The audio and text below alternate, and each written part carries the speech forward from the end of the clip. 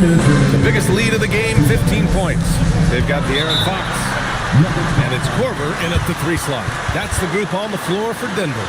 The Nuggets want a timeout.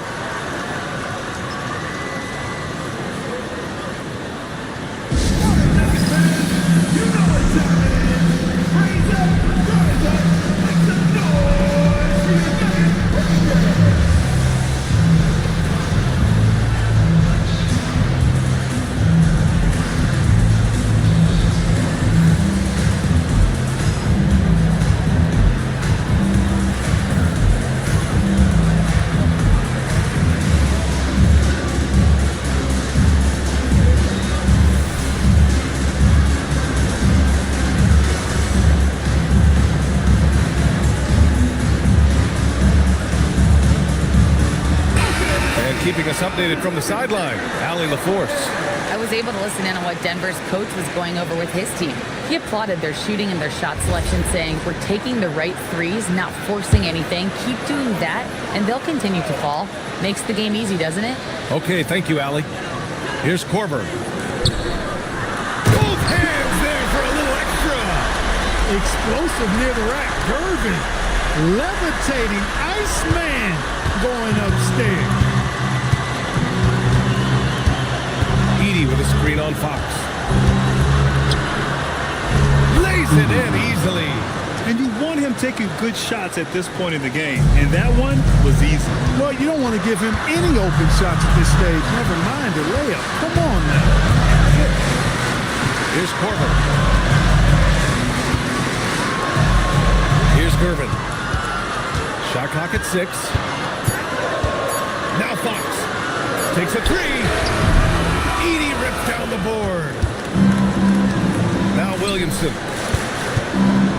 Now the pass to Horford. Now Smith. 1:02 left in the final quarter. The bucket is good! Great to see guys who don't back down under pressure. Cool, calm, collected, and confident in the biggest moment of the game. Yes. Now here's Fox. Here's Gervin. Outside Fox.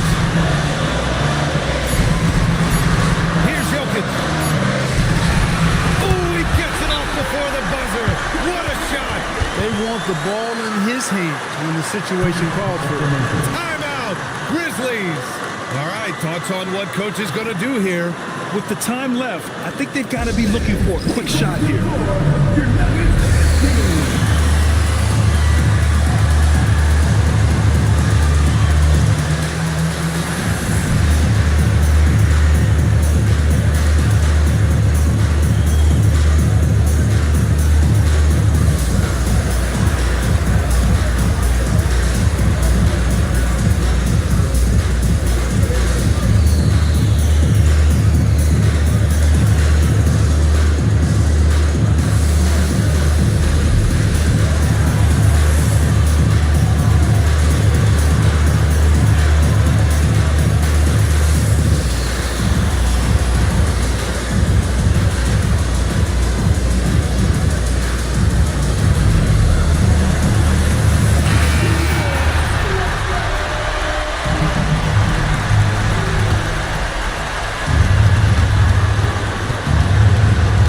Smith outside.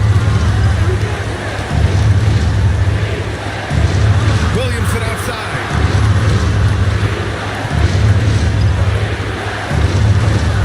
There's 5 to shoot. Smith.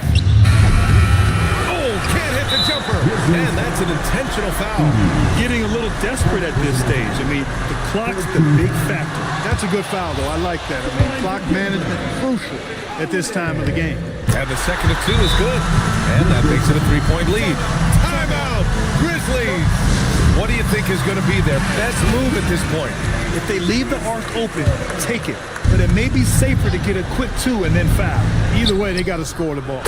Got to fight harder to get over those screens. Well, I'm going to credit the screen. I mean, that's a good, strong pick he lays there. The Nuggets want a timeout.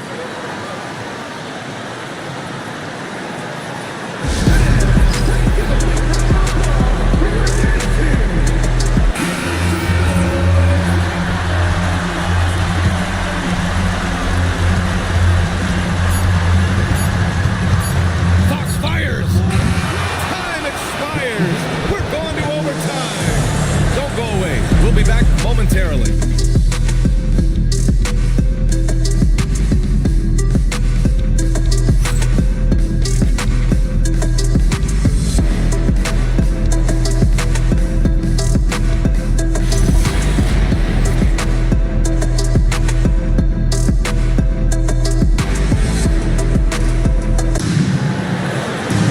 And now we get set for overtime in what has been a stirring contest. The role of the big man has evolved over the years. What's been the most noticeable change to you, Clark? B.A., and it's not just the big man. I just think the overall athleticism of all of the players, certainly the big guys, stand out because they're now taking the ball rack to rack. They can go in traffic with the dribble. They're more mobile on defense because defenses switch a lot now.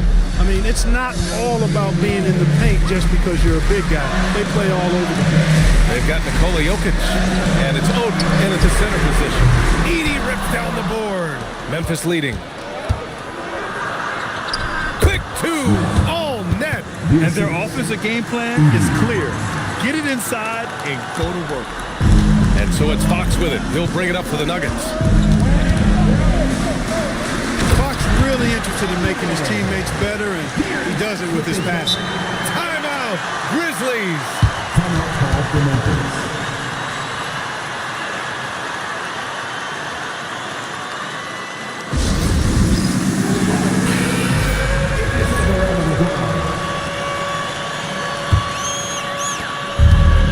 The Grizzlies shooting has been great this game, 58%.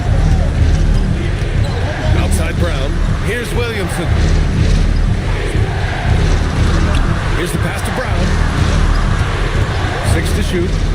Smith outside. For 3. Knocks down the trifecta. The assist numbers certainly stand out. They've really emphasized ball movement here today. Clearly just an example of a different mindset between these teams.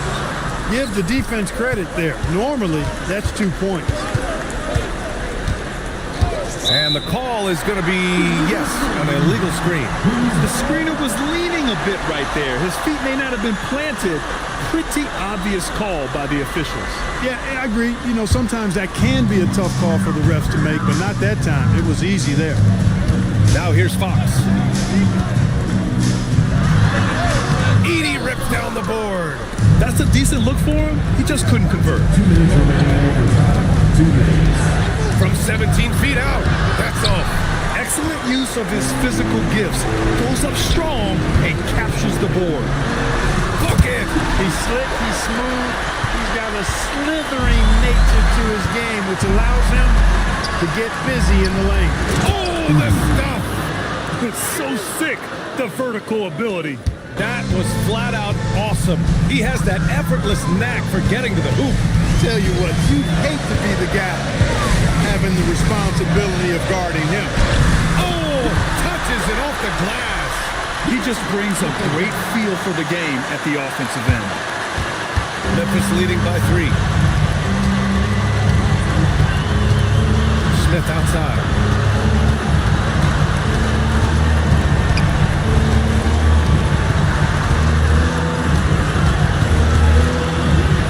Williamson outside.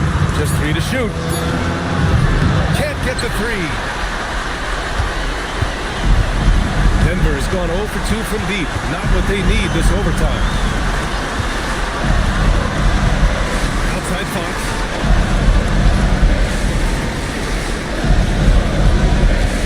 To tie it up. Booyah! He sinks the triple. Oh, Fox doesn't shy away from important possessions. He wants to be the man for this team. Edey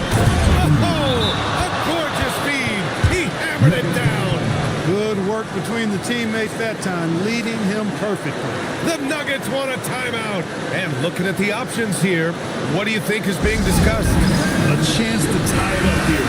A critical possession, no doubt. We'll see what they draw up. The Grizzlies making a switch here. Warford's checked in. Now 5 seconds separating the shot clock and the game clock.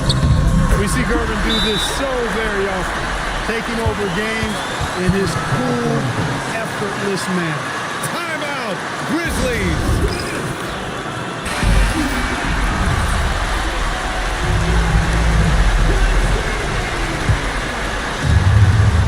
Here's Smith.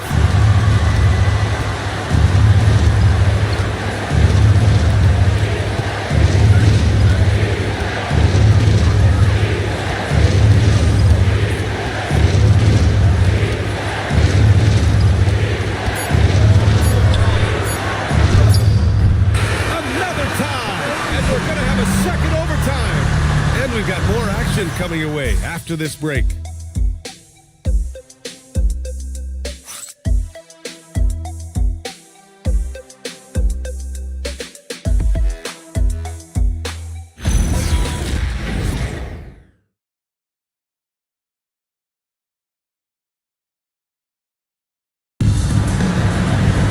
And with another overtime in front of us, the question is, who will blink first? Nobody wants to give in. A lot of pride on the line now.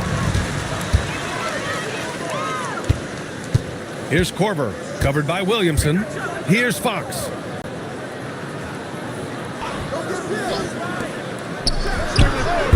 Chance there to take the lead, but a miss. And so it's Brown with it. He brings it up for Memphis.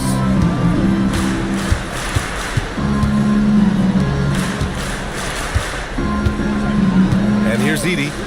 Williamson fires! Oh, off target from downtown! Fox against Smith.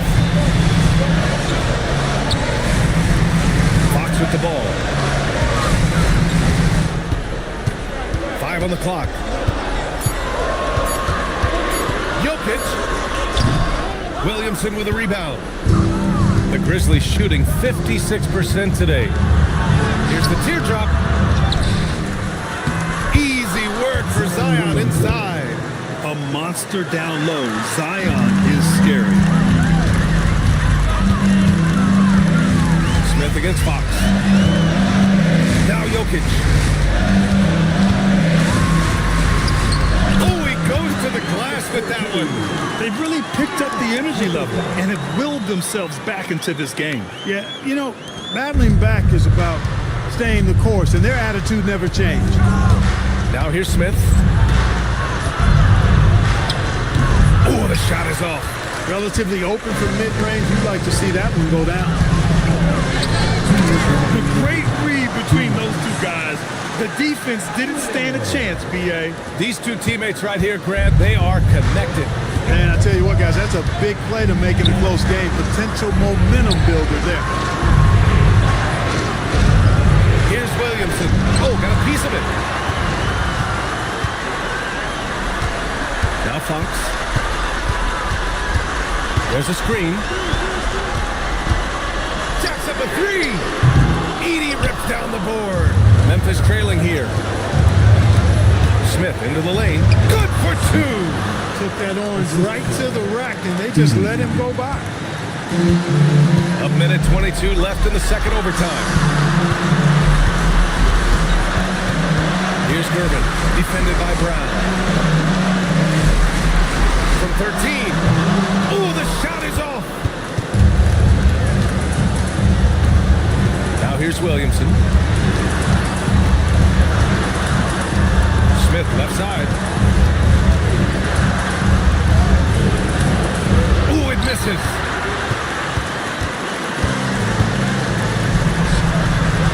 Jokic with a screen on Williamson. Fox fires. Edey rips down the board. He looks fatigued here in OT, just not able to get it together.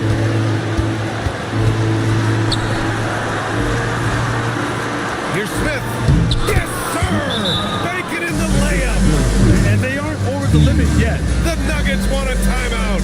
What do you think Coach will be drawing up here? A chance to tie it up here. a critical possession, no doubt. We'll see what they draw up.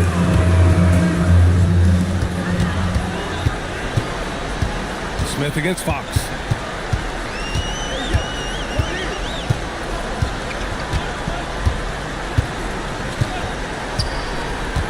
Let's loose for three. And the three misses. And they go to the intentional foul.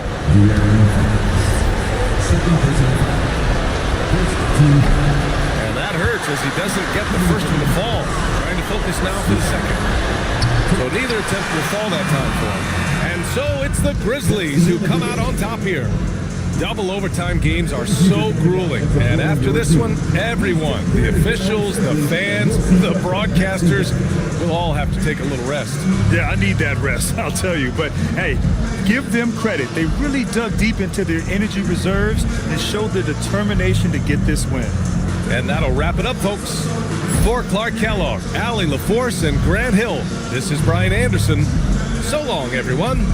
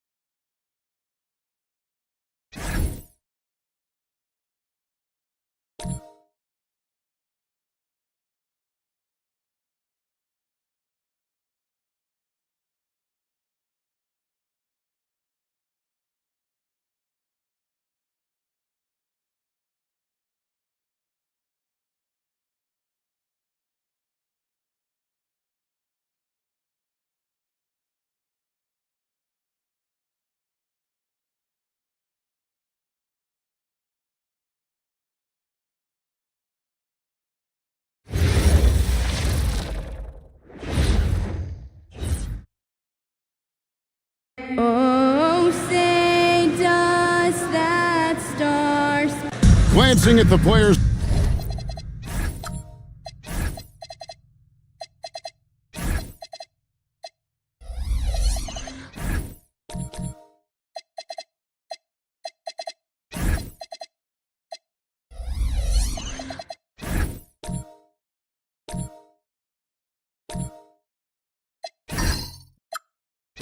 On these rosters, Doris, we see some elite guards on both teams. Absolutely, Kevin. And the nice thing is these guards are both playmakers and scorers, and the teams rely heavily on their productivity. So Johnson sitting on the bench. Here's who Teron Lou's going with. Gilbert Arenas is out there with Klay Thompson. Then it's O'Neal. Then there's Petrovic. And it's Ellison in at power forward. And so it's the Warriors getting on the board first. Arenas passes to Thompson. Here's Ellison. Some nice ball movement by the Clippers. Out to Thompson. 4 on the shot clock. Lets the 3 fly. It's rebounded by Golden State. This, their first look at this year's Los Angeles squad.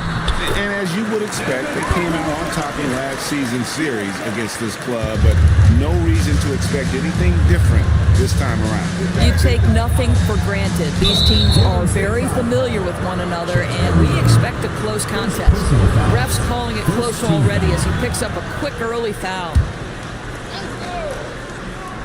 First quarter, just over a minute played. Outside Arenas. Shot clock at 6. The Clippers need to get off a shot.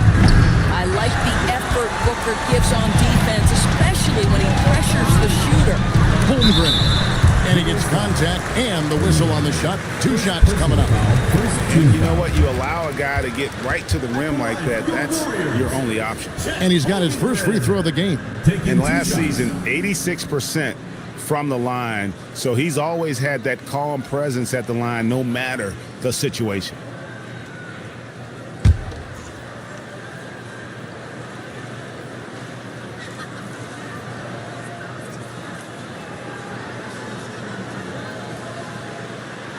The first one falls. And Holmgren possesses sky-high potential. His length and versatility making him such an intriguing prospect.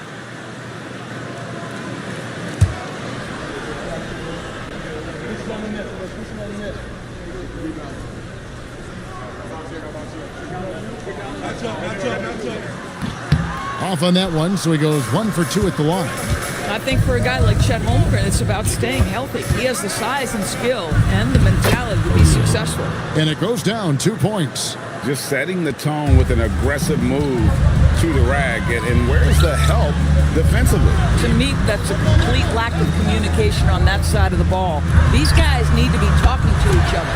Connects from 3-point range. How about 3 or 4 from the floor to start? That's always a good sign. O'Neal a screen on Halliburton. Arenas kicks to O'Neal. The rebound by Halliburton. Boy, they're slow to get it going here tonight. Just 1 for 4 to start. And when Tyrese Halliburton entered the NBA, Greg, scouts were worried about his shot release point. It's definitely lower than you would teach, but by the same token, that's why he gets it off so quickly, making it a tough shot to contest. And although an undersized center, more than making up for it with some serious hops. Halliburton outside. The 3 from Hill. That one's in, his first shot this game. When he's hitting that shot, this offense becomes scary, even more difficult to defend. And what happens is the court just opens up. You like seeing him get into a rhythm from outside the arc. Love it. Here's Ellison. Outside Arenas. Over Halliburton. And Devin Booker pulls it down. From past the arc. And it's Halliburton missing. I'll tell you, that's one he typically will make. The defense gets away with one. Here's the screen. Arenas dishes to O'Neal. And the rejection by Holmgren.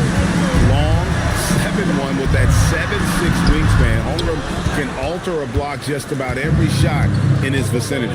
Now here's Arenas. Devin Booker missing his last shot. Arenas passes to Thompson. Here's Petrovic. Outside Arenas. Now in the scoring column with that bucket. 1 for 2 this game. He's got all the moves.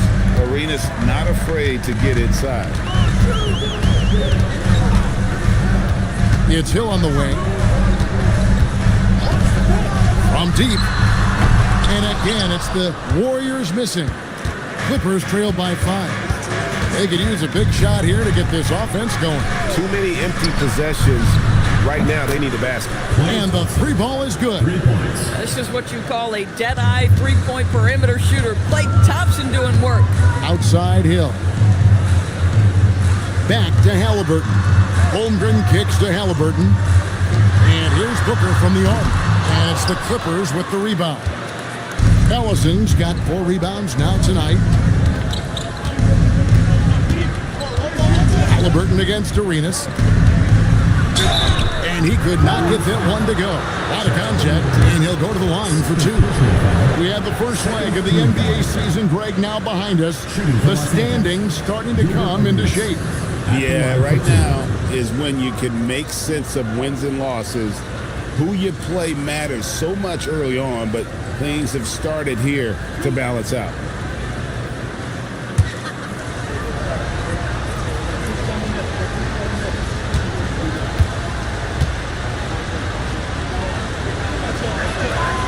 And that one falls for Arenas. And some changes here for the Warriors. Khalil Ware's checked in for Chet Holmgren. And Josh Giddey's subbed in for Devin Booker. And Los Angeles making a change here as well. Walker Kessler, he's checked in for O'Neal.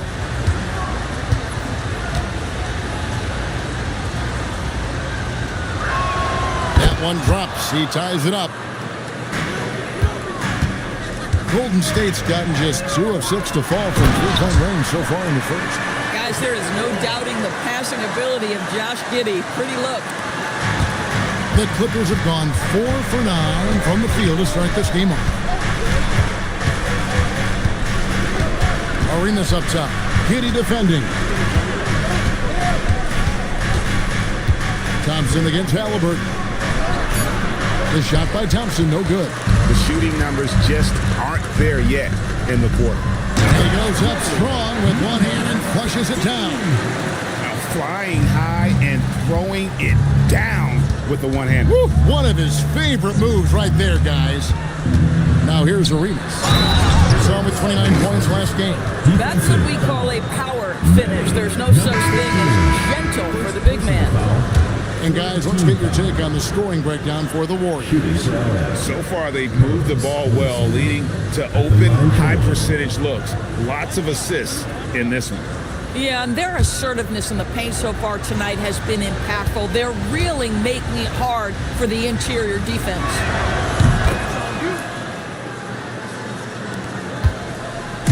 Last game for the Warriors, it was a loss to Dallas. Yeah, that was a rough outing. They did a few good things, but the inconsistencies caught up to them in that one. To be perfectly frank with you, I'm surprised it was as close as it was. I thought they were outclassed all night. It's time to send it over now to our reporter, Allie LaForce. Thanks a lot, guys. Jalen Johnson, great in the two-man game, and he talks about how he operates off the pocket pass. He said, quote, "It's simple. You got to read before the catch. Point 5, quick decisions. Just how quarterbacks have progressions with receivers, I have progressions in the pocket, and I read those." Back to you. Okay, Allie, we thank you. Johnson, wide open, he fires. And he's good on the 3 ball. And that's exactly what he's looking for, draining the triple. Now here's Giddey. No scoring in this one. Pass to Bullard. Here's Kessler. Count it. And the Clippers lead by 4. Oh, great ball movement there. And here are the Warriors now. Here's Giddey. Henderson outside. Golden State moving it around. Here's Bruce Ellis. And again, it's the Warriors missing. Mitchell outside. Pass to Ellison. Jeff Hornacek on the wing. Shoots from the elbow. The Warriors pull it in. Here's Henderson. Now Ware. To the inside. Here's Bullard. And it's sent back by Kessler. This guy is a constant threat on the defensive end. Send it back, Walker. And the officials calling for a 3-second violation. Let's pause to take a look at the teams that really made their opposing teams earn their points a season ago. Number 5, the Warriors. I mean, they held opponents to so few points that it allowed them to win games even when their offense wasn't clicking. And the Clippers making a change here. Diaz checked in. Has to Ware. Trying to get something going. Now here's Giddey. Here's Bullard. 5 on the clock. That's good. And so Giddey with the assist. This is the value of having those stretch bigs. Very hard to contest that jumper. Hornacek passes to Kessler. To the wing on the left. Hornacek outside. And it's Johnson with the jam. Might be undersized for a 4, but that vertical more than makes up for it. Warriors trail by 3. Henderson kicks to Ware. Back to Henderson. Pass to Buzelis. Clock at 6. And here is Giddey. Good D by Mitchell. And here are the Clippers. They're on a 17-7 run. Henderson against Hornacek.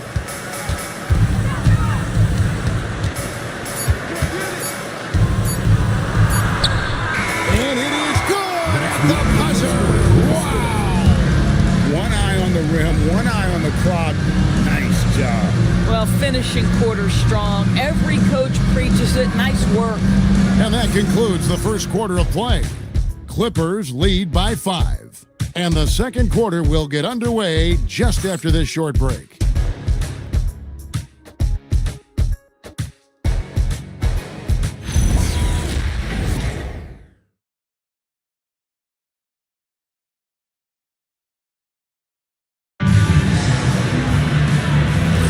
And for those of you just tuning in, the second quarter of action is where we're at right now.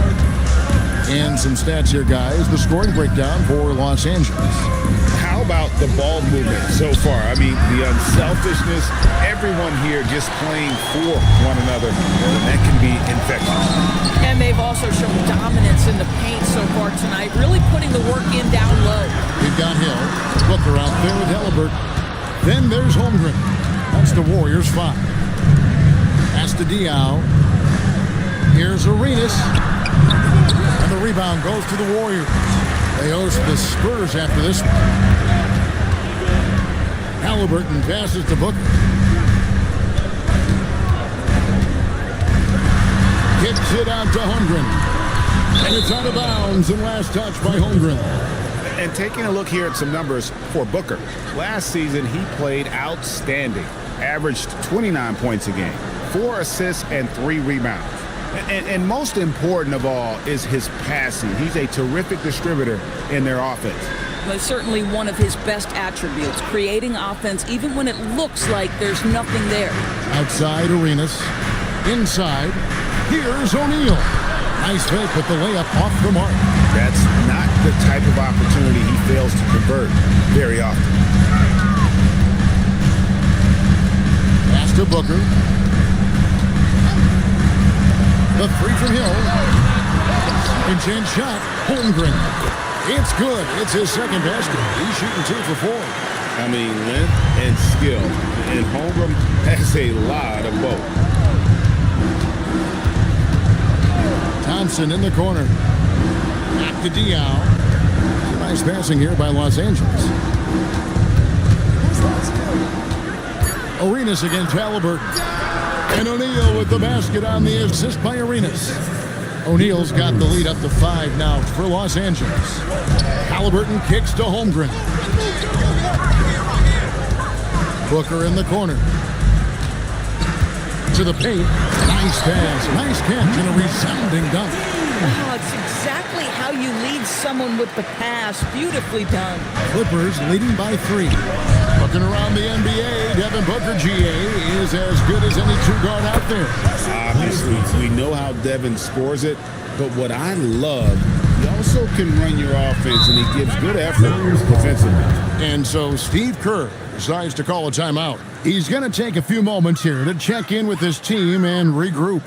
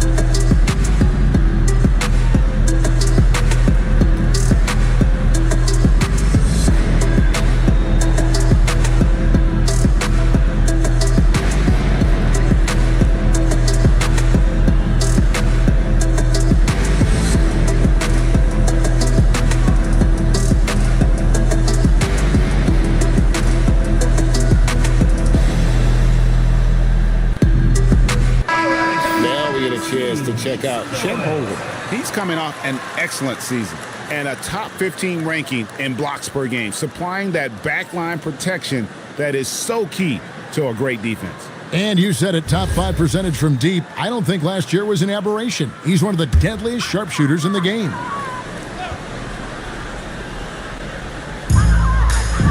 And we're now a little over 2.5 minutes into the second quarter.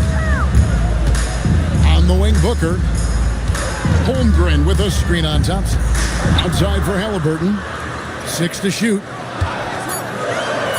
Golden State needs to get off a shot. No good from Booker. Clippers leading by 6. Thompson passes to Arenas. Here's Diaw. It's good, and it's Arenas with the assist.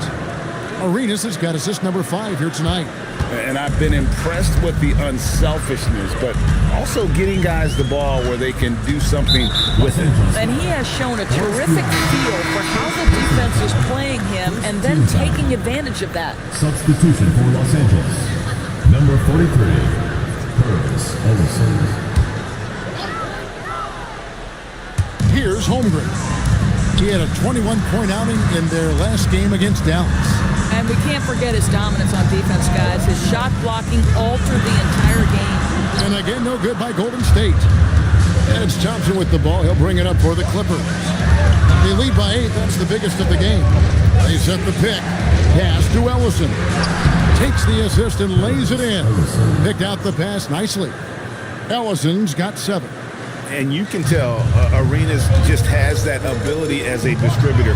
He can pick out the ready shooter and get them the rock.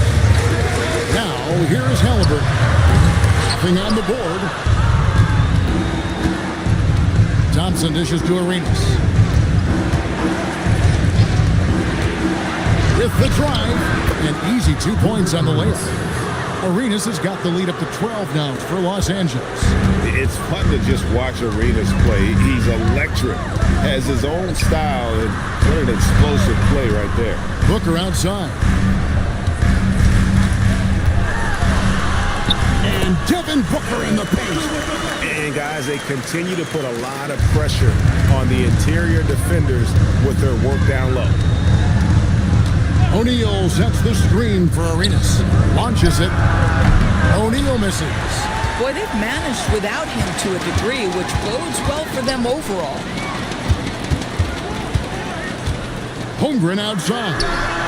That's good, and it's Halliburton with the assist. 9 points in the game so far.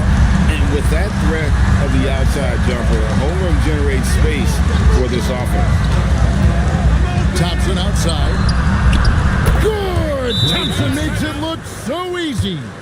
Well, you can see it's a matter of pride out there for these guys. Absolutely. When someone makes a shot, the first thought is, I want my own back.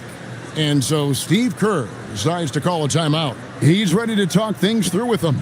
Let's keep it going for your Warriors answers.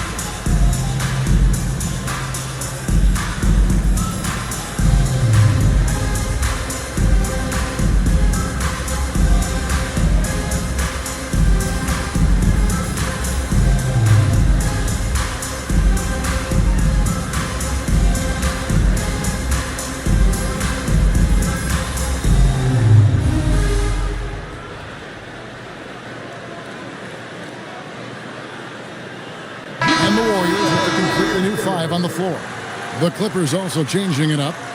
Johnson comes in for O'Neal, and Donovan Mitchell subbed in for Klay Thompson.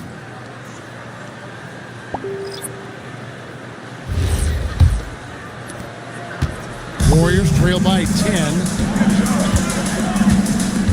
Buzelis sets a screen for Giddey.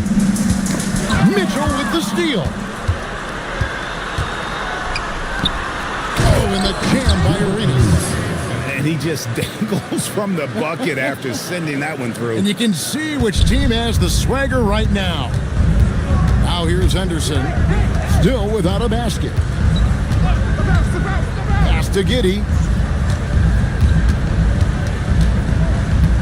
Here's Buzelis, just 5 on the clock. Takes the 3. Ellison with the rebound. Ellison's got rebound number 8 here tonight in the game. And stolen by Giddey. And the turnover again by Golden State. This break in the game gives us a chance to look at the teams with the most points off turnovers last season. In third, the Warriors. And they turned all those mistakes into points at the other end. That aggressive style really yielding big dividends. Walker Kessler, he's checked in for the Clippers. Hornacek comes in for Gilbert Arenas. Hornacek passes to Johnson. Hornacek outside. There's the pick. Down low. Here's Ellison. That one goes in for him too, making it look easy. He's now 4 for 4. And we've heard some coaches complaining about players getting away with traveling. Is that something, Greg, the league needs to clean up? Well, it's inevitable that a few of those calls are going to be missed. But listen, you'd rather have that than officials whistling travels that didn't happen. Now, here's Mitchell. Pass to Hornacek.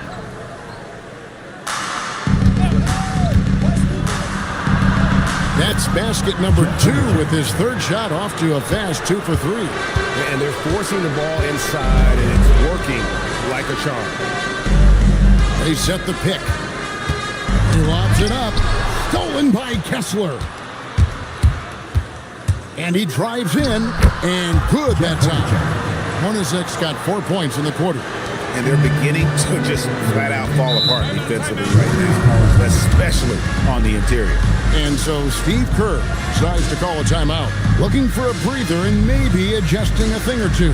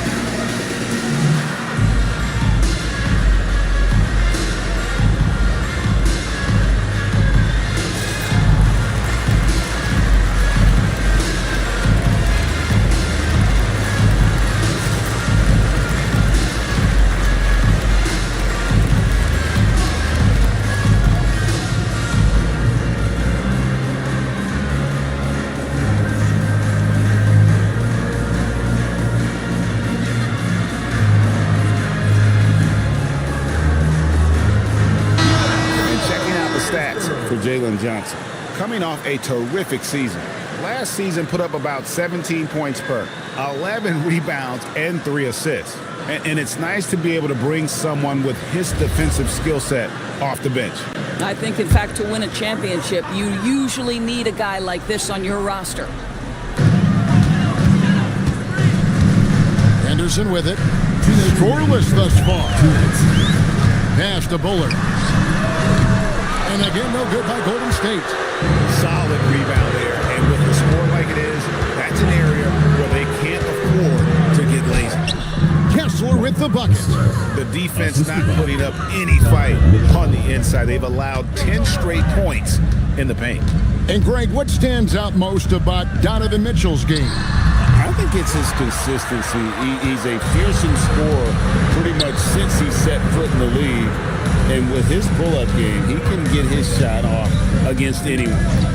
Now, here is Hornacek. He's got 6. And up the court come the Warriors on the break. Pass to Giddey. To halt the run. Ellison with the rebound. Ellison's got 9 rebounds now tonight. Johnson the pass to Ellison. Giddey against Hornacek. Got a hand on it. To the middle. Johnson uses the glass to finish the layup. Johnson's got 7 points. Man, have they been effective at getting the ball inside. Pass to Ware. Back to Henderson. Here's Buzelis. No good on the triple. No matter what looks they get, they just can't convert to stop this run. And I think you can start to feel their frustration mounting. With every missed bucket, it becomes more and more desperate. Giddey kicks to Henderson.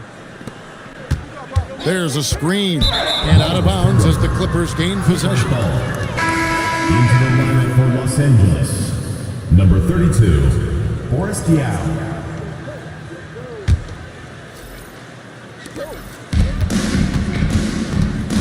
And here's Hornacek. Over Giddey.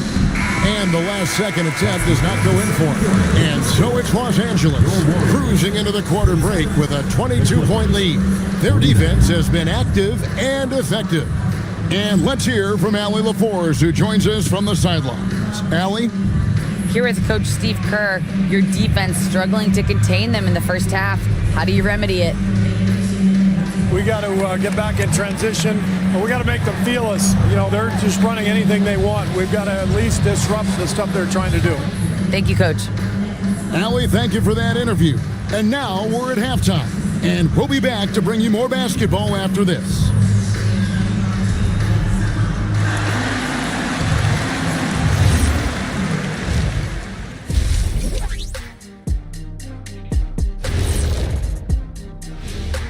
And hello, everybody. What an amazing first half performance it's been for the Los Angeles Clippers. Well, you could say that this game hasn't exactly been, competitive. Let's be real, Ernie. They're getting cooked like street meat. Roadkill. Yeah, could someone bring me a blanket, man? This game is making me a little sleepy. And some warm tea would help. Man, you guys are harsh. Now let's talk about that first half. What an impressive performance for the Los Angeles Clippers. You have to ask yourself, how much better can they play? Good decision-making, they made shots. That's very impressive, man. And now the question is, can they maintain that razor-sharp level of focus? Hard to bet against them. And that's a halftime wrap. Let's get back to the second half with the call by Kevin Harlan and the crew.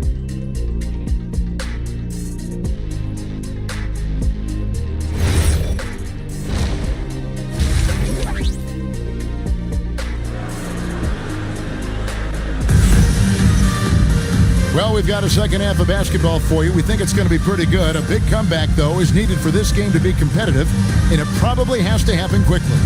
Klay Thompson with a strong contribution so far in this one. Yeah, he's just been raining down on them from deep here. Talk about dialed in. Well, he's in a great rhythm, looking comfortable and confident.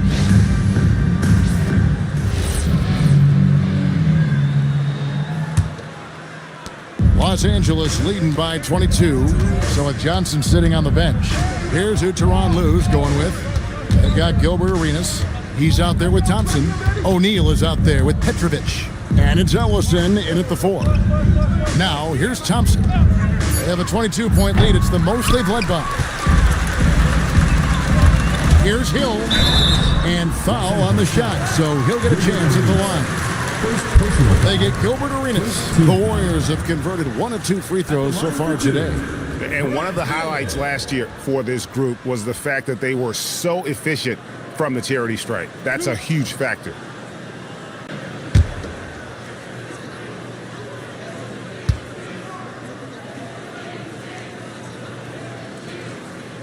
Free throw drops for Hill.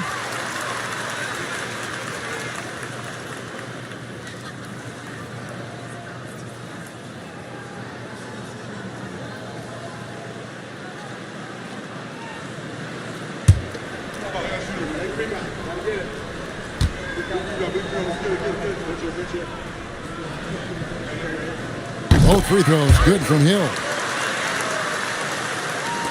Clippers leading by 20. Now Arenas.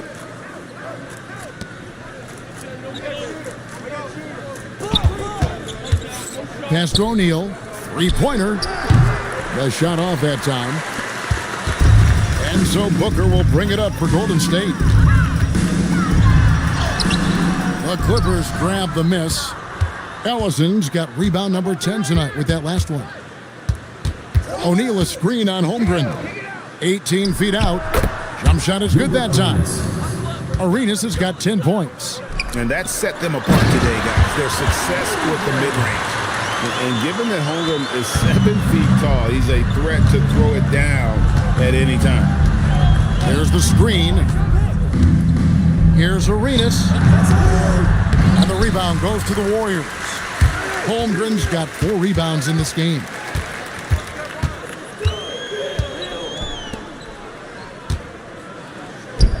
This one for 3. The offensive rebound. Los Angeles leading by 20. Thompson passes to Arenas. 2 minutes into the second half of play now, and Thompson gets it to go in on the assist by Arenas. Arenas has got his 7th assist in the game. And so Steve Kerr decides to call a timeout. He's going to take a minute here to get things straightened out.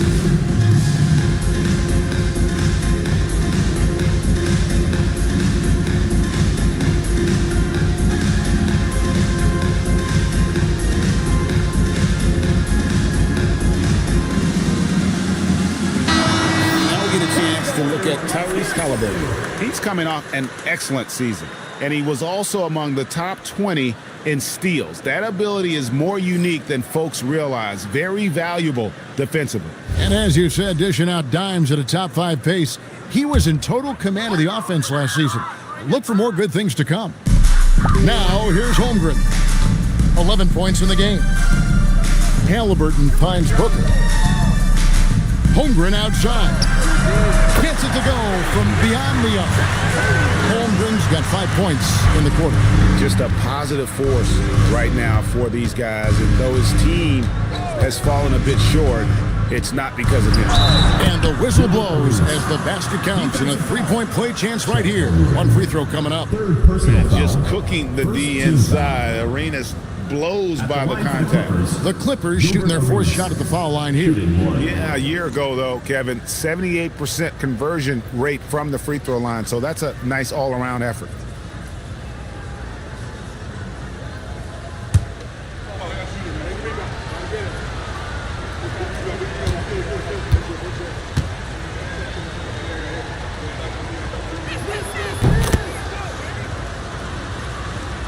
A touch over 2.5 minutes of basketball played here in the third quarter.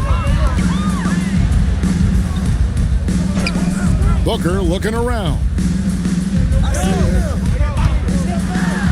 Halliburton against Arenas. Just a solid performance on the interior. The rebounding has been off the charts. And he comes up with the deuce. Ellison's got 11.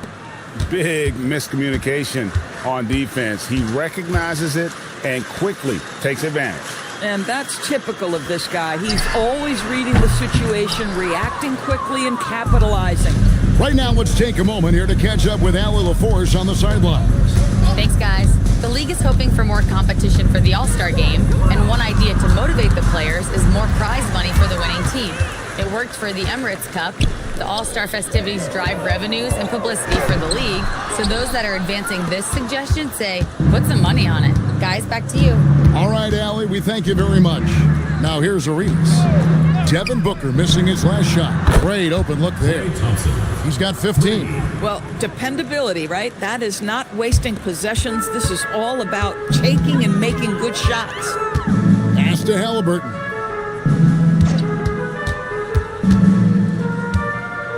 Now here's Holmgren. Golden State moving it around. Knocks down the three ball. Booker's got his third bucket of the night. Puts one in the eye of the defense. First triple of the evening. O'Neal sets the screen for Arenas. A shot by Thompson, and no one's around. That's in, coming off an assist from Arenas. Arenas has got assist number 10 tonight with that last one. And so it's Hill with it. He brings it up for Golden State. Pass to Halliburton.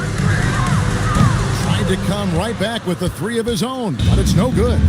And physically, there's no doubt they've been the stronger team. A plus 10 rebound advantage tells you all you need to know. Here's Arenas.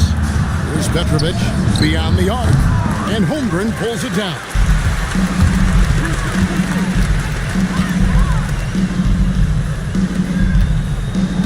Thompson against Booker. And he sinks that one, hitting the back of the rim on the way in. Booker's got 9 points. Guys, that's just really unstoppable. He poses a ton of matchup problems for whomever he's facing. Drains the three-pointer. And you have to honor the three-point shooting of Arenas, a big-time scorer who's shown the consistency from beyond. Now here's Booker. He's got 9. Near the three-point line, it's Holmgren. Misses the jumper. Listen, that's a quality mid-range shot. He just couldn't capitalize. Arenas against Booker. Arenas passes to Ellison. Back to Arenas. 6 on the shot clock. Launches from deep. It's Chet Holmgren with the rebound. Holmgren's got 6 rebounds in the game. Kicks it out to Booker.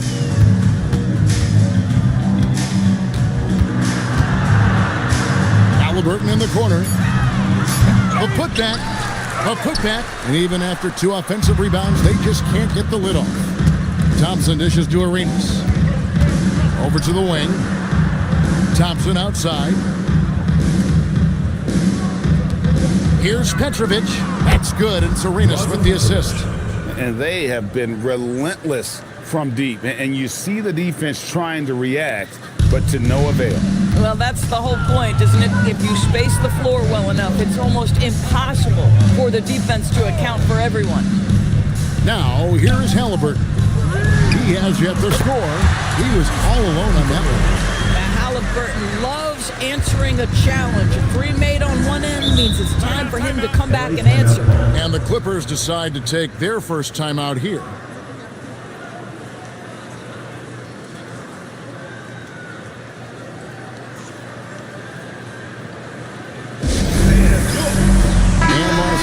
We'll go for a different look here. While we have the time, let's take a look at last season's best transition teams. The Clippers third. I mean, it's a crowd-pleasing style, right? I mean, this club just got out and ran at every possible chance.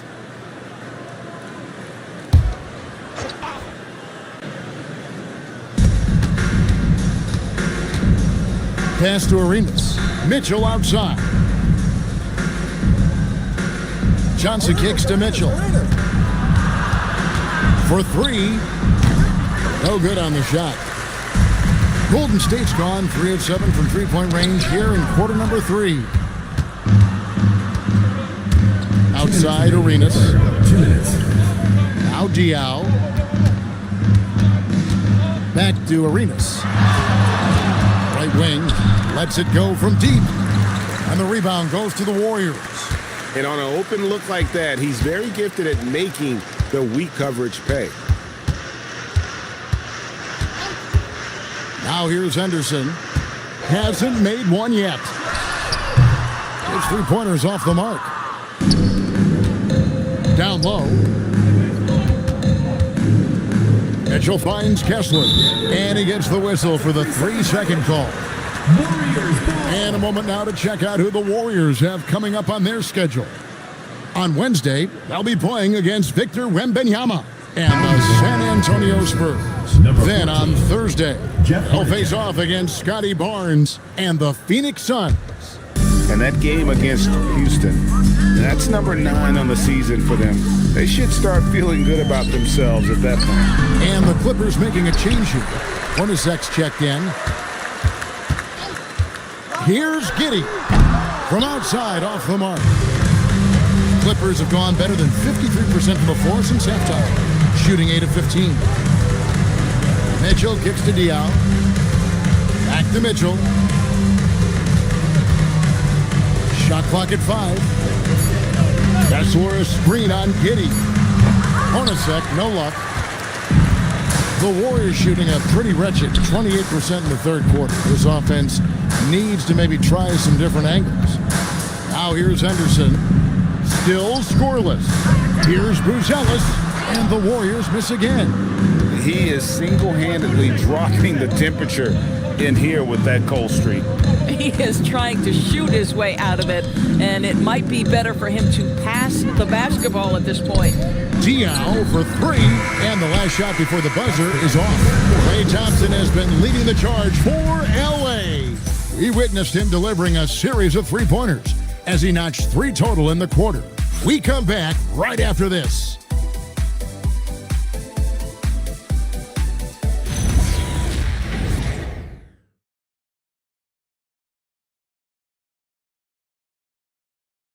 In a moment now as we take a look at our State Farm assists of the game. And, you know, you can always count on him for at least a couple of these pretty assists over the course of a game. And this one, a thing of beauty. You know a thing or two about a point guard's job. Set the table for your teammates. Done there perfectly.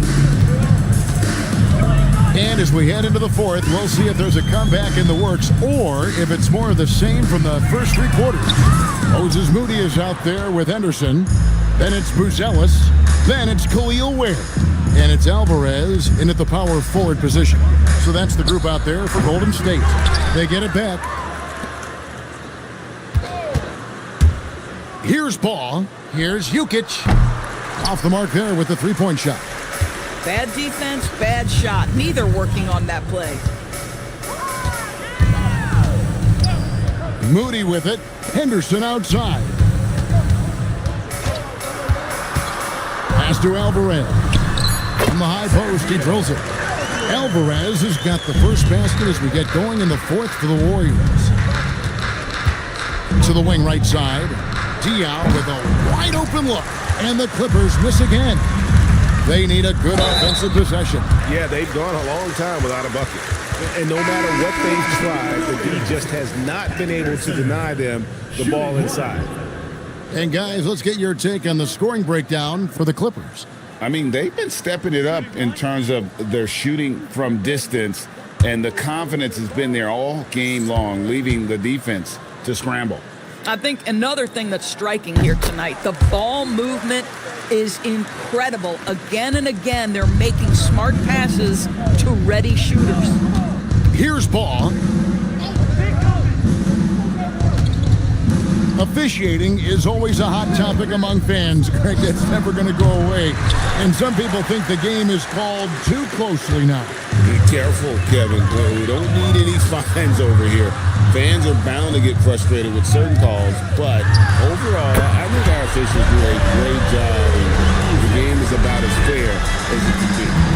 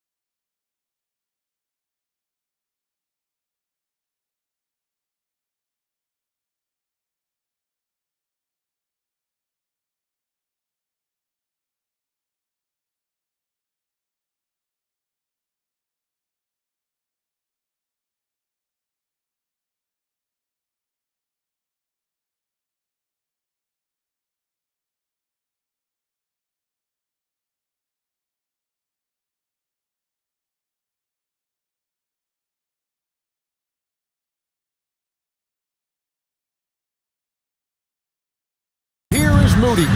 Pass to Buzelis. And the Warriors miss again. It's a +5 advantage for them in rebounding after that one. And he makes no mistake on the slam dunk. I love it. Instead of going ISO, you make a play for someone else. And it's Henderson with the ball for the Warriors. A great fourth quarter, just giving up 2 points. From outside the arc, they get it back. Out left to the wing. Fires the three. The three-pointer is right on target. Henderson's got 6 points in the quarter. And it's getting late, guys, but all of a sudden they have hope when just a little while ago it looked like hope was lost. And the timeout called here by Tyronn Lue. And he wants to see some changes out there right away and right now.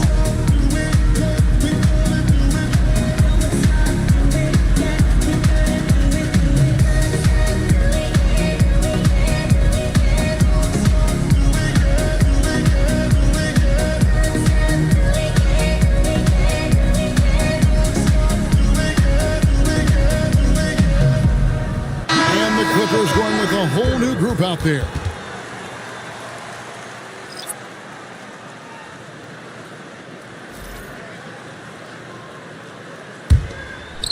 And a little over 3.5 minutes in the books so far here in the fourth. Thompson outside. Good, and the assist goes to O'Neal. O'Neal's got his 3rd assist on the night. Golden State's gone a disappointing 2 of 6 on 3-point attempts here in the fourth. There are some who will say, GA, there are too many threes being taken in today's NBA. What are your thoughts on that? Hey, if we're cutting back on something, how about free throw? The three-point shootout is arguably the best part of All-Star Saturday, but nobody wants to watch a free throw contest. Number 15. Second personal foul, first team foul. At the line for the Clippers, Gilbert Arenas. 2 shots.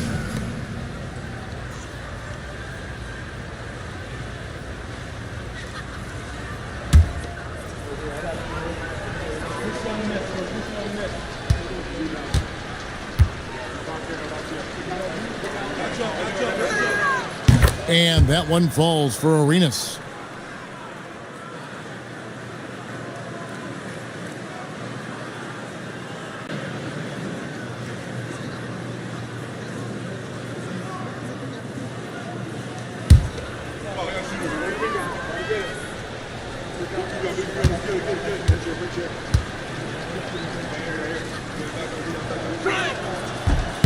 He's off on the second.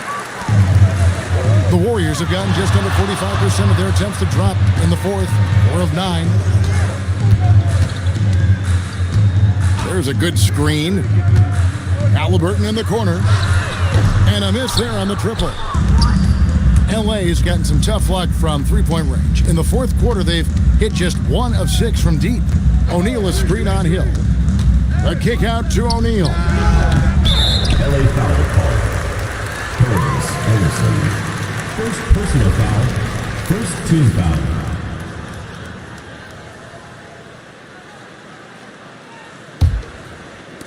The Warriors shooting 40% in the fourth. Holmgren in the high post. Halliburton for 3. And again, it's the Warriors missing. Thompson passes to Arenas. Back to Thompson. Some nice ball movement by the Clippers. Here's O'Neal. Nice move. Doesn't go that time. I'll tell you, this is not a game he'll want to individually remember, but they are positioned to close this thing out. Pass to Halliburton. Bangs on the trifecta. You know, you have to like that he's still getting quality touches and delivering now after getting blanked in the first half. They set the screen. Arenas. Here's Petrovic. He's guarded by Hill. And here's Thompson. And the Clippers miss again. And it's the Warriors' ball. They're on a 14-6 run. From deep, Arenas. Rebound by Grant Hill. And even against defense as tight as that, you almost expect him to still bury those. Booker outside. Here's Halliburton. Now here's Holmgren from the arc. It's hauled in by the Clippers. Here's Petrovic. Thompson for the triple. And Holmgren pulls it down. Holmgren's got rebound number 8 now on the night. Hill kicks to Holmgren. Halliburton on the wing. Off target from outside. Boy, he just doesn't have it here tonight, and it's had a ripple effect on this team. Arenas dishes to O'Neal. That one drops for him. And here's Halliburton. He'll bring it up for the Warriors. And we've got a timeout called by Steve Kerr. And clearly an important juncture. He's going to have some choice words with his team.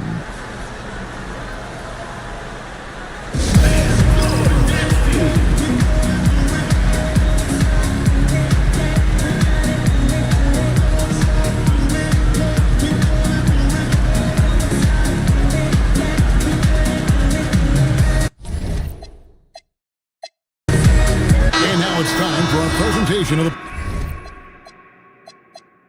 player of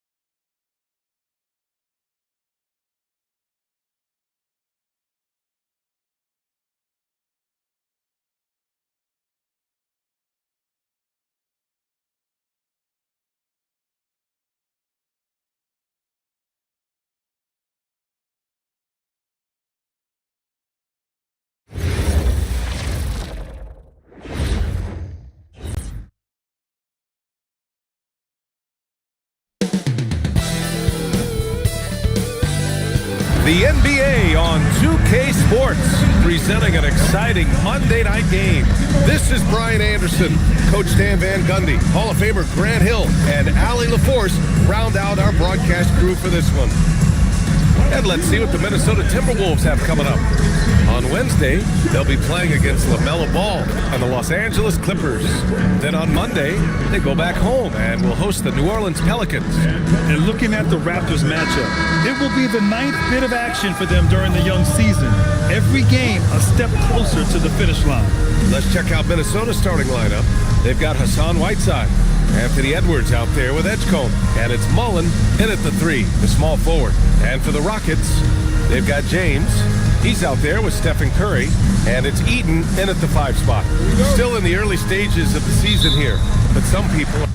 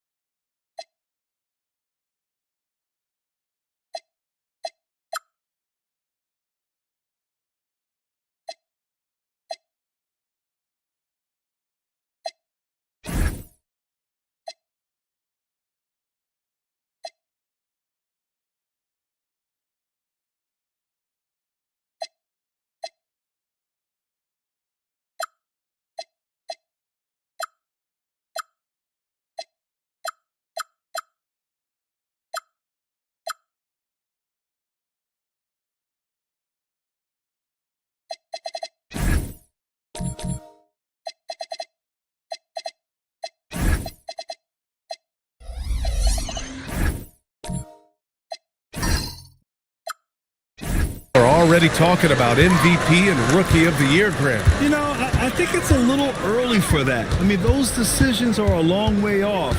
But, you know, B.A., I guess it never hurts to take a peek. Here's Malone. Clock at 6.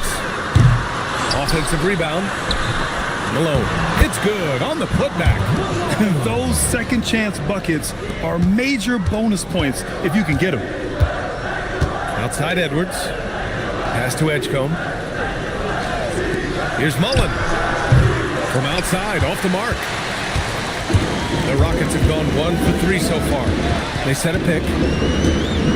Inside. Here's Eaton. Count the bucket. Coming off a perfectly placed pass. Just taking it right to the rim, and no one was there to greet him. Once he gets in deep on the defense, there is no way he's missing a layup like that. Now here's Edwards. Coming in off 21 points in his last outing. Well, that wasn't a bad shot. Defense playing a little loose there. Sometimes it just doesn't go in. James outside. Pass to Malone. The shot's good on the assist by James. Just owning the painted area. If it's working, no need to change. Here's Edgecombe. Check by James. Another miss by Minnesota. They haven't been able to find their rhythm. That's 3 straight misses now. There's a screen. The 3 from Curry. The rebound by Whiteside. And the shooter had very little space on that attempt. There's no air space there whatsoever. That's as close as you can get without foul. Here's Edgecombe. His last outing, he had 18 points. Gets the 3 ball to go. Well, this is why Edwards is a nightmare for defenses. He can drive right through you or pull you apart from range like this. Back to Curry from outside the arc. He drops it from range. And both teams running long-range plays that are working. Well, you know it's become a 3-point shooting league. Teams shooting a steady diet from outside. Here's Edwards. And the 18-footer right on the mark. Edwards has got 5. He's looking very confident so far. The defense is going to have to account for him. We've seen Anthony Edwards dramatically increase his rate of 3-point attempts. Yeah, Brian, while also increasing his percentage. It makes him that much more dangerous as a scorer. We know he can finish around the rim, and that creates a pick-your-poison situation for the defense. Timberwolves trail by 4. And first quarter, we're about 3.5 minutes in. To the middle, to the inside. It's stolen by Curry. Here's Malone. That drops, and it comes off an assist from Curry. He has 6. With all eyes on Steph when he has the ball, his teammates find openings, and he finds them. Pass to Whiteside. Edwards for 3. And he can't sink that one. He's 2 for 4 in the contest. All right, let's get a report from Allie. I caught up with Coach Ime Udoka. Immediately, Anthony Edwards came up in our conversation, and Coach kind of chuckled and said, well, I don't know if anyone on the planet can slow this kid down. He's on his way to becoming one of the best in the league, if he's not there already. Looks like they're going to roll the dice on one of the league's most talented players. Ryan, back over to you. Okay, good stuff. Thank you, Allie. All right, let's go to the leaderboard and see the top passing teams last season. Number 5, Houston. Well, last year they were an excellent passing team. They want that to continue into this year. Yeah, great play from Edwards off the pick and roll. Moving the ball around and get another guy a shot. Now Curry. 6 points for him. Pass to Eden. Here's Malone. It's tipped. Here's Edgecombe. He's covered by Curry. Here's Vaughn. It's hauled in by Eaton. Eaton's got 4 rebounds now. His first shot coming late. The bank shot, no good. Can't blame him. Just trying to take what the defense allows. Pass to Edgecombe. Lets the 3 fly. It's hauled in by Eaton. Eaton's got 5 rebounds in the game. Malone, pass to Curry. All sorts of time. And he hits the jump shot. Curry's got 8. Well, with his skill and confidence with the ball, if you put him in position, he'll reward you. Good ball movement here by Minnesota. Edwards for 3. The rebound by Malone. And it's Houston's ball. They're on a 16-7 run. Curry looking it over. And so it looks like it'll be Houston's ball.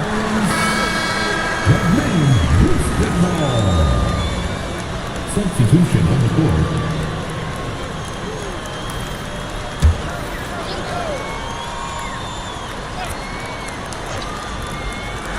On the wing, Curry. Off target. That would have pushed the lead to double digits. They need something good to happen here. Yeah, they've gone way too long without a score. Pass to Mullen. Outside Edwards. Here's Mullen. 5 to shoot. Over James. The Timberwolves again can't hit. Houston leading by 9 to the paint. Here's Green. And it's hammered home by Green. The offensive game plan is clear. Get it inside and go to work. Yeah, and until the defense makes an adjustment, there's no reason to go away from what they're doing. And Chris Finch wants a timeout. We might see him looking to make some tweaks to the strategy.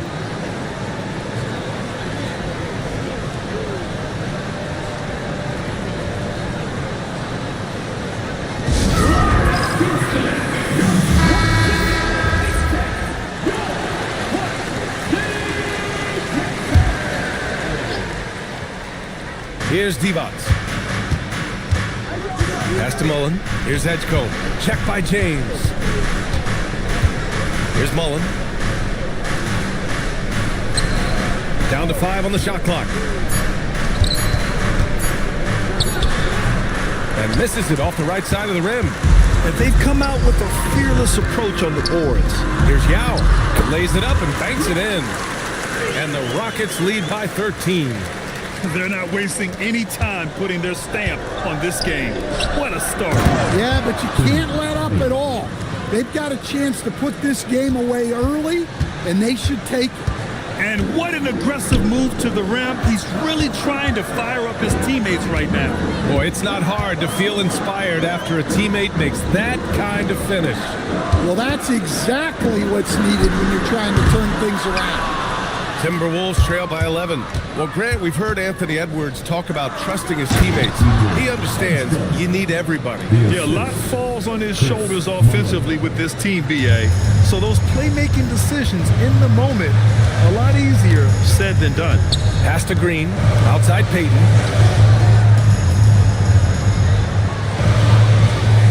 2:46 left in the first quarter. Green, the pass to Yao. McInnes. And a miss there on the triple. Minnesota has gone just 1 of 6 from downtown. Here's Edgecombe.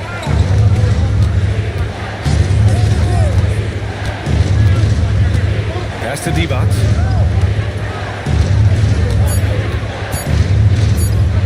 From deep.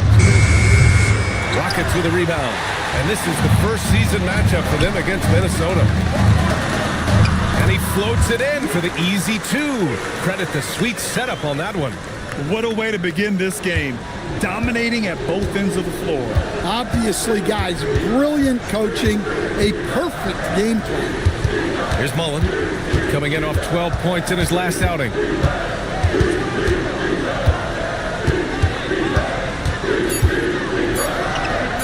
Shoots from the elbow, and the shot falls short that time. Yeah, he hasn't been at his best this quarter. I'd like to see him be a little more patient right now. James, outside, to the left wing. Here's Yao. Puts it up. It's rebounded by Bonner. Off the outside. Pass to Edgecombe. Here's Mullen. Hits the trifecta. Nice read. Sets his teammate up. You like how they're sharing the ball. And so the first quarter is in the books. The Rockets on top, leading by 8. And the second quarter about to get started. We'll be back in a moment.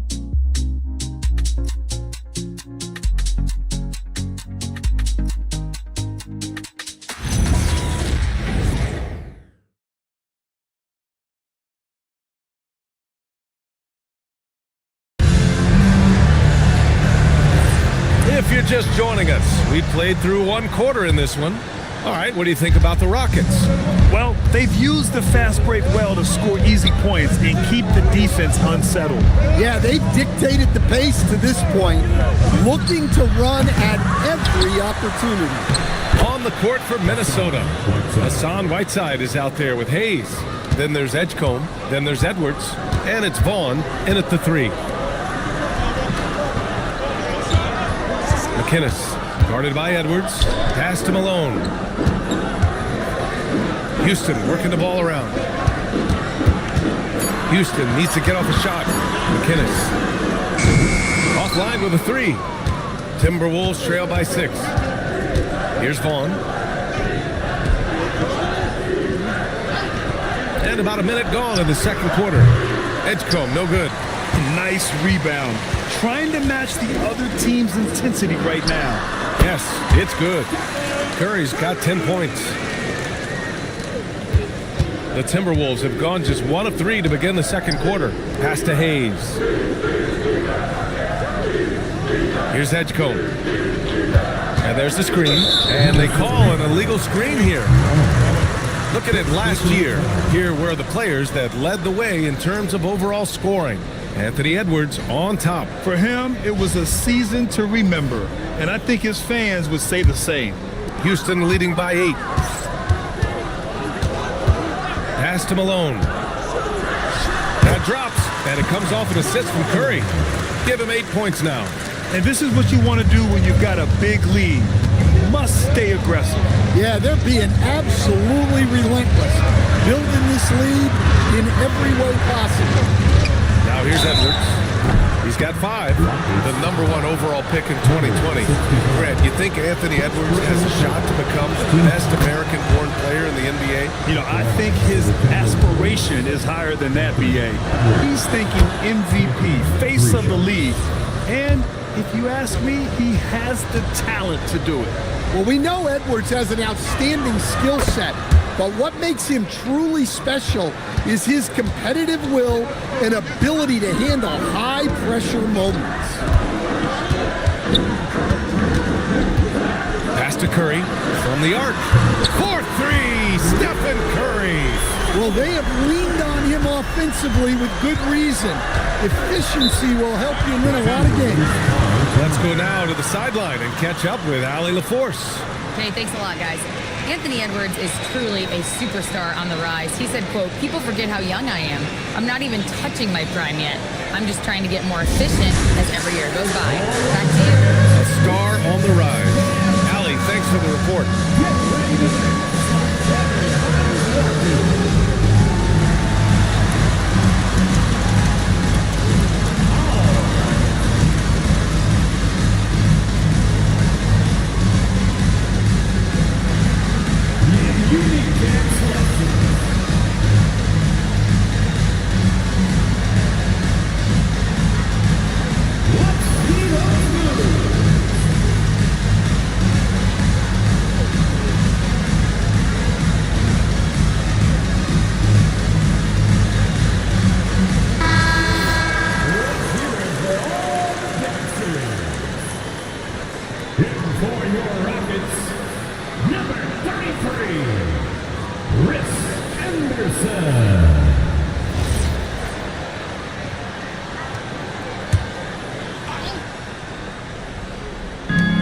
Minnesota with possession here. It's a 10-point game. Pass to Vaughn. Beyond the arc. The rebound by Malone. Malone's got 5 rebounds tonight. And we're just over 2.5 minutes into the second. And he drains it. A solid 5 for 6 now. They're punishing those late defensive rotations, getting good looks inside throughout the half. Here's Whiteside. And it's slammed in by Whiteside. Hey, kept it simple. No reason to get fancy right now, B.A. Yeah, he's just looking to find shots and produce for his team. Now here's Curry. He's got 13. No luck on that one. Some solid defense from Hayes. Here's Vaughn. 3-pointer off the mark. And this is exactly who you want taking that shot. He just missed it. And almost 4 minutes gone in the second quarter of play. 6 on the shot clock. The kick out, Curry. Off target from 3-point range.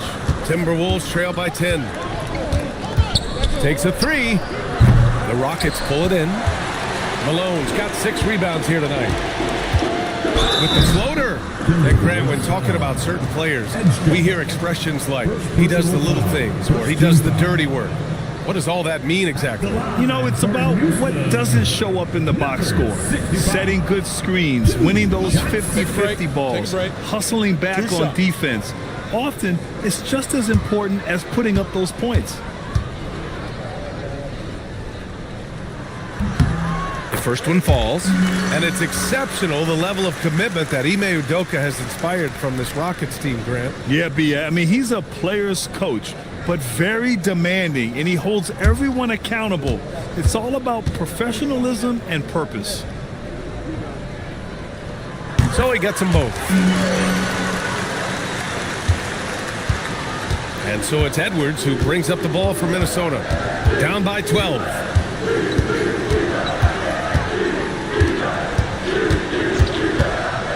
Pass to Whiteside.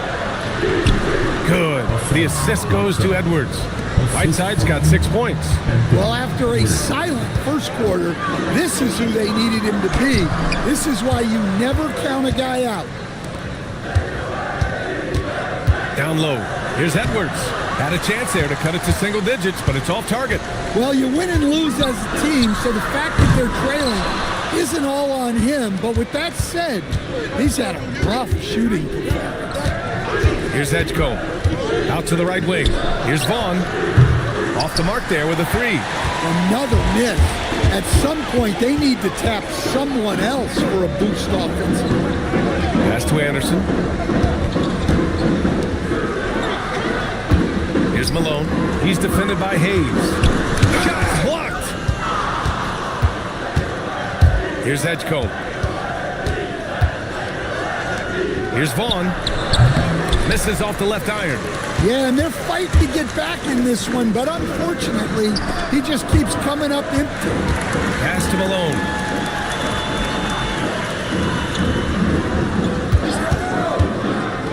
McInnes.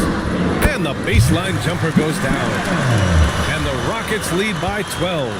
You really have to question the defensive effort on that possession. Yeah, I got to agree. Their defensive commitment's got to be a lot better. Here's Malone. He's defended by Hayes. Houston working the ball around.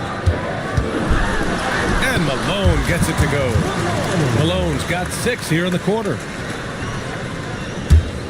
And Minnesota has possession, coming off a win against the Hornets. It was an all-out effort on defense. I mean, they stepped up for one another and helped each other out so well on this end. And nothing feels better than a win where team defense is the main factor. Well, the defense was a little soft. He felt free to take that shot. And that's out of bounds. It was last touched by Whiteside. Well, that's just a careless pass. He's lucky that was just deflected and not picked off. And the Rockets making a change here. James is checked in.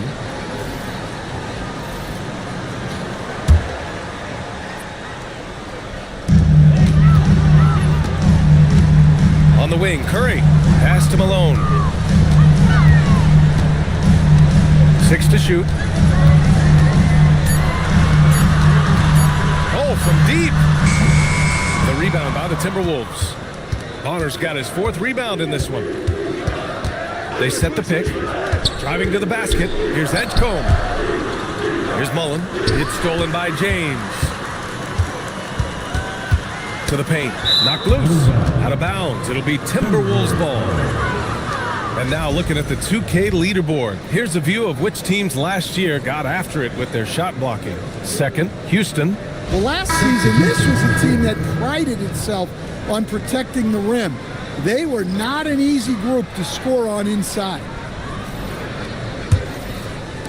Timberwolves trail by 11. Pass to Mullen. Here's the 3. Now with a rebound. He is just so deadly from out there. You expect that to fall. Now here is James. 9 points for him in his last game. Shot is good by Curry. And now he's dropped 2 3-pointers in each quarter. Here's Edgecombe. Off the outside.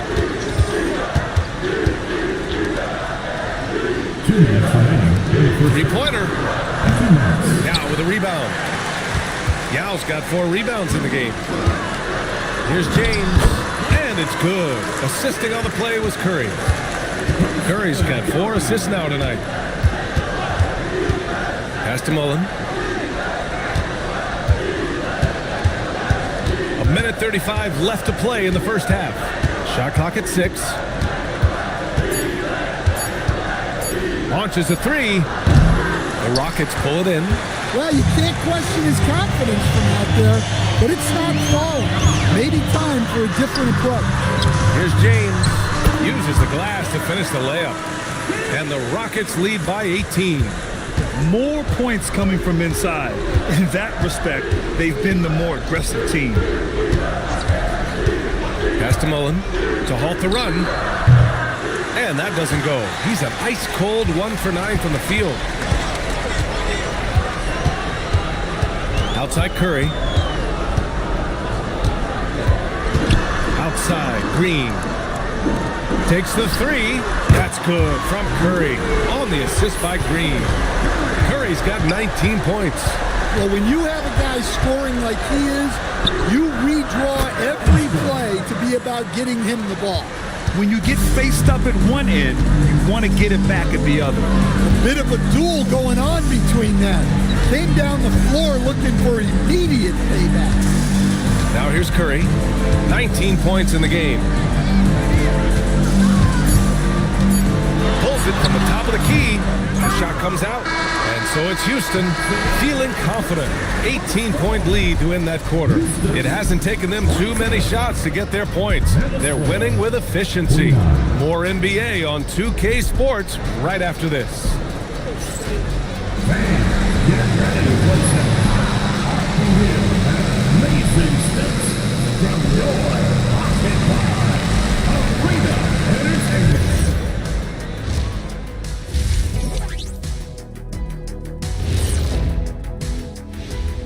Hey folks, thanks for joining us. It would be an understatement to say it's been a great half for the Houston Rockets. How about the points in the paint? Clearly, they made it a priority coming in, and it's paying dividends, Ernie. Yeah, I remember those days pounded inside. Break your opponent's spirit. Easy now. And let's focus now on the Rookie of the Year contenders. Great talent coming into the league this year. We know the draft's an inexact science, even with all that prep that goes into it. So congrats to the teams that chose these 5 rookies. Yeah, we've seen scouting make or break a franchise. Hey, it makes or breaks a studio team. And that's a wrap on halftime. Thanks for watching as we send you back to BA to call the second half.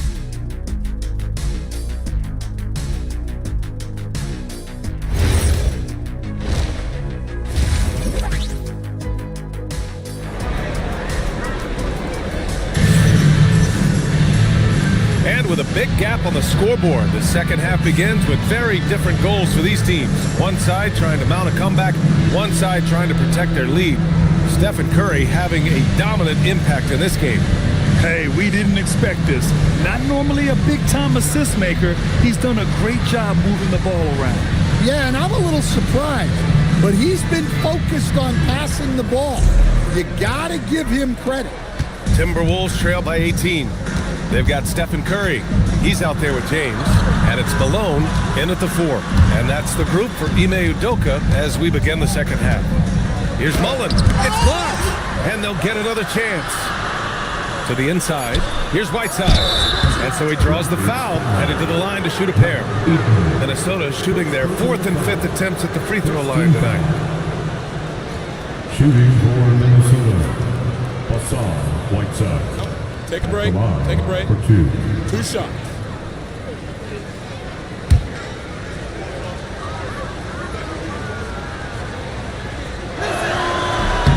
First one falls for him. So after making the first, he goes 1 for 2. They really have a commanding lead, not just in points, but in rebounds as well. Back to James. It's stolen. Timberwolves trail by 17. Pass to Whiteside. Here's Vaughn. 4-3. Mullen can't get it to go. I mean, he's trying to shoot his way out of what's becoming a prolonged cold streak. Yeah, I get it, but you don't want him forcing things. It's better to get your shots within the flow of the offense. Here's Mullen. Whiteside with a screen on Curry. And it's slammed in by Whiteside. Yeah, this is when they need to lean on him more. Get him the ball and let him build some momentum. Eaton's shot is good. Nice pass inside, making things easy for him now. Outside Edwards. Pass to Vaughn. The 3 is up. It's hauled in by Houston. Eaton's got his 7th rebound here tonight. Since halftime, they've missed 3 of their first 4 shots. Still trying to get their legs under them. On the wing, Curry.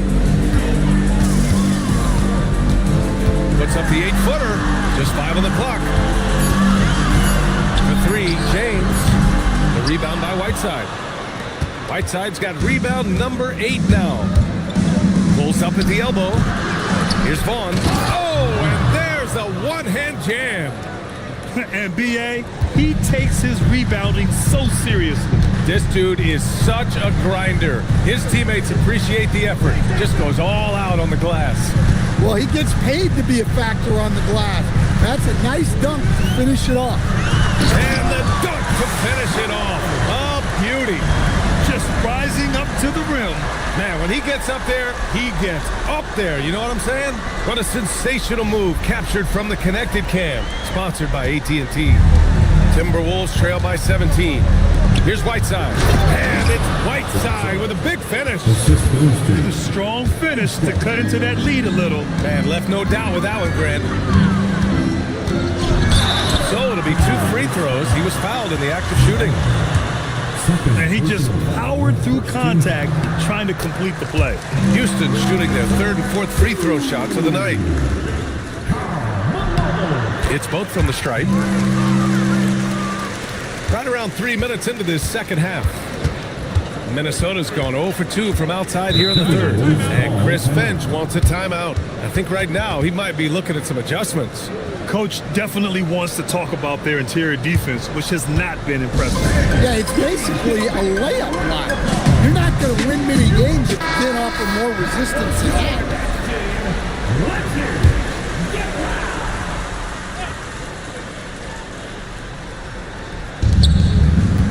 Here's Mullen. And he comes up with a bucket. Mullen's got his second bucket on the night. Hey, they're just getting pushed around inside. Outside Curry. Pass to Malone.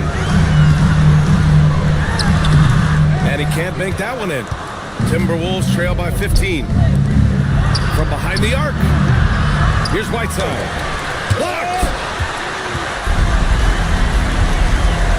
Here's Malone. 16 points for him. From deep. Counted from distance. He's got 5. Well, maybe not the shot they were looking for there, but the defense gave it to him, and he knocked it down. Time now to hear from our reporter, Allie LaForce. Well, the Timberwolves have elite shot creation, but it's finding that balance. Anthony Edwards said, I'm wired to score the ball. I'm going to showcase my game, so it's hard to find that balance of when to pass and when to keep it and try to get going. Sometimes I feel like the right play is me. Back to you. Fills it up with the best. Okay, Allie, good stuff. Back to Curry. Houston working the ball around. Pass to Malone. The baseline J gets rebounded by Minnesota. Whiteside's got double-digit rebounds now in the game. Here's Edgecombe. Outside Edwards.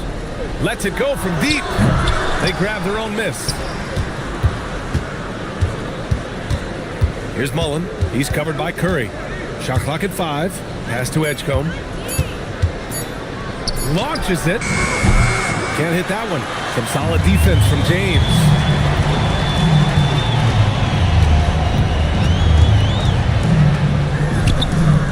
Rebounded by the Timberwolves. After this game, they can look forward to L.A., where they'll match up against the Clippers. And that game will mark the end of a 4-game trip. Well, you can see that Edwards isn't trying to do it all on his own. He's also looking for shots for others out there. All right, guys, let's get your take on the scoring breakdown for Houston. Well, their passing has been just exceptional, and it's opened up the floor for them on numerous occasions. They're also doing a good job working the ball inside tonight. The defense has been struggling to slow them down there in the paint.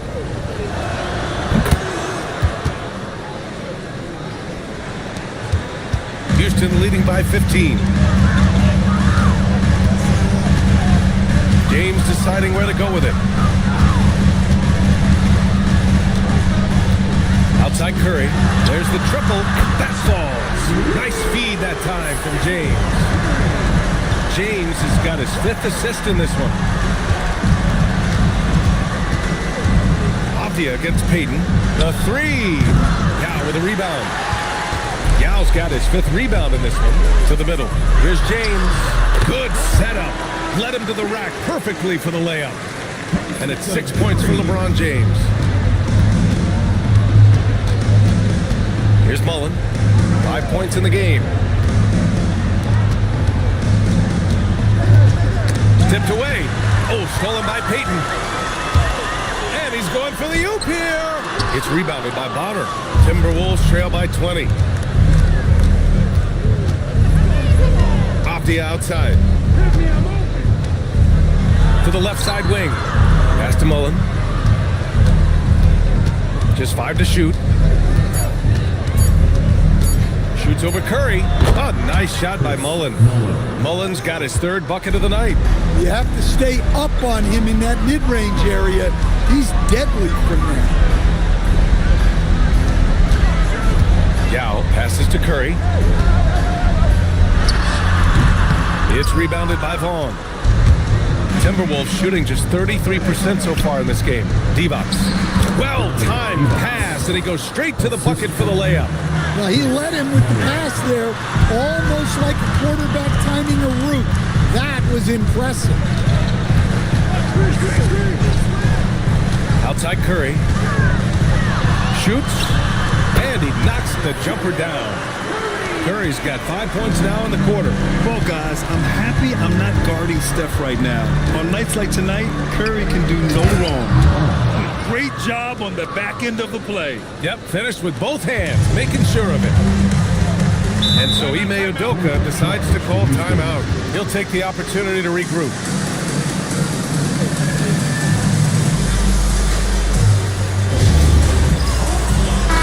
He's checked in for Minnesota. A look now at the leaderboard to see which teams had the toughest defenses this past season. The Timberwolves, third. They made life hard on opponents. One of the best defenses in the NBA last year.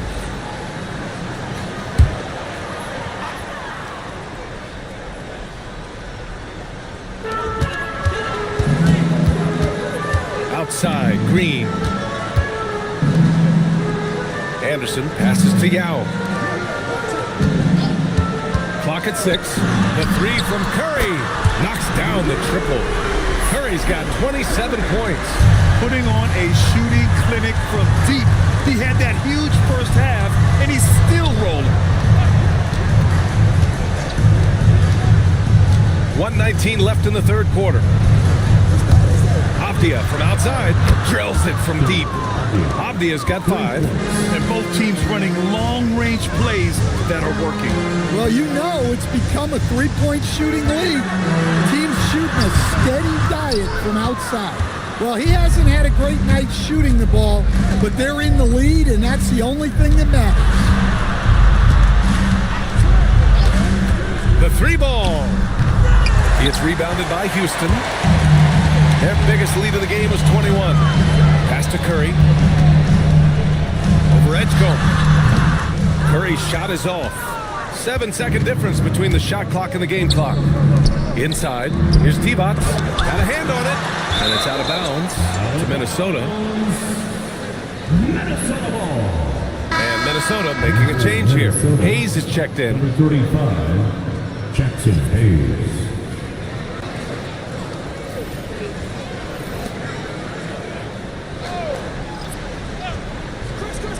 Here's Mullen.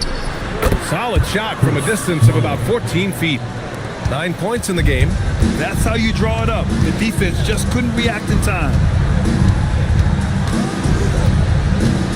Curry with it. 27 points for him. Fires the three. Doesn't go for him. And here at the end of the third, it's a double-digit ball game. The Rockets on top, leading by 14. And we'll have the start of the fourth quarter for you as soon as we get back from this short break.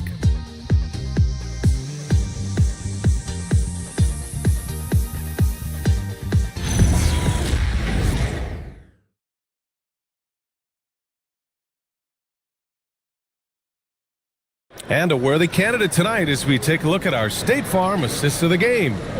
You talk about painting a magnificent picture with that, Don.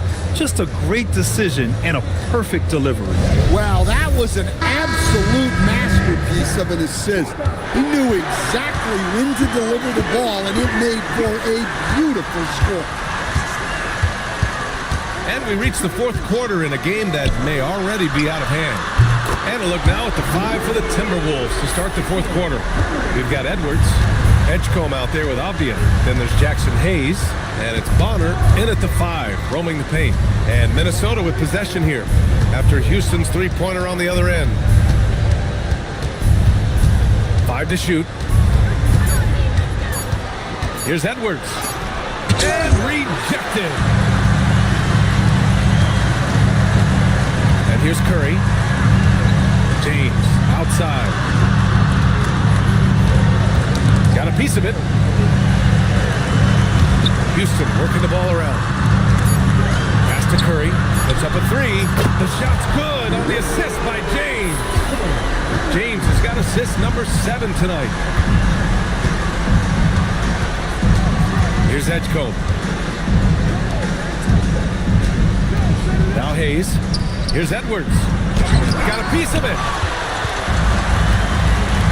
And a deep three from Curry. Good. Another from 3. Oh, my. He is scorching hot. Another 3. And he's approaching the franchise record for threes in a game. off the outside. They set the pick. Here's Edgecombe. Check by James. Here's the break. Pushing it up now.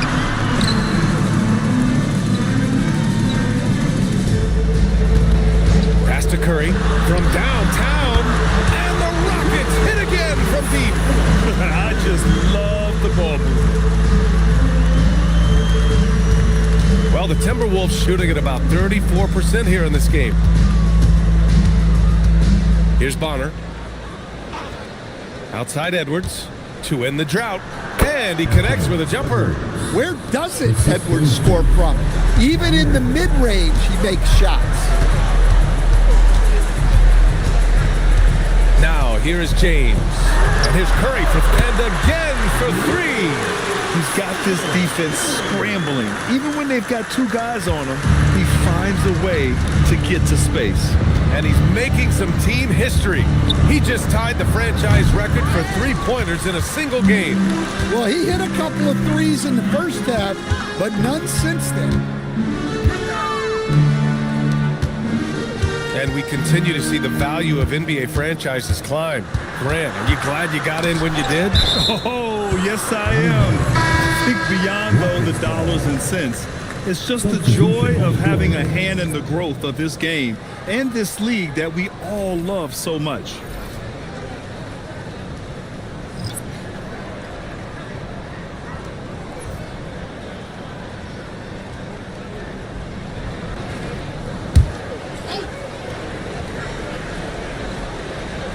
Just 4 to shoot. Here's Vaughn. Pass to Edgecombe. To the paint. McInnes, guarded by Edwards. And here's Curry. James, outside. Looking to end this cold spell. Deflected! Here's Vaughn. Check by James. Pass to Bonner for three. The Timberwolves again can't hit. And you just can't afford to give up that kind of look very often.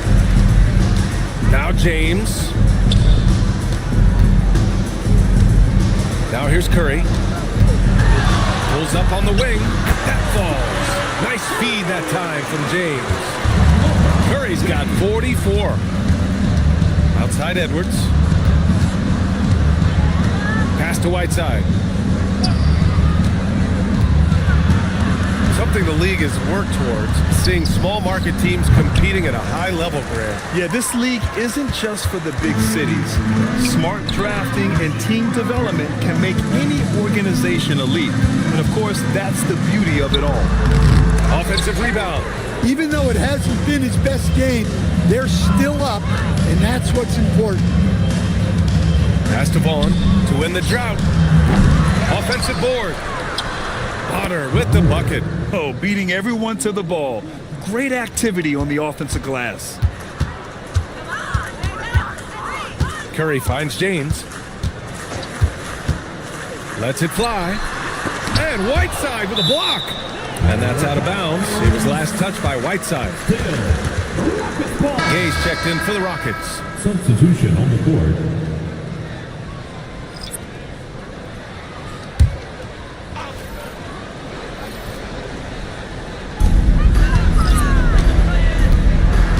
Outside Curry. Houston with another miss. He didn't make them pay for that weak defense, but they just can't rely on him to miss those kind of shots. To the middle. Here's T-Bots. And he jams it home with authority. Oh, that was nasty. A two-hand mega slam. Man, I don't think anyone was going to stop him there. And he lobs it up. Oh, great teamwork right there. Hey, you got to love the finish. Bringing it down with some attitude. Minnesota's got nothing to fall from outside the arc here in the fourth. 0 for 4. Pass to D-Bots. And he banks in the layup. D-Bots got 4 points now in the quarter. Yeah, that's what they want to see. He has to start asserting himself. They need him to take command of this game. Here's Curry. And they say that leadership starts at the top, Stan. How does great ownership and the front office permeate an organization? Well, you're absolutely right, DA. Leadership starts at the top. And the best owners in this league go out and get great people, and then they empower them. They don't micromanage.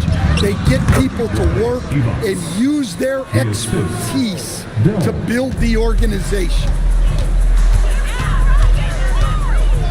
Out to the wing. The three from Curry. Gets rebounded by Minnesota. Here's Delk. Pass to Caldwell. Here's Divac. Can't connect from short range. Well, you got to miss sometimes, but that one seemed like a gimme. 2 minutes remaining in the game. 2 minutes. Outside Curry. This one for three. Connects again from distance. The parade of threes has no end in sight. He just keeps knocking them down. And that latest triple ties him for second for most threes in a game. What a monster performance from deep it's been. Now it's a four-way tie between himself, Curry, Zach LaVine, and Damian Lillard. Three-pointer. Good! Another from three. There it is, a shot that puts him tied at the top of the record books. Masterclass in three-point shooting. Amazing. Yeah, amazing indeed. 14 triples alongside Captain Klay Thompson, that is. Looking to get back on track. And he takes the feed in stride and slams it home. And you can see how scary this team can be when everything is clicking for them. Just a terrific performance for the Rockets. And you don't usually see this kind of blowout, but tonight they delivered the punishment. I mean, what's so impressive is they never wavered in their approach. They just kept at it and showed they were without a doubt the better team. And this will give them their 7th win of the year. And one player just stole the show tonight, doing everything for his team. A monster night for Stephen Curry. Well, offensively, they needed him to be aggressive, and he delivered. What a game. We've got a 9-second difference between the shot clock and game clock. Here's Payton into the lane. Hey, from beyond the arc. It's rebounded by Vaughn. Walker passes to Vaughn. Here's Delk.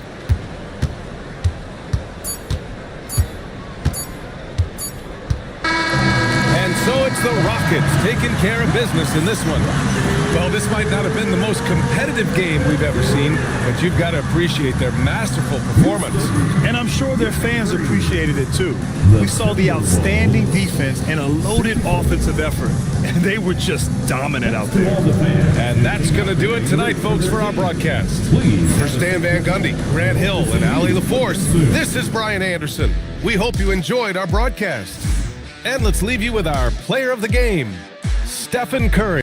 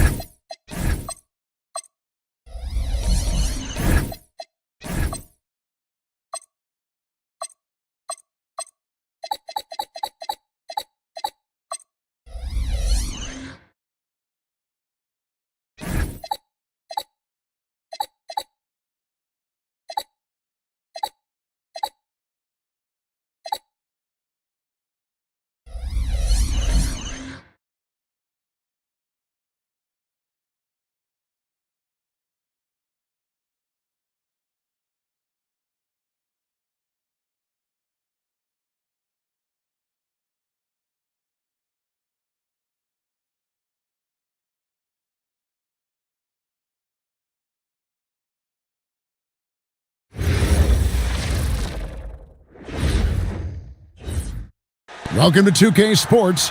We have the NBA coming up. Great to have you with us. I'm Kevin Harlan here with Greg Anthony and Tim Legler, along with our reporter, Allie LaForce. And now we'll look at the upcoming schedule for the Jazz. On Wednesday, they'll tip off a homestand, starting with the Brooklyn Nets. And then on Monday, it'll be the Detroit Pistons coming into town. And looking at the Bucks matchup, that's one that stands out to me. A lot of great talent involved in that one, and I'm curious to see how they improved over the offseason. And checking out Utah's opening lineup, Jared McCain is out there with John Morant. It's Najee in at the 4 slot. And for Louisville, we've got Harden. He's out there with Rodriguez. Howard is out there with Pierce. And it's Pettit in at the power forwards position. Tip-off goes to the Liberty. So, Tim, for teams off to a really slow start, there's pressure to get it together.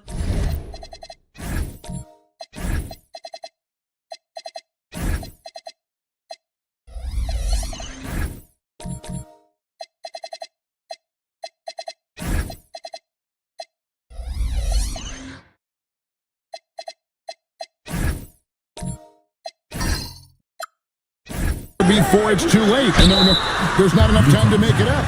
Well, it's early, so teams still have time. I think some teams have been affected by injury or just slow starts by individual players. It's not too late, but you can't wait too long either. And the defensive prowess of Howard is simply phenomenal. Not only a shot-blocking master, but his mere presence alone makes shooters incredibly nervous.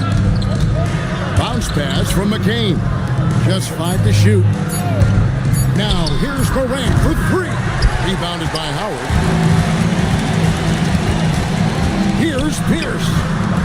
Howard finds Harden. Outside, Pierce.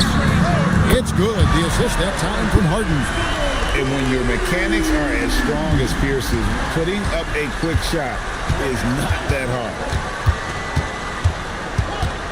Inside. And that one's good. Morant. Just setting the tone with an aggressive move to the rack. And where's the help defensively? That is a quality look. You can't do it much better than that. Here's Pettit. 9 points last game out. The kick out to Pierce. The 3. And again, it's Louisville from deep. Yeah, and how about Pierce there? Immediately squares himself up from outside, always prepared to rise and fire. Now here's Morant. Really had troubles in the loss to Portland. McCain gets a wide open look. With nobody on him, he buries the jumper. And hitting the mid-range jumper here early gives the defense just another thing to think about. Well, it's forcing them to guard at all 3 levels. And even though he didn't get a piece of that shot, you love the pressure he puts on the shooter. And sometimes that's all you need to do to force that miss. That ties it up. High-level passer. Even for a point guard, Morant shows the imagination. Outside, Pierce. Just over 2.5 minutes played here so far in the first quarter. And maybe more than any team in the West, the Jazz really committing to the rebuild. Well, in the West, it seems like you got 13 or 14 teams all trying to win now. And it just doesn't work that way. So it's not just about talent. It's also about timing. So it's the Jazz now. Louisville getting their last shot to go. Pass to McCain. To the inside. Whoops, they pick off the pass. 4-on-3 break. Here's Harden. It's tipped. They retain possession. Howard misses. Utah's gone 1 of 2 from long range in the first quarter. Morant outside. Here's Rodriguez. Drops in the breakaway layup. And a breakdown here, guys. The hustle stats for Louisville. Just a great job so far applying pressure defensively. The opposition is on their heels with the ball in their hand. Nightmares plans thus far. And I like how they've played defense, turning turnovers into points. Those are huge. Jazz trail by 4. Najee passes to Morant. Out to the wing. Louisville foul call. And so the timeout by Will Hardy here. He's going to make some adjustments to the game plan. Utah timeout call.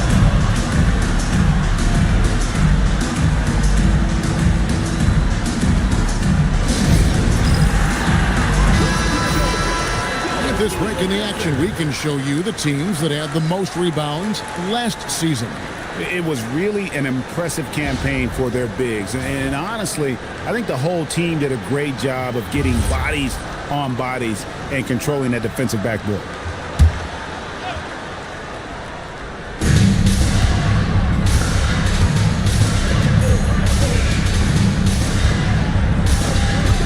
Four on the clock. Hands it from downtown. Morant's got 5. And, you know, we talk so much about Morant's athleticism, but his feel for the game equally as effective. Now here's Pierce, coming off a stellar performance against Orlando. Pass to Howard. Back to Pierce. And they come right back with their own three-pointer. He's got 9. And here's Morant. He'll bring it up for the Jazz. Trailing by 4. There's the pick to the paint. It's tipped and stolen by Howard. And it's Pierce in the corner. The 3. Utah with the rebound. Cowens has got 4 rebounds in this game. And now let's send it over to our courtside reporter, Allie LaForce. Hey, John Morant looking to lead the way. He said, I set the tone. My teammates feed off of it, and I love to compete. That's how we all grew up, playing on the blacktop outside, competing at a high level when there was no cameras around. Kevin, back to you. He's got that alpha mentality. Allie LaForce with the report. Hey, Allie, thanks. And Utah has possession. Louisville getting their last shot to go. To the middle, here's Cowens, and down it goes, jamming that one home. Well, this is a good reminder for anybody who thinks he's too small for a 5. His athletic ability totally levels the playing field. And now, the first timeout called here for the Liberty.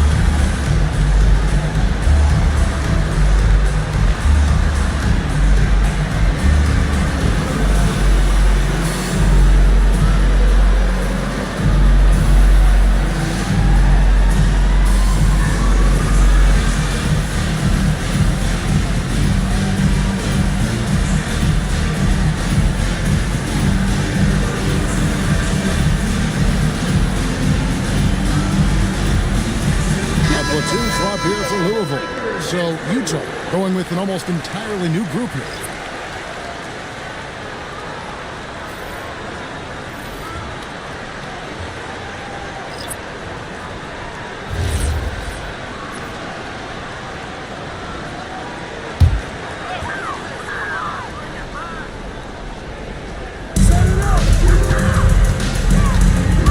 Reeves outside. Pass to Banchero. Sinks the triple. And they are shooting the lights out from distance here early. Jazz trail by 7. Outside, George. Now here is Smith. Shoots the 3. Buries it from three-point range. Nice answer back there. Love to see the competitor. And when you give up a 3, there's always this instinct to try and get it back immediately. Now, here's Paxson. And here's Brunson. Just 4 to shoot. Louisville needs to get off a shot.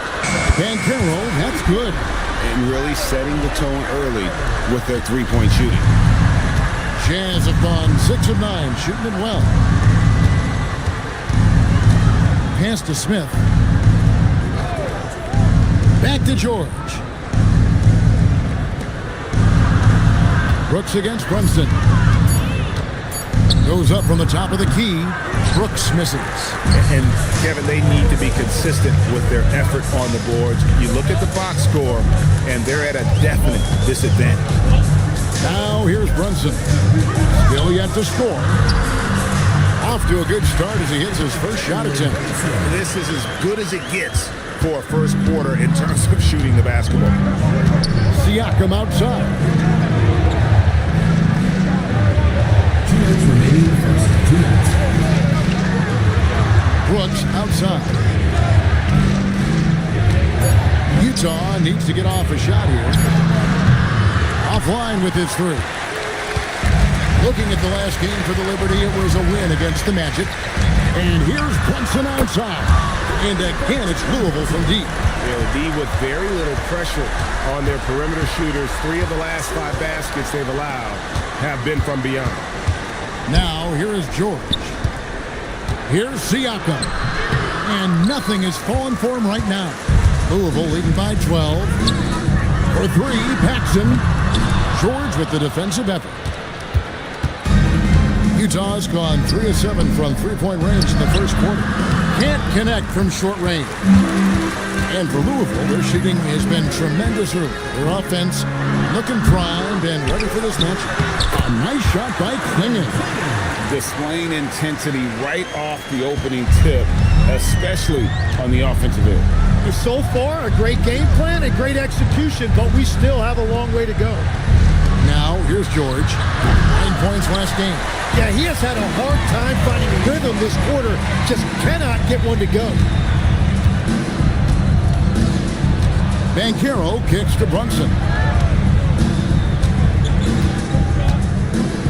Back to Banchero. Reeves outside. Misses the 3. Brunson against George.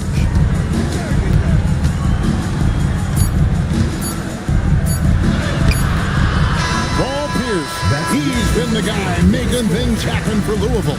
And it was from three-point range where he did the most damage. He knocked down 3 in that quarter. We'll take a quick break and then back to the action here.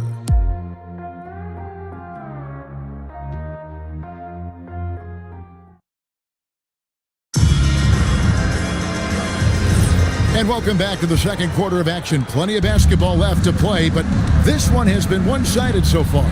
And Louisville guys, what jumps out to you stat-wise? Coming in hot. They were sharp from the perimeter right out of the gate. When you spread the floor and force defenses to close out to the three-point line, it's going to create driving lanes. We've got Pierce, Harden out there with Rodriguez. Then there's Howard. And it's Pettit in the power forward. And for Utah, Paul George is out there with Pascal Siakam.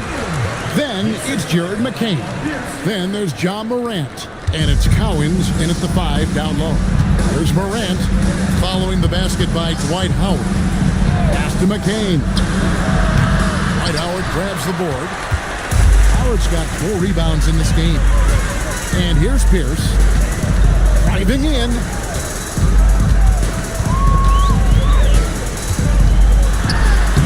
Lays it up off the glass. Pierce has got 11 points. They should continue to get the ball inside. The defense struggling to contain them. We're about a minute and a half into the second quarter now. Moran finds George.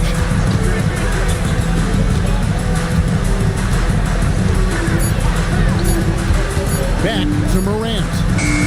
Nailed from three-point land. 8 points for him. Nice poise from Morant, assessing the situation and then the ability to come through under pressure. And you have to admire his confidence on that, but there's no way that's going to fall. Yeah, maybe overly confident right there. And if I were him, I would not be making eye contact with my coach. And it's hard to pick a more electrifying player in the league than John Morant. He explodes off the floor. And you think of the different styles of play. Tim, is there one that you prefer watching? I personally like variety, Kevin. I like certainly three-point shooting. That's how I made my living. But I also want to see post play, and I want to see teams that also can beat you with isolation sets as well. I think those are the toughest teams to defend. They can hit you from any area. They sure can.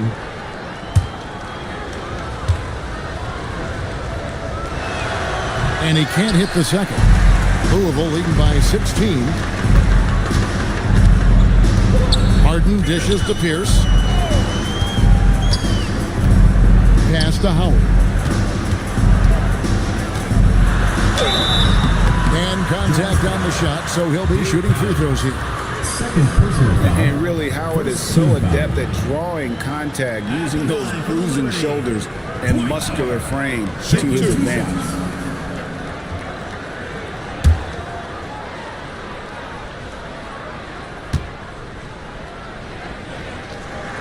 Free throw good, Howard.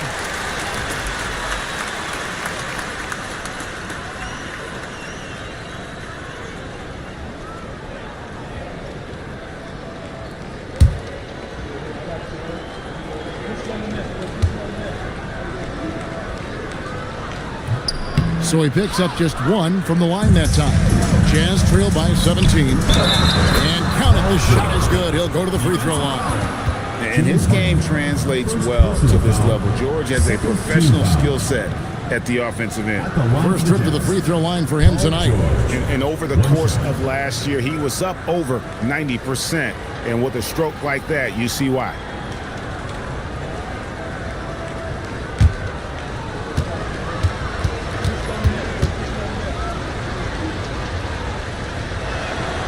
And George, so active. And you want that from a rookie. He's not sitting in the background. He's looking to make things happen. Now here's Pierce. He's got 11.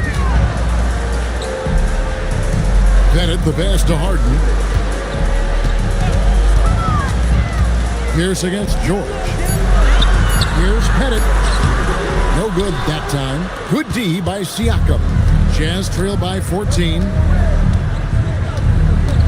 There's a screen. Morant passes to Cowan. Nice ball movement by Utah. And it's Morant missing. I'm surprised he missed that one. He is a dangerous guy to leave open. Here's Rodriguez. Louisville, no good that time either. And here's George. He'll bring it up for the Jazz. They're moving on after the tough loss they took at the hands of the Blazers. And if you had to point to one problem in that game, it was their rebounding. Flat out terrible. Yeah, you know, it simply comes down to effort. They were out-willed, and that just can't happen. Now a timeout called by the Liberty. They come into this one having outplayed the Magic last game. Well, in that one, they just had everything working offensively. It's a lot of fun when you get into that kind of a groove. The coaching staff had them prepared with a great game plan, and they went out and executed it.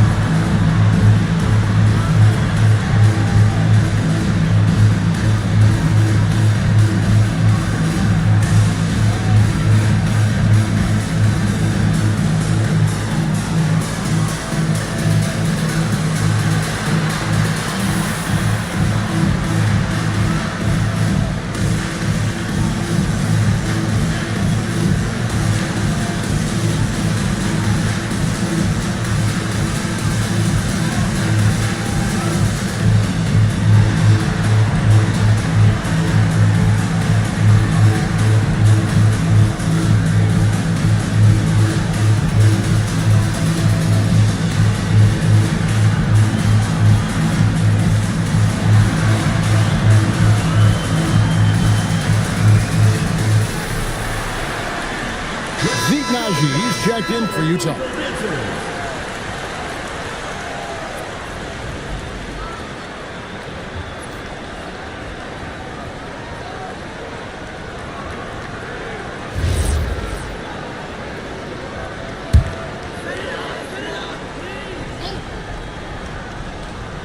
Here is Howard. 20 points for him last game against Orlando. Here's Pettit.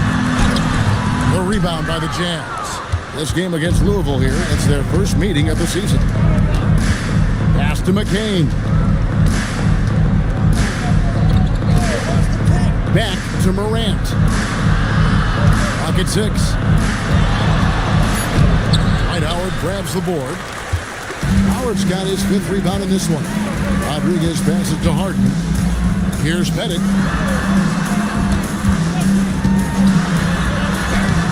Rebound, Utah. Siakam's got his 4th rebound with that last one here tonight. Pulls it from the elbow.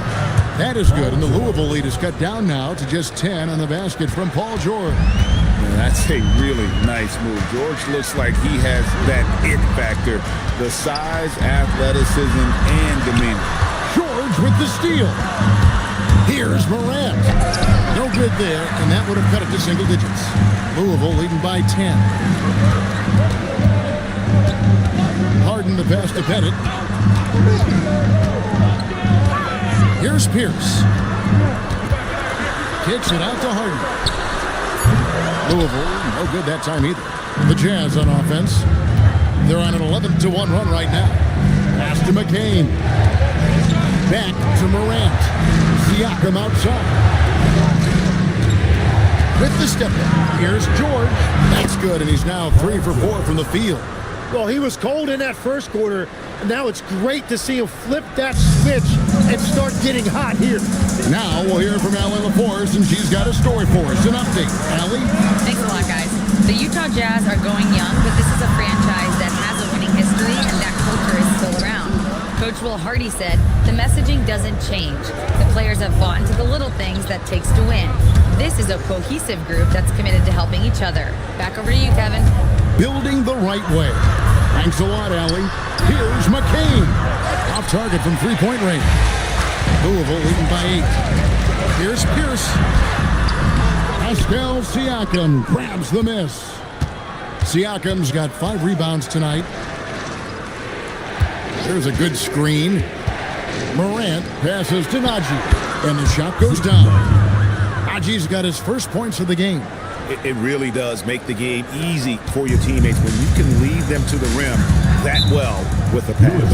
Timeout called, Louisville. As the teams head into this timeout, a chance for the coaches now to map out some plays for the next few minutes and a chance for the players to rehydrate with some Gatorade. That's important if they want to make sure they don't wear down later in the game. Absolutely. Over the course of a game, you have to stay hydrated.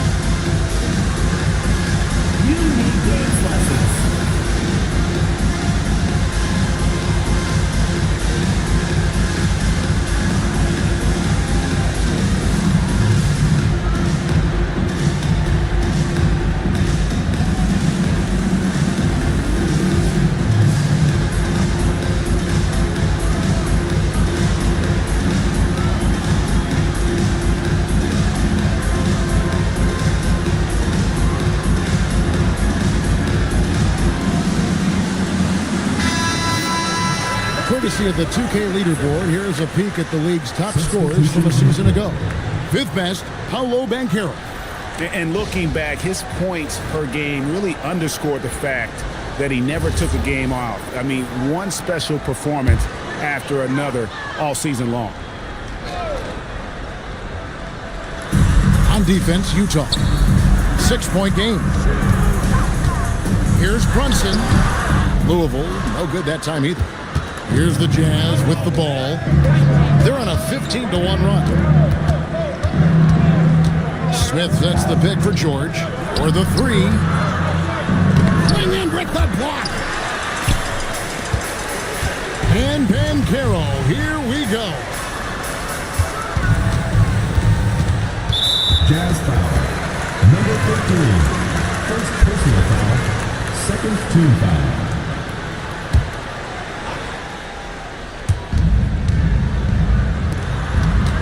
Louisville passing it around. Brunson with a clean look. That's good, and it's Banchero with the assist. Just a reflexive move by Brunson, putting complete trust in his mechanics. Jacks up a 3, and the rebound goes to Louisville. They led the game at 1 point by 20.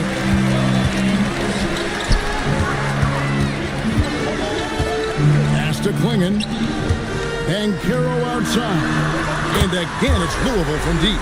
The defense is far too slow to close out on those three-point attempts. Tim, walk me down the Donovan Klingon pick at number 7 in the 2024 draft. What do you think the thinking was there?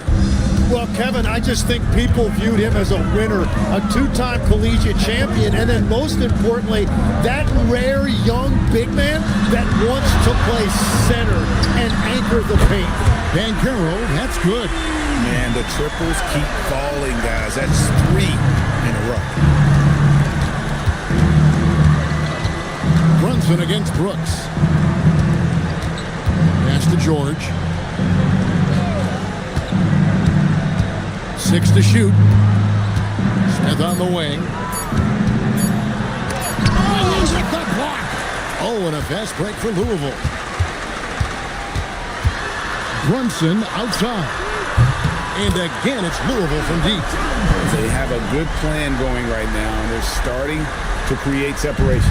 I like their offensive approach. They've been aggressive, but under control. And wait to finish and cut into that lead a little bit. Yeah, but look at the basket, guys, still shaking.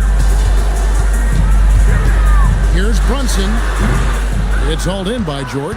Not sure what the D was doing there. Clearly a breakdown. You can ill afford to give a guy like him that good a look.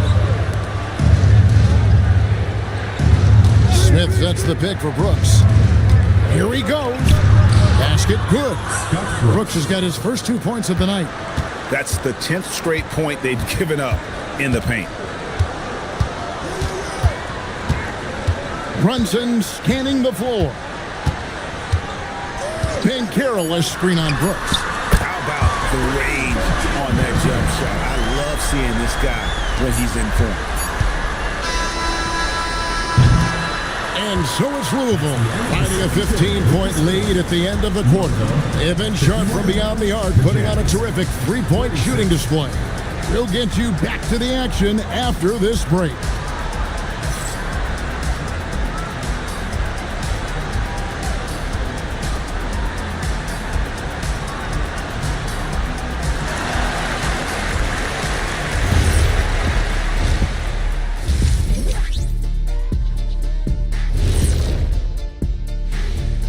Thanks for tuning in. Welcome. A clinic in execution so far, as it's been a dominant showing. You know who's having a great time watching these guys launch it from downtown? Me. You know who's not? Wilt Chamberneezy over there. Yeah, I don't even want to look in his direction. And moving on to some awards, these are the 2 players of the week in their respective conferences. Out of the West, Shai Gilgeous-Alexander. Well, you see how he creates the offense? Efficient, high-volume scorer. He makes the plays for others. Man, this guy's great. He never wears down. Also, defensively, Shai will challenge you and pick your pocket. That is more than enough of us. Let's send you back to the game. Kevin Harlan and crew with the second half.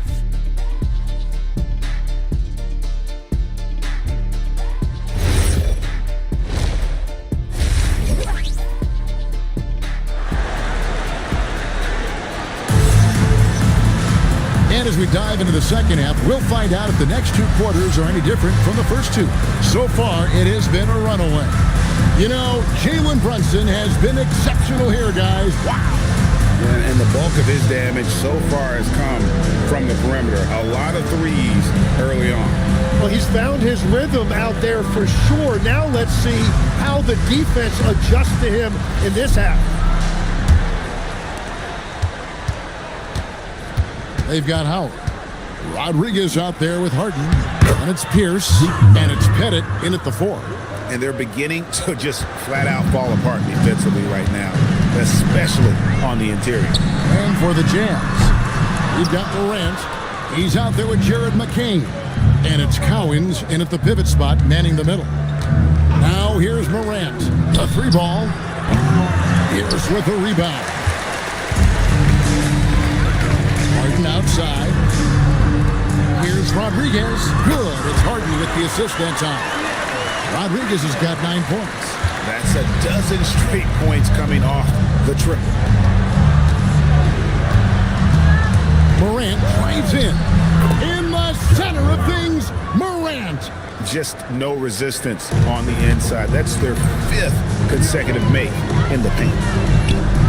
Here's Howard. And it's Cowens with the rebound. Cowens has got his 7th rebound of the game with that last one.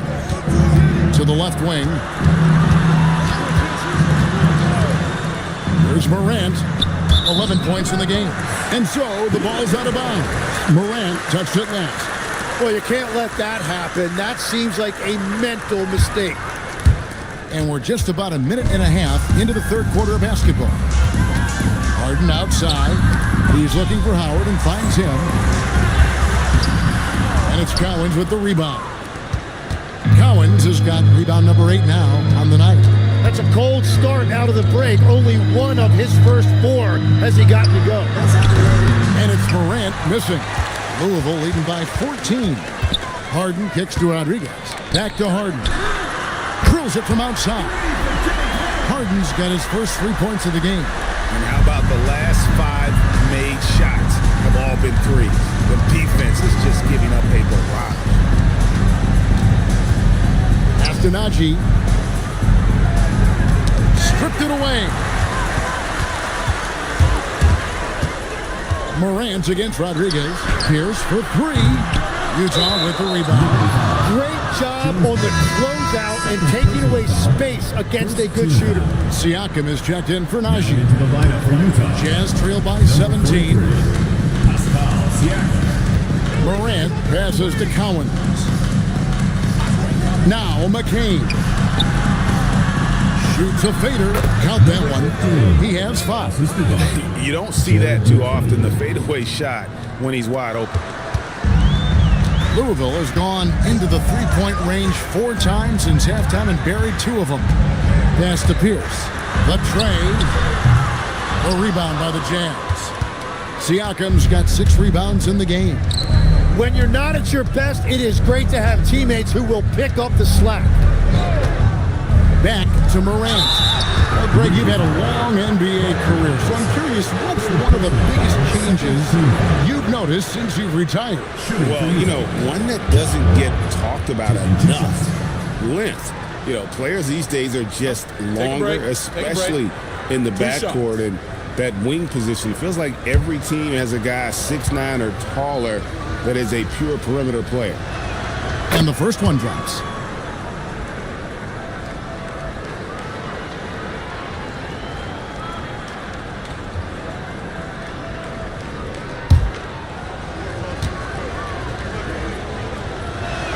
Both shots good from the stripe. Just under 3.5 minutes played here in the third quarter. Pierce attacking, and then Pierce with a dunk. And the outside shooting presence helped Pierce open up a lane there. And Morant's got the ball here for Utah. Down by 15.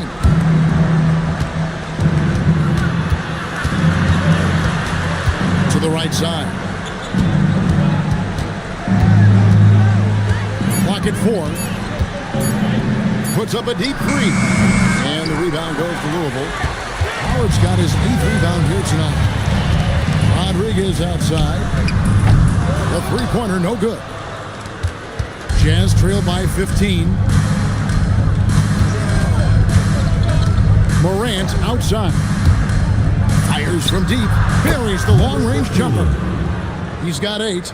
That's a high percentage look when the D doesn't fight over the screen. Yeah, and that's the effectiveness of the two-man game right there. Here's Pettit. Pass to Pierce. Outside for Rodriguez. Louisville passing it around. Now here's Harden. It's stolen.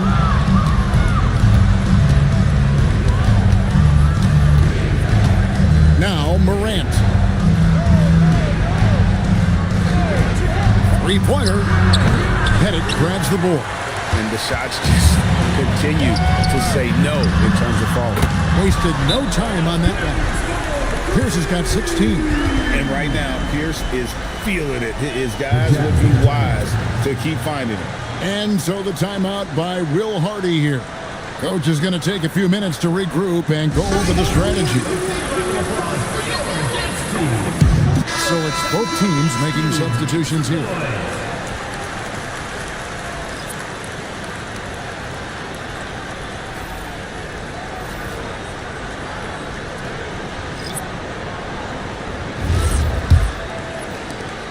Jazz trail by 15. Outside, George.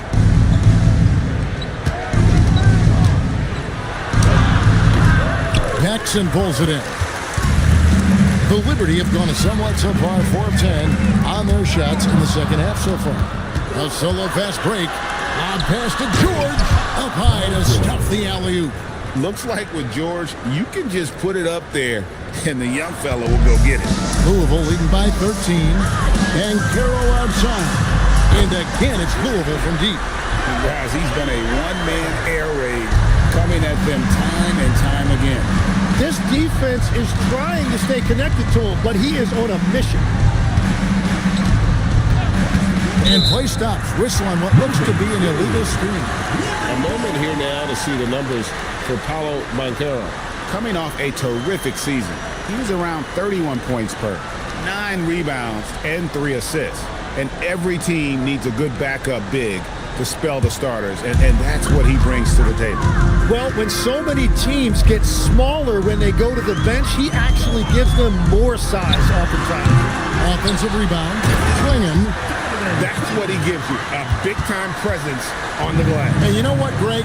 Once he gets his hands on it, he's not even thinking about kicking it out. Well, defensively, you've got to put a body on him. That guy will ruin you on the offensive glass. Well, the defense was solid right there, but that's just a missed opportunity at the rim. Brunson against Brooks.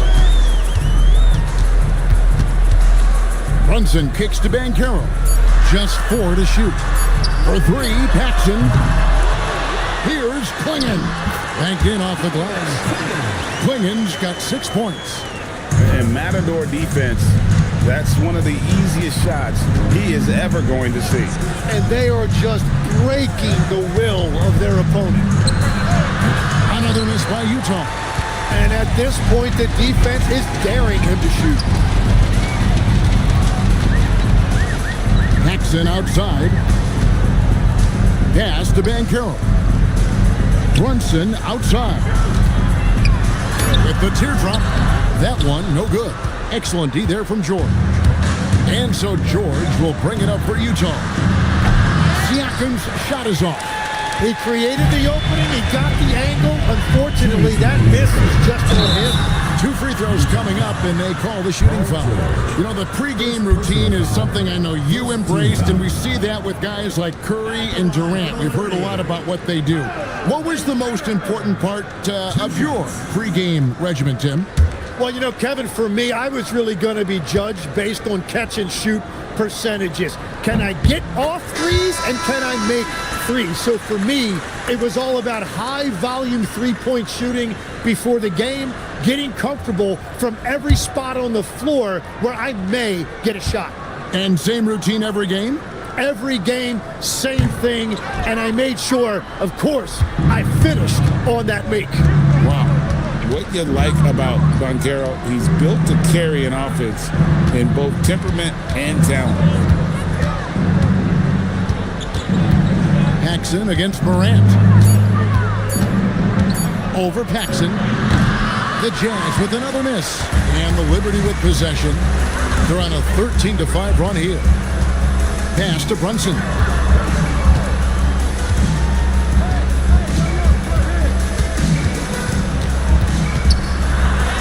It's good, and it's his 6th make against 11 attempts. He has been in a great flow tonight, converting at a high rate. And so the timeout by Will Hardy here. This now will give him a chance to discuss some potential changes.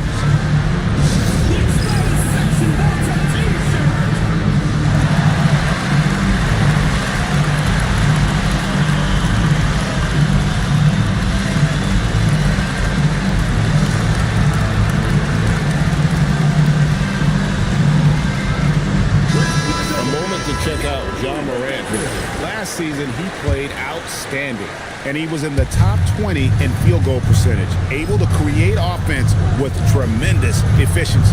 And back to his points per game average last year, he literally propped up the team's offense whenever they needed it. Now here's Morant. He's got 13. Fires the three. It's rebounded by Brunson. Nothing going his way this quarter offensively. Time to recalibrate. Inside. Misses the layup. And they just can't find a way to end this thing. Nothing falling right now. They just need a spark. This is when your leaders have to step up. And really the smart thing would be to hold for the last shot. You're going to have to be very patient right here. Let's see how it plays out. No good with the elbow jumper. And I was sure that was money on that one, but everyone is afforded an easy miss or two. Well, that is the shot he should be looking for. He's just got to hope for better luck next time. And so it's Louisville, riding high with a 23-point lead heading into the break. And with as many three-pointers as they've drained, it's easy to see why they're on the cusp of... And a chance right now to show you our State Farm assist of the game. And I'm glad this was the pick because I love this pass. Such a great dish. That's what I call court vision. Well, he made it look simple, but that's not always easy to execute. And with the fourth quarter upon us, time is running out for this game to become competitive. Rodriguez out there with Harden. Then it's Pierce. Then there's Howard. And it's Pettit in at the fourth. So, Tim, when you played, you were one of the league's best sharpshooters. Did you ever look around and pick things up off of other guys you watch shoot the ball well? No question. In fact, I learned a lot about how to move off the ball by watching other guys as I made my way through college and eventually became a pro. And even when I was in the league, I would study other players to pick up things on their footwork and how to get my release a little bit quicker. Give me one player that you really studied hard. Well, there's no question Del Curry was a guy I watched because he needed very little time to get that shot off coming off of his screen.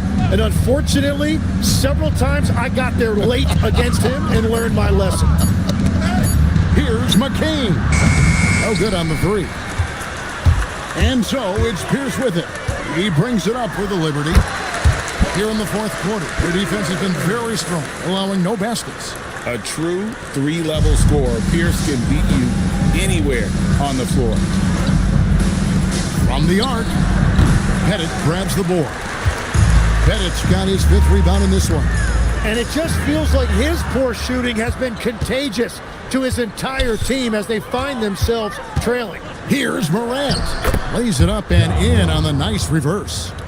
Yeah, I'm amazed at Morant's ability to take contact and still stay in full control. Pierce with a wide open look. Good on the triple. Pierce has got 10 points in just the second half. And that's his second three of the half and his fifth overall, really lighting it up. Utah calls timeout.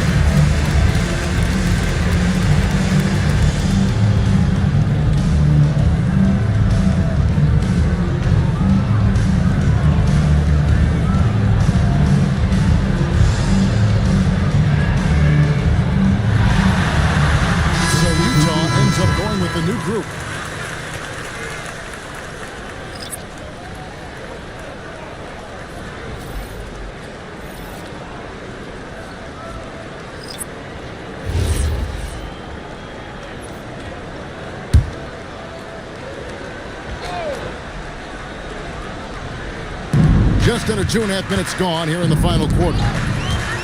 Fast break. Here we go. Here's Santos. Sasser with the rebound. Utah's gotten off to an 0 for 2 start from downtown here in the fourth quarter. Pass to Knox.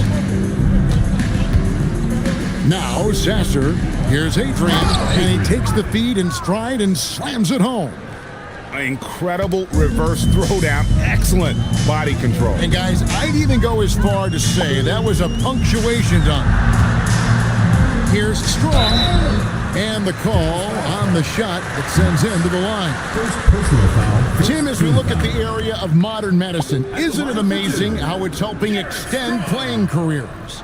Yeah, it's really incredible, Kevin, how these procedures now are so much less invasive.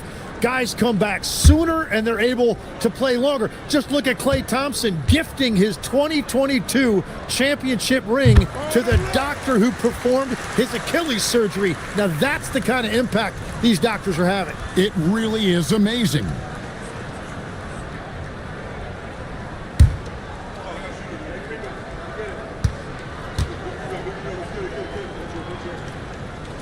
He's perfect from the line this time. For Utah, they've gone 2 for 5 on field goal attempts in the fourth quarter. Utah moving it around. Pass to Coulter. Down to 5 on the shot clock. Back to Knox. And it's off from three-point range. The Liberty have gone 3 of 5 here in the fourth quarter. Pretty good numbers coming out of the break. They grabbed their own miss. Yes, that goes in. Just a solid performance on the interior. The rebounding has been off the chart. Pass to Adrian. Here's Coulter. Launches a 3. No good on that one. Chalk one up for the defense. They forced a difficult shot. Here's Person. Tim, the NBA is always changing, but any predictions for the league that you kind of feel we're going to see around the corner? Yeah, Kevin, I just think the influx and the impact of international players is going to be even stronger going forward. I think a lot of guys have seen the success that those players have had in the NBA, and hopefully it inspires even more great players internationally to want to play this great game. And for a short time, you played overseas. You saw a lot of them firsthand. I sure did, and I was in France well before the French influx really hit this league, but I knew then that was the goal. Timeout called, Louisville.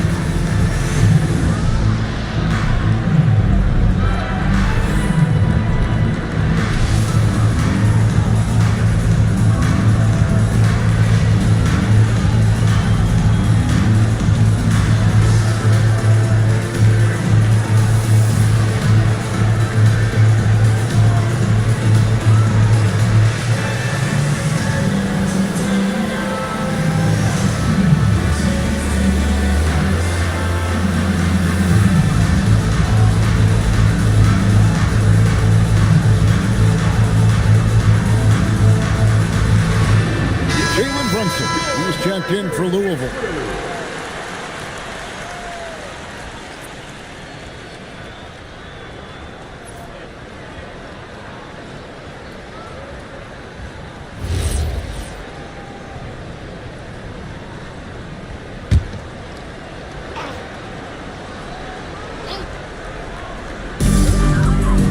Santos, the pass to Barrett. Shot clock at 6. Here's Brunson. He's covered closely, and they turn over the 24-second buzzer, signaling the shot clock violation. And Louisville making a change here. Paxson's checked in. Utah's gone into a funk from downtown in the fourth. Only one of their 5 3-pointers has found the bottom of the bucket. Sasser can't hit.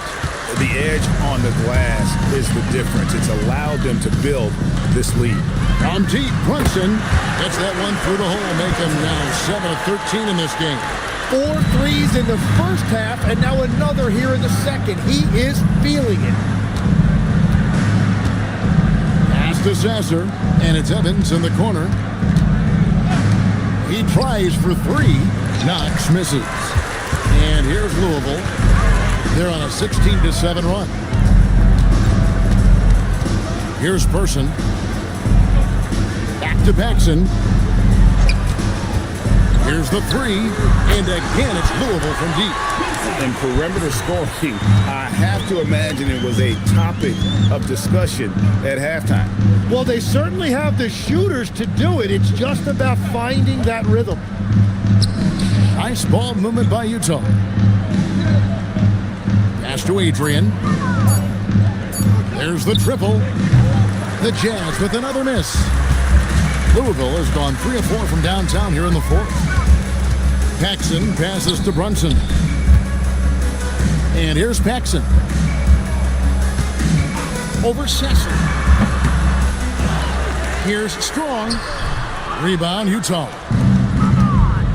Guys are looking for a spark here. Yeah, a cold stretch offensively, for sure. Changing ends quickly. He's rewarded with a high percentage look. And they are showing you why it's so important to get up the floor before the defense can set themselves. And it's time for an injury report. Hey guys, the athletic trainer for Louisville provided some information. He called the injury a lower back bruise and said it's very stiff at the moment. They've decided this is an injury that can be played through, but we'll see if it's a limiting factor. Back to you. Allie, thank you for the update. Yeah, that sounds like maybe the best case scenario for him. A fairly short path to recovery. Brunson, right side. From 18 feet away, Adrian with the rebound. And for the Jazz, they're shooting in the fourth quarter down around 31%, not playing with as much energy here lately. Takes a 3. Oh, and he almost had a 4-point play right there. He'll go to the line with a chance for 3. First team foul. One thing we see sometimes, players opting to represent themselves when it comes to signing a contract. In other words, Tim, they don't have an agent. Why do you think that is? Well, I think most players, Kevin, understand that the numbers are pretty set, particularly for the superstar. If you know you're going to get a supermax, why not keep more of what you make? Why pay an agent? That's a good point. And he hits the first of 3.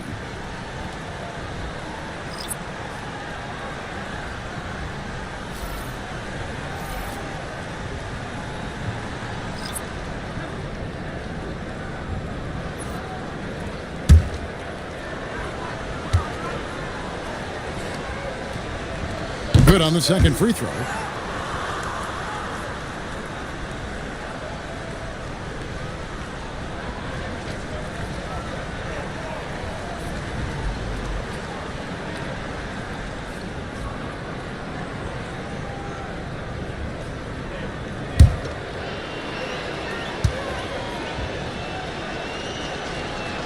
And he nails the third.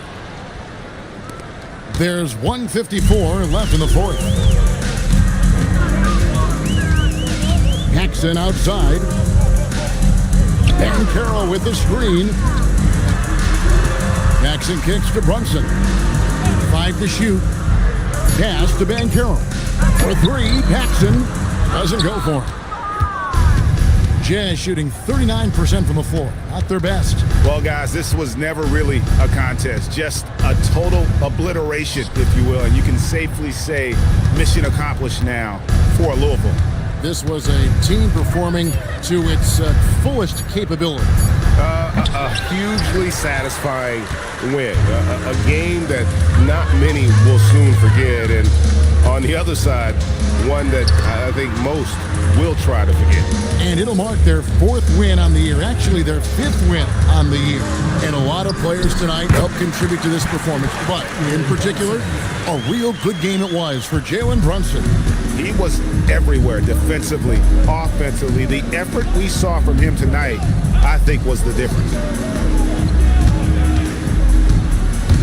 It's stolen by Banchero. Shot clock and game clock separated by less than 6 seconds. Pass to Klingon. That's good, and it's Banchero with the assist. Making every effort to put this game on ice. And this run should seal this win. What a timely burst. Here's Morant. That one doesn't drop. So it's Louisville winning this one easily. This game may not have been the most exciting we've ever seen, but you have to appreciate just what a clinical performance they put on. I know their fans appreciated it, and we saw at times just stretches of excellent defense. Potency from an offensive standpoint as well. They were pretty much dominant. And that's going to do it tonight, folks, for our broadcast. For Tim Legler, Greg Anthony, and Allie LaForce, I'm Kevin Harlan. This is the NBA on 2K Sports. But as we go, let's take a look at our player of the game, Paolo Banchero.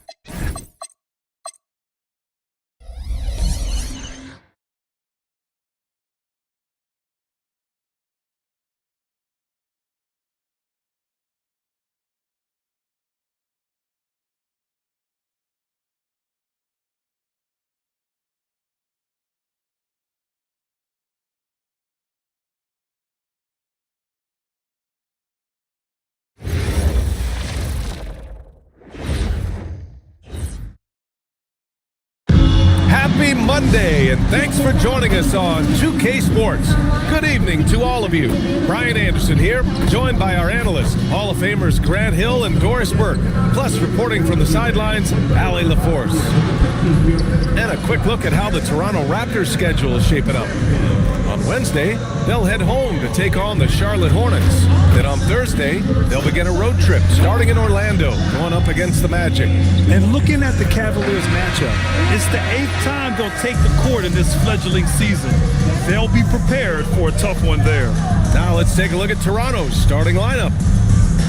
And it's Parker in at point guard. And for the Pelicans, they've got Hayes, and it's Sampson in at the 5, roaming the paint. Well, two of the best guards in the league going at it today, Grant. Is there a bit of bragging rights on the line?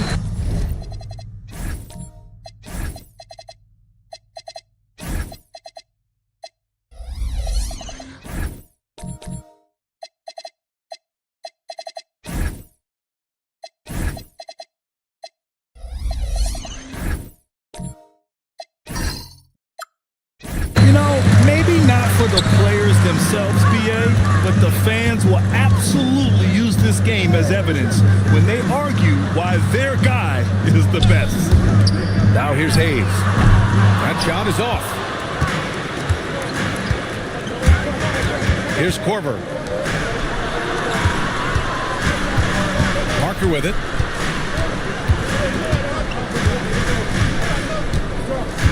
Down to 5 on the shot clock. It's hauled in by New Orleans. This game against Toronto is the first time they've met this year. Against this team last year, they took both games, a measuring stick of the median between conferences. Now here's Hayes. Last game for him, he picked up 13. He shoots. Korver grabs the board.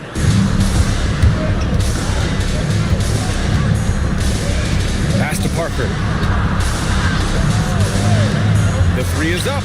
Korver, that one's good. And that gets us rolling. Whew, what a tremendous atmosphere in here tonight. You get the sense there is a level of intensity right out of the gates. Now here's Hayes. Miller outside. Some nice passing by New Orleans here. A shot from the high post. And again, New Orleans no good. And around 2 minutes played here in the first quarter. Korver passes to Parker.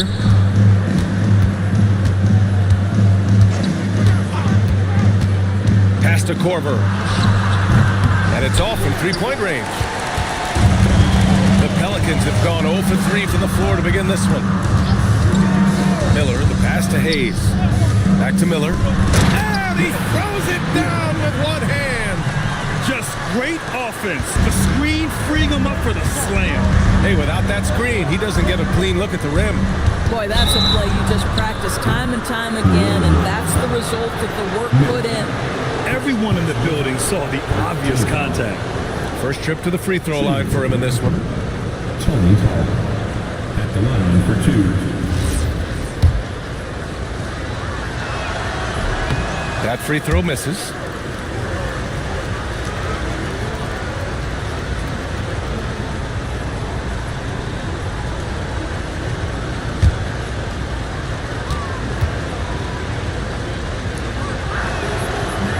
And the second free throw is good. First quarter of basketball, just over 2.5 minutes played so far. Miller, the pass to Hayes.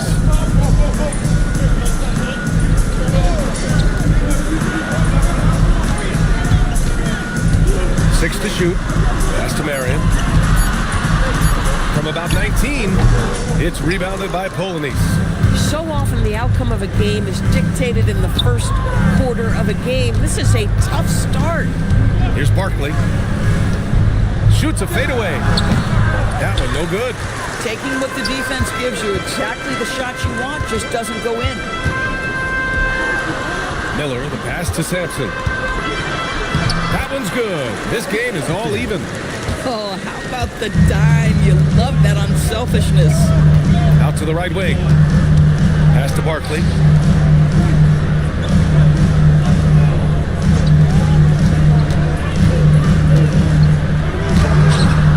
Pelicans cleared away.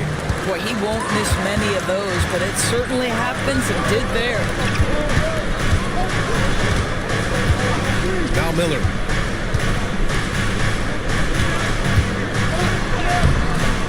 A chance there to take the lead, but a miss. The Raptors have gone 1 of 5 to start things off. There's a screen. Pass to Barkley. Here's Korver. Pure from three-point range. Korver's got 6 points. You don't want to let him get into a rhythm from out there. Miller, the pass to Hayes. Fires from deep. Drops in the 3. After missing his first 4 shots, he finally gets one to drop. Parker, left side.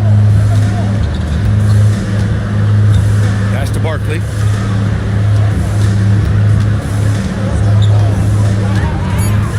Toronto needs to get off a shot here. Korver, that one's good.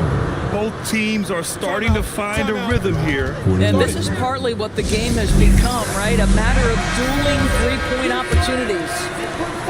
Pelicans trail by 3. Pass to Hayes. Here's Sampson, and he takes that one up and powers it through.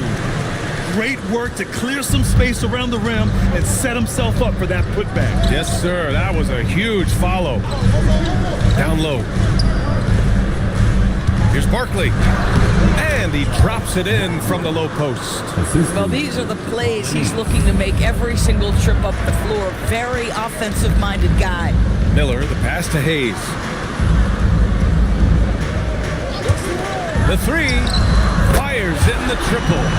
He has 6. The defense takes a chance, leaves him open at the arc, and he capitalizes. Parker outside. The layup misses. The Pelicans have gotten 5 of 11 shots to go. And down it goes. Dunked it through off a beautiful setup. The BA, when he gets the rim in his sights, it's tough to stop. So aggressive and a determined finisher. Nice.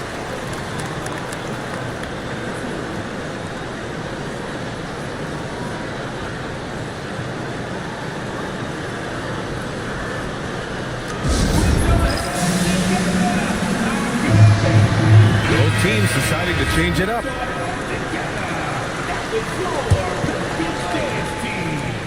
Here's Tavares. Pass to Levins.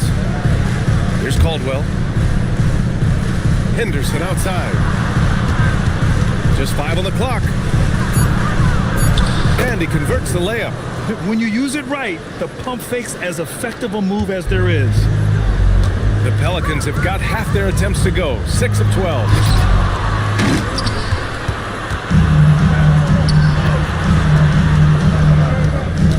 Here's Caldwell. Henderson outside. Pass to Caldwell. Plenty of space. And it's Toronto with another. Well orchestrated. And then the pass is right on the money. New Orleans has gone 2 for 3 from outside the arc. Here's Heinrich. Nice start for him. Sinking his first shot. And both teams already firing on all cylinders. Yeah, this is already a high-scoring game, but we knew that was a possibility coming into this one. Tipped. They've got numbers. And finished off by Hayes. Willing passers, unselfish play. You have to appreciate this kind of offense.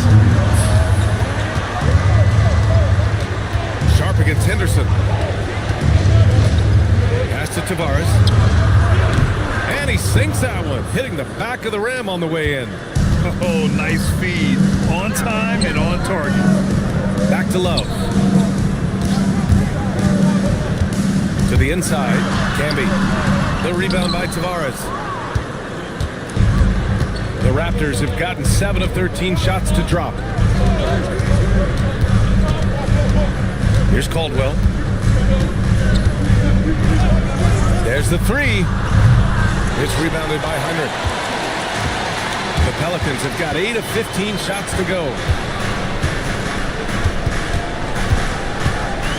59 seconds left in the first. Here's Hayes. Lays it up and in on the nice reverse. And the Pelicans lead by 2. They have no answer defensively inside. Henderson, the pass to Caldwell. Here's Tavares. No one near him. Can't get it to drop. Almost too wide open there. That's like a warm-up jumper for him. Here's Sharp. Can't cash it in from close range. Toronto's gone 3 for 5 from deep so far in this matchup. 5-second differential between the shot clock and game clock. The shake going inside. Jams it in off the great move. He flashes to the rim and is met with no resistance. Pass to Camby. Now here's Love. Hayes inside. Oh, and the release was before the buzzer, but it's off target. It's a tie game in New Orleans. And we'll bring you the start of quarter number 2 when we return.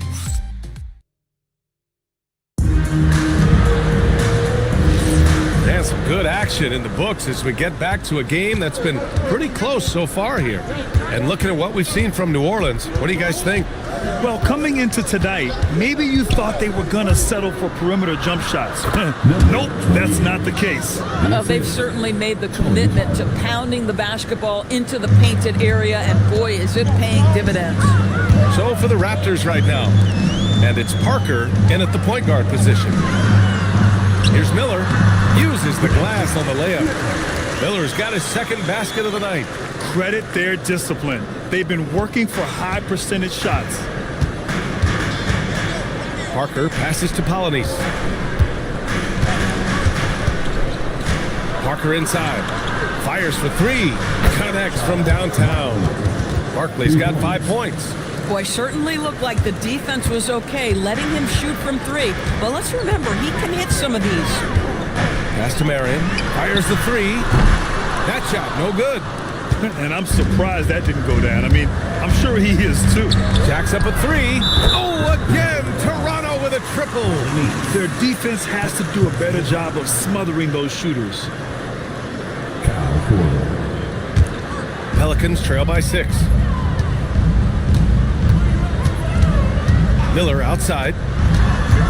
Here's Hayes. And he knocks it down. He's 3 of 5 now from the floor. Defensively, you can't afford to get stuck on the pick. You know exactly what that takes. It takes energy, it takes activity, it takes intensity. Here's the pick. Pass to Barkley.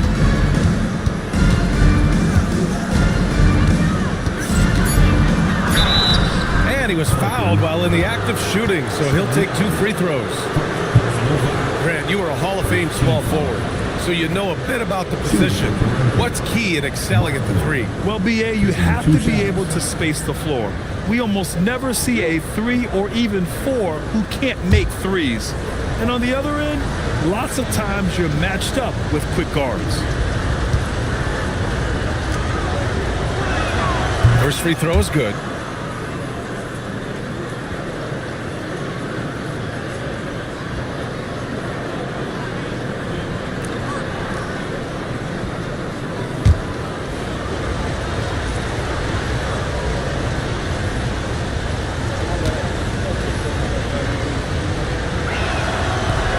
One's no good. And he nails the 3rd.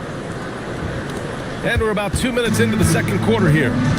Down low. And he goes up strong with a one-handed jam. Once he gets to the rim, it's fairly automatic. Nothing fancy right there. Just takes his 2 points, moves on. Here's Korver. Guarded by Miller. Barkley. Rebounded by Marion. Pelicans trail by 4. Second quarter play, almost 3 minutes gone here. Lets it go. Nice spin off the left rim and in. Marion's got 4 points this quarter.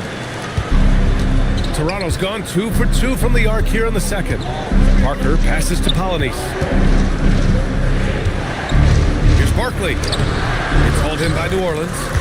Marion's got 4 rebounds in the game. To the paint. Fades back. Miller can't get it to go. And it didn't fall, but still a great look. You know, it can be frustrating when you make the right play and fail to reap the rewards. You just have to stay with it here. Pass to Barkley. Shot from the low post is good. Barkley's got 9 points. He really hooked the defender with that pump fake. It worked to perfection.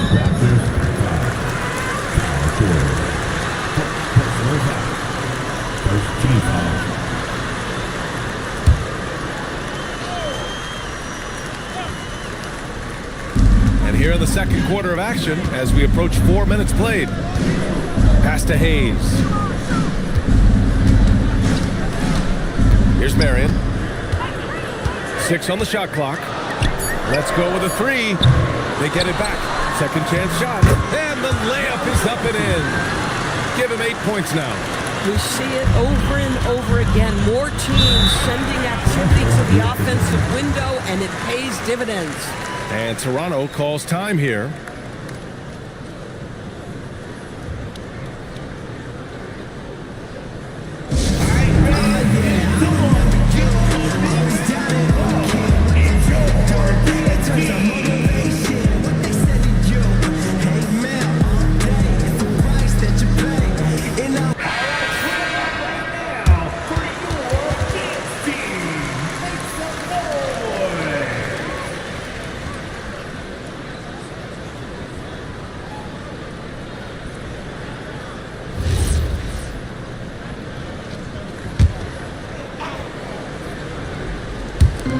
And Toronto has possession.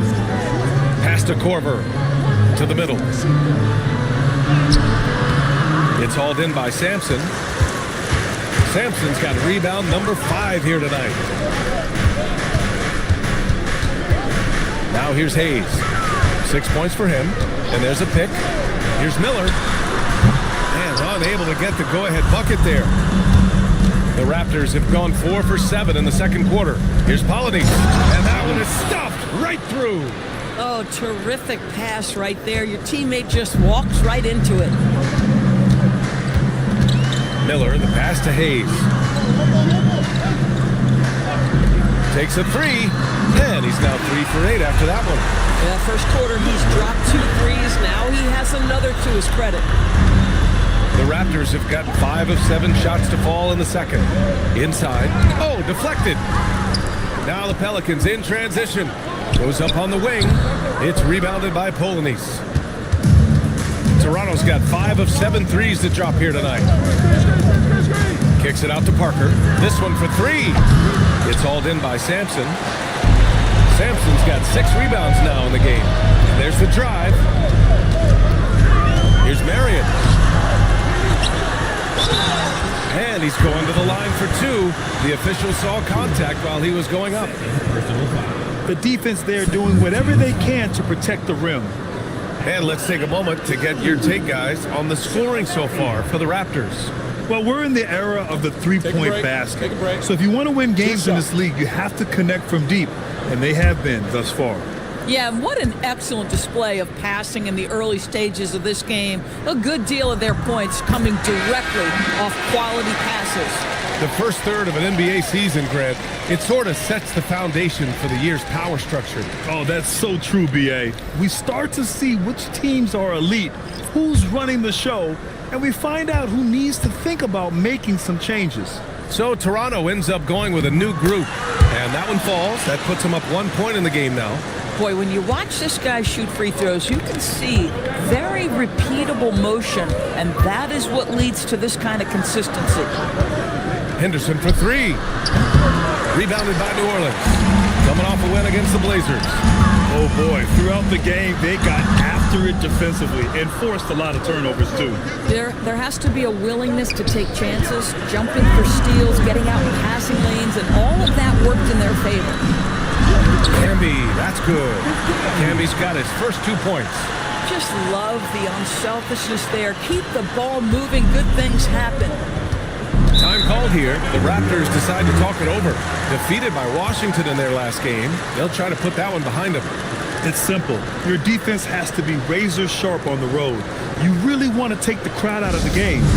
Easy easier said than done. I'll tell you this, it looked like they wanted to get out of town as quickly as possible. The problem is their defense went with them.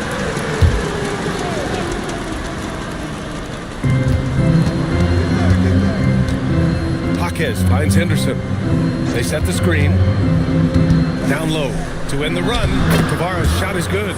Yeah, just catching your teammate in stride right there, that makes the game easy.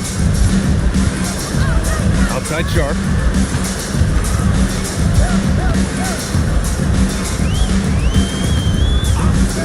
To the middle. Here's Camby. Powered down after the assist led him to the lane. Did you see that?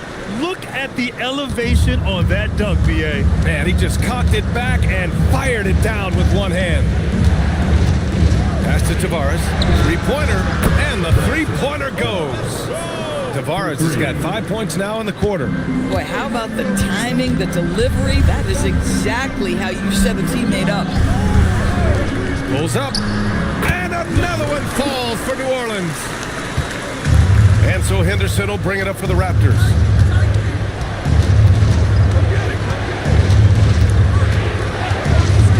Pass to Caldwell. Here's Tavares. The Pelicans pull it in. Marion's got his 6th rebound on the night. This has been a close game in a lot of ways, but they do have an edge on the boards. Boy, you allow a shooter of his caliber to get that good a look and good night. Henderson against Sharp. Pass to Levins. Toronto passing it around. Shot clock at 6. They set the pick. Here's Caldwell. And he can't answer back. The three-pointer offline. The Pelicans lead by 5. They are looking really strong offensively. Yeah, just terrific momentum. Let's see if they can keep it up. Camby, that's good. Good heads-up basketball. Season opening and capitalizes. Here's Caldwell. Over to the left wing. To the paint. To stop the run. And it's laid in by Henderson. Henderson's got his 2nd basket. Good play call and good execution. The offense running on all cylinders. To the inside. Oh, there's the alley. Throw it down on the lob. Woo! I just love that alley-oop slam, B.A. Defense disorganized. Defense pays. Pass to Tavares. Here's the 3. Hits a three-pointer. Tavares has got 8 points here in the quarter. New Orleans has gone 4 of 8 from 3, a nice percentage. Here's Camby. He connects, and now he's 4 for 6 in today's game. Defensively, they've got to get more bodies in the paint. That's 3 straight field goals from below the free throw line. 2-second difference between shot and game clock. Here's Caldwell.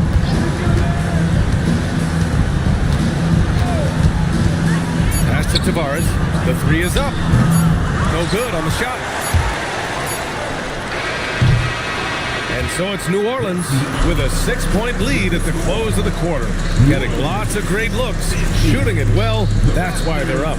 Well, now we have some time to check in with Allie LaForce. Allie. Thanks, guys. I'm here with Doc Rivers and Coach. You guys came out aggressive in the first half. What stood out to you? You know, we're getting to the paint and making plays. They're a great team as far as rotation, so we just got to make the right passes. It all starts with attacking the basket. Thanks, Doc. Appreciate it, Allie. And we'll be coming right back after this break, ready for the 3rd quarter. Get ready for your pocket fight.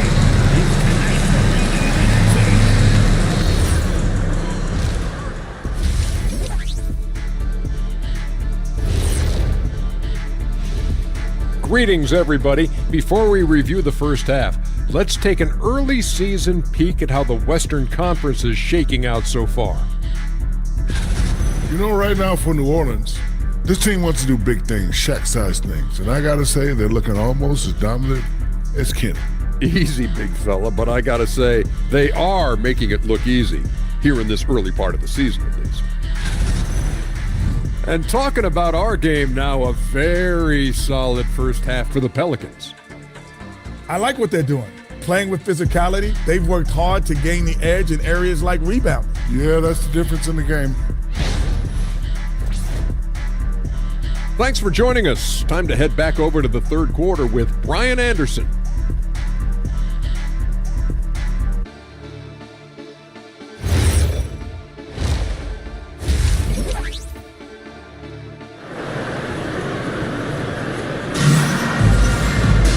Second half of basketball is upon us, and we may be in for an exciting finish based on how close of a game we've seen so far.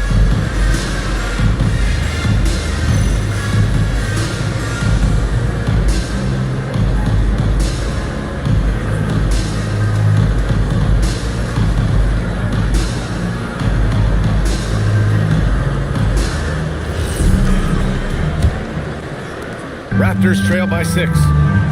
They've got Miller, and it's Sampson in at the 5, down low.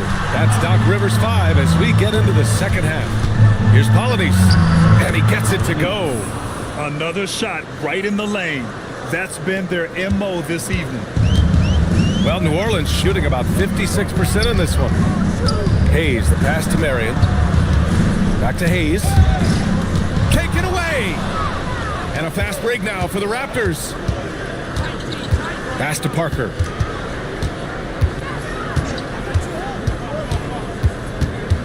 To the paint. He gets it in there. Creating easier opportunities for your guys to score. That is good offense. New Orleans has gone 4 of 9 so far from the perimeter. Miller, the pass to Hayes. Lets it go from deep. That one doesn't drop. Toronto's gone 7 of 13 from downtown so far in this game. Pass to Barkley. For the tie. Ooh, he took a hard foul on the shot. So he'll head to the line to shoot a pair. Toronto shooting their 6th and 7th free throw attempts tonight. At the line for 2.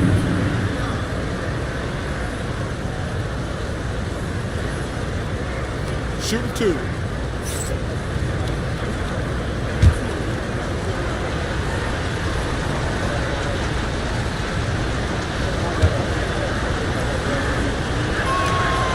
He's off on the first.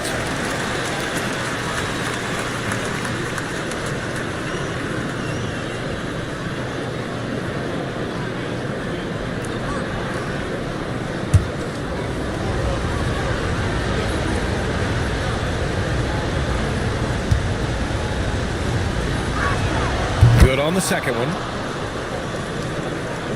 And we're just about a minute and a half into the third quarter of basketball. Miller, the pass to Hayes. For 3. The shot no good. Boy, they've done a good job overcoming his offensive struggles. He's got to be very thankful for his teammates. And it was a great chance to finish on the break, and he flubs it. It was right there for him. He'd love to have that one back. That was embarrassing. And Miller the bucket. Oh, the assist by Hayes. Miller's got 7 points. Good passing to set that up. Teamwork on display. Pass to Barkley. And he drops in the layup off the glass. 12 points for him. You love the start to the second half. 3 for 4. Can they keep it going? Now Hayes. Just over 2.5 minutes gone by in the second half. Shakes him. And the foul is called. He missed it, so he's got a couple of free throws coming his way. New Orleans shooting their 3rd and 4th free throw attempts of the game. At the line for New Orleans, number 20. 2 shots.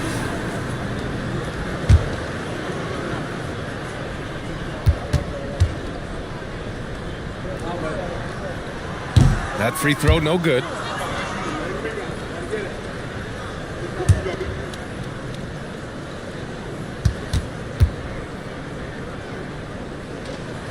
He hits the second from the line. Raptors trail by 3. Parker outside. The floater and a missed layup. The Pelicans have gone just 1 of 3 in the second half. Here's Marion. And that one is hammered home. And this kind of sick slam is just one of the reasons this team is in charge of this game right now, B.A. You know, there's an edge the way they play and a confidence they're not afraid to show. A terrific view of that move captured on the connected cam, thanks to AT&T. Pass to Barkley. There's the three. Miller pulls it in. New Orleans leading by 5. We've gone about 3.5 minutes here into the third. Launches it. Here's Sampson. And the rebound paying off as they pick up 2 on the second chance bucket right there. Yeah, when you attack in the painted area, good things tend to happen. And Toronto calls time here. And no doubt, Coach wants them to improve their interior defense. I think right now they're giving up way too many easy looks. That is a recipe for disaster.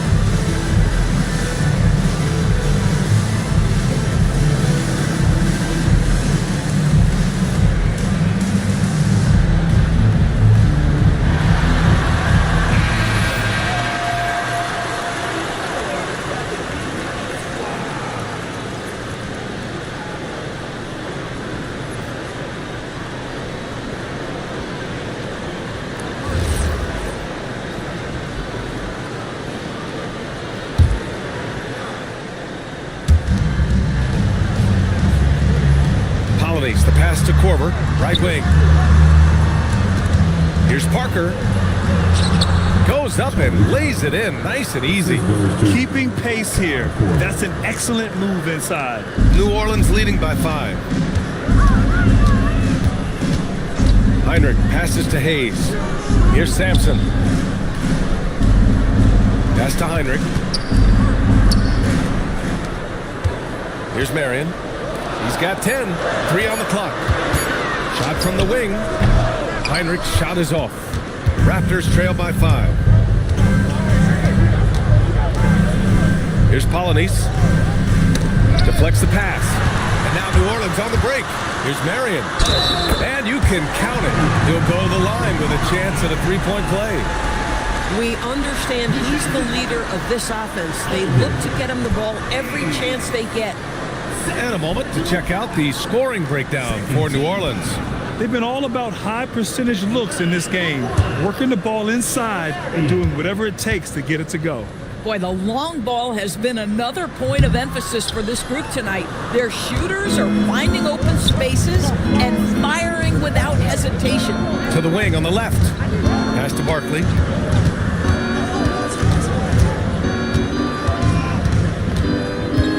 On the clock. It's hauled in by Sampson.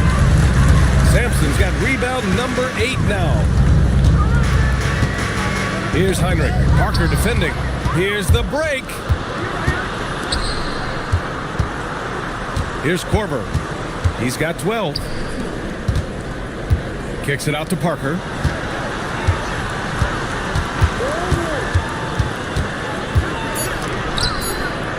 Oh, nice finish from the low block. That one's good. He's got 6. The value of good ball movement isn't lost on this squad. New Orleans leading by 5. Heinrich passes to Hayes. Here's Heinrich. Back to Hayes.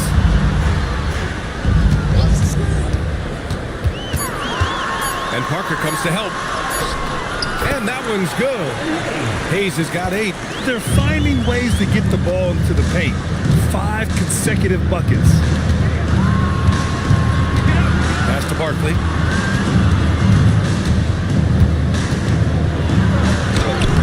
It's hauled in by New Orleans.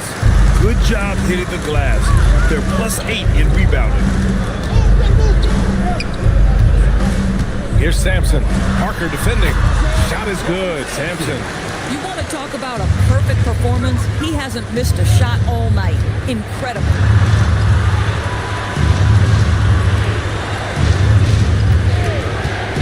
Parker outside.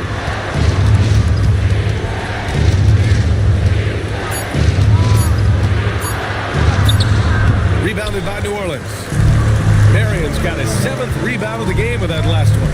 All right, let's check in with Allie LaForce. Hey guys, a lot of conversation in the NBA about expansion. Commissioner Adam Silver said there are clearly markets out there that are very interested and will run through a process. I'm looking forward to it. There's an enormous amount of interest out there. It's on the league to look at it holistically. Back to you. All right, Allie, appreciate the report. Terrific move. He sees the opening and doesn't hesitate. New Orleans leading by 9. And so timeout here by Doc Rivers. He's going to take a minute to regroup with his players.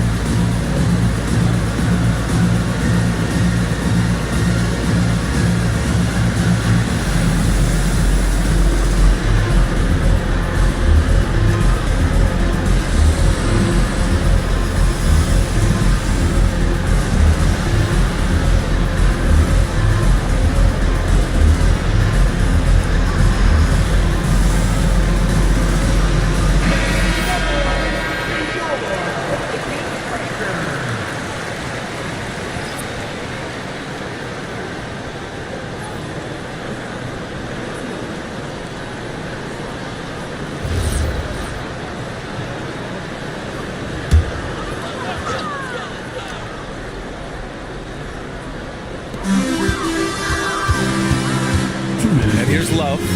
No made baskets yet. Camby, the pass to Love. Laid it in with a nice touch off the window. And the defense has no one to blame but themselves. I mean, they just let him get right to the rim. To me, this is simply stated been a complete lack of defensive attention and focus all night long. Barkley, that's bucket number 5. He's 5 for 12 now. It's interesting. They definitely had more three-point attempts in the first half. Not sure why they went away from it. Here's Heinrich. Pass to Camby. Oh, he missed the layup. He had it with the pump fake. Raptors trail by 9.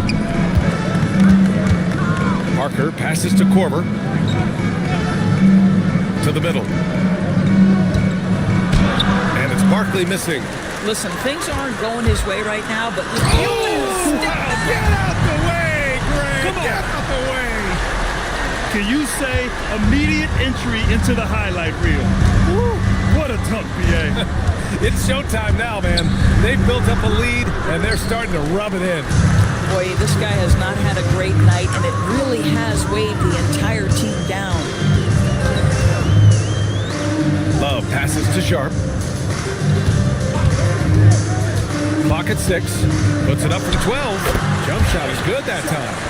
Sharp's got 4 points now in the quarter. And just not letting up at all. I mean, you have to love this approach. You want to get the ball to the guys who make plays. One thing we've learned in the NBA, the game is never over. So you've got to continue to score, continue to build your lead. Well, through 3 quarters of play, down double digits. It may be difficult to overcome.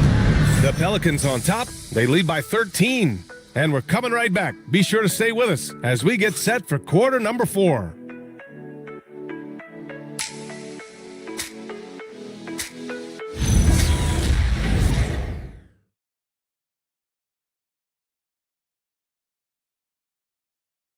All right, let's take a look at our assist of the game presented by State Farm. You have to love his unselfishness and ability to make those around him better.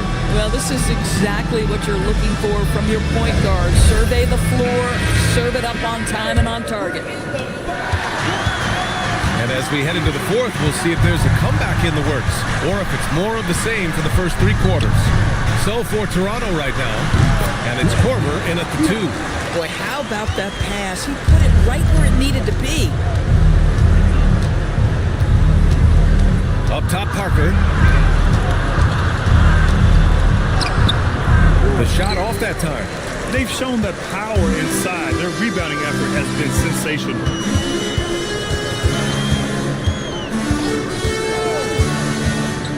Pass to Sharp. Tries it from the top of the key. And yes, it goes. Got a little English on that one. Boy, what a sweet pass. That one on time and on target.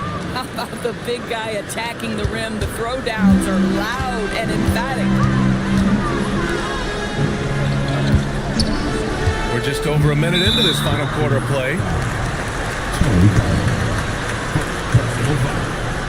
First team foul.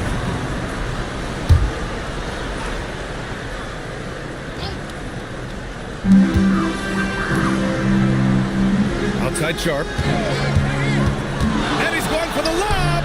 He's really taking care of the ball. That's just his first turnover of the night. Here's Barkley. Pelicans cleared away. Hayes has got 4 rebounds now. We're just over a minute and a half now into the 4th.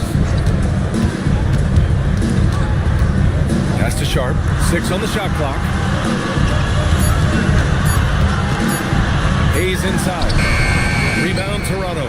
And that closeout certainly made a difference. Well, no question. He altered that shot, and most of the time, that's just as good as blocking it. Parker with it. Looking to get it going. And it's good for 2. Oh, he has a lot of tools in the toolkit. That right there was just one of them. The Pelicans lead by 13. Pass to Hayes. Here's Sampson. Outside Sharp. Fires from deep. Misfires there. 4 for 6 in the game now. The Raptors have gotten half of their attempts to fall in the 4th. 2 for 4 now. Here's Barkley.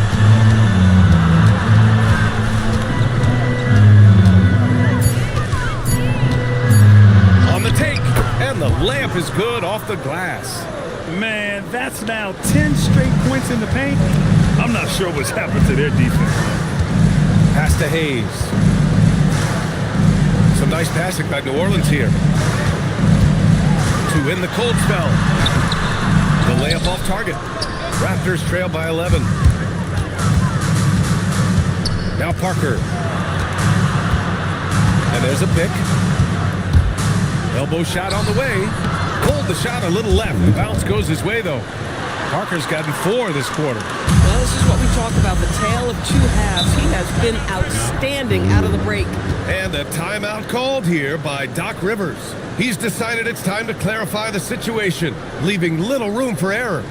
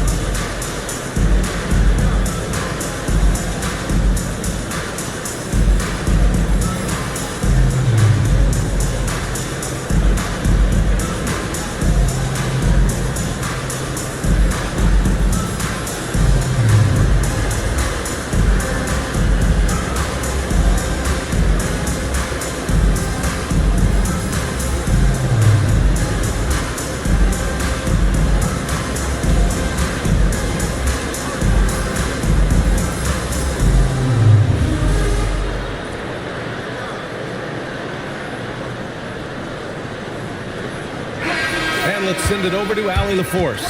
Hey guys, during that last break, I heard Doc Rivers as he talked with the team.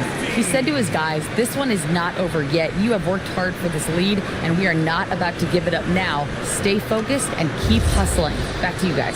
Great work, Allie. Thanks.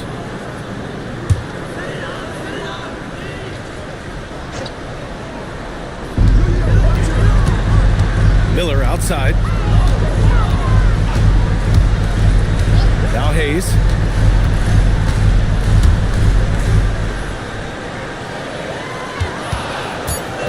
Shot clock at 2. Stop the drought.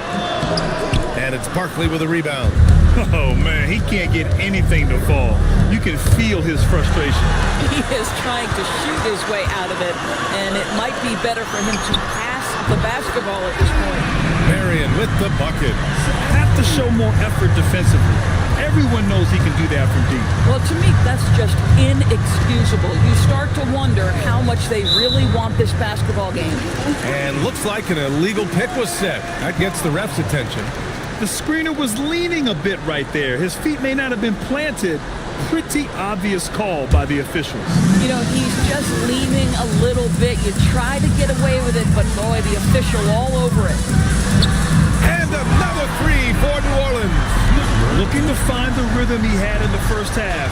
That's now his 4th three-pointer of the game. Here's Polynice. Back to Parker. It's hauled in by New Orleans. Marion's got 8 rebounds in the game. And their physical dominance has been on display. A 10-rebound advantage is a good indicator of how this game has gone. Pass to Hayes. Beyond the arc. Marion misses. And he almost made them regret defending him so loosely. Korver passes to Parker. Inside. Ooh, good finish at the rack off the slick feed. Wow, they're really being taken advantage of defensively out there. No rim protection whatsoever. Hayes with a screen on Parker. Pass to Marion. 4-3. It falls again. He's now 8 for 12 from the floor. Man, they're having a hard time defending the triple. That's 3 in a row. Raptors trail by 16. Here's Korver. Back to Parker.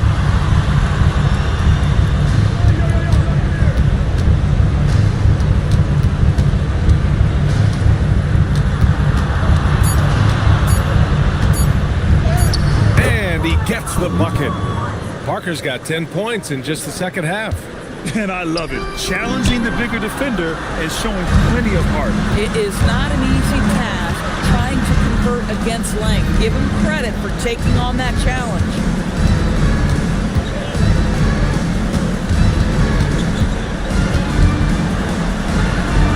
It's deflected.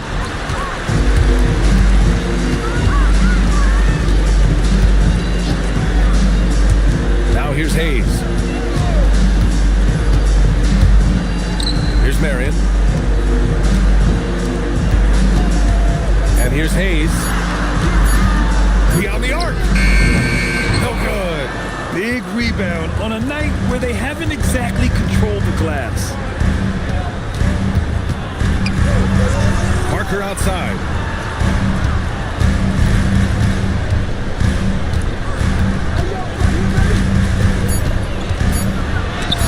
And it's rejected. Miller with it. Now Hayes. Puts up the tray. Money from 3. Coaches love assisted buckets, boy. It just means the team is working well together. Timeout called, Raptors.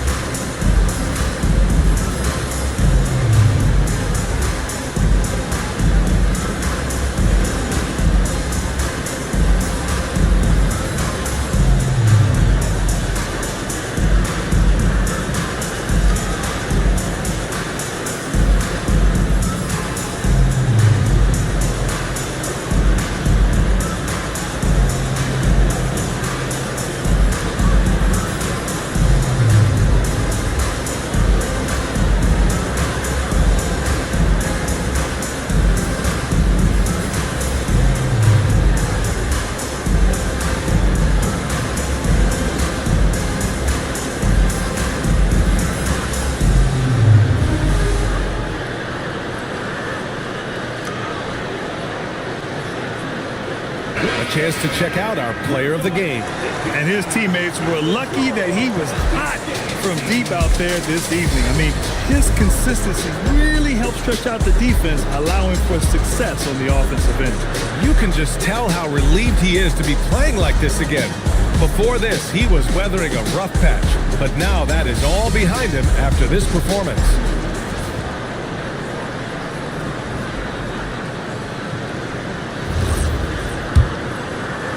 Raptors trail by 17.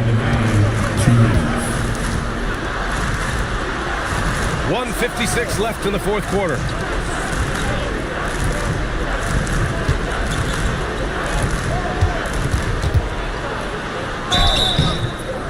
New Orleans foul. Number 20. First personal foul. First team foul.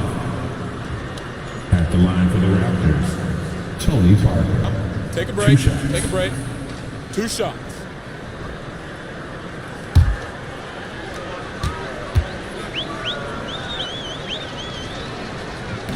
The first free throw is good.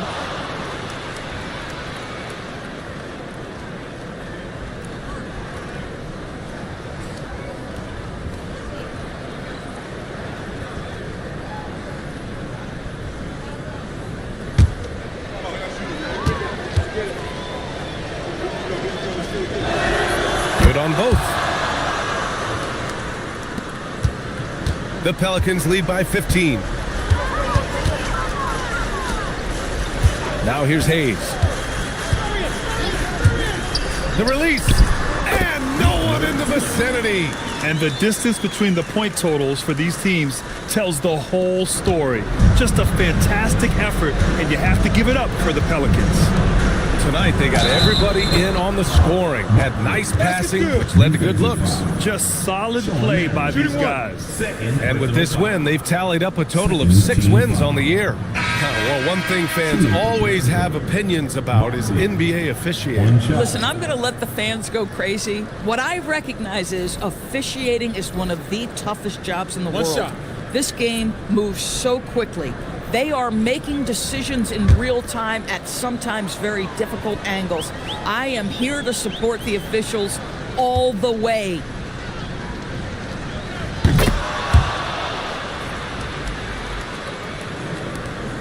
$17 points was their biggest margin. Love outside. Now Sharp.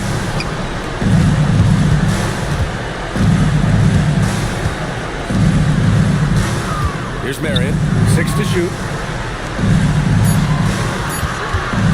He fires from 18. Yes, sir! Sticks the J. Stepping up and nailing an important shot to put this away. Yeah, playing with great energy and great effort. And as a coach, you'd love to see this from your team every single night. Yes, it's good! They've got time on their side here, Grant. And if they're smart, they'll milk the clock a little.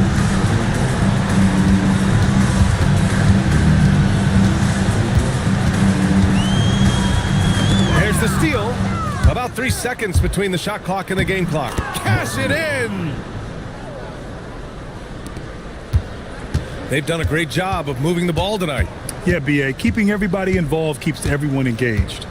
And there's a 3-second violation. 3 seconds. Toronto.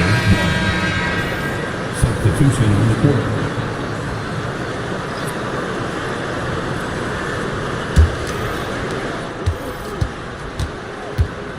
Here's Caldwell. It's stolen.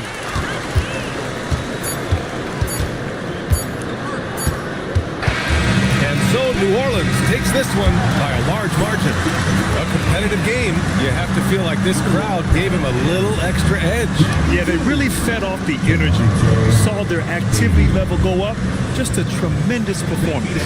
Well, folks, that's going to do it for now. For Allie LaForce, Doris Burke, and Grant Hill, this is Brian Anderson alongside our 2K Sports crew, thanking you for watching. And time now for our player of the game.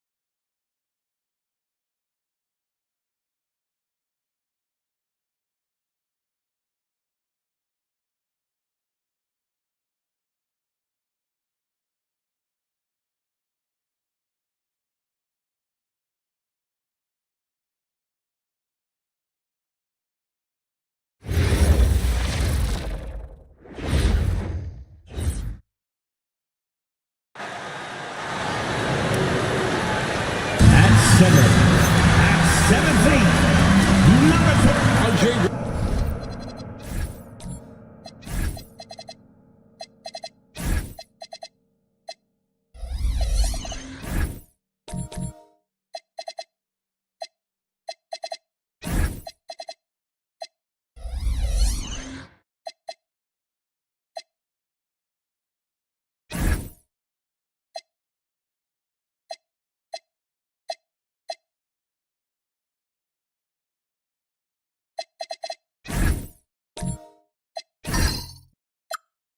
We'll be keeping an eye on the front courts in this one, specifically the matchup at the center position. Yeah, and let's remember, there were some years where people thought centers were becoming obsolete, and now they might be the most important position in this league. Here are the starters for Brooklyn. Mutombo is out there with Duncan. Then it's Anthony. Then there's Havlicek. And it's Hardaway in at the 1 spot. Now here's Duncan. Pass to Anthony. Clock at 6. Mutombo kicks to Duncan. And here's Anthony for 3. It's rebounded by DeBusschere. Now the Knicks with it. And this is their first time matched up with Brooklyn this year. Thompson outside. Outside, Olajuwon. Over Mutombo. Mutombo with some nice D. Here in the first, a little over a minute played so far. Now here's Anthony. Defense right on him. Havlicek left side. And it is flushed down with a nice jam. That's a double whammy, guys. That's right. A great defensive play, then the emphatic stuff. Once he poked it away, you knew what was on his mind. Now, here is DeBusschere. Olajuwon, right side. That shot, no good. Mutombo with some nice D. To the inside. Here's Duncan. Nice work on the boards, paying off with the basket. And how about the timing from Duncan on the glass? Getting there to collect that offensive rebound and the putback. DeBusschere with the screen.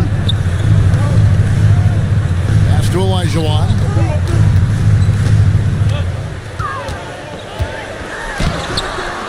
A rebound by the Nets. Just haven't found their offensive footing yet, only managing to sink 1 of their first 5 shots. And here is Mutombo, guarded by Risache. And the basket by Mutombo. For New York, they've gone just 1 for 5 from the field to start the quarter. And GA, you started your career with the Knicks. What memories do you have from your time in New York? Well, after winning the championship in college, it was great to play for a team in the NBA that had similar aspirations. So many great veterans to learn from and a Hall of Fame coach. Pass to Thompson. Bounce pass from Risache. Lets it go with the 3. Dikembe Mutombo pulls it in. The Nets with the lead. Anthony, the pass to Hardaway. Knicks foul. Olajuwon. First personal foul.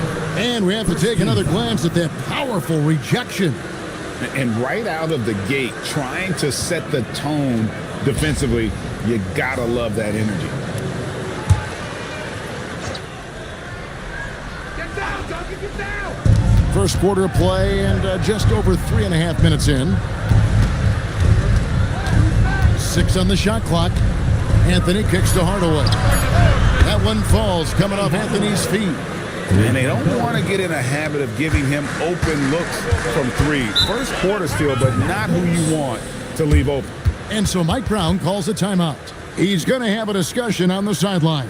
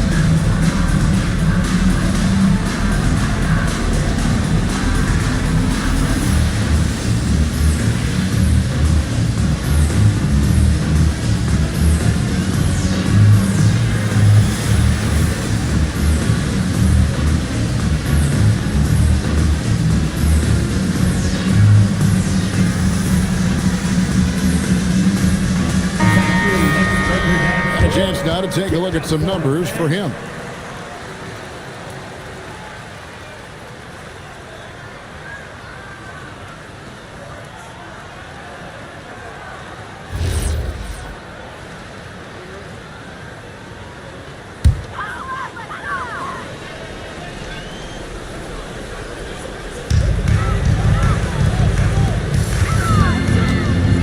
Back to the Busher.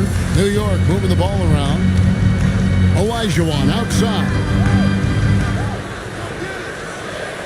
Just 5 to shoot. They need this. Rebound, Brooklyn. Yeah, on the road, you're already a little out of your element. Then the misses from the line become contagious. Yeah, they weren't doing themselves any favors missing all those free throws. You could sense the frustration mounting as the game went on. Now, here is Havlicek. He has yet to score. The Busher against Anthony. Fires for 3. Good on the three-point shot. And what kind of defense was that? You can't give up wide open threes like that. What are you doing? Hardaway passes to Anthony. Back to Hardaway. That 3 off the mark. And you don't want to give up that kind of look too often.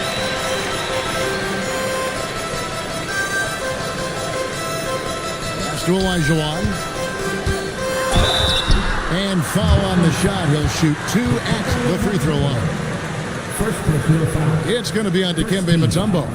Well, it's still early in the season, Greg, but we're getting an idea about which direction teams are headed in. So true, but so much can change between now and the end of the schedule. So the most important thing at this stage, building momentum heading towards midseason. And he knocks down the first one. And RJ, you played 7 seasons in a Nets uniform. The most with any of your teams. Yeah, it was a great way to start my career consistently in the playoff picture. It was really the most sustained success that the franchise has enjoyed. Here's what Brooklyn's going with right now. Thompson, he's checked in for Mutombo. Koulibaly comes in for Havlicek. And it's Jonas in for Anthony. Brooklyn's gone 1 of 3 from beyond the arc so far in the game. Here's Jonas. Olajuwon with the block. And already they've staked out a noticeable advantage in terms of aggression and controlling the backcourt. Thompson the bounce pass from downtown. Brooklyn with the rebound. Duncan's got his 4th rebound in this one. Pass to Koulibaly. Duncan outside. Down low, Thompson, and it's Thompson with the jam. He finds a shooter in motion and is confident he can thread him with the lead pass. Well done. Thompson surveying the floor.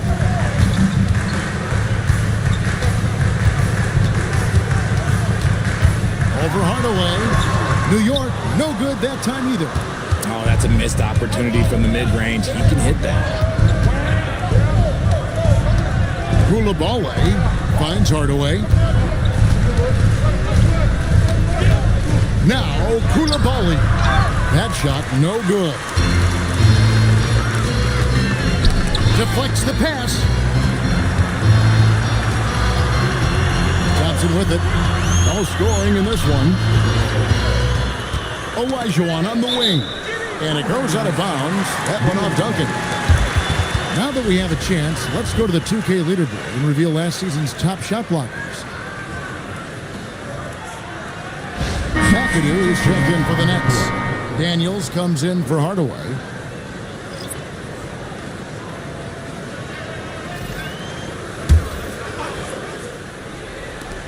Four on the shot clock. New York needs to get off a shot. Garland way outside. Pass to Murray Boyle.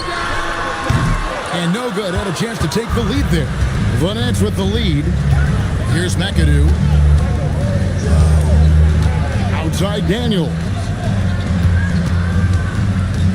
Here's Koulibaly. It's rebounded by New York. Bad outing offensively. You break that game down. Their issues Well, it's pretty clear.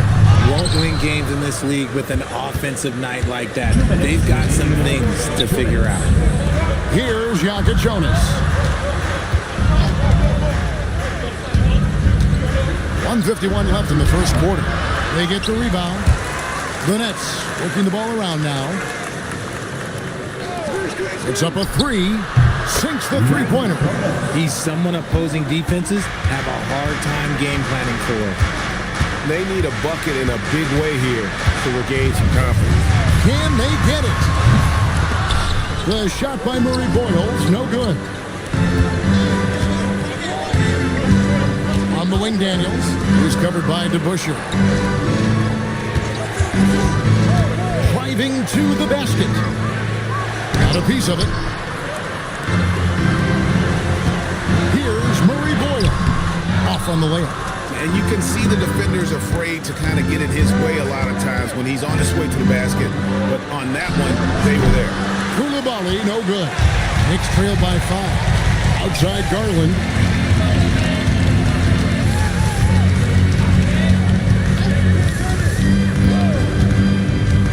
.34 seconds left to play here in the first. And the powerful one-handed slam.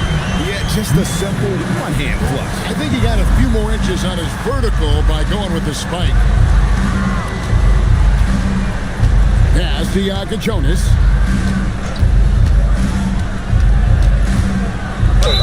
Whistle blows. Bucket is good. And he'll have a chance at the line to make it a three-point play. And they've scored several times already here in the first quarter on the inside. And this is his first trip to the line tonight.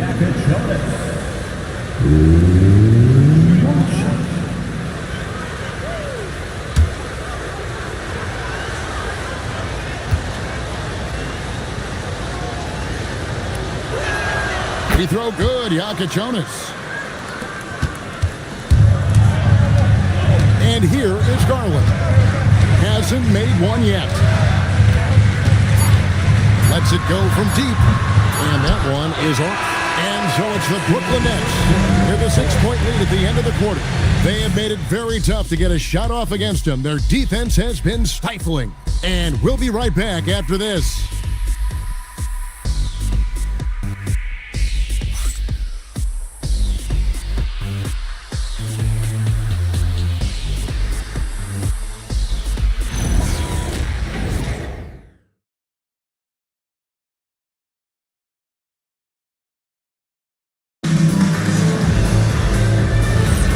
Thanks again for tuning in. If you're just joining us, we've played through one quarter of action so far. And guys, what stands out to you from the Nets in this one? Well, when you control the glass, you control the second chance opportunities on both ends. And rebounding numbers, sometimes we overlook that, but they can have a big effect on the outcome. So with Thompson sitting on the bench, this is the group Mike Brown has right now. They've got Rizachet. Garland is out there with Donaldson. And Murray Boyles in at the 4. Rizachet with it. Guarded by Hardaway. Garland, no good. Yeah, just a solid job on the backboard. They are really controlling the inside. Mutombo dishes to Duncan.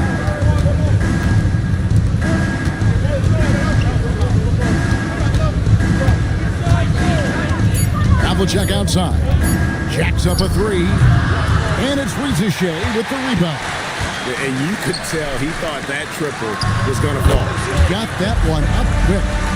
Garland's got the second quarter going with the first basket of the period for the Knicks. Brooklyn leading by 4. Hardaway passes to Duncan. Havlicek outside. Back to Duncan. Tries from 7. And the shot is good, dropping in off the front of the rim. Duncan's got the lead up to 6 now for the Nets. They've been struggling here on offense. Yeah, a bit of a dry spell for sure. Here's Rizachet, covered by Havlicek. Pass to Garland. From the arc. Another miss by Garland. Nets have gone 1 of 3 to start out the second quarter. Anthony kicks to Hardaway. Back to Havlicek. Drops, and it comes off the assist from Hardaway. And it's an 8-point Brooklyn lead. And with the height to see over people and the peripheral vision to do it quickly, Penny with the perfect setup. Garland, the pass to Donaldson. It's a nice passing by New York here. And he takes the fantastic lead pass out strong for the slam. Strong to the 10, trying to get his guys going. Hard not to get motivated, GA, right when your teammate makes that kind of play. And that could be the spark they needed to make a little run as they try to even this thing out. Now, here is Havlicek. Here's Duncan. A long-range shot from Duncan. It's rare that you see this from Duncan, so you know he had to really like the shot. And so Mike Brown calls a timeout. He made the decision to huddle up with his guys and talk about strategy.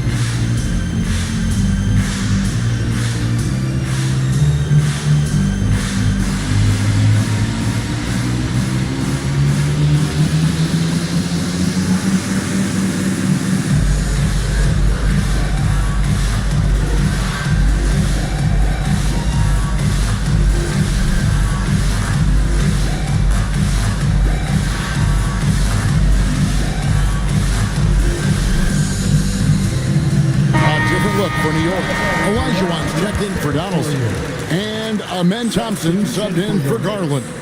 Olajuwon Thompson.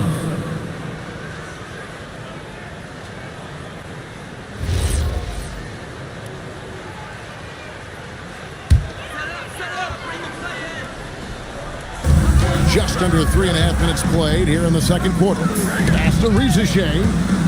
Stolen by Havlicek. And the dunk by Havlicek. Hey guys, Havlicek in a nutshell. Just constant motion, unparalleled stamina. This guy will wear you out. To the middle. Nice pass. Right into the rack perfectly for the layup. He has 7. And that's exactly what they're going for on that shot.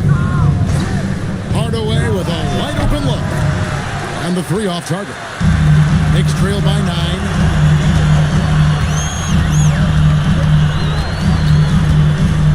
To Olajuwon. Thompson sets the pick for Rizichet. Down to 5 on the shot clock. Here's Murray Boyd. Rebounded by Dikembe Mutombo. Mutombo's got 4 rebounds in this game. Havlicek the pass to Mutombo. And it's Dikembe with the jam. Oh, inflicting some punishment with the 2-hand flush. Ah, they're going for the throat. Rizichet up top. Thompson, a screen on Havlicek. 7-foot shot. Back to Rizichet. That's in, coming off the assist from Thompson. Rizichet's got his first points of the night. And just a step ahead of the D in that possession there, making the pass. Nice assist. Havlicek outside. Anthony taking his time here. Beyond the arc. Second chance effort. And Mutombo finishes inside. Mutombo's got the lead up to 11 now for the Nets. Second chance points always hurt. Just not enough effort to block out. Yeah, I'm going to go out on a limb here and say they need to emphasize rebounding going forward. When guys are moving the ball, sharing it, it makes the game so much more fun, both as a player and as a fan. And now let's swing it over to Allie LaForce on the sideline. Thanks. The NBA has style. Commissioner Adam Silver said this is a unique league. It's also a lifestyle brand. There's a strong association with music, fashion, culture, and also art. And the way way to grow the sport is to appeal beyond those who are hardcore basketball fans. That's where our success has come. Kevin? Yeah, but we sure love those die-hard fans, don't we? Thank you, Allie.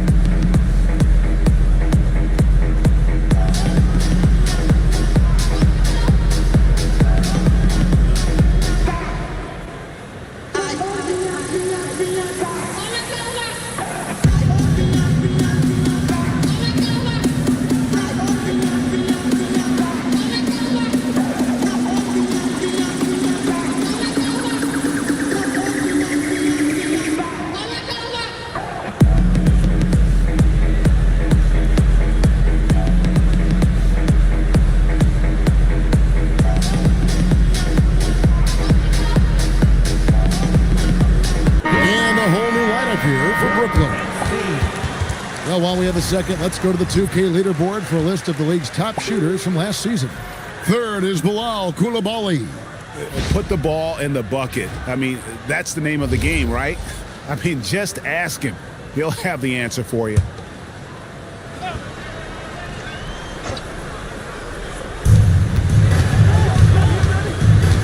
Here's Yaka Jonas. He has 6. Here's McAdoo. And again, it's the Nets missing. And even without that 3-ball dropping for him, the defense should have done more on that last play. And it's Risa Shea missing. Nets leading by 9. Here's Yaka Jonas. Thompson sets the pick for Coulibaly. Back to Daniels. 5 on the clock. Shoots the 3. It's rebounded by DeBusschere. And the great shooters know when they've got enough opening to go for the 3. I didn't think it was a bad choice on that possession. Olajuwon drawn the double team. Some nice passing by New York here. Cranes it from beyond the arc. Risa Shea's got 5 points so far. If you're not right up there on him, oh, he's going to make you pay. Pass to Yaka Jonas. On the wing, the ball. Nothing on the board. The real come at us, and we're coming right back at you. Yeah, I love the competitive fire right there. You drain a triple on us, and I'm coming for my revenge. Now, here's Thompson. Olajuwon with a screen on Daniel. And it's Olajuwon with the jam. And no doubt they'd love to see him get a lot more of those opportunities. And that deficit will go away quickly if he does great. Here's Yaka Jonas. He's got 6. Here's McAdoo. He's defended by Olajuwon. Here's Yaka Jonas. And it's going to be out of bounds. The Nets will retain possession. And with the moment, let's check out some stats for Thompson. Last season, he played outstanding. 7th in field goal percentage. And of course, he's got a nose for the ball. He ranked in the top 10 in steals last season. And you know, back to his tremendous efficiency shooting last season, top 10 in the league, his dead-eye shooting creates so many opportunities for that offense. And with the trend break toward a faster pace, do you miss watching those grinded-out half-court battles that enthralled millions during the Jordan era? Well, I miss plays more than anything, but as far as watching, the game for me is as good as it's ever been.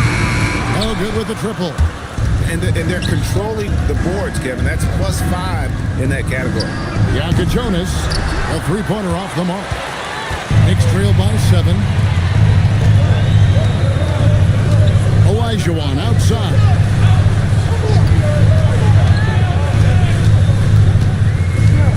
Pass to DeBusschere. Back to Olajuwon. And here's Thompson. Patriots from outside. And it's Daniels with the rebound. Now, Coulibaly. Here's Yaka Jonas.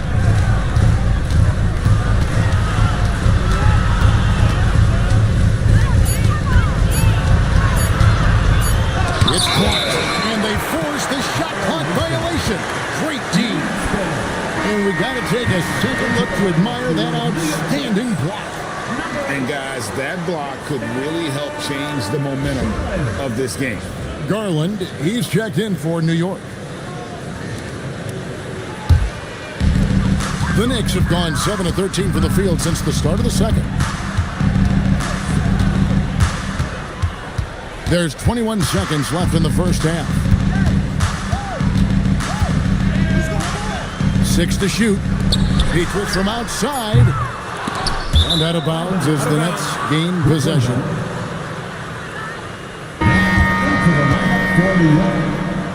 Number 4, James Donaldson. 8 seconds left now here in the second. And the call is going to be, yes, it is, an illegal screen. Beyond the leaning, you could see his feet more set on that screen. Easy call. Look, guys get away with this all the time, but on this occasion, he got caught. And so it's the Brooklyn Nets bringing the quarter to a close with a 7-point lead. And it's been their rugged defense setting the tone. And we've got more on 2K Sports coming your way after this break.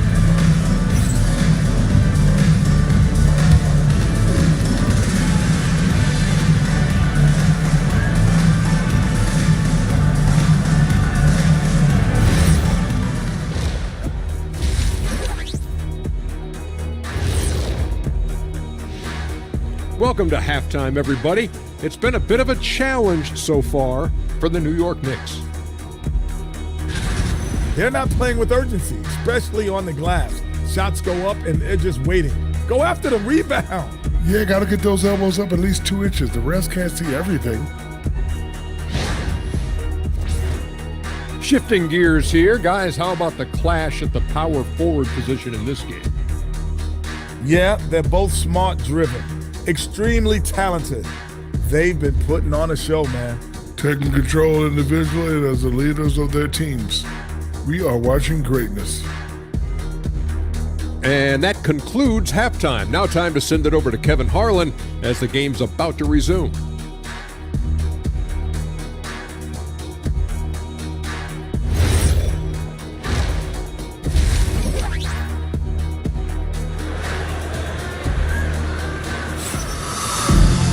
And we've got third quarter of basketball for you. 2 quarters in the books. An exceptional performance from Tim Duncan. You just love the patience in that first half. Waited until he got the look he wanted. You love guys who can get their shots within the flow of the offense.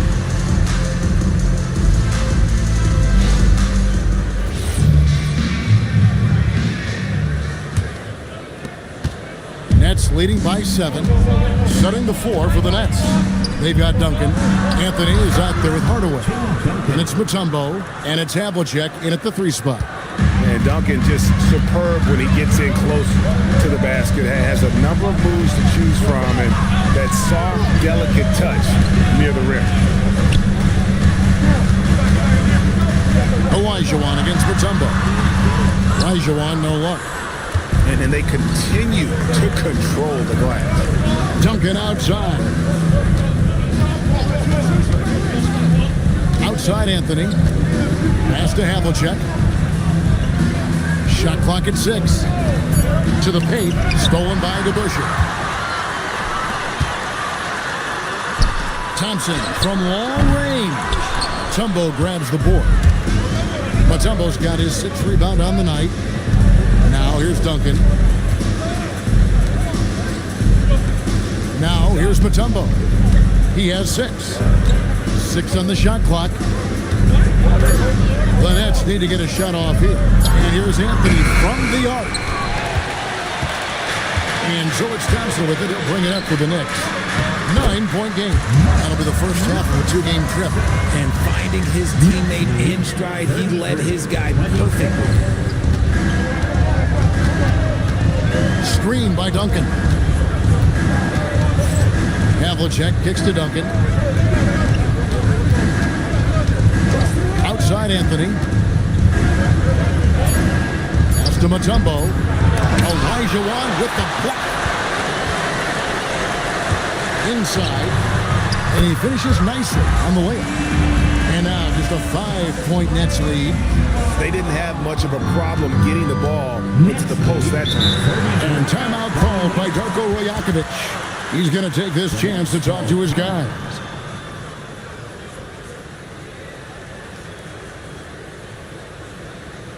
Here they are, fans. Put your hands together for your Knicks City Dancers.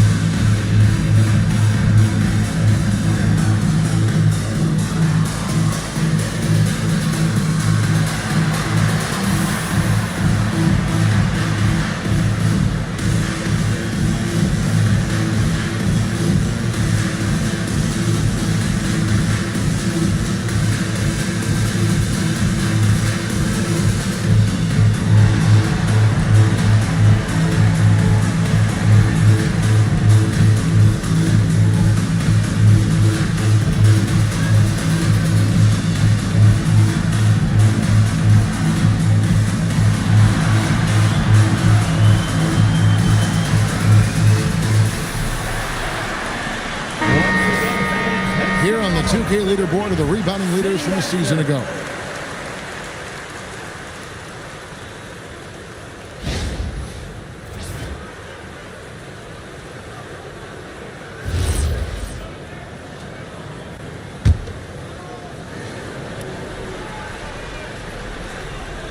Here's Hardaway. A little under 2.5 minutes gone by here in the third. Pass to Havlicek. Clock at 6. Here's Anthony. And again, no good by Brooklyn. That's 1 for their first 4 to start the second half. Thompson finds Ricochet.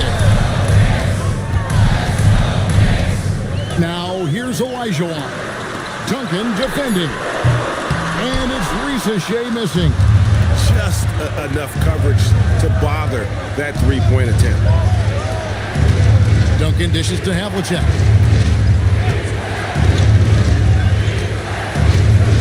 Pass to Anthony.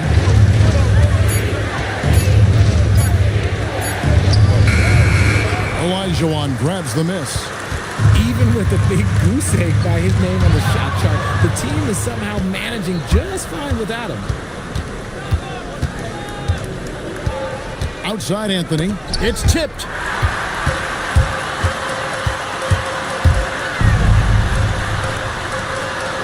The tray. It's in, and he's a very efficient 5 for 6 on the game. Oh, easy money. You have to stay connected to this guy defensively. And Richard, you were telling me before the game, you're a big fan of Amen Thompson. Oh, man, he is an elite defender who can guard multiple positions. One of the top athletes in the league, and he's just such an instinctive playmaker. Yeah, the quiet intensity that Duncan brings, just incredible. He's a consistent force whose teammates really look up to. Shoot 2.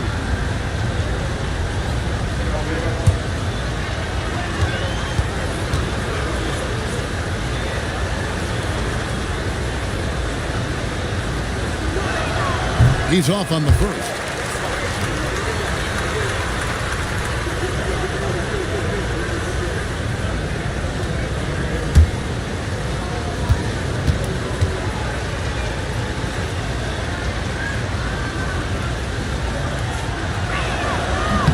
And he's good on the second. Knicks trail by 3.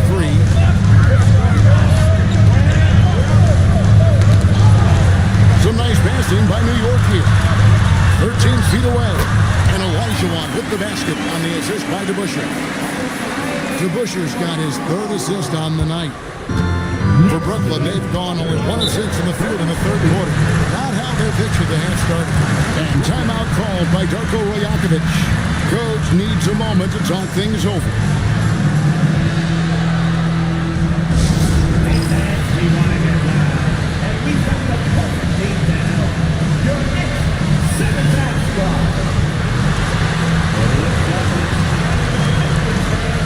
Here they are.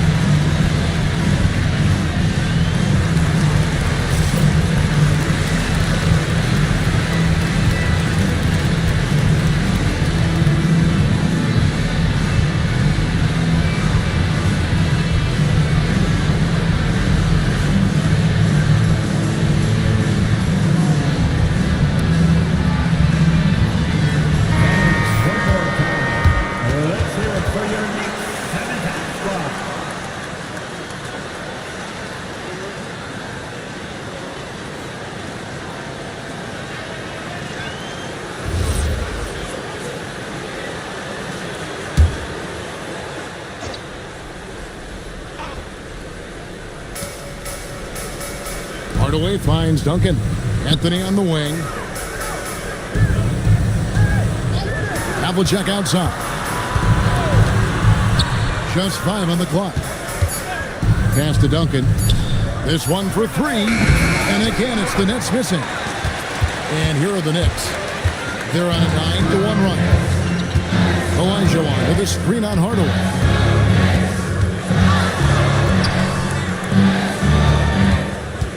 Now, Reza Shea hits the three-point bomb.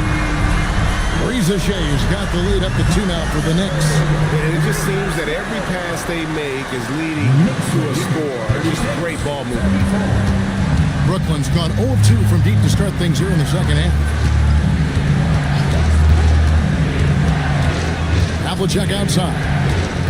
Pass to Mutombo. On the wing, Hardaway. Duncan with the screen on Thompson. Hardaway passes to Duncan. Yeah, and at 7-1, Duncan is a problem in the paint. Outstanding with his extension there, just hammering it home. And so Mike Brown calls a timeout. Coach is going to talk some things over with the team. Might be seeing something to adjust.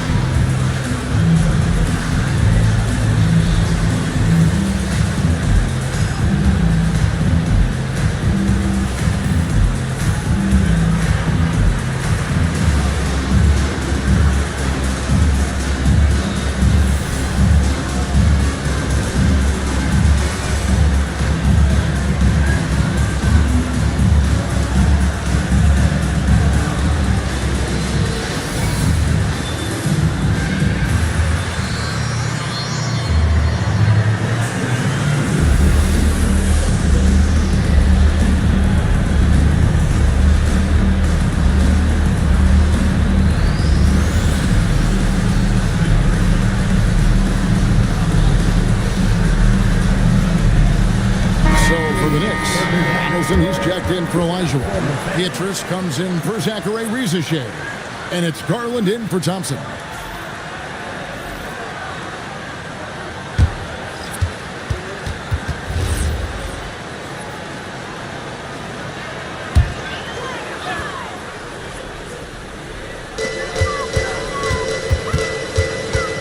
Pass to Beatrice. There's Garland. Thompson with the rebound. Thompson's got his 4th rebound in this one. And gotta like what they've been doing down low in the post. Nice shot by McAdoo. They're consistently finding ways to get the ball inside and taking full advantage. Pushing it up.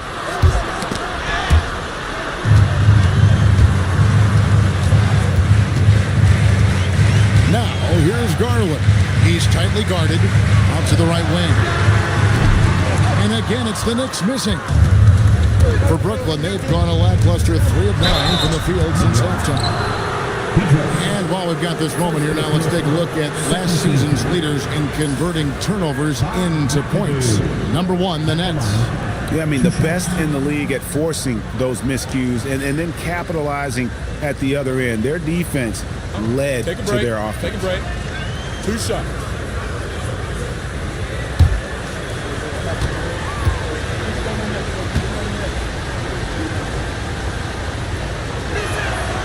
No good on the free throw. The most impressive thing about McAdoo is how diverse his game is. Attacking the rim, hitting jump shots. He's got a lot of ways to punish him. He hits the second from the line. Knicks trail by 3. Garland, the pass to Beatrice. Off target with his 3. And the well is running dry for him right now. Nothing falling. Yeah, and the risk now is that he gets inside his own head. Time to take deep breaths in through the nose, out through the mouth, and let the game come to you. And it's good. 2 points. It's Garland with the ball for the New York Knicks. shot to stop the run, and he hits the jump shot. 14 points for him. Nets leading by 3. Pass to McAdoo. And he gets the whistle. 2 free throws coming up. Let's check out the stats for Garland. Coming off a terrific season. Last season, put up about 24 points per, 5 assists, and 3 rebounds. And the phrase stats don't lie absolutely applies here. He's been a monster on the court for this team. Yeah, they rely on his production night in and night out. There are times when he absolutely carries them. And he makes the first. Reza Shea, he's checked in for New York. Amen Thompson comes in for Garland.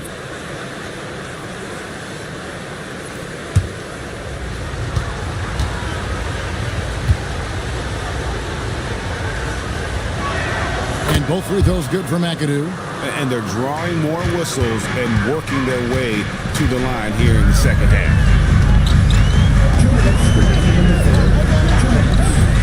To the left side wing. Here's Donaldson.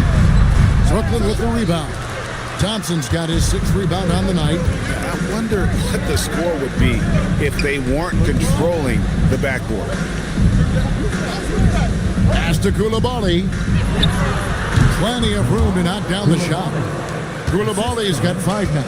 Pick works well there. Not much resistance from the D. Yeah, that just comes down to a lack of effort. The defender has to do a better job fighting through the screens. To the inside. Rebound, Brooklyn. It's off to Utah after this game where they'll face the Jazz. That'll be the 3rd game of this 3-game road trip. Ooh, how about the powerful move there on that slam from McAdoo? Not many are better than him at getting the job done on the interior. He'll always find a way to finish at the rim when he gets a chance. For 3, and Reza Shea. The bucket on the assist by Thompson. And 11 points for Reza Shea. Pass to McAdoo.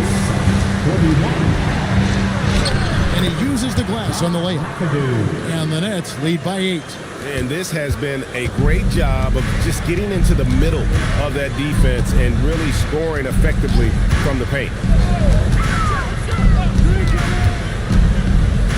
We've got 22 seconds left in the 3rd quarter. Here's the screen. Shot clock at 5. And stolen by McAdoo. Here's the break. And a wide open look for Daniel. No good from outside.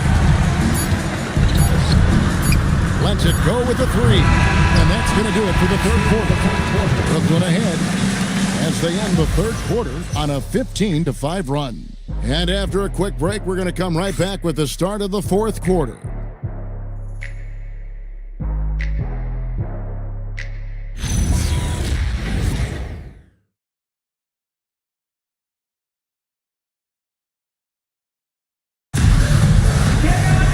And with 3 quarters behind us, let's see what this 4th period holds in store for us. We've got Amen Thompson. Reza Shea is out there with DeBusschere. Then it's Elijah Wan. That's the 5 for New York right now. Back to Reza Shea. Thompson sets the pick for Reza Shea. And Thompson throws it down. A power flush with a long hang on the rim at the end of that. That could be a catalyst for him. It really could. DeBusschere against Duncan. Here's Anthony. That's a Hardaway. Havlicek outside. Launches a 3. It's good from long range.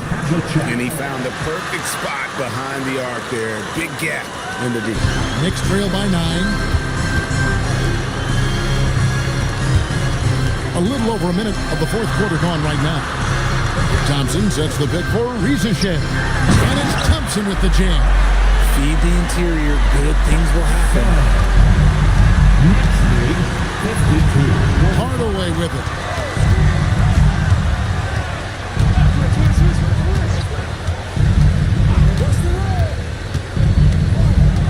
Pass to Havlicek. And here's Duncan. Fade away, and it's Brooklyn scoring again.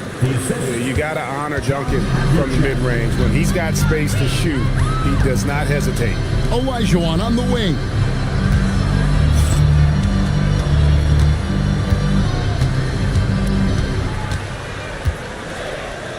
Pass to DeBusschere. For the three. Rebounded by Dikembe Mutombo. Mutombo's got his 7th rebound of the game with that last one. Hardaway dishes to Mutombo. Out to Anthony. 14 feet away, and that one good. And now an 11-point Nets lead.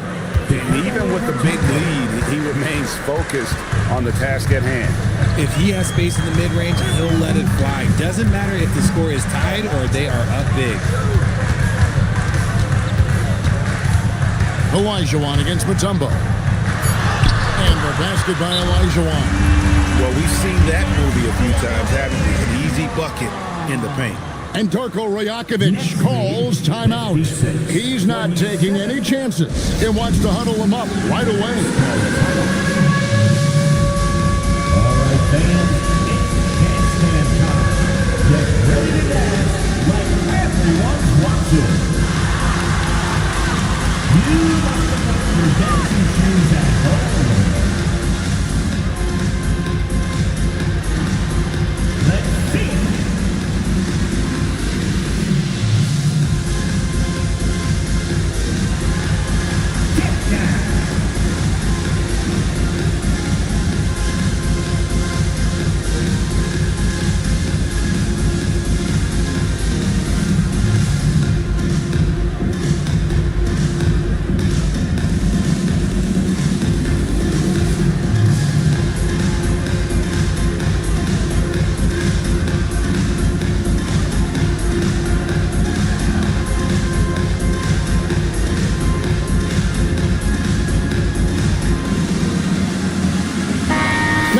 Take a minute to talk to Allie LaForce courtside. Allie.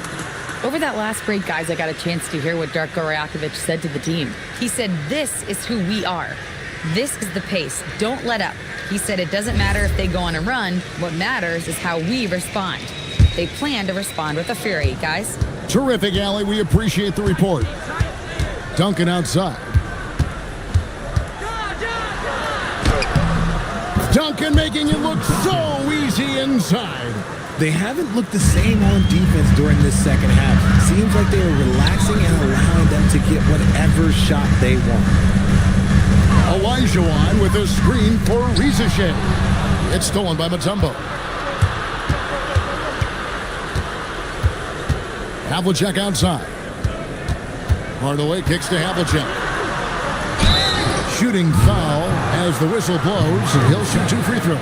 Yeah, and among the many things to like about Hondo, he is strictly about the team. Willing to take on any role.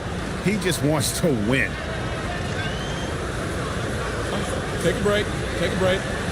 2 shots.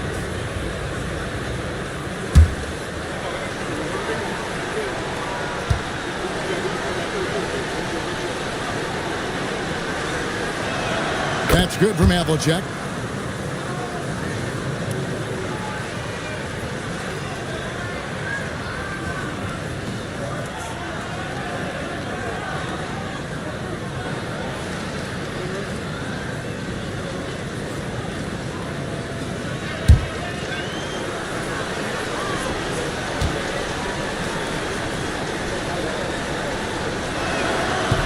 Second free throw, no good. Knicks trail by 12. DeBusschere passes to Thompson.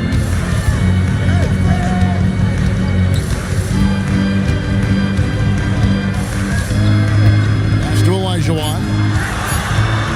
Here's Rizachet. An absolute bomb from three-point range. Rizachet's got 9 points here in the second half. Hardaway passes to Duncan. Now here's Anthony. Now Mutombo. He's defended by Olajuwon.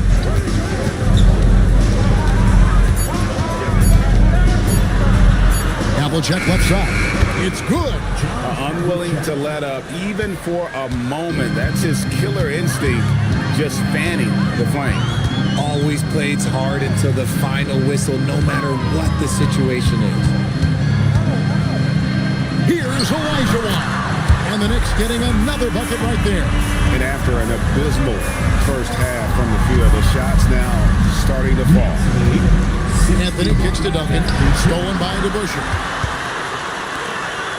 It's one up. And setting the tone with that rejection, Duncan, the defensive anchor of this team. And some stats here, guys. The scoring breakdown for the Nets. Look, they're getting good looks inside. It's been a point of emphasis all night long, but I love this hard-nosed attitude of this team. And another thing they've been doing all game long is knocking down the three. Shooting has been a big part of their game plan tonight.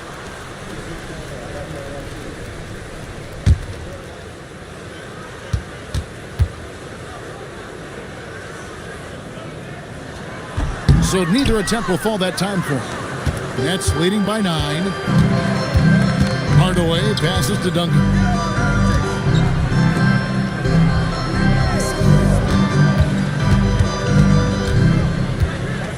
Down to 5 on the shot clock. He's feeling it. Elijah with the rebound. Very dangerous to leave a guy like that open. Lucky break there for the D. DeBusschere with the screen on Hardaway. Takes the 3. Here's Elijah. And it's sent back by Mutombo. Havlicek the pass to Hardaway. Duncan finds Anthony. Inside, Mutombo. And the Nets miss again. Looked like he just rushed it there. Just maybe take a little bit more time in the future. And there's the whistle. 3-second violation. A chance now to check out the Knicks' upcoming schedule. On Wednesday, they'll be matching up with Paolo Banchero. Then on Monday, they'll go up against the Bulls in Chicago. And Kevin, I think you have to look at this as an opportunity to take a step forward. Sometimes tough road trips can bring the best out of a team and bring you closer together. And Brooklyn making a change here. Koulibaly's checked in. Duncan kicks to Hardaway. And that comes off the assist by Duncan. And the Nets lead by 11. It seems like they found their rhythm offensively, and they're shooting the ball much better out of the break. And Mike Brown decides to call timeout. He's very aware of the timing here and the significance of getting things squared away with his team.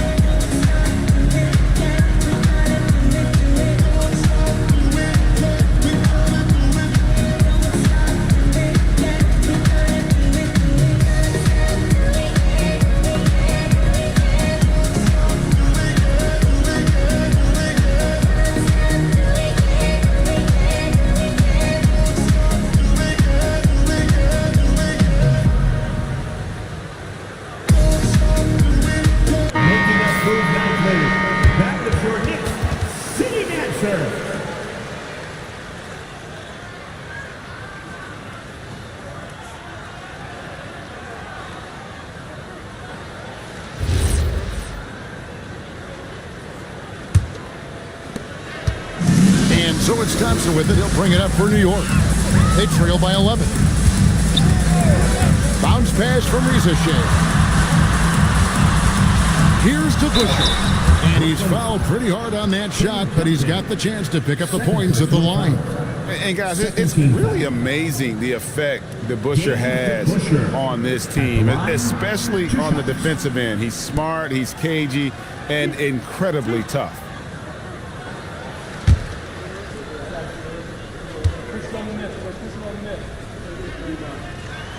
First one falls for him.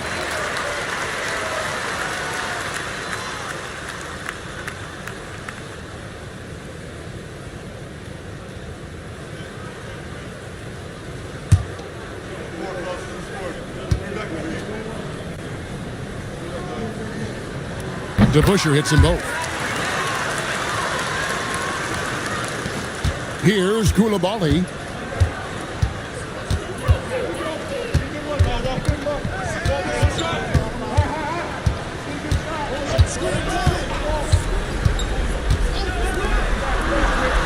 Six on the shot clock.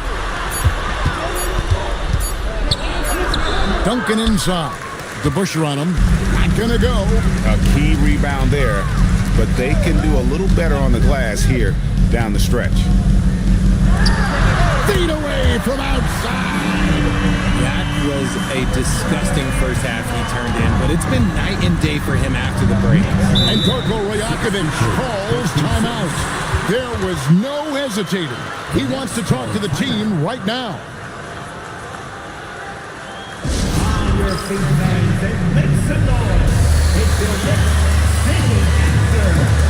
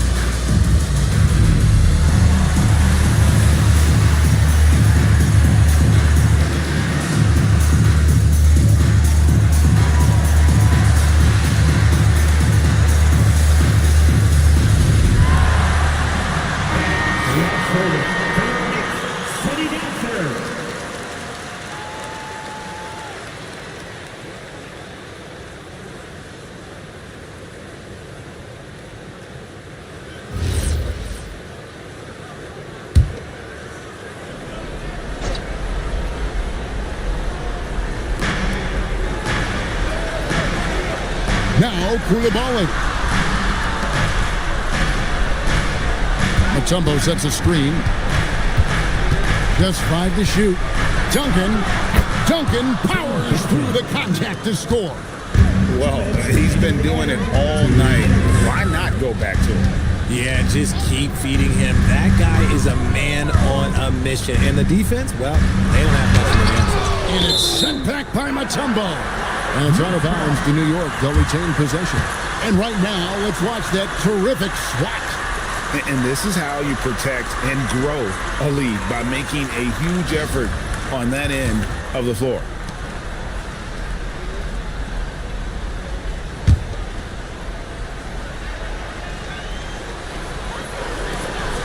Shot clock at 6. Watch again. Now Koulibaly. Duncan outside. And here is Hardaway. And that one clearly a foul. Gets the whistle and 2 shots coming up. That's on Dave DeBusschere. A tremendous score with the ball in his hands. Duncan, just too much for the D to handle. 2 shots.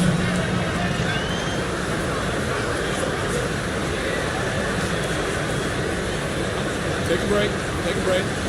2 shots.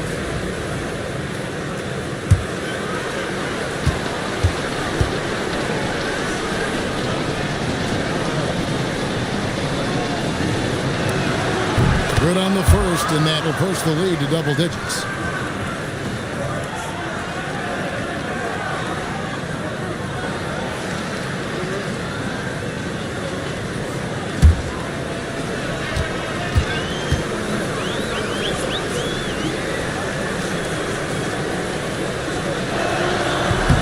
And so he makes both from the line. And so it's Thompson with it. He'll bring it up for New York. Finish off an excellent lead pass. Maybe they've been going to him a little too much. He's having a great game, but his team is losing, and that is all that matters. Outside Hardaway.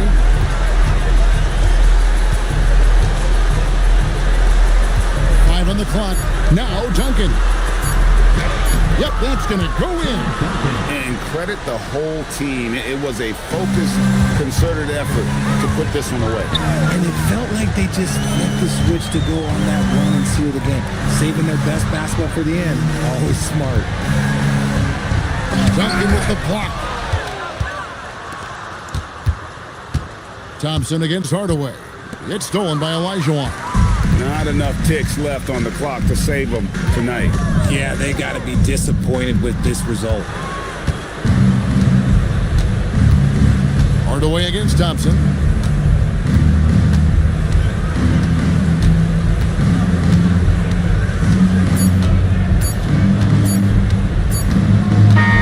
And so it's Brooklyn easily grabbing this one. And in the win, a comfortable win in what was, I think, a pretty hostile environment. It really was. You know, it's never going to be easy on the road, but they didn't have too many problems with that tonight. And that about wraps it up. Along with Greg Anthony, Richard Jefferson, and Allie LaForce, this is Kevin Harlan. Thank you so much for watching tonight's presentation. And now we present the player of the game, Tim Duncan.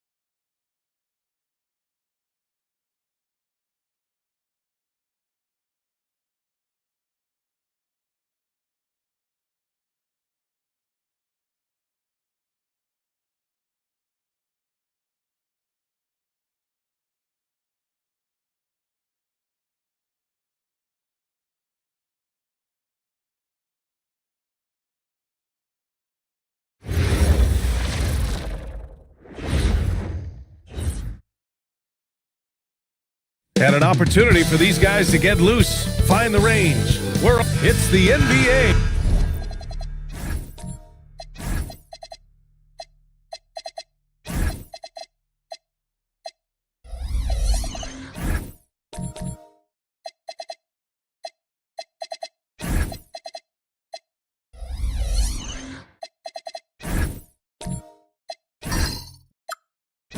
On 2K Sports, alongside Grant Hill and Clark Kellogg, I'm Brian Anderson. We'll talk to Allie LaForce, who's on the sidelines as well. Let's take a look at our starters for Sacramento. We've got Mobley, and it's Curry in at the 2. Here's Weber.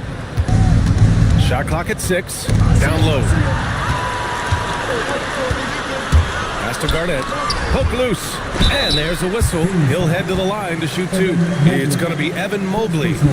And, you know, the length KG has creates problems for defenders, which is why they often foul him inside. These are his first free throws of the game. And we saw it last year, guys, because those numbers were so low. Take a break. Teams weren't afraid to put him on the line where points were hard to come by for him.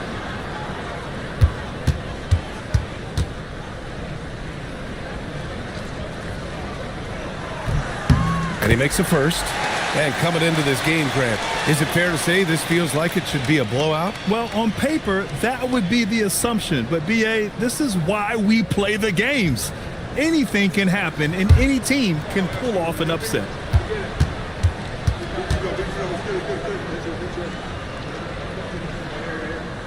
And he makes both free throws. Really hard not to respect the tremendous impact Garnett has on both ends of the floor. He plays with tremendous intensity in all situations and never gives you less than 100% effort. Here's Weber.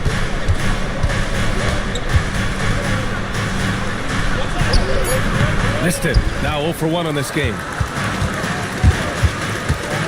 Pass to Rose.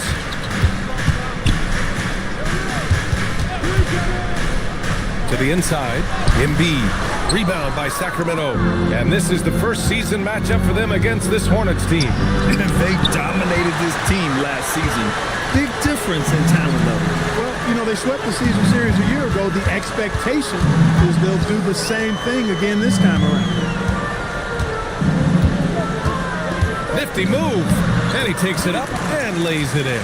Just taking it right to the rim, and no one was there to greet him. Well, this early, they should be showing a lot more energy on defense. It's not there. Here's Weber. From 12 feet. Again, the miss by the Kings. Got a decent look at it, but sometimes the shot just doesn't go down. Miller, the pass to Rose. And the 3 off target. The Kings have gone 0 for 3 from the floor to begin this one. To the paint. Stolen by Miller. Now, if you're just tuning in, we've played about 2.5 minutes here in the first. Got pity for that rim right there, Joel Embiid. That's a big man banging that thing down. Looking at the young forward, Brandon Miller. Just how high is this kid's ceiling, Clark? Yeah, I think he's got all-star potential. I mean, he's a multifaceted scorer, a really solid rebounder at the wing position, and a good passer. Just a good all-around player who I think is only going to get better and better as time goes on. Miller, the pass to Garnett. Shoots over Curry. Again, Charlotte. You know, the mid-range J of Garnett is a thing of beauty. Textbook release from the big man. And Sacramento calls their first time out of the game.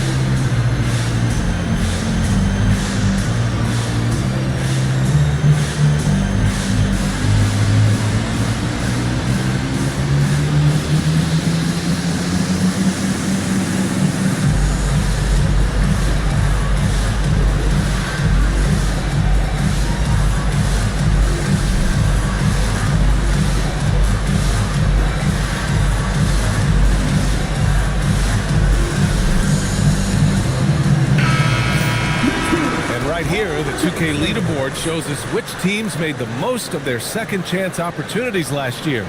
The Kings, number 1. And it was just great watching them be so assertive on the offensive glass. This is a team that trusted in their ability to keep possessions alive last season. And in the first quarter, about 3 minutes played. And from the sideline, let's catch up with Allie. I briefly spoke with Charles Lee. I asked about what he was planning to do about the athletic and energetic Evan Mobley. Coach said, my guys have studied the reports, we've reviewed the film, we are as prepared for him as we can be.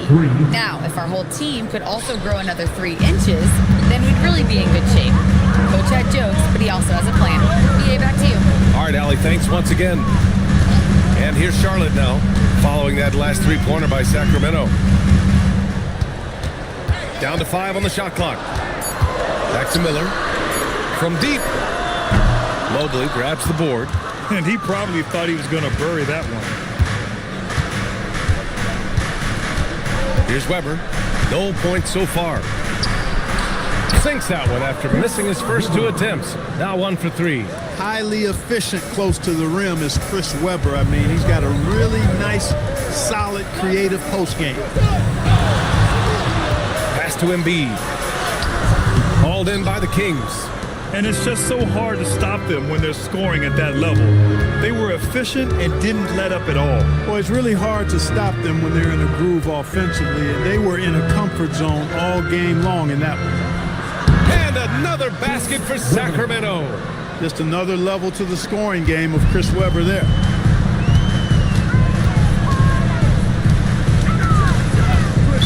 Sacramento foul.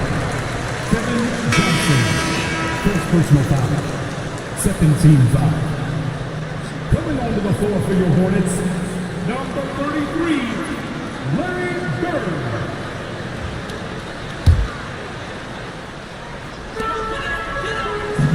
Miller outside. Back to Embiid. And no good. The dry spell continues. It's been that kind of quarter for him. The shot has just been unreliable. The Hornets are led by head coach Charles Lee, who was a 2-time champion as an assistant clerk. Yeah, that's exactly right, B.A. He won a title as an assistant coach with the Bucks in 2021, then another as the top assistant for the Celtics in 2024, and that's exactly why Lee was brought to Charlotte, to establish and build a winning culture. And he got the whistle on the way up, so he'll be headed to the line for a pair. Still so early in the season, Clark. I'd have to think any stats or averages get taken with a grain of salt. Yeah, you haven't had enough runway yet. I mean, you have to take it all with a grain of salt. And especially if it goes against the strengths of your players. You have to see if, in fact, the change you're seeing is sustainable.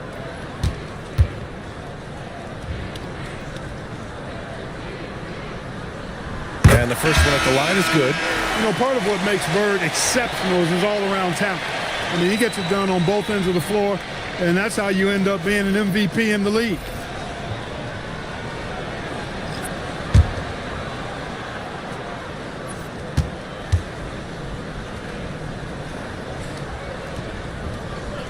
Both shots good from the stripe.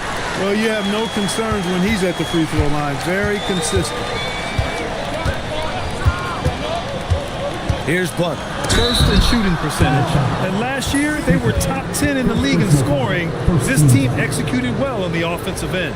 Hey, it's no simple task to lead the league in field goal percentage. It takes a lot of patience and a lot of restraint.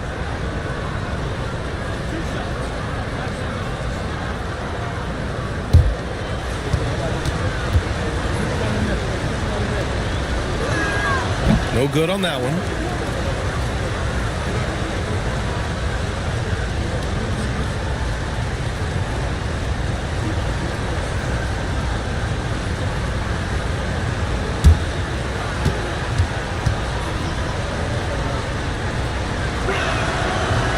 And he sinks the second.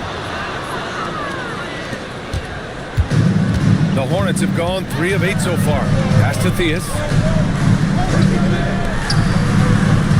Here's Bird. Knocks it loose. Gets stolen by Johnson.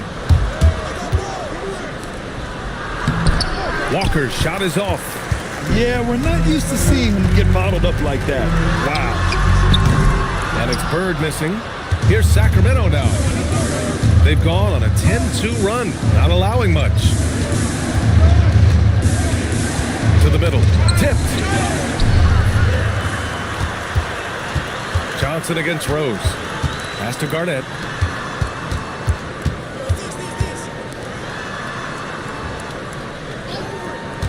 Here's Bird. Walker covering. Shot clock at 5. Walker with a steal.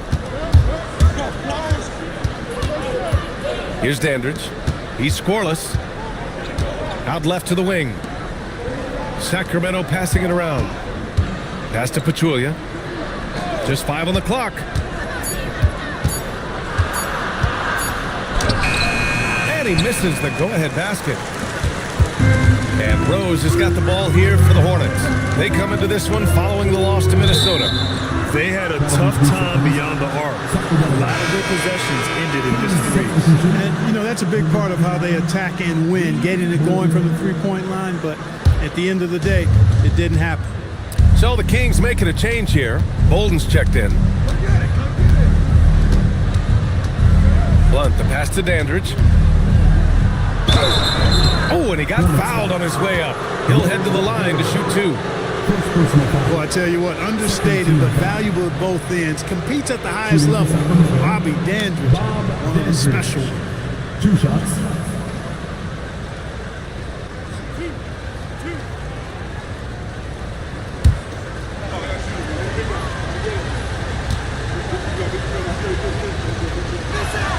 And the free throw is good. Now leading by 1.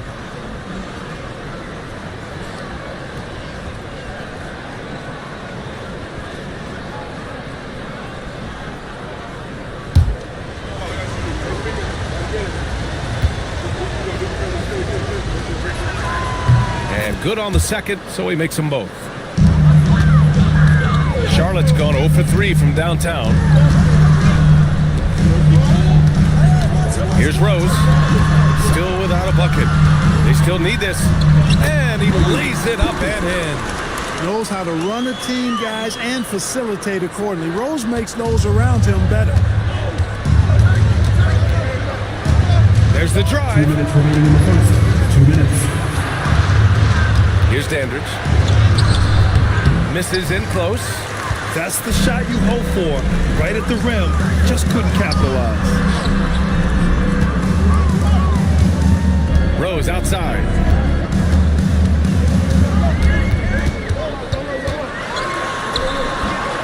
And it's in there.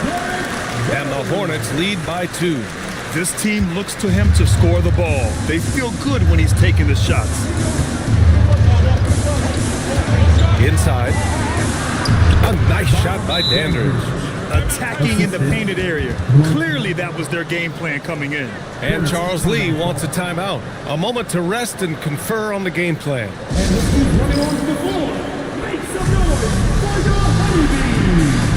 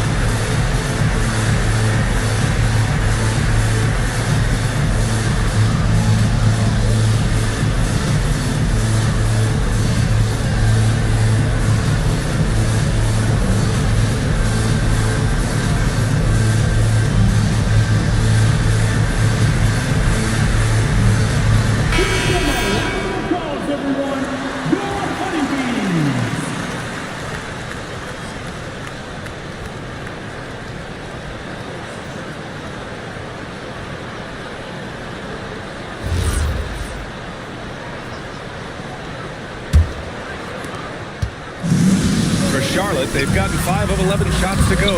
Count it. And the Hornets lead by 2. Got it in deep, and that's how you do it. Here's Blunt, guarded by Rose. Blunt, the pass to Dandridge. Here's Blunt. Walker, a screen on Rose. Here's Blunt. It's hauled in by Garnett. The Hornets have got half their attempts to go, 6 of 12. Here's Rose. Garnett passes to Rose. Here's Garnett. 14 points for him last game against Minnesota. And he was a monster on the glass. Really helped them control that part of the game. Here's Dandridge.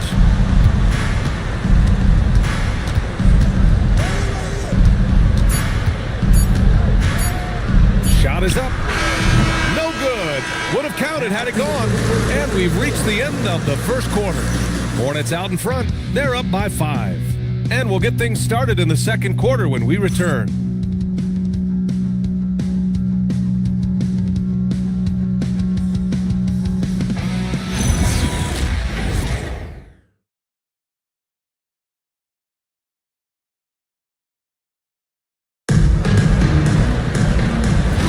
Hope you've enjoyed the broadcast so far. Halfway through the first half in this one. Let's look at the energy stats, how the hustle game has been going for the Hornets. They've really been disruptive on the defensive end, forcing turnovers and turning those turnovers into points at the other end. And something else I've noticed is how they've been able to cause turnovers and take advantage of them on the offensive end, not wasting those extra chances at all. They've got Brandon Miller, and it's Embiid in at the pivot spot, manning the middle. That's the Hornets 5. And that one's good. Weber. If you give him any sort of space, he's going to attack. And the Defensive Player of the Year for 2025, Evan Mobley. What makes him so formidable, Greg? Well, you know, he has a similar physical frame to Hall of Famer Kevin Garnett. Long-armed and athletic at 6'11". And the intangibles are all there as far as timing and IQ. Here's Weber.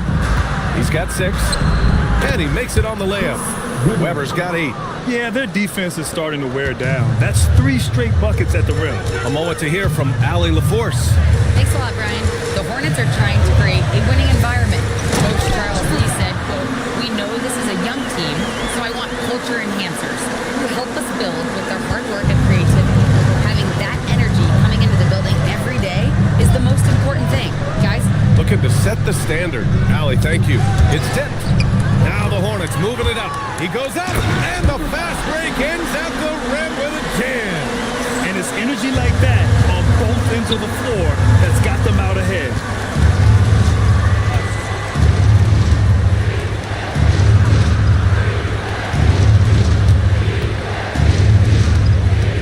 Six on the shot clock. Hornets with the rebound. When this game is done, they'll be off to Toronto, taking on the Raptors.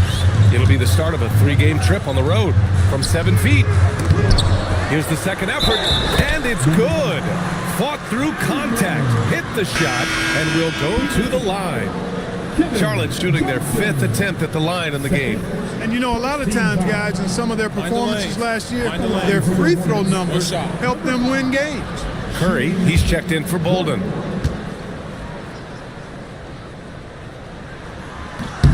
And as a player, how important is film study to reaching the highest level of success, Club? Tell you what, with the advance in technology, it's actually critical now, BA. I mean, it's more accessible, too, and that helps everybody realize the benefits of doing that extra work of studying yourself, your team, and your opponent.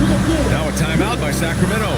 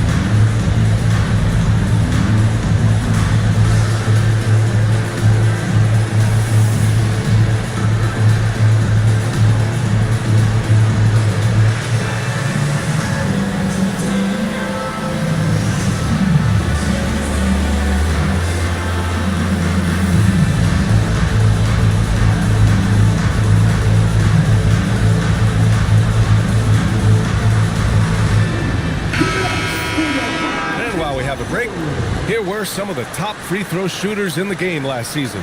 Brandon Miller, fourth. Very steady at the line. He's the guy who isn't rattled easily, and that shows in his free throw shooting numbers.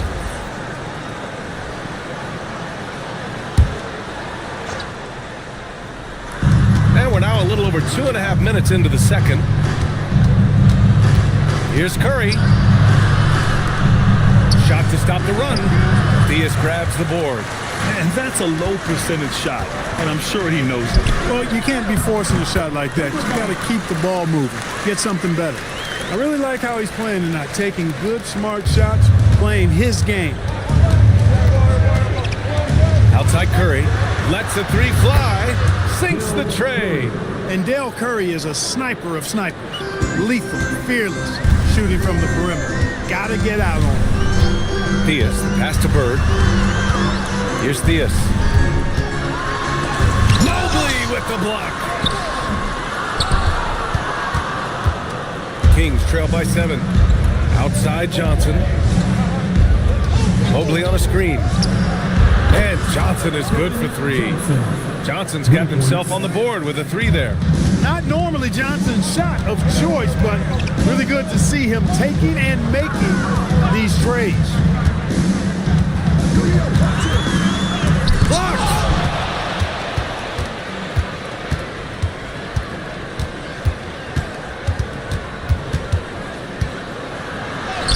Perfect night so far, 2 for 2. And their shots are dropping with more consistency now. Well, it was a slow start, but they've gone from simmer to medium heat, and they're bordering on hot to close this gap. Here's Bird. The 3 ball. Drains the triple. He's got 14. Leading the charge. What a huge quarter for him. And so it's Johnson with it. He brings it up for the Sacramento Kings. Trailing by 5. Outside Curry. Pass to Weber. And it's good. Assisting on the play was Curry. Weber's got 10 points in the game. Coach is loving the ball movement. Miller against Curry. Miller, the pass to Bird. Clock at 6. To the middle. Stolen! And down it goes. Jam that one home. And this is what makes Weber special, his ability to take over on offense. And Charles Lee wants a timeout. He's going to talk it over with his guys.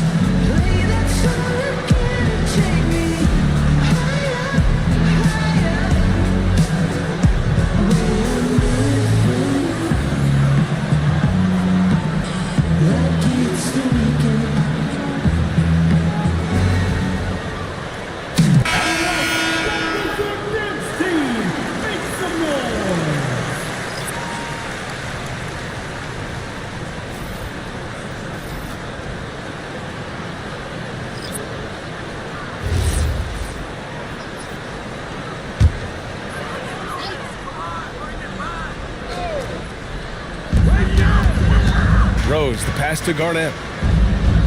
Back to Rose.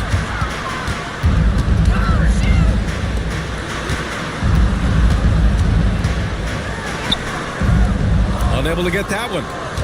And it's Sacramento's ball. They're on a 12-3 run. Dandridge passes to Blunt. Now here's Walker. To the paint. Picked it out of midair. to Theus. Shoots. Pachulia with a rebound. For Sacramento, they've gotten 7 of their first 9 shots to drop during the second. And it's stolen by Rhodes. With the drive, it's good. And he drew contact on the shot, so he will go to the line. A 3-point play opportunity. Zaza Pachulia. First personal foul. Second team And he's got foul. his first opportunity at the line here tonight. At the line for one, Derek Rose. One shot.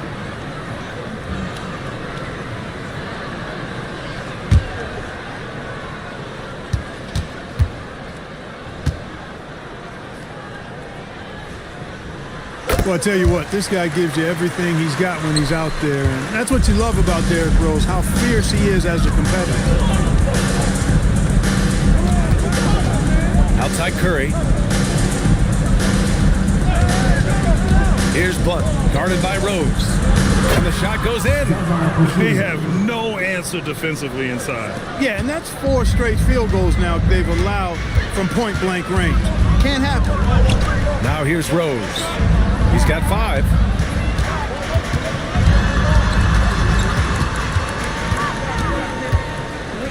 The jump hook. Again, Charlotte. Boy, he's been a monster this quarter, carrying the load for sure. Kings trail by 4. Here's Dandridge. Here's Blunt. No good on the 3. Pass to Rose. Here's Garnett. Walker covering. Here's Theus. No points yet. The shot no good. Here's Blunt. And it's thrown down hard with both hands.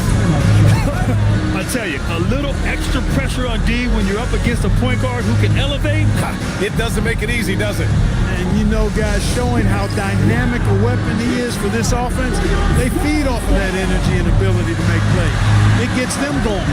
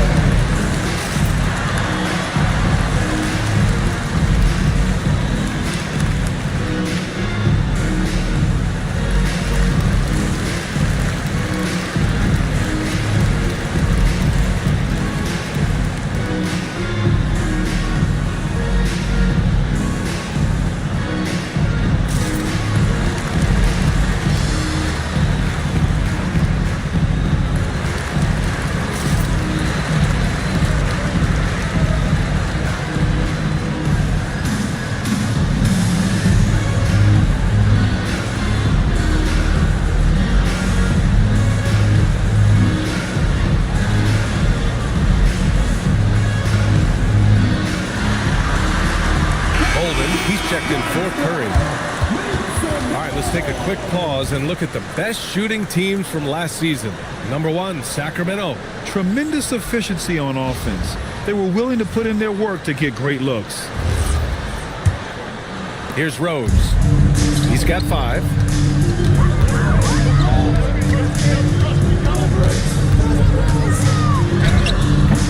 And it's Sacramento with the rebound.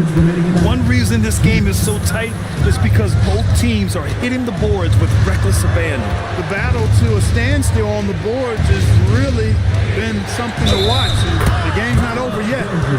We'll see if one of these teams maintains more energy than the other going down. This will be his 3rd free throw of the game. You know, guys, when you look at those numbers last year for him, I think it does affect how much you're willing to go after contact because you're a little fearful of getting to the foul line unless you're in the and one situation. Too many trips to the line when you shoot it as poorly as he does actually can hurt you. And so it's Rose who brings up the ball for Charlotte. Pass to Garnett. Here's Bird. From the high post. And the shot goes down. And the Hornets lead by 1.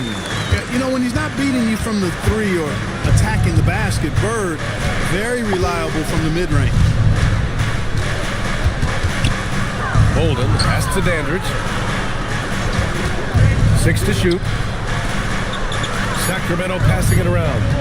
Jacks up a 3. Blunt can't get it to go. Charlotte has gone 1 for 3 from downtown here in the second. They set the pick.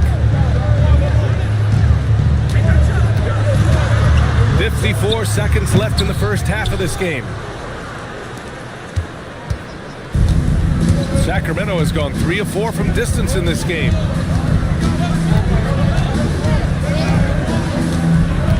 Pass to Dandridge.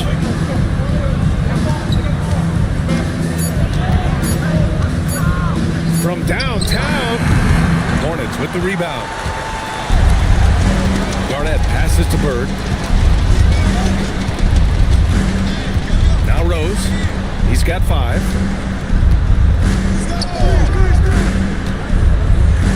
From behind the arc. Blunt grabs a board. From deep three-point land. Oh, he got it up in time, but it wouldn't fall for him. And so a close game as we wrap up the first half of play. Hornets out in front, leading by a point. And we'll be back for the second half following the break. Keep it right here on 2K Sports.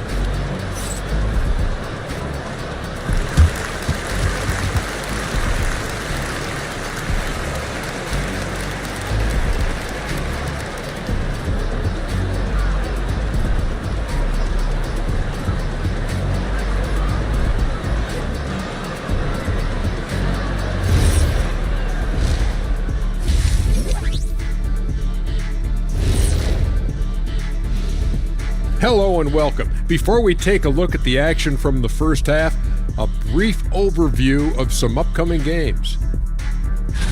And taking a look at the Kings, they should win this one. But we always talk about these trap games where a team comes in thinking that they could just walk away with it. Especially when the opponent is thirsty, as is the case here. Let's switch back to the Sacramento Kings dealing with a thin margin at the half. You talked about it in the past. They have a deep rotation. That allows them to play matchups. So why aren't they ahead in this game? And I'll tell you why. The starters have to do more. Thanks for tuning in. Now we head back to Brian Anderson for the start of the third quarter.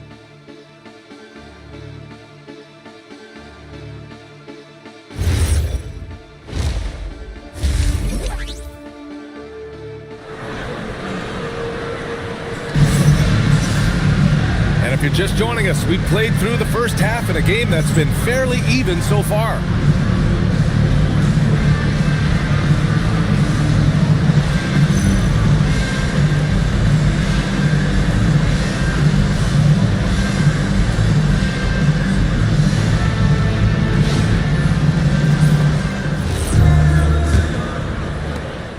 The Hornets with a lead.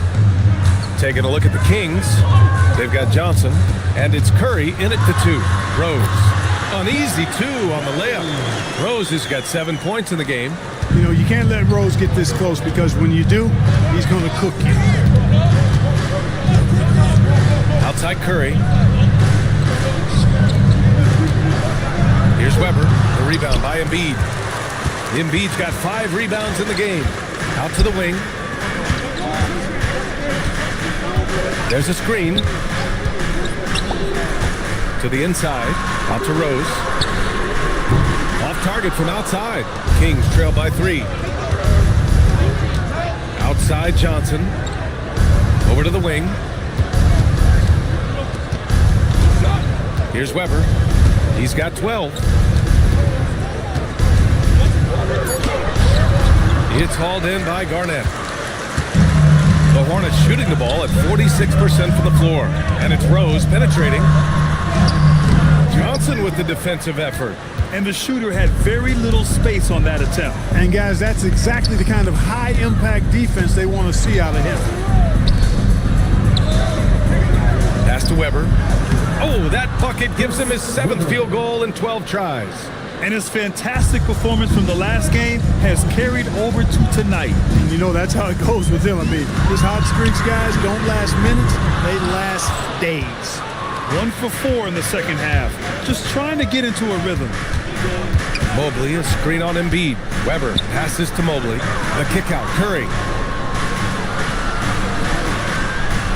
Here's Weber. 14 points for him. Nice dish, and the layup goes down. 5 points in the game. You know, for his position, Weber, a very skilled passer, a big guy who can make smart handoffs. Rose, left side. Back to Miller. Down low. Oh, it's stolen. Inside. Here's Curry. And the rebound goes to the Hornets. Pass to Rose. Clock keeps going. 3 minutes into the second half now. Soft touch off the glass. Man, what a wild one this has been. 8 lead changes, some big plays, and some big mistakes, too. Now Curry. Sacramento passing it around. The three. And the rebound goes to the Hornets. Embiid's got 6 rebounds here tonight. Rose, the pass to Embiid. The putback. Great positioning on the putback. And the Hornets lead by 3. Kevin Garnett doing a nice job using those long arms of his to snag missed shots. Now here's Johnson. 5 points in the game. To the paint. And Mobley throws it down. Impressive one-hand slam right there, B.A. Man, as long as he's confident about it, I'm good with it. Maybe use 2 hands next time. He knows where he is. Somebody you can count on. He is an extremely reliable finisher. And the three-point shot was a very effective weapon for them. They were in the top half of the league in long-range shooting. They were great at stretching the floor and finding open looks. And when you think about how well they shot the ball from the line last season, it really stands out, finishing in the top 5 and really taking advantage of any opportunity they got to cash in from the stripe.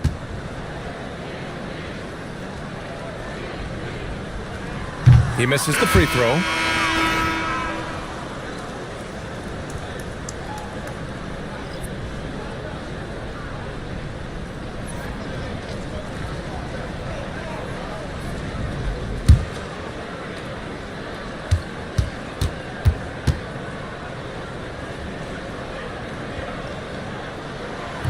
He does not get the second one.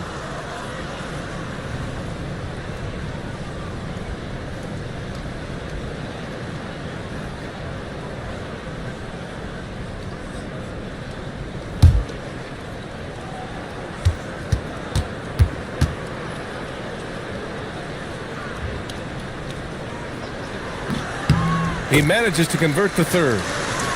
Here's Johnson. 5 points in the game. It's picked off. Here's Rose. The putback. Controls the rebound and the putback. And the Hornets lead by 4. And a closer look here at the hustle stats for the Hornets. Yeah, they've collected an impressive number of steals so far, using fast hands to force some turnovers and then scoring on the other end. The shooting's been great, but also how about the energy level? That's what's impressed me the most. They've been getting it up and down in transition, and that takes effort. Here's Bird. No good from outside. Yeah, he usually makes you pay from that range. Here's Weber. And it's Bird with a rebound. Bird's got 4 rebounds now. He's having trouble getting anything to go right now. Puts up a 3. Garnett no good. Really good shot contest there. It made it tough for the shooter. Here's Weber. 14 points for him. There's a screen. Shot clock at 6. From the top of the key. And the rebound goes to the Hornets. Garnett's got rebound number 5 here tonight. It's been a challenging quarter for them, and his offensive inconsistency is a driving factor. Bird passes to Miller. Screen by Embiid. Ooh, nice shot by Miller. Pick works well there, but the defense left a lot to be desired. Yeah, that's not the defense you need. You got to be tougher defensively. Now a timeout by Sacramento. And as the coaches draw up their strategies, the players staying hydrated with some Gatorade. That's key to keeping them at their best all the way up to the buzzer. It really is. And every one of those players knows it. We're all making sure to stay hydrated.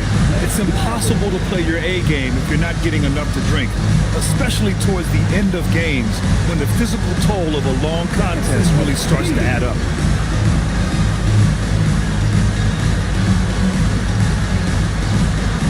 Next answer.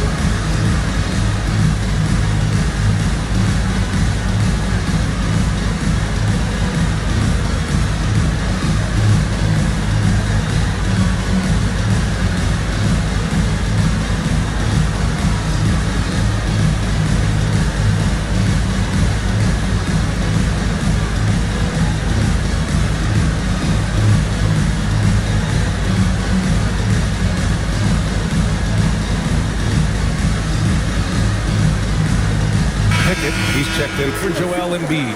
Some changes for Sacramento. Substitution on the court.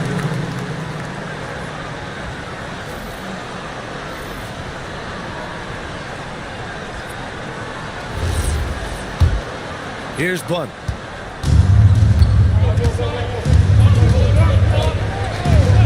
Pass to Dandridge.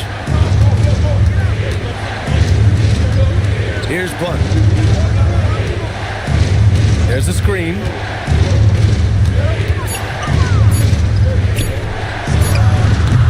Sacramento again missing. Hornets leading by 6. Rose, the pass to Miller. Some nice passing by Charlotte here. And it's good. 2 points. Bird's got his second bucket of the night. And why go away from attacking inside if the D has no answer for you? Here's Dandridge. He has 7.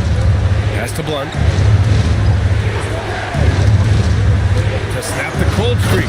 And he slams it in one-handed. Ooh, bouncy. That should give him a nice lift. Good timing. They needed that one. And, you know, that's exactly what happens when you don't settle. That's the result. Tremendous effort and a big-time finish there. The bounce pass right on the money. Great setup. Kings trail by 9. Here's Dandridge.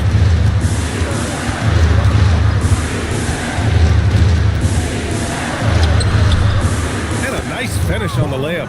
Dandridge just got 9 points. Those are the looks they want to continue to generate.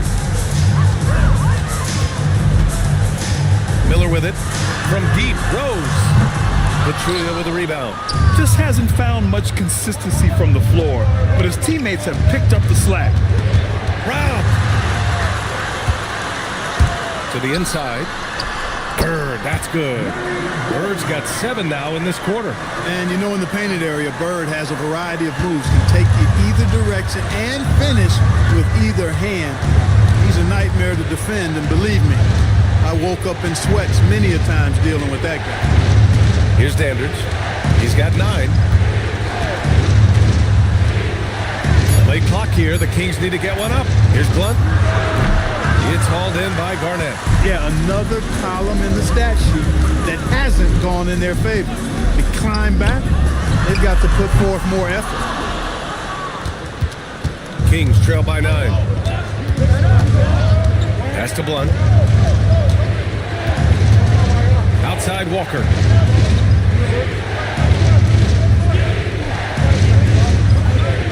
To the middle. Here's Dandridge. And the rebound goes to Charlotte. Bird's got 5 rebounds in the game. Rose outside. 44 seconds left to play in the third. Here's Miller. Nails it from beyond the arc. And now a 12-point Charlotte lead. Part of why Brandon Miller went 2nd overall in 2023, he's a quality three-point shooter. Here's Dandridge. Pass to Blunt. Down low. Here's Petrulia. Another steal. In transition. Here they come.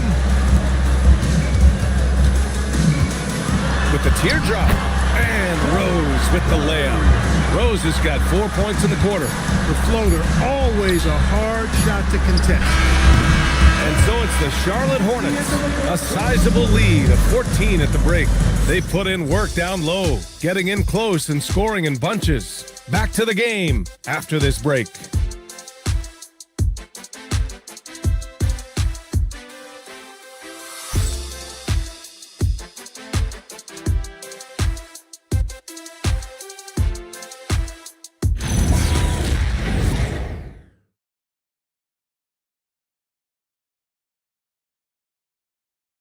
And it's time now to bring you our State Farm assist to the game.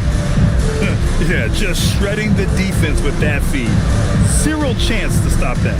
Yeah, that's just a brilliant read of the defense. I mean, it was also excellent anticipation of the movement of his teammates before the pass. Just great harmony on all sides. And there have been two very different performances from these teams today as we get going in quarter number 4. Derrick Rose is out there with Brandon Miller. Then it's Joel Embiid, and it's Bird in at the 4. So that's the group out there for Charlotte. Pass to Rose. Miller outside. Here's Bird, covered by Mobley. Bird, that's good. A slow start for him, but making amends here in the second half. Kings trail by 16. Outside Johnson. Pass to Weber.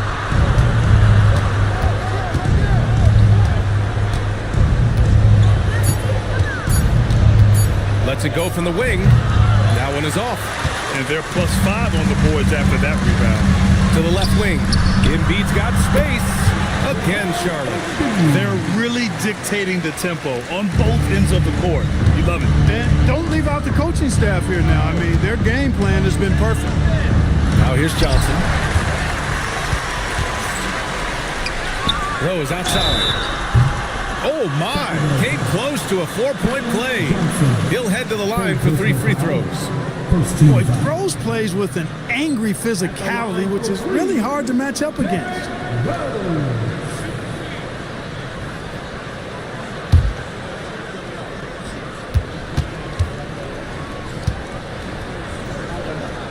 And he's good on the first of 3.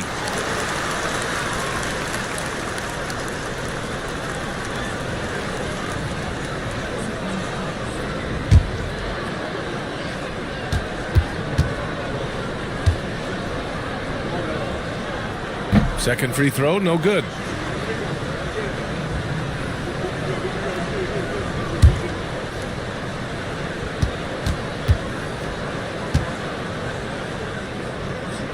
And he nails the third.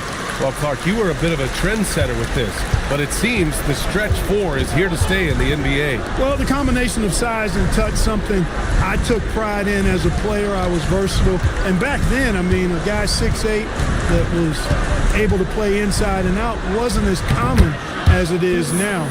Teams want a lot of floor spacing, and they want as many players out there that can space the floor, including the big guys. So 4 out is now a standard practice of how the game is played. Again, the miss by the Hornets. And that's exactly how tightly you have to guard him every time he steps to the arc. He's just that good. Charlotte foul. Joel Embiid. First personal foul. First team foul. At the line for the Kings, number 7. Shoot 2 2. shots.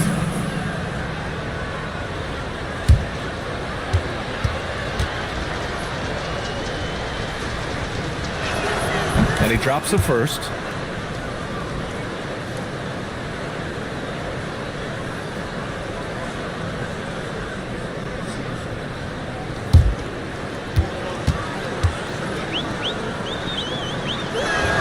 That's also good, so he hits both free throws.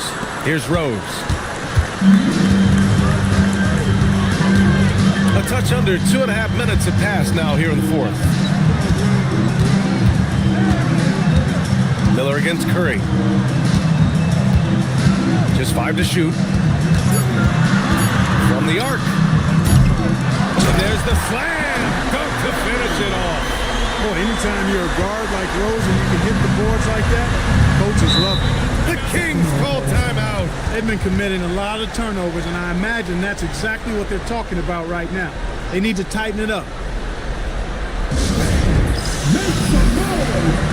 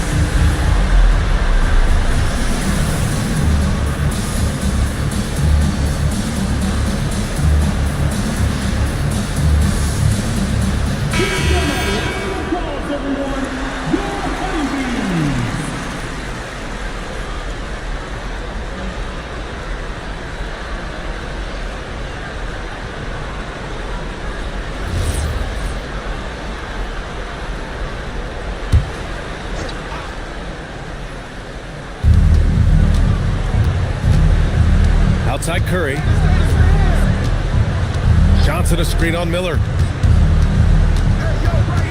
Curry passes to Johnson. 5 to shoot. Here's Weber. Joel Embiid with the board. Embiid's got his 8th rebound here tonight.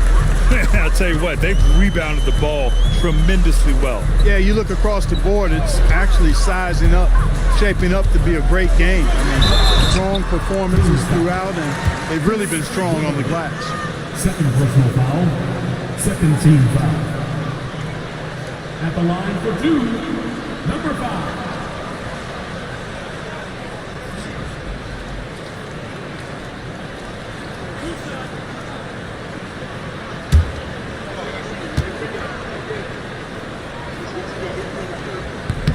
And he knocks down the first one.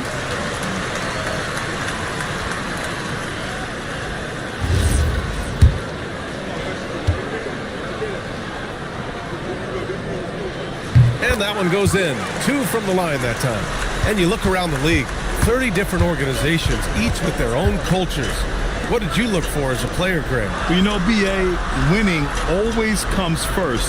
But after that, you're looking at resources and how they care for their players. That's where teams are trying to separate themselves these days. And Mobley gets it to go. Inside Mobley is set up for success. His size and reach means the rim is right there for him. Rose outside. That shot off the mark. Kings trail by 18. To the inside. The kick out to Johnson. Sacramento passing it around. Miller against Curry. Pass to Weber. Puts up a deep 3. And it's Bird with a rebound. Charlotte leading by 18. Here's Miller. And slammed it home. And the foul. A chance at another point at the line. It's going to be Evan Mobley. Stick-to-itiveness, Brandon Miller. That's impressive.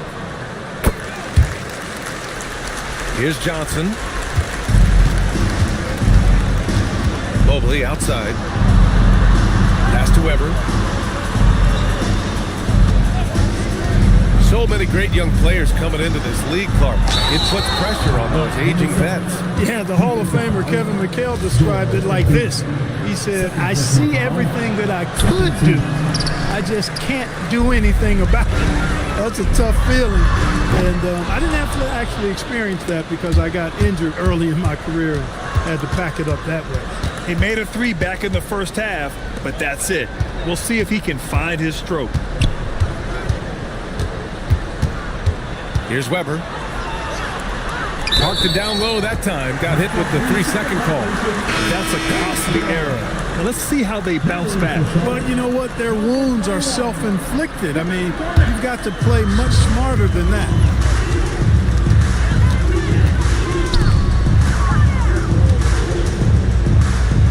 Miller against Curry. Miller, the pass to Garnett. And stolen by Mobley. Pass to Weber. That drops, and it comes off an assist from Curry. Curry's got 3 assists tonight. The floater, always a hard shot to contest. Rose finds Miller. Back to Rose. They set a pick. Launches a 3. Rebound by Sacramento. Curry surveys. Inside. Ooh, it's stolen away. Here's Miller, and he dunks it down. There's the athleticism of Miller on display. And Sacramento has possession. 19-point game. Here's Weber. Pass to Mobley. Rose against Johnson. And there's the screen. Just 5 on the clock. Off target with the 3. Hornets leading by 19. Here's Garnett. Over Mobley. That one off the back iron and out. Miller against Curry. Ready off the pass. He lays it in. Great use of the screen. That's how you practice it and draw it up. The Kings call timeout. He recognized his players were fatigued and needed time to catch their breath. One shot. And while we have a moment here, let's take a look at our player of the game. Someone who really took over and earned this award tonight. And he really made his presence felt on the inside. Just so active and looking all game long for openings. And he found them by scoring a lot of baskets by slashing to the hoop. You could tell all that losing was starting to get to him, and they looked at him to help him get back on the right path. That's exactly what he was able to do here tonight. He buries it from three. Bird's got 12 points in just the second half. Finally starting to dial in from range. That's his second this half. Pass to Blunt. And another miss by Sacramento. Hornets leading by 19. Here's Rose. Garnett no good. Outside Curry. Here's Weber. 2 minutes remaining. Book it! Straight in! Look at what he's doing here, and it's hard to imagine him playing much better. Well, that might be fair, but I wouldn't want to take away from what he did in that last game. I mean, let's just say it's a pretty nice run he's on, no matter how you decide to frame it up. Ooh, anticipated the pass. It's a turnover.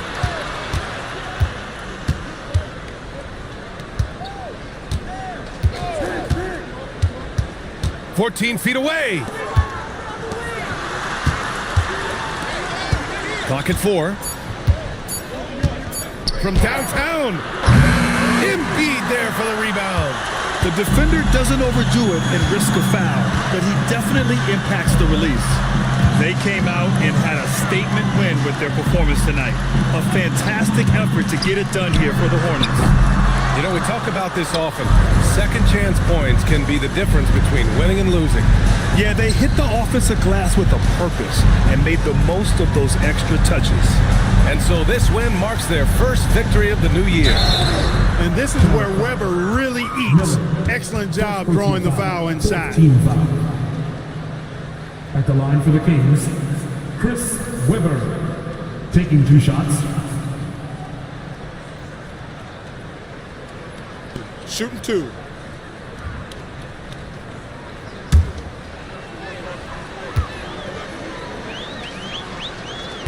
And that one misses. And, you know, Weber's versatility really stands out. I mean, he's a big man that can pass, rebound, and score in a lot of ways.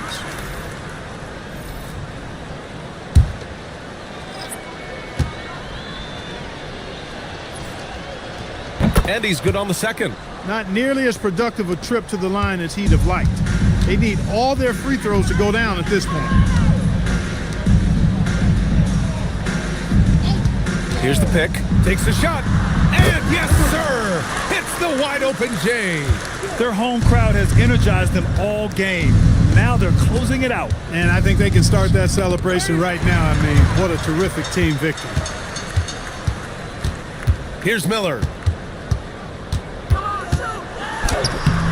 Nope. Here's Bolden. Oh, that's a man on a mission right there. Here's Theus.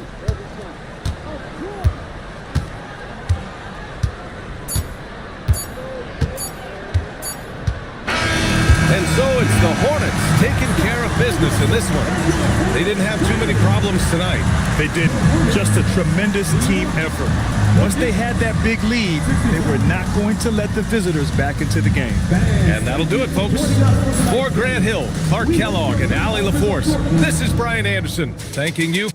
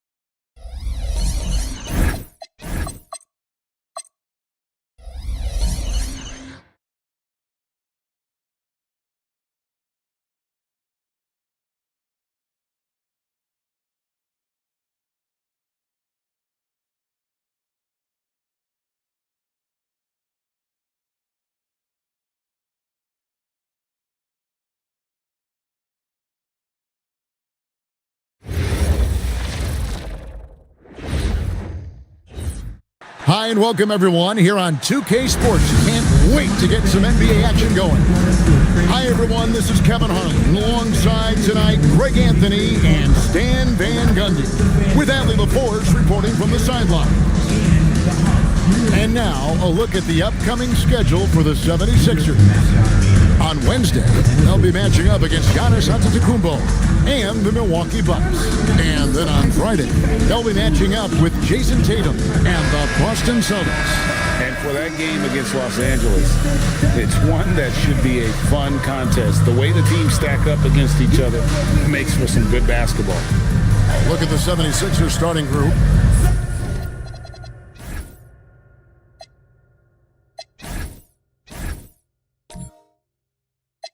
Frazier is out there with Allen Iverson. Then it's Jones.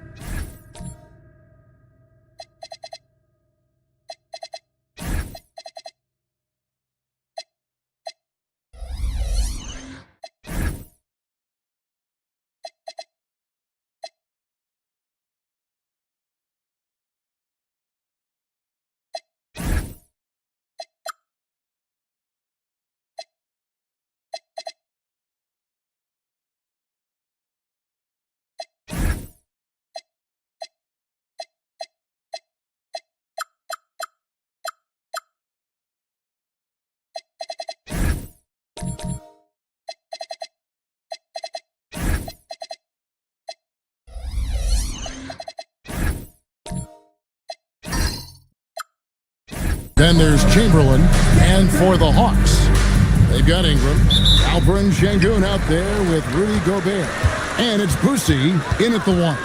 Stan, when you look at these teams on paper, there's a clear talent discrepancy. Yeah, but Kevin, games aren't won on paper. And if you're the underdogs, most people have already written you off. So you go out and play free with no pressure and use all of that public doubt as motivation. Ingram outside. It's stolen by Frazier. Now the 76ers on the break, and Iverson throws it down. And another one of those terrific two-way players. Frazier's quick hands there gets the pick, and then he's off to the races. Ingram outside. Pass to Boosie. Sengun inside. Not a good performance from him in that loss to Memphis. Well, look, you have to stay connected to Ingram. He's such a good shooter.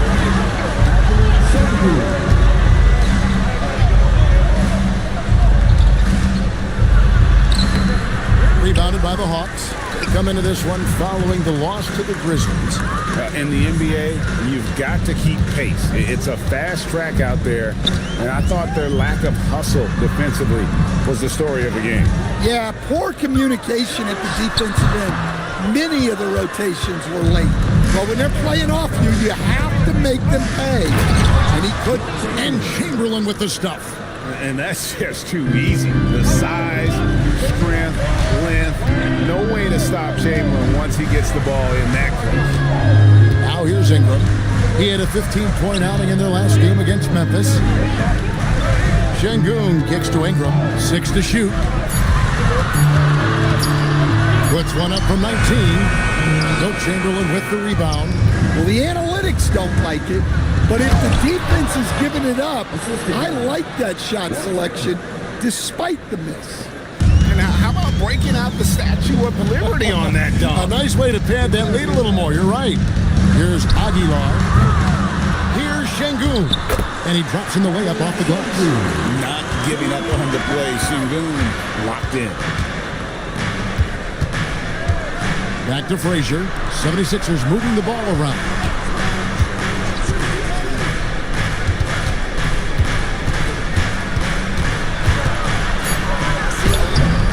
Atlanta with the rebound. Here's Boosie.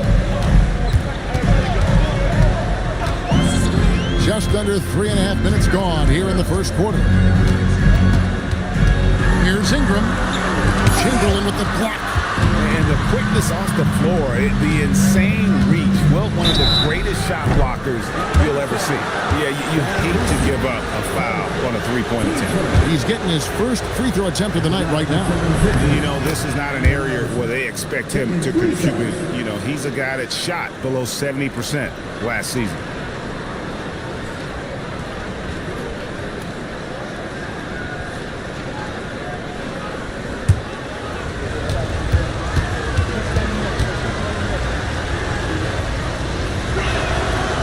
That one misses.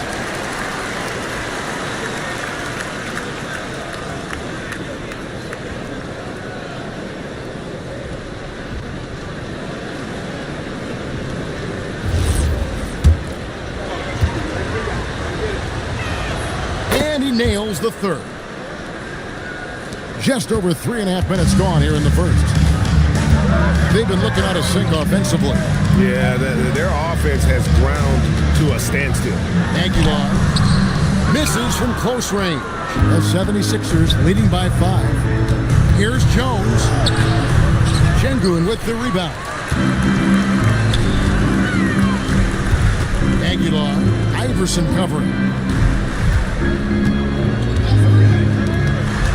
Aguilar pass to Boucher. Just 5 on the clock. Aguilar, Iverson covering. Doesn't get it to drop for him. And guys, his shot hasn't been falling this quarter.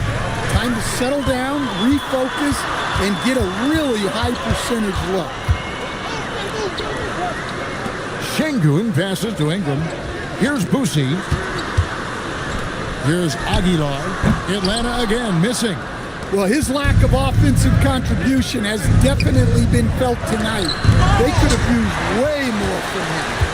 Using that length, Şengün timing the block. And stolen by Chamberlain. Jones, the pass to Iverson. Here's Chamberlain, and that's good. A nice job in the glass as they pick up 2 on the second effort. Yeah, how about the purpose with which he's crashing the backboards right now? Some hard-earned second chance points. Ingram a screen on Frazier.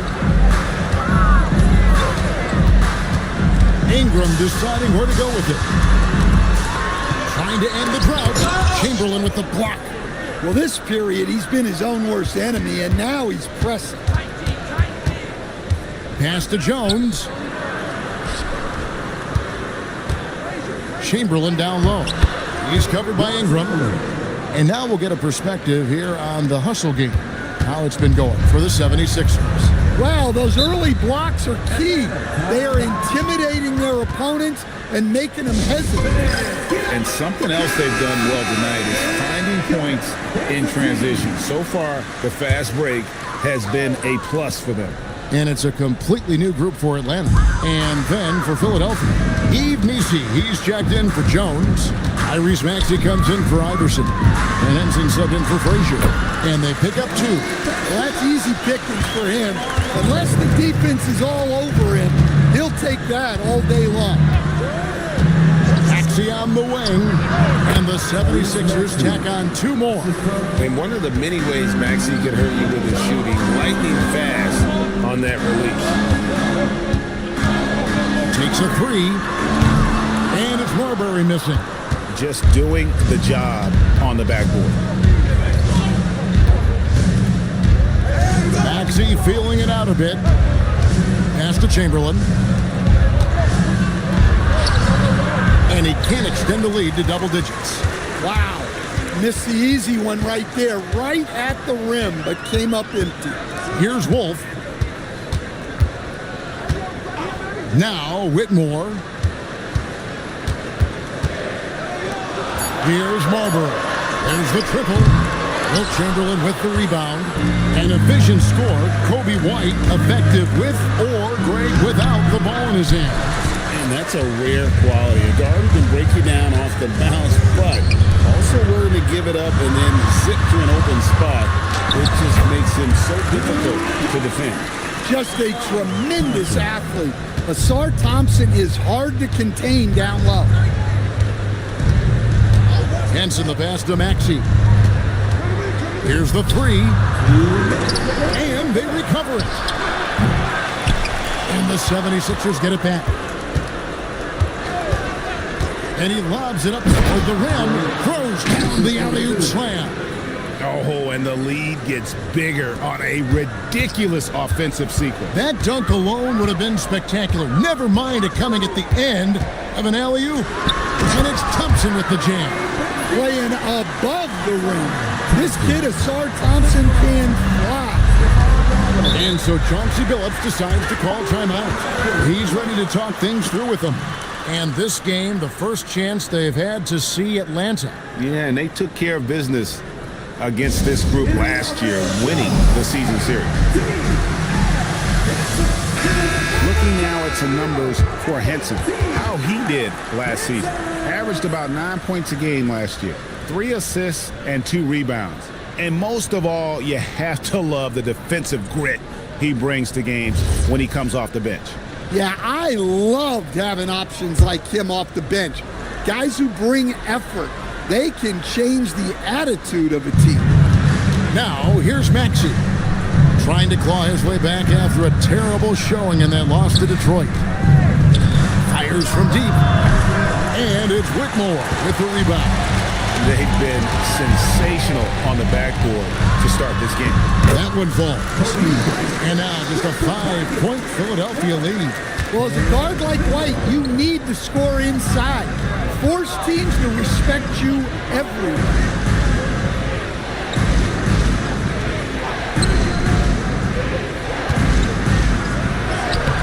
Oh, good on that one. And it's gone 1 of 5 from downtown in the first quarter. Points out there have been hard to come by. At the top of the key, Thompson. Oh, good with the triple. The 76ers leading by 5. The shot and game clock separated by 4. Out of bounds. It will go to the Hawks.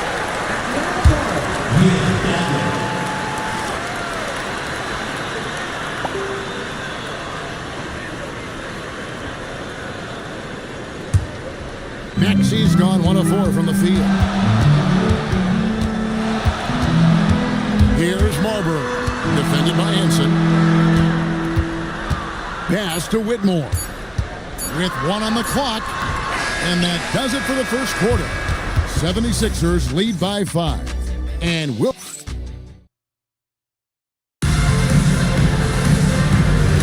And if you're just joining us, we've played through 1 quarter in this one. What stands out to you guys from the 76ers in this one? Hey, why take jump shots when you can get your points at the rim? Yeah, they made a point to get inside on this defense, and it's been working like a charm early on. So to begin the second quarter for the Philadelphia 76ers, Allen Iverson out there with Frazier. Then it's Yves Missi. Then it's Jones. And it's Whitmore missing. And they're controlling the boards, Kevin. That's +5 in that category. From deep, Iverson. That one misses. The Hawks trail by 7. And a wide open look for Whitmore. Offensive rebound. Şengün with the bucket. Let the big fella eat. Şengün just doing his thing down low. Pass to Missi.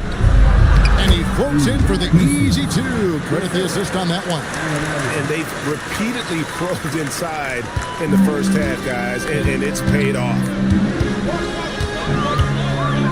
Here's Whitmore. And 2 free throws coming up, unable to get that one to go with all the contact. Every coach has their own philosophy, but Stan, you were telling me that it might not always align with their team style of play. Yeah, look, Kevin, I think there's a difference between philosophy and style of play. And I think what you have to understand, philosophy are those immutable things that you think will win games regardless of the style. So that'll never change. But your style has to be fitted to your personnel. Here's Gobert. And Jones pulls it down. Well, give credit to the defense for cutting him off. Normally, that'd be easy points for him at the rim.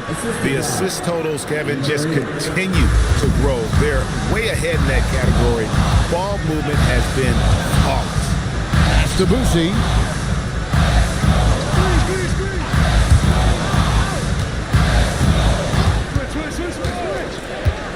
4 on the clock. It's stolen by Jones. And a little under 2.5 minutes gone by here in the second quarter. Iverson outside.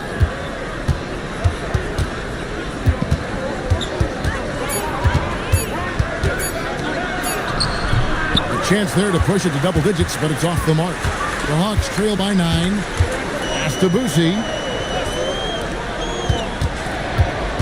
Steps back.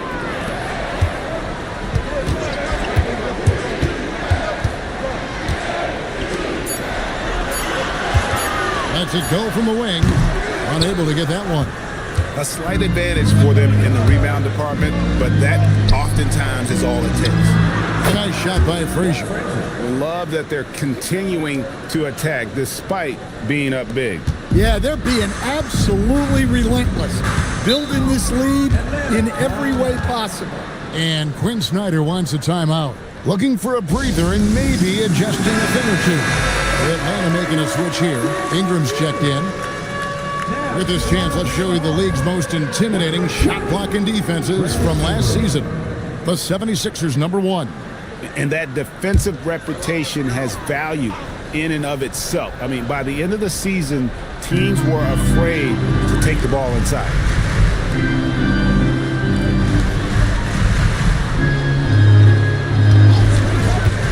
Aguilar, Iverson covering. And now the 76ers on the break. Jumps up, and it's Jones finishing it off. And this sort of awesome dunk is one of the reasons this team is in charge of this game. Well, there's a swagger out there. You can see it on the court that they possess and are not afraid to show it either. Let's go to the sideline and see what Allie LaForce has dug up for us. Allie, take it away. Thank you, guys. Commissioner Adam Silver talked about U.S. youth development in hoops. He said when young players are a part of a singular organization, there's much more of an incentive to bring players along as opposed to a win-now mentality, and that's something that we can learn from Europe. Guys, back to you. Taking that long view approach. Okay, thank you, Allie. From Team Iverson. And they call an illegal screen here. Well, you can live with that turnover because they've been very careful with the ball up till this point. Chamberlain's checked in for the 76ers. Boosie, the pass to Ingram. Gobert, the screen. And that'll be 2 free throws coming up. Officials on the call with the foul. Will Chamberlain picks one up. And we know Gobert has the size. He's now adding to his moves on the interior. And he sinks the second. Yeah, in this quarter, they've had the right approach. Driving and drawing. Initiating contact. Create opportunities. Get to the line.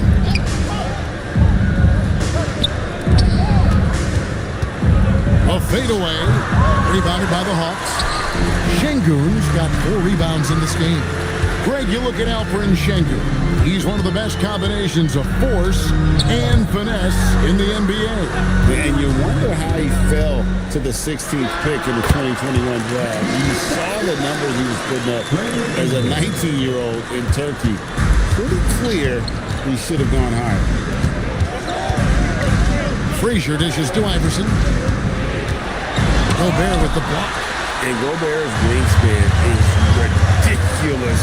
And he's got tremendous defensive instincts to boot. Şengün with the ball.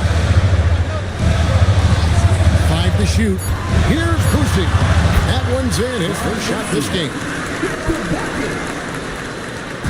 And it's Frazier with the ball for the 76ers. This game coming after a loss against the Pistons. Bad outing offensively. You break that game down, their issues look pretty clear. Well, when it's all said and done, their offense just wasn't enough. They needed more on that end. Jones for 3.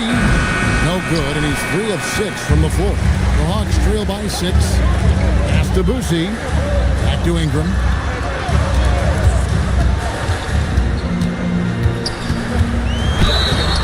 Shooting foul as the whistle blows. He'll shoot 2 free throws.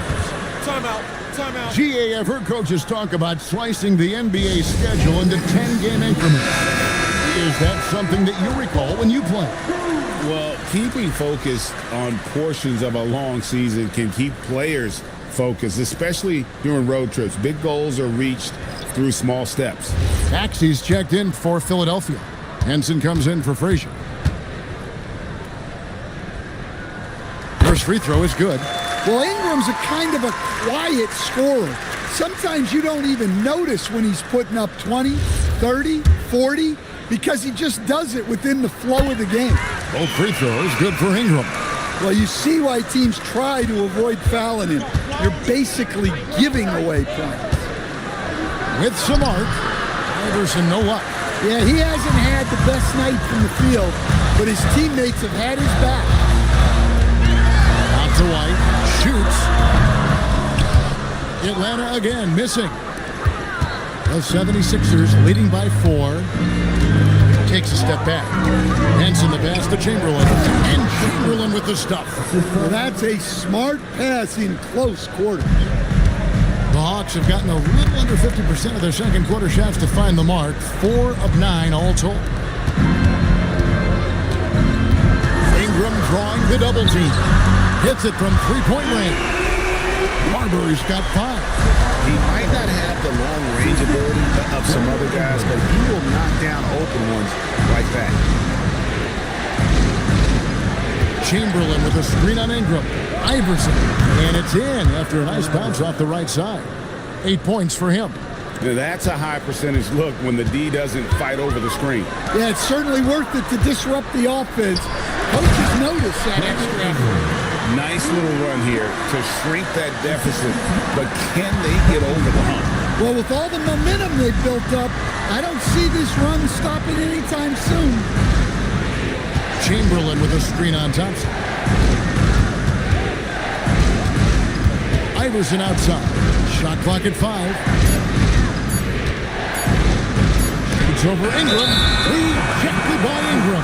And with the moment, let's check out some stats for Thompson. Good season for him last year. Averaged about 11 points a game, 6 rebounds, and 3 assists. Fantastic totals for him across the board. I wouldn't be surprised if he keeps rolling. Yeah, and make no mistake, we're watching a special guy here, and his numbers only tell a fraction of the story. Whitmore, he's checked in for Atlanta. Ingram wide open. That misses, had a chance to tie it there. The 76ers leading by 3. Maxey kicks to Iverson. High post Chamberlain. That one is good. He's only missed 1 shot of his 6 taken on the floor. He's been reliable from the floor, and that's reflected on the scoreboard. Outside, White. To Marbury. Ingram a screen on Henson. Chamberlain with the block. Here's Iverson.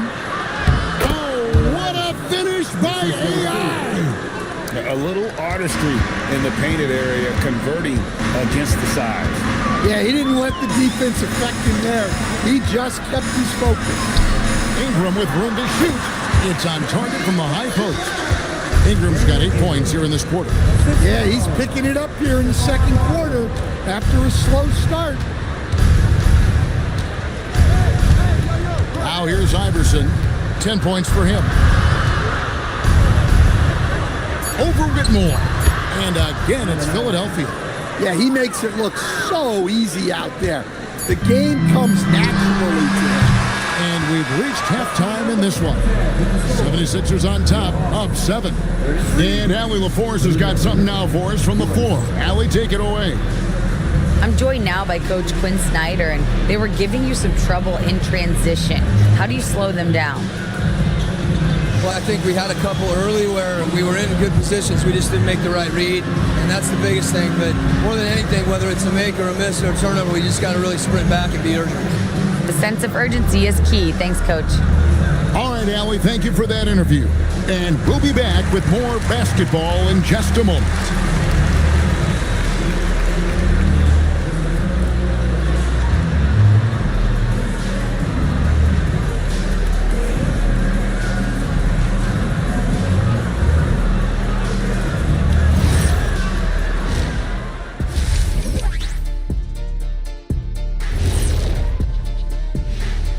Hey folks, first off, let's take a look at the overall NBA schedule on tap for tonight. It'll be the Suns against the Pistons out in Detroit. That gets going at 6 p.m. Eastern.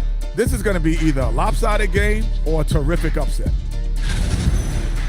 So let's dig into that first half now, and what was a very solid performance for the Philadelphia 76ers. Yeah, they're playing within themselves, getting to their spots and working the ball to whoever is open. Efficiently building out that lead. That'll do it for our show tonight.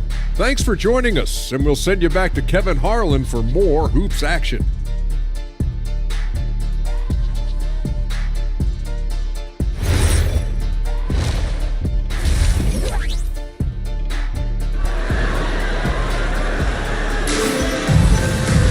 And if you're just joining us in this one, first half is in the books, one half to go. We've seen Allen Iverson really have a great game. Definitely been challenging the defense here early on, not settling for anything outside. Well, I just love his fearlessness so far. He's charging inside like no one can stop him.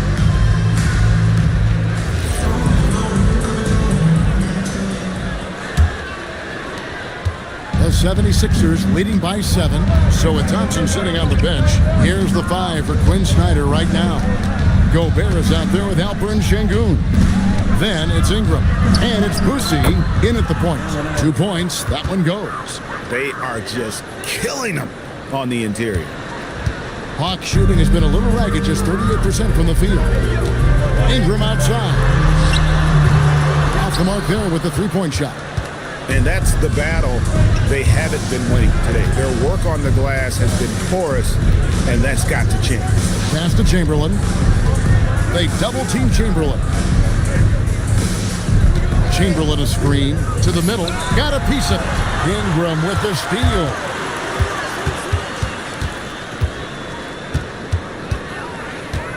Aguiar passes to Boosie. All alone. Count it, and the 76ers lead has been cut down to 7 in the bucket from Aguiar. Well, he can get you the ball in a number of ways. That time was a great bounce pass. And here's Iverson outside. Rebound by the Hawks. Here's Boosie. And it's thrown down hard with both hands. Now that's what I call a momentum changer. When you've got a point guard, that kind of spring, no lead is safe. Yeah, he saw the opportunity to finish with some authority, trying to fire his guys up. And so it's Ingram who brings up the ball for the Hawks. They've only allowed 2 points so far here in the second half. They've got the offense clicking. 3 for 4 to start the half and looking confident. And so Chauncey Billups decides to call timeout. He's going to take a minute here to get things straightened out. You know, these are the guys you need to be aware of if you don't want your pocket picked. Here are last season's steals leaders. Well, you look at Allen Iverson, one of the league's best, 3rd in steals. He showed such tremendous defensive instincts. Trust me, nobody wanted him guarding them last year. For Philadelphia, they've gone 1 of 3 since starting the second half.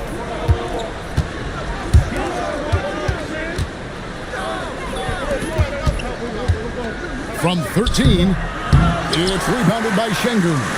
They've had a quiet start to this half, hitting just 1 of their first 4 attempts. Ingram outside. Over Jones. And so the ball out of bounds. Gobert touched it last.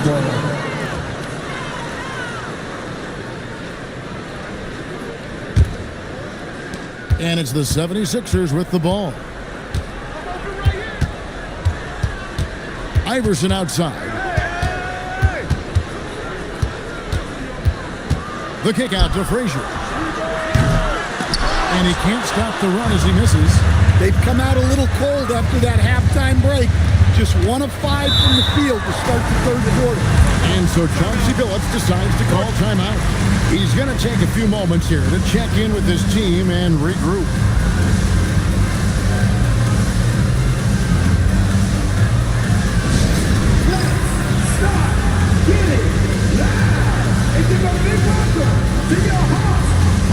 Maxey's checked in for Iverson.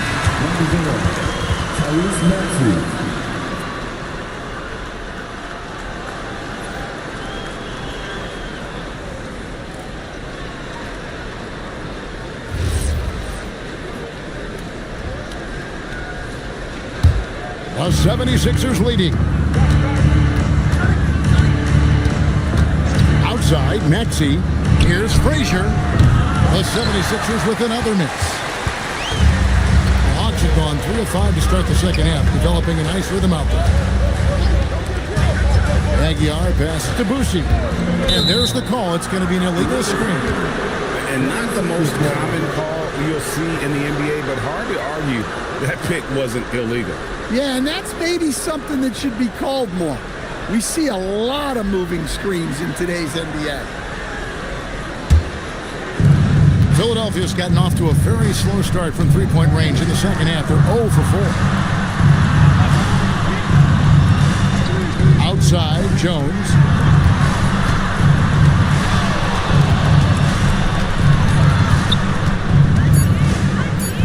The 76ers need to get off a shot. Gets the three-pointer to fall. Maxey's got 5.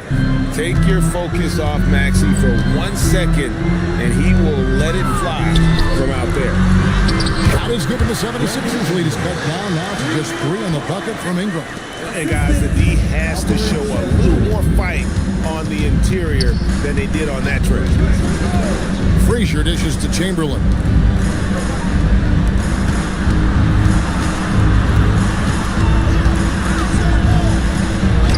Good work there as it goes. And the 76ers lead by 5. Well, anytime you can get a good look close in like that, it's always your best option. And now, Allie LaForce has something for us from the sideline. Thanks a lot, guys. Tyrese Maxey, a late first-round pick back in 2020. He's become an all-star. He said, quote, "I've always had that chip with me from day one.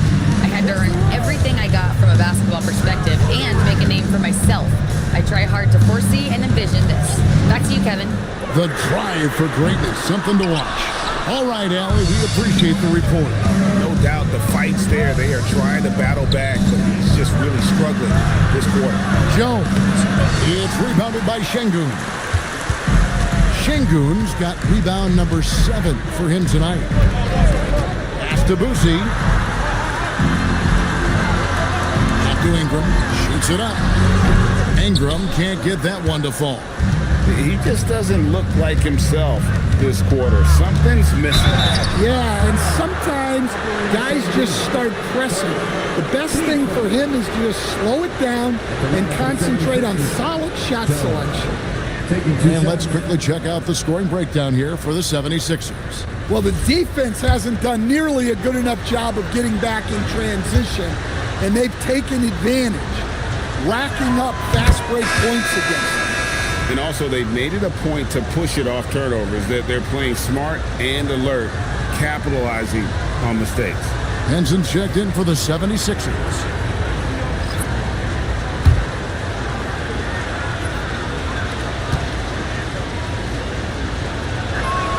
And that one goes in. 2 from the line that time. Here's Marbury. He's got 5. Some tough offensive sets. They want to turn it around. Yeah, right now you just need a bucket to get some momentum. And there's the call on Jones. That is his first foul of the game. And Philadelphia making a change here. Mesey's checked in.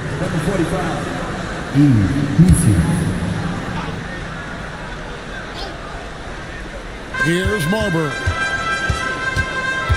Şengün with a screen on Henson. Pass to Şengün. Drills the three-pointer. Şengün's got 7 points. And Şengün knows when you don't have the ball, you have to stay ready to catch the fire. A moment for an injury report. Thanks. I caught up with the head athletic trainer for the 76ers. Called the injury a lower back bruise and said it's very stiff at the moment. Nobody wants an injury, especially this early in the season, but the good news, he's been cleared by the training staff to play through it. Guys? Good information as always, Allie. We thank you. And, of course, you never like to see any kind of injury. It's interesting. Even with the advancements in strength and conditioning, injuries continue to impact the game. Well, this is a high-impact sport, and the league continues to get bigger and faster. Chamberlain with a screen on White. Shot clock at 6. Another miss by Philadelphia. Something that's kept this game close is the fact that the rebound stats for both teams are almost identical. Here's Marbury. Chamberlain with the block. From deep, Maxey. Rebound by the Hawks. And close to making the defense pay for the lax coverage that time. Pass to Whitmore. Thompson, a screen on Henson. Here's Whitmore. Takes it off the glass. Now Henson. Scoreless thus far. Outside, Maxey. Now Chamberlain. Shangun covering. And the officials have called the illegal screen right there. Here's a look at some stats for Kobe White. He had a strong showing last season. Last season, he averaged 18 points per, 4 assists and 2 rebounds. And to have a knockdown shooter like that coming off the bench, a great asset for any coach. Absolutely. I wish I had 2 or 3 like him coming off the bench when I was coaching. If I did, I probably wouldn't be sitting here with you guys. Here's what Philadelphia's going with right now. Maurice checked in for Eve Meese. And it's Frazier in for Henson. Allen Iverson's checked in for the 76ers. With this stoppage in play, we have a chance now to show you which teams led the league in three-point percentage last year. The Hawks second. Their long-range shooting last year was nothing short of spectacular. I mean, they were absolutely unconscious from the three-point line. Philadelphia on D. 13 points was their biggest lead in the game. Here's Marbury. The shot goes down and it gets this game back to even. Marbury's got his 3rd basket of the night right there. Boy, you can see their confidence growing. They have reason to believe. Yeah, they're in this one. They have some momentum on their side, and they just need to keep up the intensity. Here's Atlanta. They're on a 16-7 run. And trying for the go-ahead basket. It doesn't go in. Frazier scanning the floor.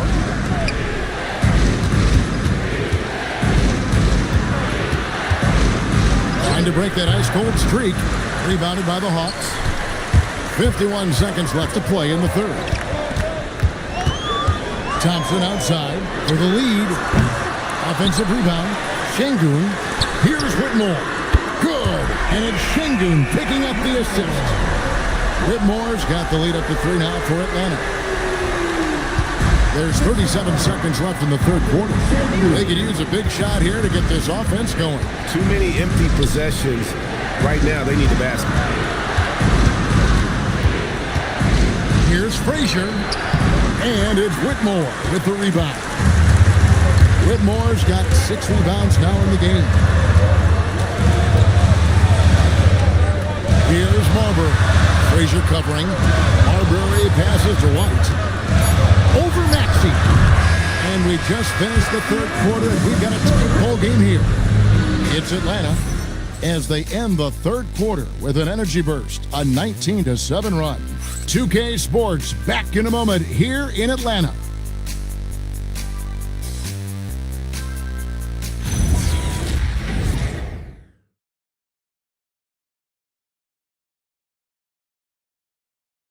And let's take now this moment to bring up our State Farm assist of the game. And definitely deserving of the prize tonight. How about the read he made here? Looking like a point guard, but the pass right on the money. Well, his height gives him the ability to see the floor, and he makes a quick decision and a great pass. 3/10 quarters behind us. One more to go. Thanks for being with us as we begin the 4th. So on the floor for Philadelphia, Jones is out there with Chamberlain. Then there's Allen Iverson. Then there's Frazier. And look, he's had an off night, but it won't matter as long as they hold on to this lead. Pass to Chamberlain. That one goes in. But here's the problem. No one's got the strength to move Wilt off his spot, and no one has the height to challenge the shot at its point of release.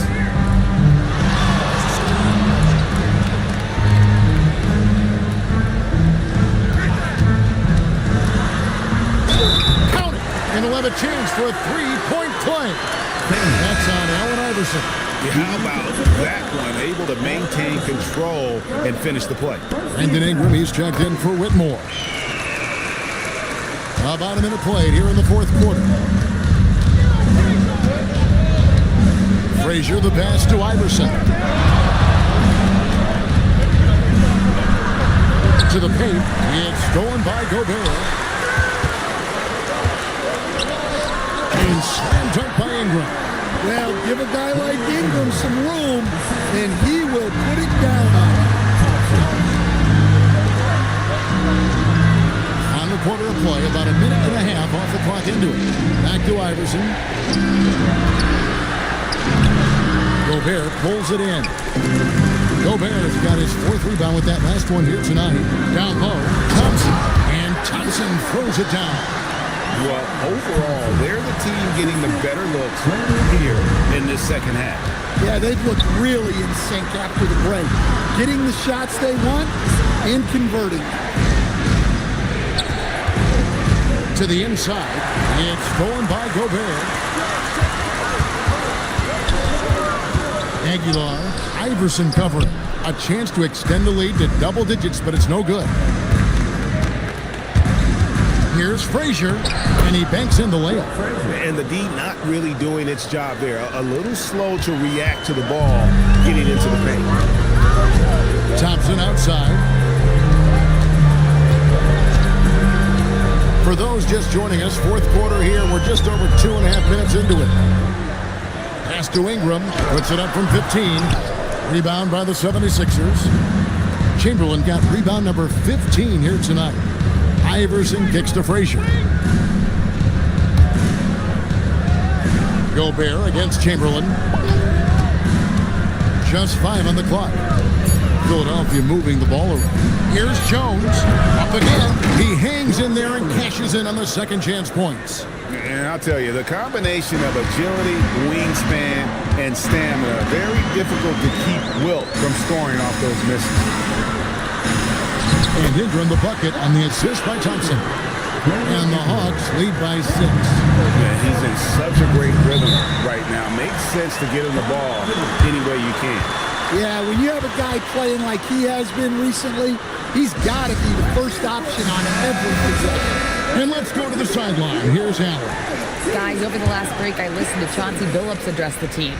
He cautioned his guys against forcing things at the arc, saying we can't make a rhythm happen, so don't force it. Take what is coming to you out there. Coach hoping for a renewed offensive focus going forward, guys. Allie, thank you so much. Mr. Frazier. And there's the call on Rudy Gobert. That'll be his second foul of the game.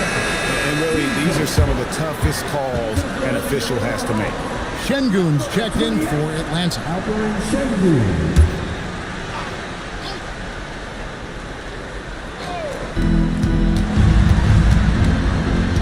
Frazier outside.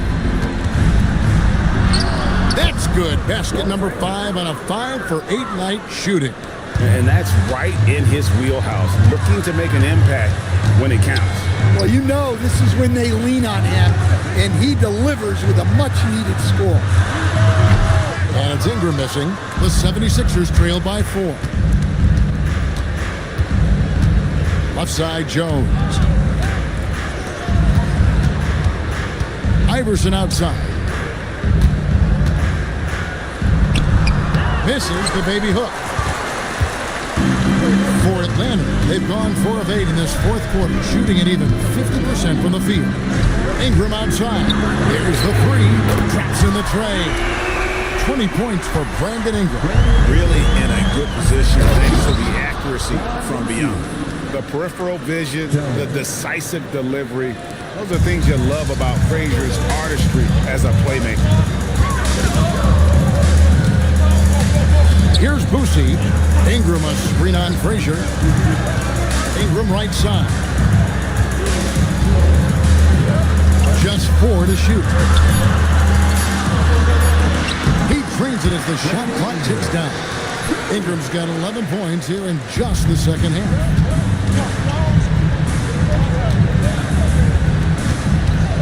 Allen Iverson on the way. Stolen. Here we go, one-on-one. And a lot of contact on that one, so he'll shoot 2 here. That's on Allen Iverson.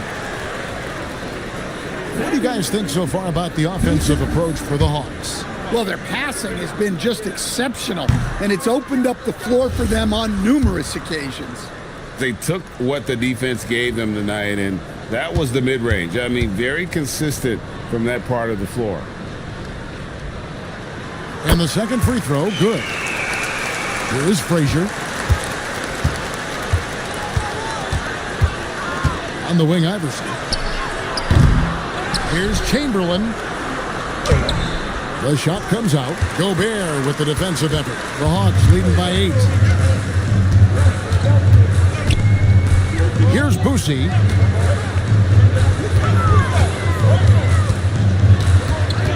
Clock at 6. Aguilar. Iverson covering. Kept alive. And Gobert kicks to Şengün. Pass to Ingram. Second shot opportunity. And yes, it's good. Ingram's got the lead up to 10 now for Atlanta. Well, you know, Ingram has such a good all-around game. No problem at all from that mid-range area. Back to Frazier.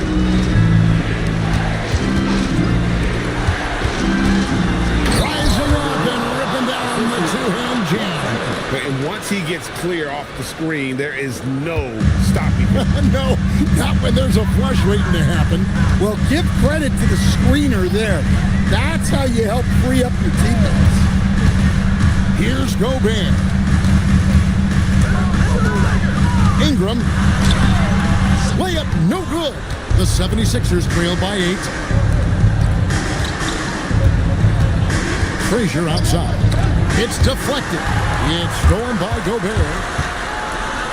And he banks the layup in. And here's Frazier. Chamberlain with it. Shoots it up. And it's off. 1:57 left in the fourth quarter. Here's Boosie.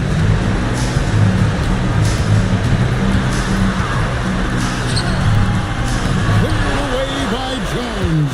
The 76ers trail by 10. Here's Iverson.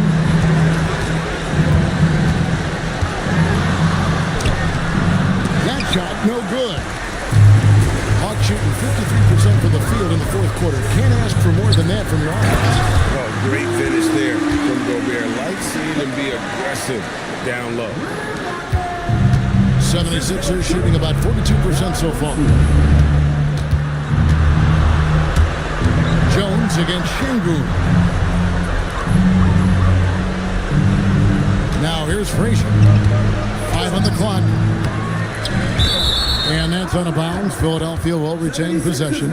And so only one team answered the bell tonight, guys. Not a monster blowout by any means, but still a double-digit victory for the Hawks. I think the attitude was very impressive. Definitely a competitive game, and they fought through it each step of the way. Absolutely. They put on a tremendous performance in terms of the effort and intensity. This was a well-deserved win. And every win important, and this one will go down as win number 3. The one player that really stands out, of course, in this one, it was a dazzling game for Brandon Ingram. There wasn't much they could do to slow him down as he was converting every good chance he got.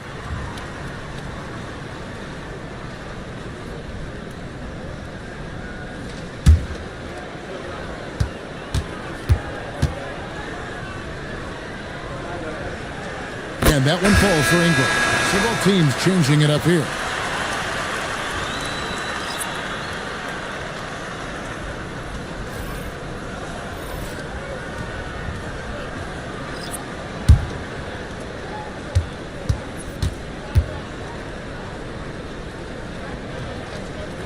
Good on the second free throw.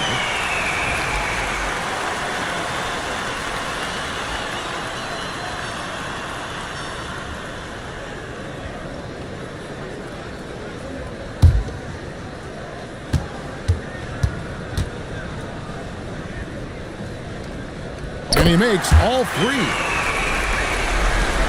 Trailing by 13.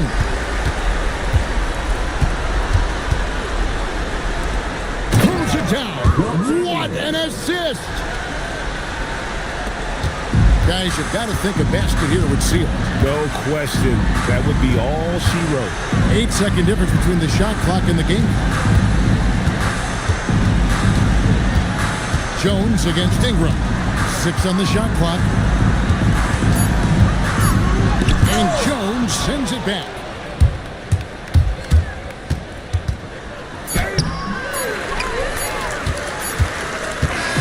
And so it's the Hawks taking care of business in this one. Even early on in this one, it seemed like they were happy to be playing at home tonight. And it makes a big difference. Once they started to really play in rhythm, you never felt like they had any doubts as to whether or not they were going to win. Thank you for joining us. That'll do it for now. And for all of us here at the table, Stan Van Gundy and Greg Anthony and our terrific sideline reporter, Allie LaForce, this is Kevin Harlan thanking you for being with us tonight. And as we leave you, let's take a look at our player of the game, Brandon Ingram.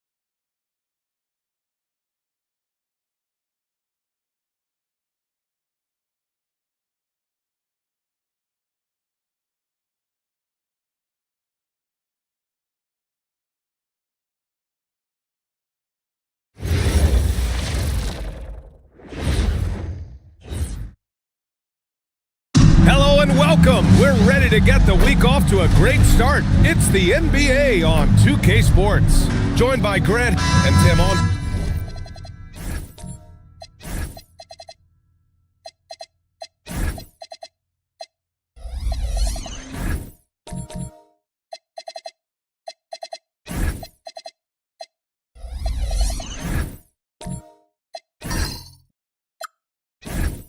This is a bit of a lopsided matchup, but nothing is a given in this league. Yeah, B.A., that's for sure. The margin for error very slim in this league, and really all we're talking about on a given night is a different guy heating up to make this game much more competitive. Now look at Vancouver's starting lineup. They've got Cunningham, and it's Mirson in at the 5, roaming the paint. Back to Butler. Driving inside to the left side wing. Sinks it from distance. The all-around game of Butler. He's all about sharing the rock and getting his guys involved. Gives us a chance to catch up with Allie LaForce. Willie Green and I got a chance to talk for a bit. We talked about the matchup issues that Karl Anthony Towns creates for defenses. Coach said the combination of size and skill make Cat a tough cover. If you put a center on him, he can beat them with his quickness or his perimeter game. And if you put a wing on him, he can overpower them in the post. Back to you guys. Thanks for that, Allie.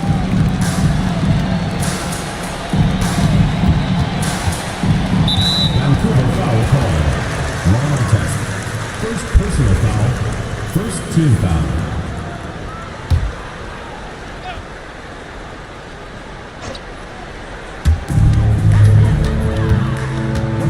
Here's Moncrief.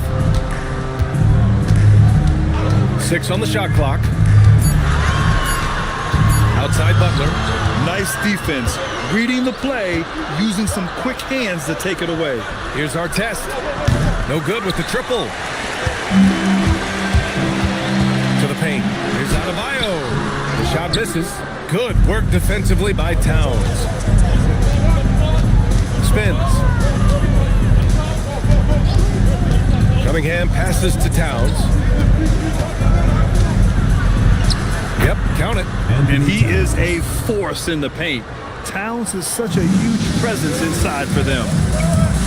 Outside Butler. Pass to Ewing.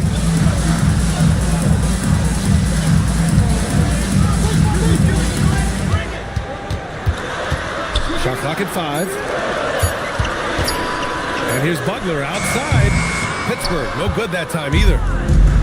For Vancouver, they've gone 1 of 4 to begin this one. Kicks it out Towns. Cunningham on the wing.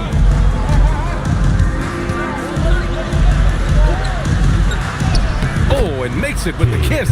Yeah, strong player mentally. Cunningham showing the physical strength on that play. Here's Moncrief. He's watched by Cunningham.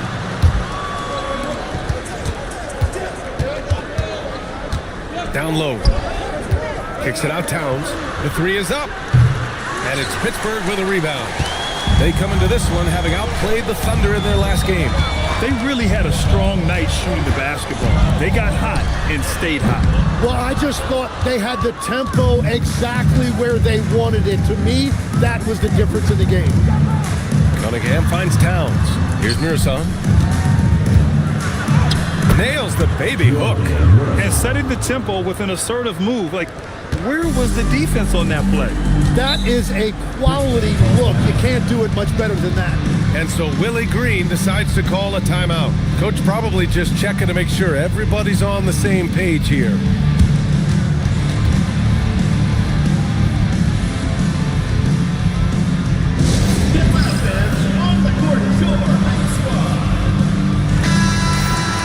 And here we have last season's best free throw shooting teams. You know, you really didn't want to send either team to the line if you had any ideas about winning.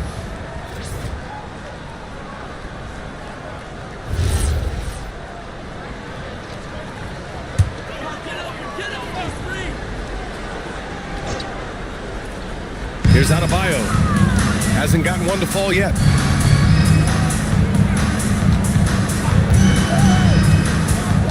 To the middle. Ooh, the lead pass was in the perfect spot to set up the layup. Sometimes it's simple. Put the ball in the hands of your scorers and let them do what they do best.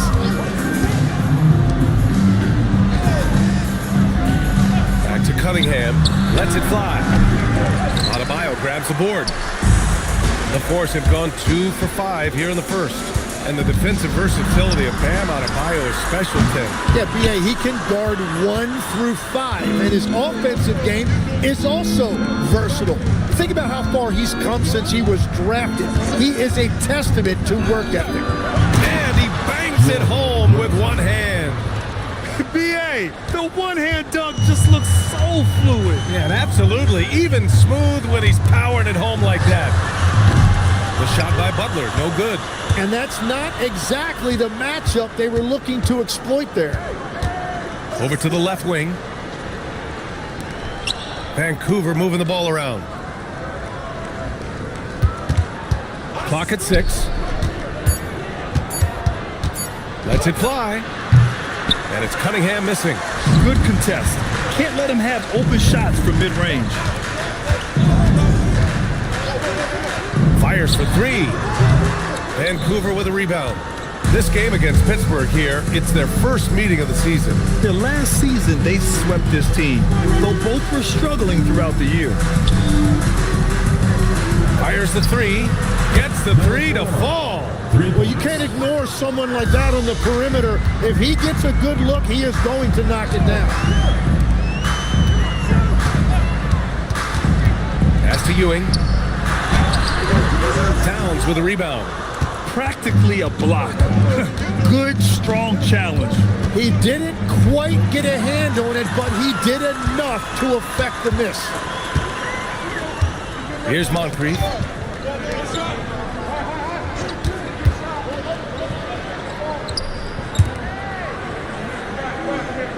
Three-pointer. Can't get it. He's now 1 of 4 from the floor. Pass to Cunningham. Here's our test. Yet to see a basket.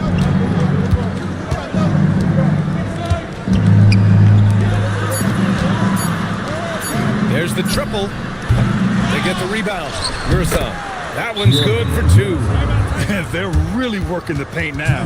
And so Willie Green decides to call a timeout. Coach taking this moment to speak to his guys. Maybe alter some of the game plan.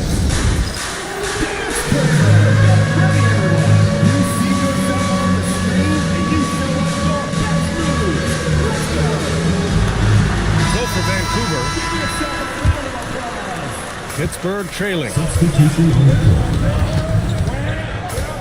Here's Kittles.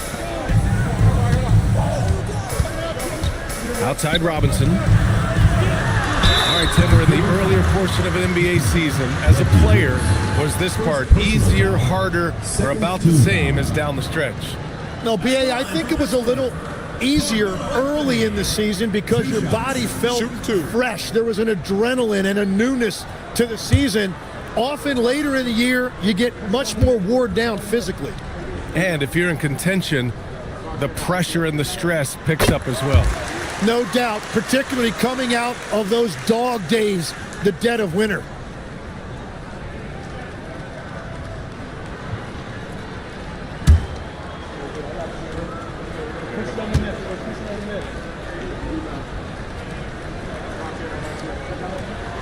And Anthony drops them both. Vancouver with the ball. 6-point lead. Fresh off a win against the Pacers.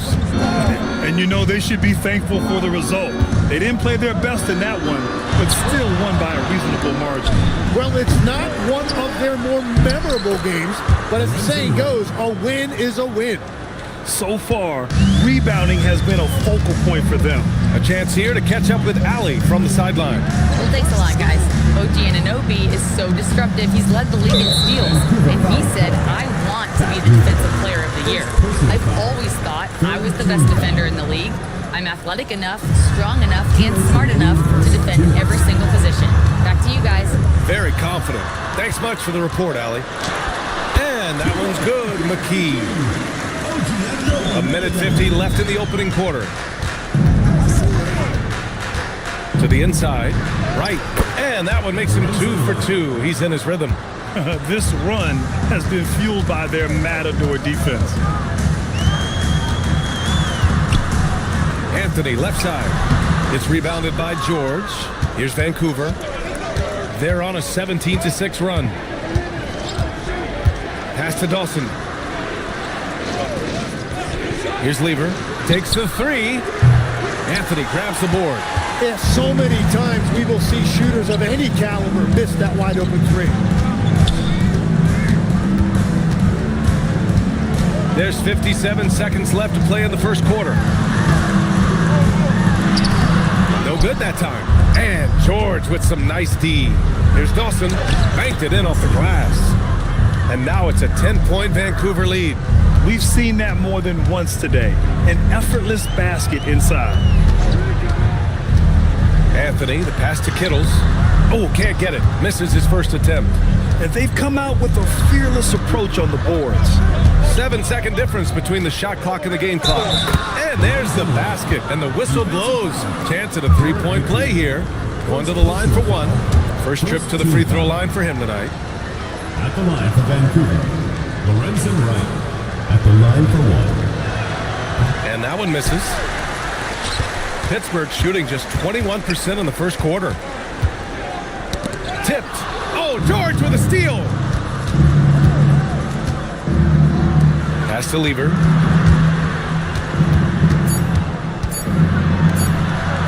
That'll count. What a play! He drains it at the buzzer. It just nails the 3. Way to close the quarter. And with the clock almost at 0, great awareness on his part. And so it's Vancouver liking their chances, ending the quarter with a 15-point lead. A big difference in shooting percentages. That's why they lead. More 2K action in just a moment.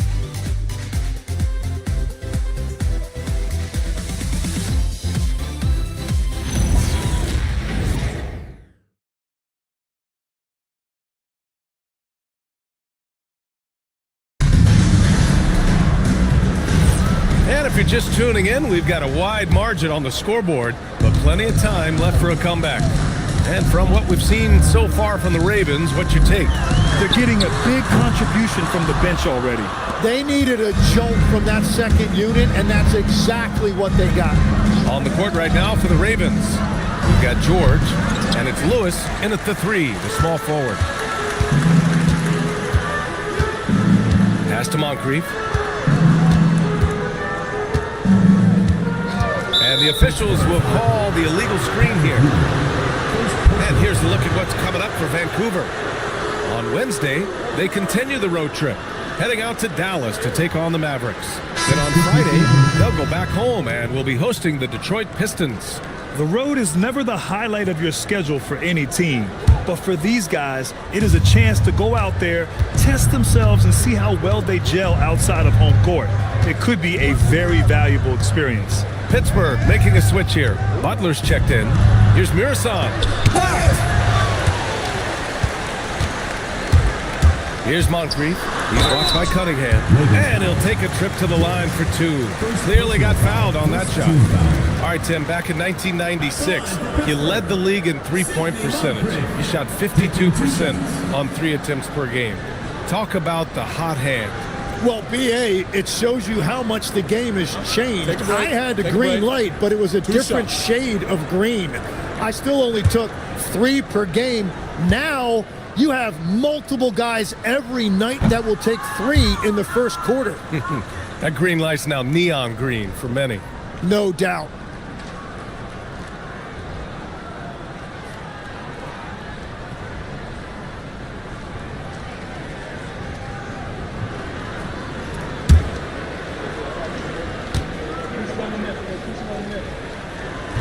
That's off as well, so he misses both.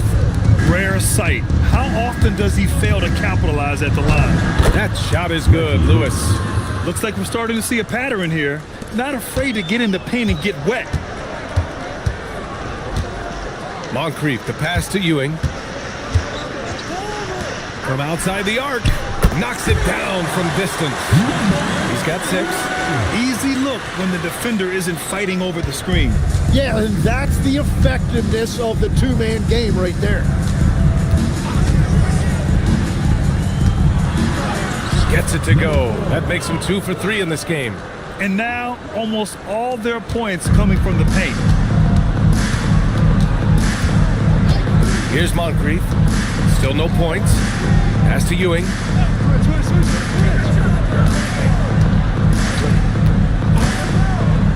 The three. And again, Pittsburgh with the triple. That's his second triple this quarter after hitting one earlier. This is how you space the floor. Cunningham passes to Mirson. Now here's George. Here's Mirson. 26 points for him last game against Indiana. Relentless on the glass. Boards are largely about how much you want it. Pass to Moncrief. Now Butler.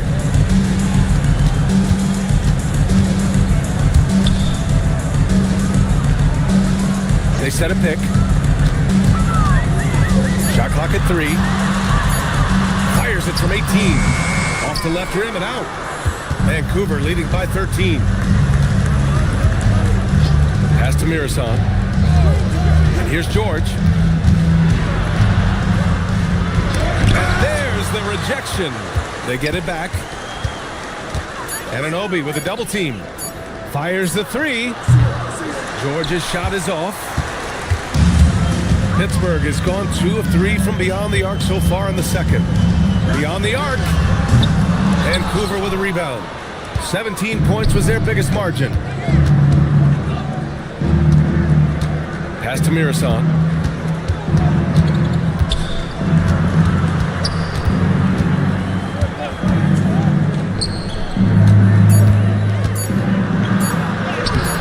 And it's Ewing with a rebound.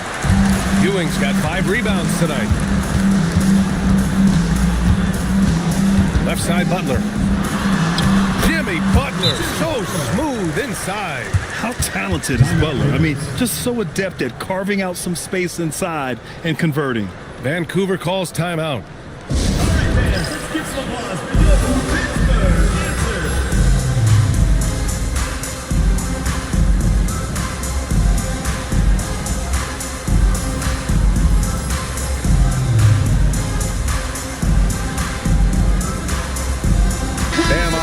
Checked in for Pittsburgh. Vancouver with the ball. 11-point game.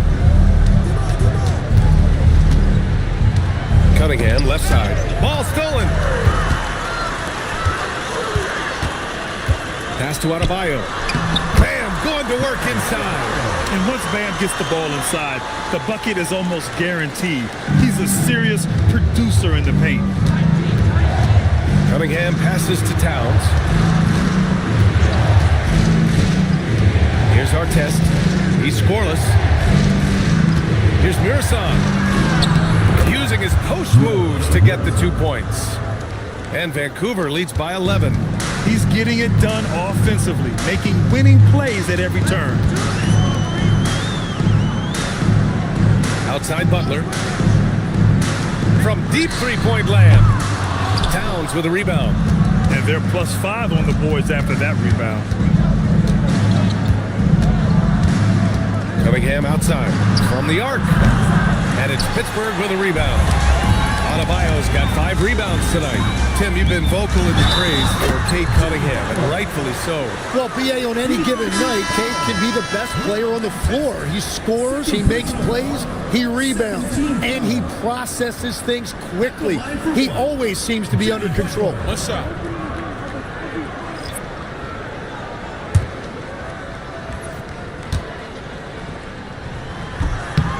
Legs, when you're watching a young team play, what are the things you're looking for?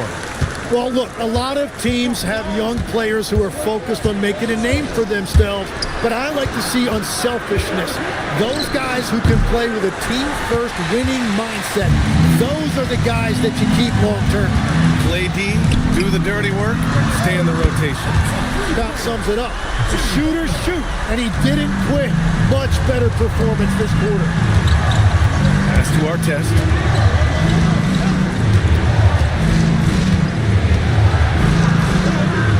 Here's Lever. Just 5 to shoot. Fires from deep. Sends it home from three-point land. These teams are finding the range, showing a lot of confidence. Yeah, he was so ready to answer that. These teams are just battling. Deflected. In transition.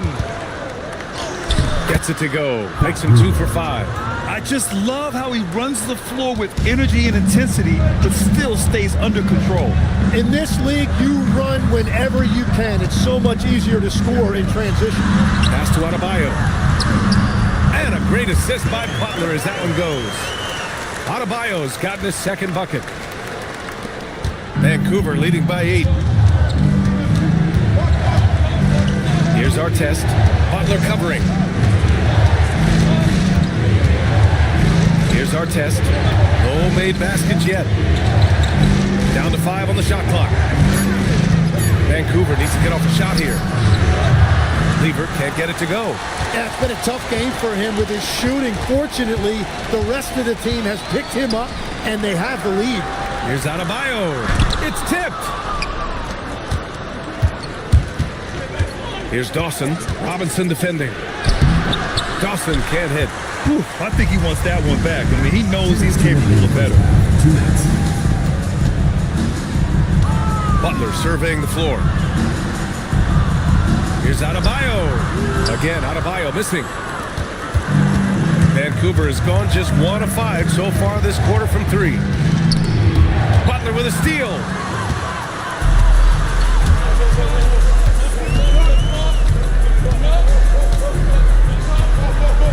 Pass to Robinson. Here's McKee. Adebayo, a screen on Towns. 5 on the clock. Ooh, Adebayo, forceful. What a confident dunk by Adebayo. He knows there's little the defense can do once he's elevated. Vancouver leading by 6. A minute 4 left in the first half of basketball. To the wing, right side. Down to 5 on the shot clock. Butler with a steal. Pass to Kittles. Outside Butler. And Adebayo slams it in. And that's gotta hurt. A turnover for a free run at the rim. And now we know who has the momentum. Well, not all turnovers are created equal. Live ball turnovers lead to that. Pass to Lever. Back to Towns. Vancouver moving the ball around. Here's Wright. No good. And they can't put it into the drought. Now here's Robinson. Outside Butler. Over Towns. And no good. Trying to get that one to fall. And we're through the first half of play here in what's been a good one. Vancouver ahead. Up 4. All right, Allie's ready to go. She's courtside. Hey, Allie. Carl, you were able to build the lead, but what's the key to maintaining it or even increasing it? All right, Allie, thanks for that. We will see everyone right back after this break. Ready for the second half.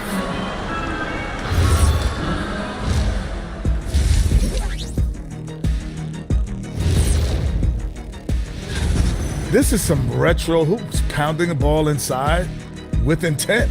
Man, I know you love this big fella. No need.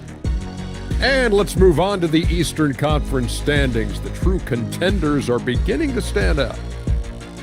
Taking a look here now at Vancouver, they've been hanging around the upper echelon, playing with good energy. Feels like the chemistry is right with this team. They put themselves in the championship discussion. That's it for us. Thanks for tuning in. Now let's send you over to Brian Anderson with the third period.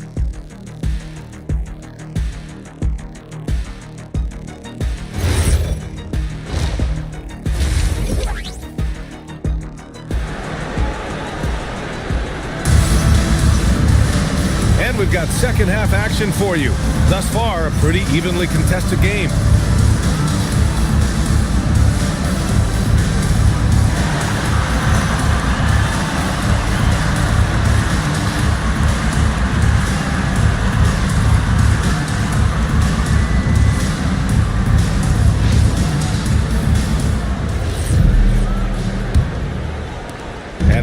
force with the ball. Trailing by 4, we've got Jimmy Butler. He's out there with Bam Adebayo. And it's Ewing in at the 5. That's the group for Willie Green getting going here in the second half. Not going to go that time. And at this point, the defense is daring him to shoot.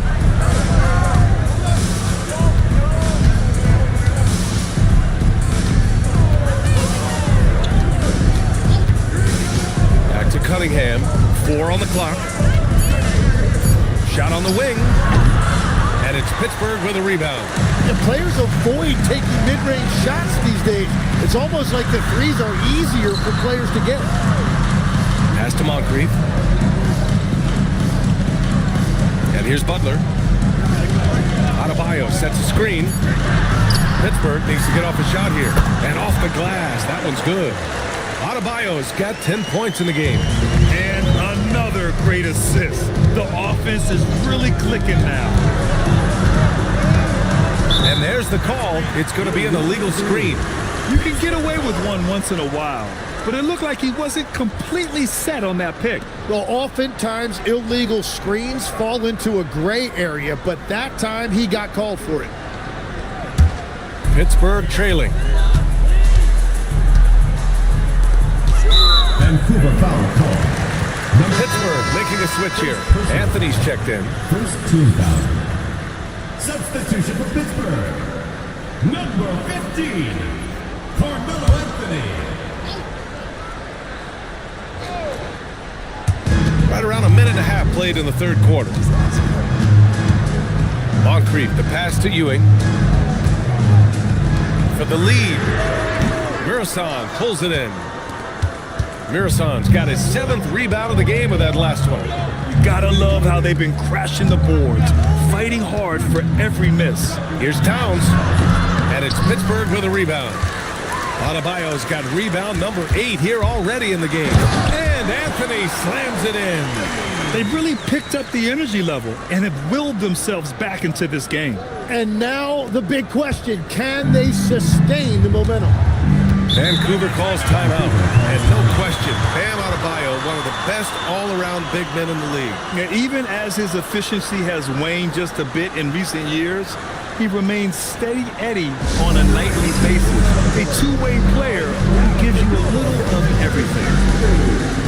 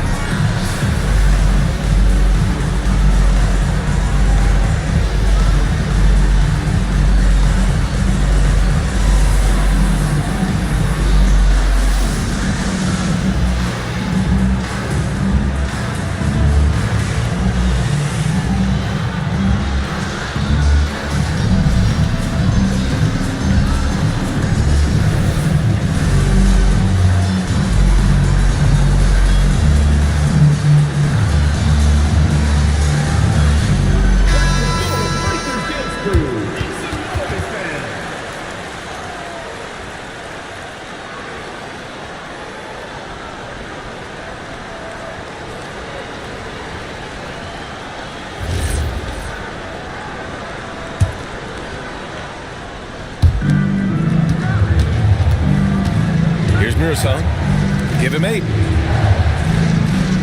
Inside, and he takes the fantastic lead pass up strong for the slam. Well, if you work the ball inside, it is going to pay dividends. There's a screen. And out of bounds, Vancouver will have it.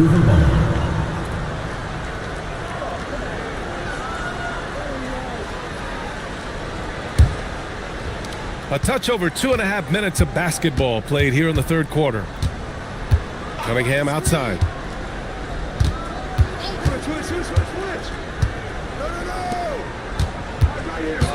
Takes a 3. And it's Ewing with a rebound. Ewing's got his 6th rebound on the night. He is just ice cold. Luckily, his teammates have picked up the slack. He put a little flair on that one. Yes, he did. Man, he's a strong finisher, huh? This will be his third free throw attempt of the game. The line for force, Carmelo Anthony. One shot.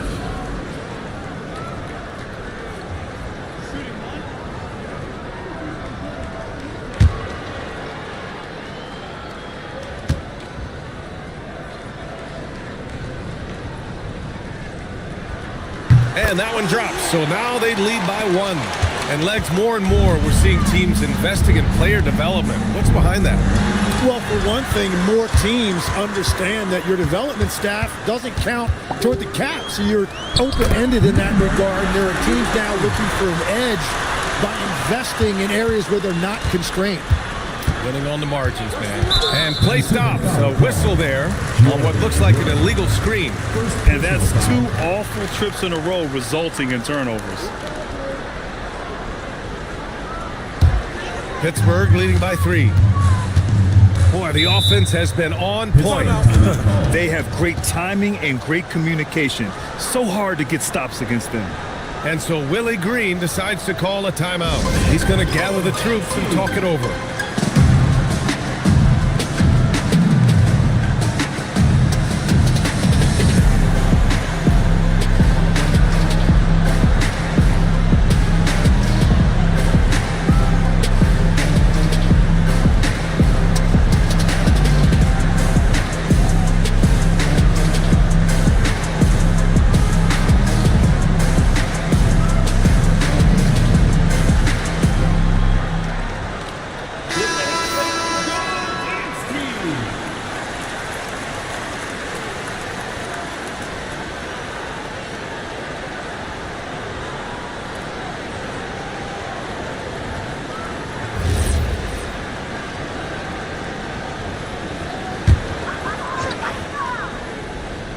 Just over 3.5 minutes through the third.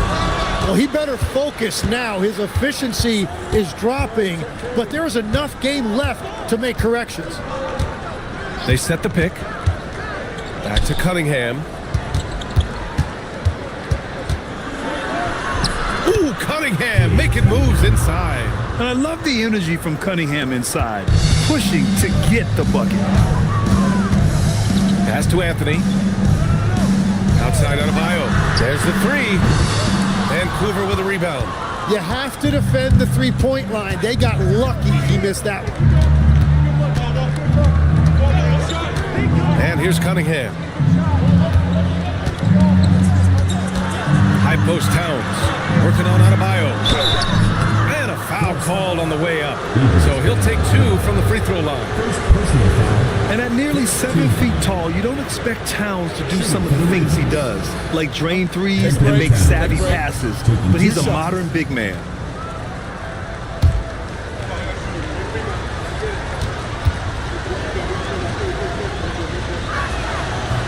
No good on the free throw.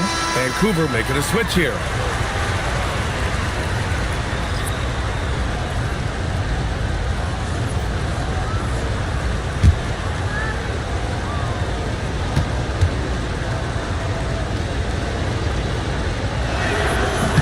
He hits the second from the line.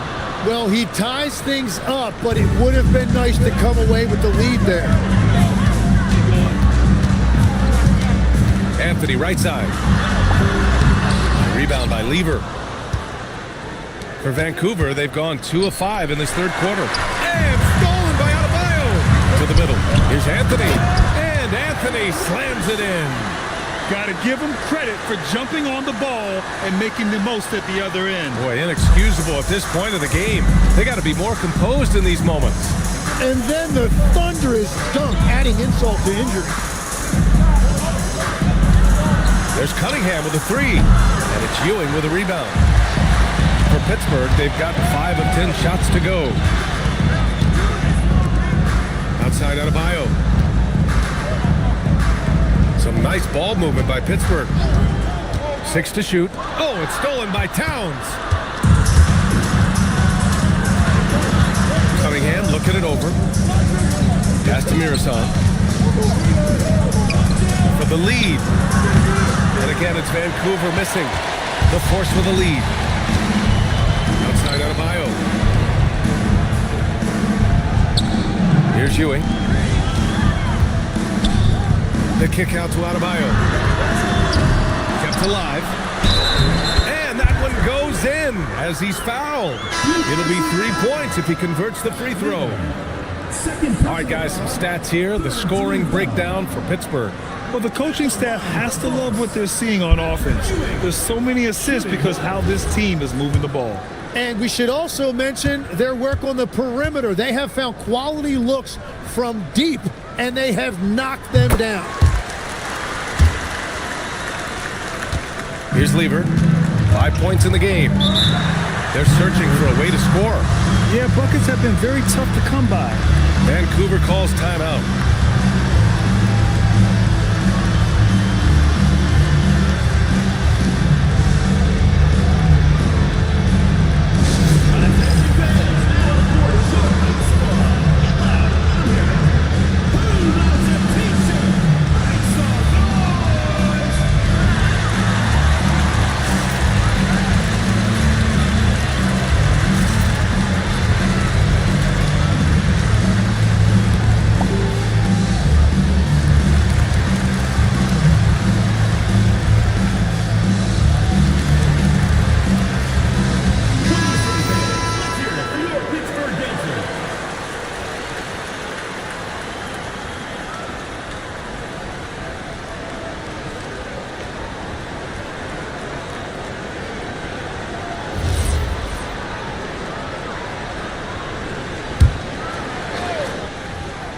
Here's Mirasan.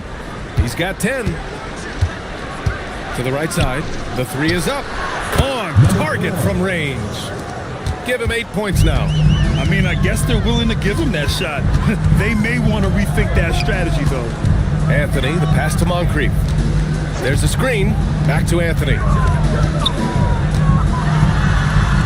To the inside. Just 5 on the clock. Here's Ewing. Good, and Butler gets the assist. Butler's got 5 assists in the game. In a tight game, they wanted to make sure of that possession. Here's Lever. He's got 5. Pass to Mirasan. Now here's Cunningham. Wing shot on the way. Anthony grabs the board. Nothing going his way this quarter offensively. Time to recalibrate. Here's Moncrief. No good on the triple. I love those kind of looks as a player. Plenty of space and peace of mind to launch. Rarely see him that open. Pass to Mirasan. Cunningham outside. This one for 3. Anthony grabs the board. Something's off about him this quarter. He seems like he's moving okay, but clearly something isn't right. When Butler is cleared for takeoff, just get off the runway. Towns outside. And here's Cunningham. From the top of the key, he buries it. Cunningham's got 4 points now in the quarter. Anthony feeling it out a bit. To the wing on the left. Here's Moncrief. No points so far. He can't get it to go. Cunningham on the wing. Here's Mirasan. And it's Pittsburgh with a rebound. Ewing's got 9 rebounds now. A minute 15 left in the third. Moncrief, the pass to Anthony. Down low. In transition, here they come. Outside Butler. Pass to Moncrief. The 3. Vancouver with a rebound. He hasn't found the range lately. It's wild to think he had 3 triples there in the first half. Here's Lever. Puts up a 3. Buries it from 3. Lever's got 8. And what a read there from Cunningham. Showing he has vision and timing with his passes. And here's Anthony. He'll bring it up for Pittsburgh. They lead by 1, and that'll be their only game on the road before heading back home. And there's the screen. Fires the 3. Mirasan pulls it in. Mirasan's got double-digit rebounds now in the game. Pass to Lever. Towns, a screen on Anthony. Easy look when the defender isn't fighting over the screen. Yeah, and that's the effectiveness of the two-man game right there. We're at the end of the third quarter, and we've still got a close one. Ravens ahead, leading by just 2. We'll take a quick break and then get you back to the action.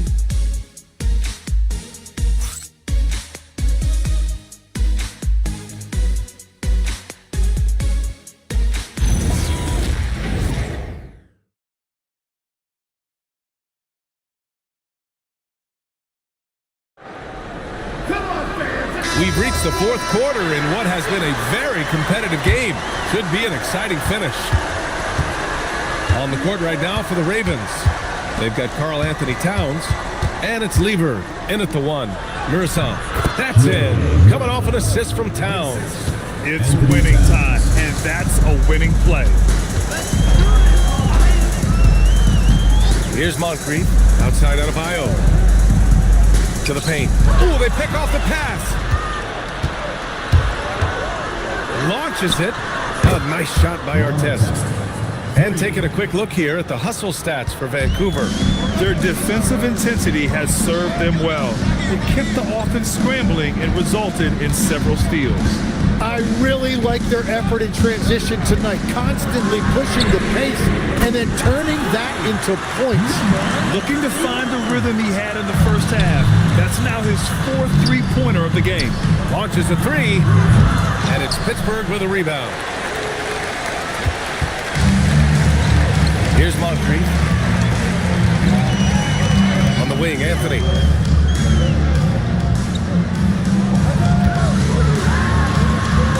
Pass to Moncrief. 4 on the clock. And again, Pittsburgh with the triple.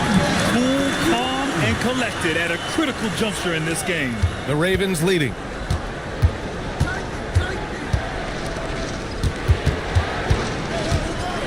Down low. Ooh, a clear foul there on the missed shot. So he'll get a pair at the line. It goes on Bam Adebayo. And in traffic, he uses the reverse to keep the shot blocker at bay. What an incredible move. Not everyone has that kind of skill.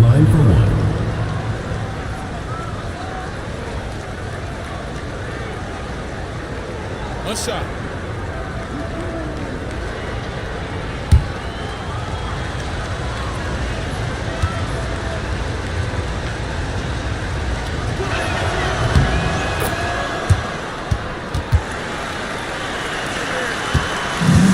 Pittsburgh has gone 2 of 2 from outside so far in the fourth. Moving along, 2 minutes gone in the fourth. Number 4, second personal foul, first team foul.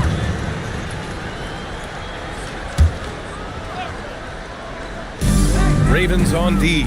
Pass to Moncrief. Anthony outside. Oh, almost had a 4-point play right there. But he'll go to the line with a chance for 3. Good defensive intensity, but you have to stay in control always.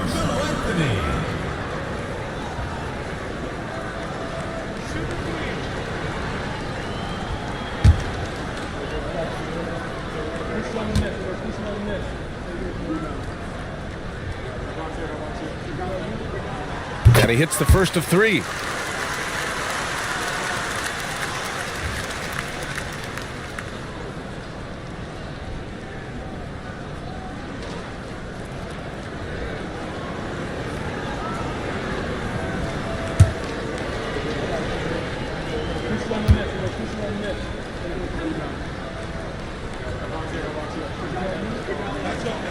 Good on the second one.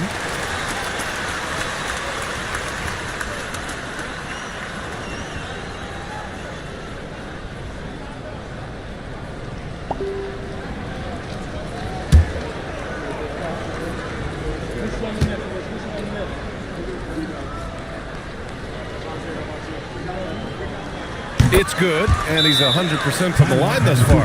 Now a timeout called by Vancouver. At this point in the game, fourth quarter, it's always important to stay focused. And while the coach goes over the plans, these players are getting a much-needed chance to get hydrated with some Gatorade. Let's check in quarter. Allie LaForce. Hi, guys. The head coach for the Ravens had some instruction for his guys during the break. Coach was blunt with his assessment. He said to throw out everything that happened until now. It is a brand new game, and it's only a few minutes. Leave it out on the floor. Back to you guys. Okay, thanks, Allie. Anthony outside. Pittsburgh, no good that time either. Vancouver leading by 3. Pass to Lever. Pittsburgh foul call. Number 31. First personal foul. Second team foul.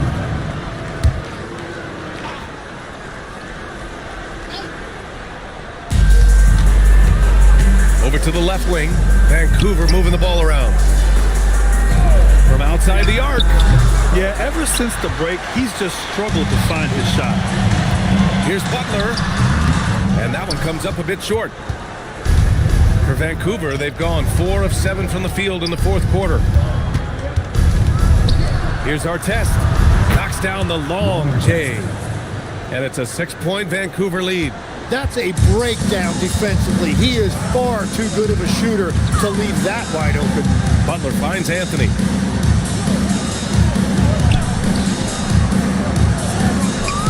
Outside for Butler. Tried to come right back with a 3 of his own, but it's no good. Vancouver leading by 6. Pass to Lever. Here's Artest. Jacks up a 3.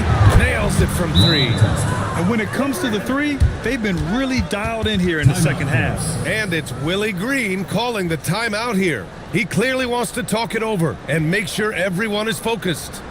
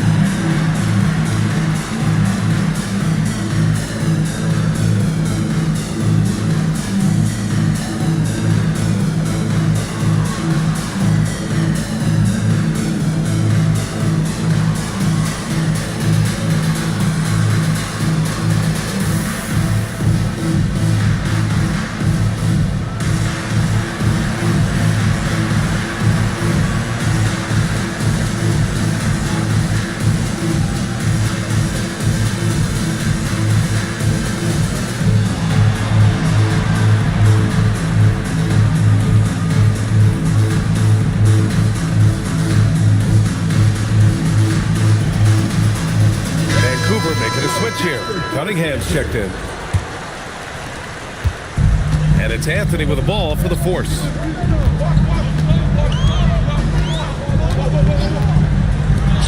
From deep three-point range, Vancouver with a rebound. Mirasan's got 13 rebounds in the game. Glass eating. Their strong work ethic has been evident on the glass, really getting after it and being physical. And you can't leave the basket unprotected. Bad things will happen to you. Yeah, that was just way too easy. And now this offense feels like they can just do whatever they want. Yep, that one goes. 19 points in the game. Here's Vancouver. They're on a 13-5 run.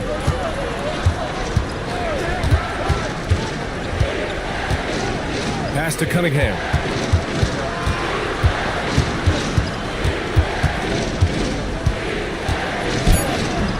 And it's Pittsburgh with a rebound. It's been a quiet game for him to this point on the offensive end, but the team has still played well enough to hold the lead. Beautiful look right there. Led his man perfectly. Vancouver leading by 7. Cunningham outside. Adebayo grabs the board. Adebayo's got rebound number 11. Butler passes to Moncrief. The 3. It's rebounded by Artest. Oh, he is off from deep. Maybe it's time to look for another option. That 3's off the mark. Pittsburgh has gone 2 of 6 so far in the fourth. Pass to Adebayo. Shot clock at 6. Ooh, plenty of contact on that shot. Officials call the foul, and he'll take 2 free throws now. Just an enforcer for this team. Adebayo is no stranger to physical play, whether he's receiving it or dishing it out.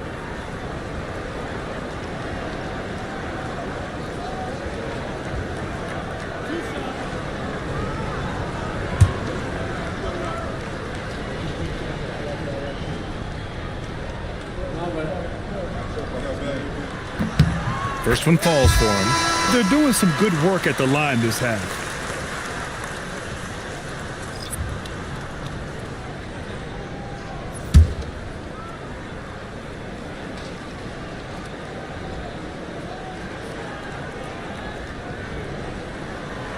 And so he's able to get 1 of 2. And what makes Bam special is his versatility, offensively and defensively. He can do a lot more out there for you than most other guys. Moncrief, the pass to Ewing. He can't get that one to fall. Good work defensively by Towns. Oh, love the intensity in which they're hitting the boards. Back to Cunningham. Pass to Artest. The fadeaway. And it's Pittsburgh with a rebound. Ewing's got rebound number 10 tonight with that last one. Number 4, third personal foul, 4th team foul.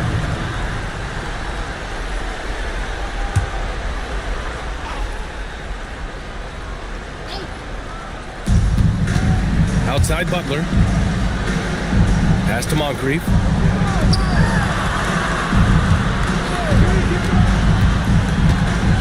Just 5 to shoot. Fires the 3. Not that time. Vancouver leading by 6.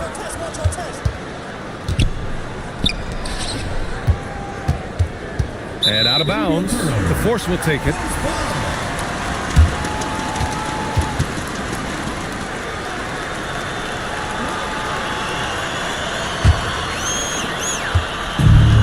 You love how guys are making plays for one another here. Yeah, just a balanced attack, a total team effort. And it's Willie Green calling the timeout here. Coach clearly has something he wants to say to his team right now.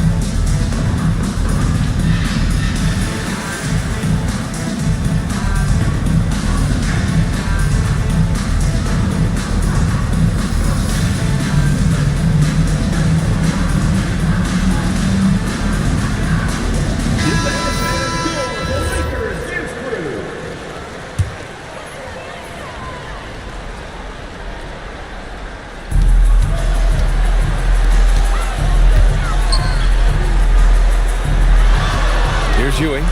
Yes, sir! From 13 feet. How huge is that bucket? When in doubt, get it to the big fella. He recognized the situation, saw an advantage there, and he didn't hesitate to capitalize. Pittsburgh foul call. Patrick Ewing. Second personal foul. Third team foul. Shooting for the Ravens. Georgi Murasov. 2 shots. Shooting 2.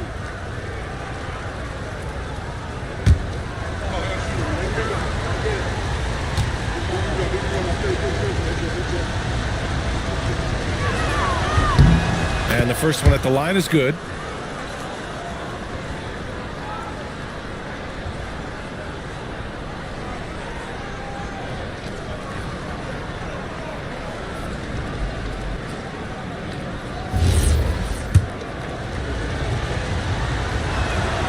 No good on the second free throw.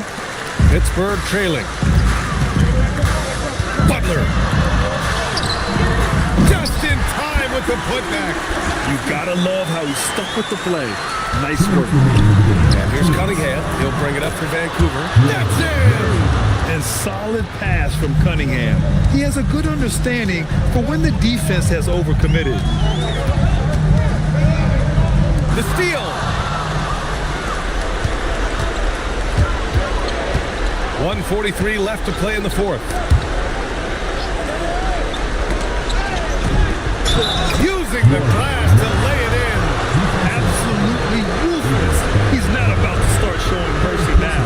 Yeah, with each bucket, he denies any thought of a comeback.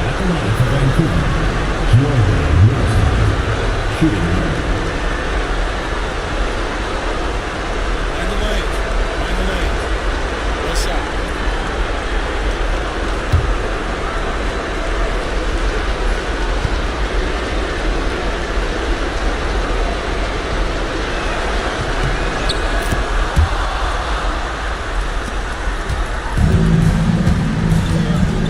Minute 31 left in the fourth quarter. Oh, got a piece of it.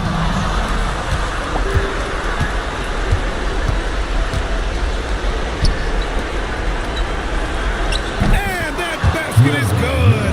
Well, he's having a big scoring night, but he's doing it extremely efficiently. This is impressive. He fires from 18. Oh, he can't hit it.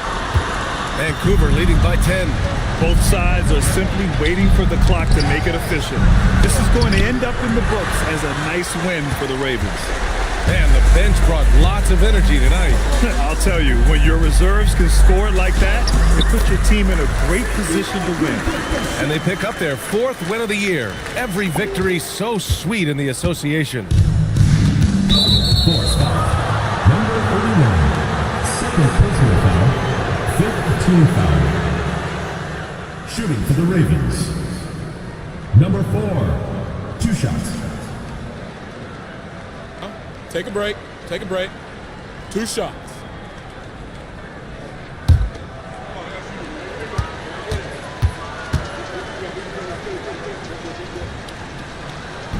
And he cannot get the first one to drop. Tough one to miss.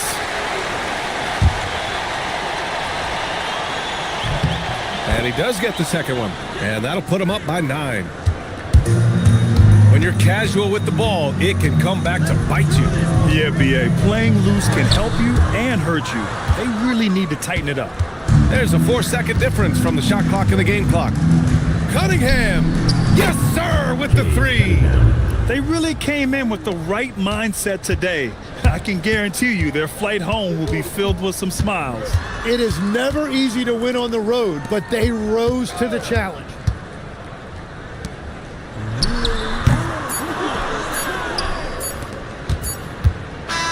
So we see the Ravens get the win here. They have to feel good about this performance. It's one they can be proud of. Very true. I mean, when you're out on the road, the wins can feel a little sweeter. This one has to feel extra special. And Allie LaForce has something for us on the sidelines. Hey, Allie. All right, I'm with Karl Anthony Towns. Karl, congratulations on the victory. All right, Allie, good stuff there. Thanks for that. And that about wraps it up.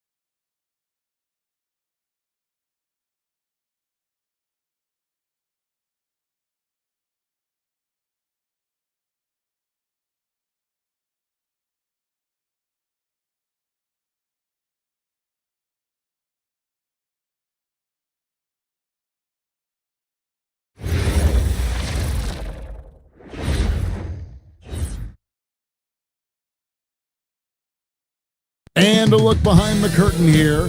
Final preparations for the challenge ahead. Hoping to come out of the gates strong. Thanks for joining us here on 2K Sports for NBA basketball. Here with Greg Anthony and Doris Burke, this is Kevin Harlan. And we've got Allie LaForce reporting from the sideline. And a chance now to look at the schedule for Cincinnati. On Wednesday, they'll be matching up with Jason Tatum and the Boston Celtics. Then on Sunday, they head out on the road and face the Mavericks in Dallas.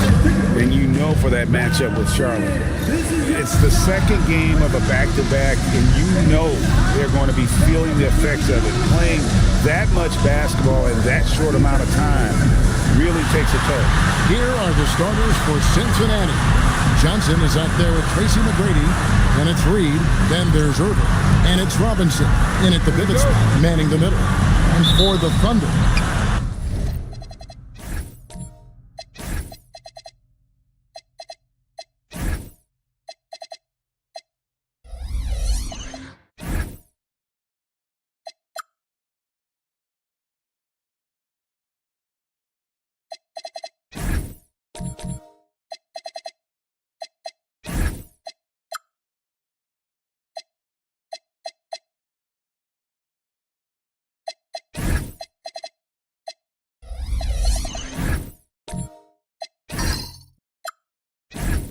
they've got Smith.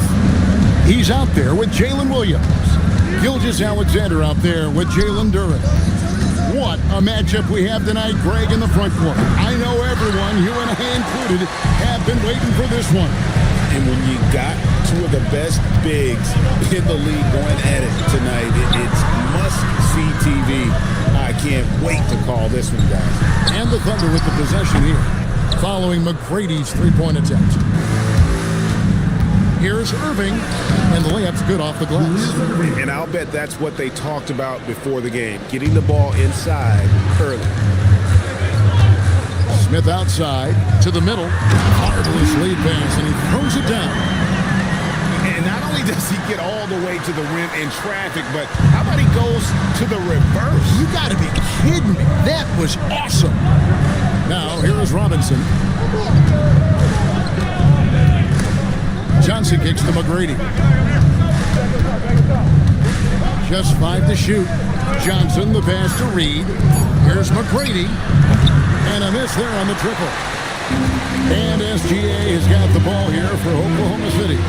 Well, when you're facing a team that's feeding off the crowd's energy, you have to bring your A game, and they didn't do that defensively. One thing you know, Greg, is you've got to pack your defense in the suitcase if you're going to win on the road, and they simply did not bring it. And off to a strong start offensively. He's got a nice touch. Love the show of force there from Robinson. When he's deep inside, it is clear for takeoff. Bounce pass from SGA. Let's go. It's rebounded by Cincinnati. They are coming into this having notched a win against the Knicks in their last game. Yeah, they were able to maintain focus in a hostile environment, and that led to taking shots that made sense. Well, I'm sure they're still enjoying that one. You love going into a tough building, tough place to play, and shooting the lights out. Nothing like silencing the crowd. And he didn't punish them for the weak coverage there, but they can count on him to continue missing. And that'll be Oklahoma City's ball as it goes out of bounds. Let's take a look at the players who are the best on the glass a season ago. Jalen Duren is second. What a season he had in the paint. I mean, his rebounding numbers really mind-boggling. Who wouldn't love to have a guy like that? And Greg, you might not be surprised to hear this, but Shai Gilgeous-Alexander comes from a family of athletes. Yeah, I mean, his mother was a swimmer in the former Beatles representing Antigua and Bermuda in the '92 Summer Games in Barcelona. Impressive.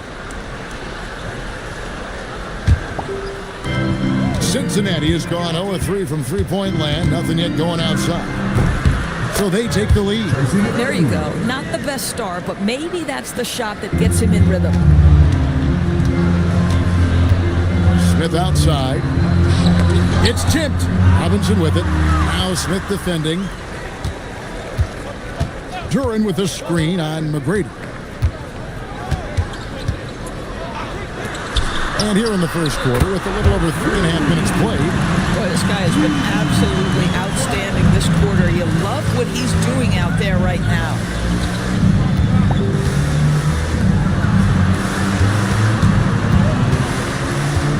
Puts it up from 12. SGA with the rebound. At some point, do you start to think about getting others involved? It has been a struggle. Duran, no good. Most defenses want to protect the paint first. Great job there. Johnson kicks to McGrady. It's stolen by SGA. Oh, and SGA throws it down. Boy, that SGA dunk was right out of the highlight reel. Woo! And that great replay brought to us by the AT&T Connected Cam. On the wing, Johnson. McGrady outside. Over SGA. Cincinnati again missing. Boy, this has not been his night. The effort's certainly there, but he looks disjointed. It's stolen by Johnson. And it's blocked by Gilgeous-Alexander. How about that? Shai Gilgeous-Alexander, a big-time defender, and sends that one back. Oklahoma City leading by 3. Here's Duran. That's good, and SGA with the assist. And a nice job here early of establishing an inside presence. Some tough offensive sets. They want to turn it around. Yeah, right now you just need a bucket to get some momentum. And timeout called by Wes Unseld Jr. Coach is going to take a few minutes to regroup and go over the strategy. And the Thunder with some changes. Heyman comes in for Duran. That's Barkley in for Jalen Williams. And Cincinnati making a change here as well. Wells is checked in. And the call on the shot that sends him to the line. And towards the rhythm of the season beginning to set in. Teams are starting to establish their identity. They're also starting to understand, all right, these are our rotations. The players are now establishing their roles. You are definitely starting to see teams not only hone into their approach, but refine their approach. And Cincinnati making a change here. Hall's checked in. And both free throws good for Reed. The Thunder leading by 3. Smith outside. Inside. Rebound by Johnson. And so it's Johnson who brings the ball up for the Lions. And going against Oklahoma City, their first meeting of the year.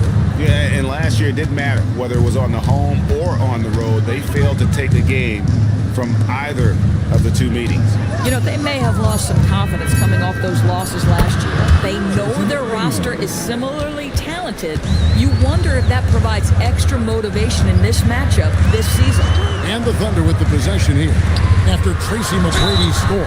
And contact on the shot, so he'll be shooting free throws here. Now that's an aggressive play by Smith, not backing off because of the coverage. And let's quickly check out the scoring breakdown here for the Thunder. Straight away, they've opened things up offensively with skillful passing, running smart plays, and just setting guys up for success. Yeah, they've also been alert and active on the defensive end, creating turnovers and turning those into points on the offensive end. The Lions making a switch here. Cooper's checked in.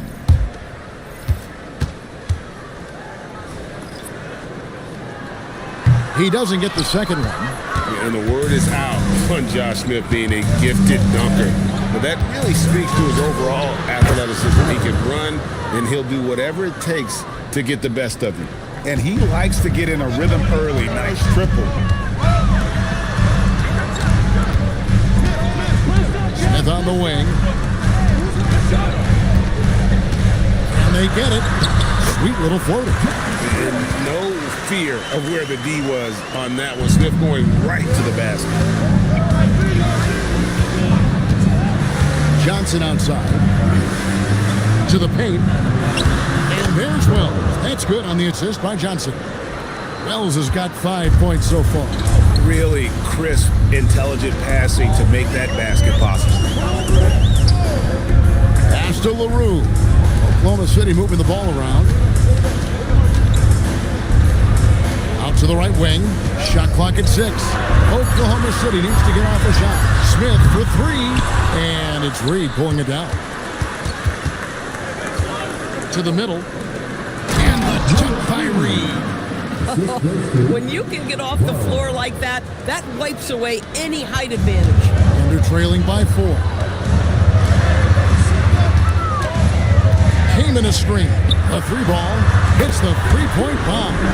10 points for him. Well, you give this guy a half-decent look from distance, and he's going to make you pay. Pass to Johnson. Pulls up. High post. And the rebound goes to the Thunder. Now, here is Smith. We've got 1:23 left here in the opening quarter. For Cincinnati, they've gone 7 of 15 from the field to this point. Now, Reed. And looks like the illegal pick was set. Yep, that's right. That'll get their attention. And not the most common call you'll see in the NBA, but hard to argue that pick wasn't illegal. It is really difficult to get your feet completely set, to stay completely still. It's almost surprising to me that it isn't called more often. And Oklahoma City making a change here. Coloco's checked in. Pass to LaRue. It's tipped. 3-pointer. It's rebounded by Cincinnati. Reed's got 5 rebounds tonight. Wells finds Reed. Johnson surveying the floor. Here's Howell. Cooper the pass to Wells. Johnson in the corner. Cincinnati again missing. And right from the start, Kevin, they've been pounding the glass. Most of those 50-50 balls also going their way. Just 1 second between the shot clock and game clock.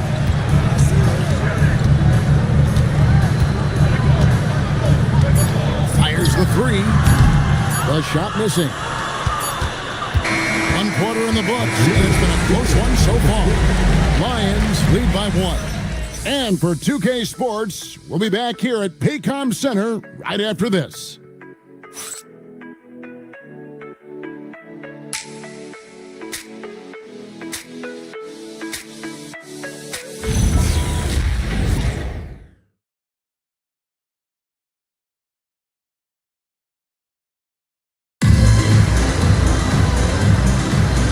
Close game underway so far. We'll see if either of these teams can jump out in the second quarter. And when you consider how the Lions are going, guys, what are your thoughts? They set a physical tone in the first, and that really showed on the backboard. I think it's why they hold the lead here early, because they're controlling the flow of the game with those second chance opportunities. Gilgeous-Alexander on the wing. He's paired with Williams. Then it's Duran. And it's Coloco in at the 4 spot. That's the group for Oklahoma City getting going here in the second.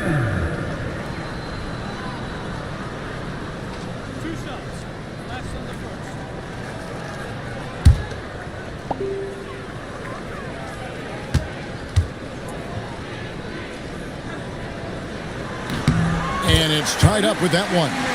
And one way players look to expand their game, adding counter moves to keep defenders off balance. Greg, what was something you added that really gave defenders pause? You know, the snatch back pull up, using your speed to kind of get the defender going downhill, and then you slam on the brakes and just create that separation to then go into attack mode. Well, Cincinnati shooting at a decent 44% clip here. Irving with the ball. Williams picks him up. Pass to Wells. From past the arc, buries it from 3-point range. Wells has got 8. Guys, no one team gaining control early on. Yeah, and you look at the lead changes, 6 already. Outside Williams, fires the 3. It's rebounded by Cincinnati. The Celtics will be coming into town for the next game. That game is the first and last of their homestand. And is there any shot T-Mac doesn't have? Thunder trailing by 4. To LaRue. Back to SGA. Dead-eye shooting from Gilgeous-Alexander. It works well there. Not much resistance from the D. It takes incredible effort to stay connected connected to the hip of the offensive player. You've got to want to work. We're now joined by our sideline reporter, Allie LaForce. Allie, it's all yours. Thank you, Kevin. Shea Gilgeous-Alexander, arguably the most feared slasher in the game. Teammate Jalen Williams said, quote, everybody knows what he's going to do, and he's still able to get to spots on a consistent basis. SGA paused a beat before bluntly saying, I get to the rim on anybody. Guys? Yeah, certainly a nightmare to contain. All right, Allie, we thank you very much. And that one's good. McGrady. Like the size McGrady has inside. Fantastic at kind of angling his body there for the interior shot. Pass to SGA. Off target from three-point range. I'm not sure he expected to be that wide open and yet somehow comes away empty. To the inside. Robinson. And Robinson throws it down hard. Boy, something so good about a perfectly placed lead pass. That is nice. Left side, SGA.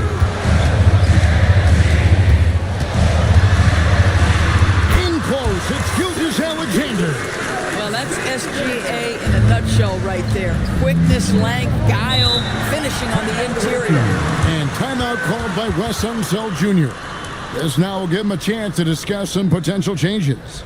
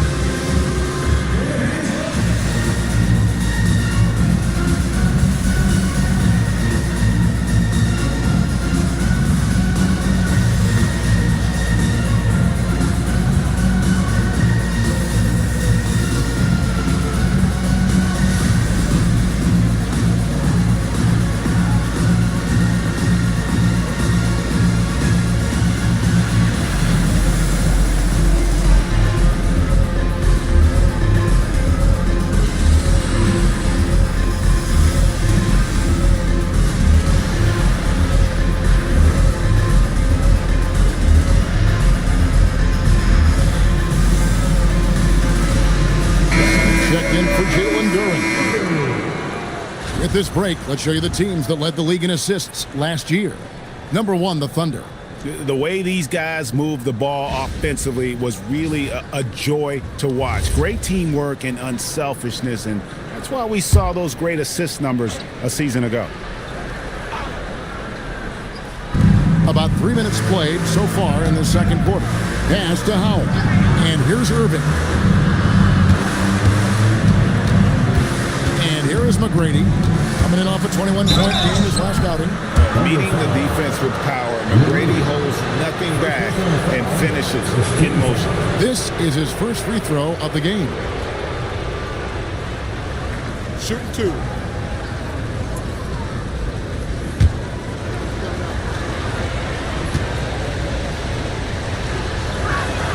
The first free throw is good. In watching McGrady, you see the length and athleticism. He's a matchup nightmare for most teams.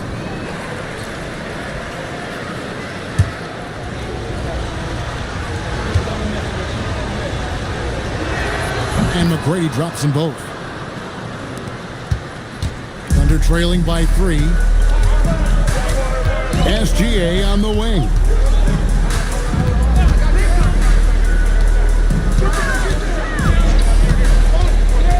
Pass to Smith.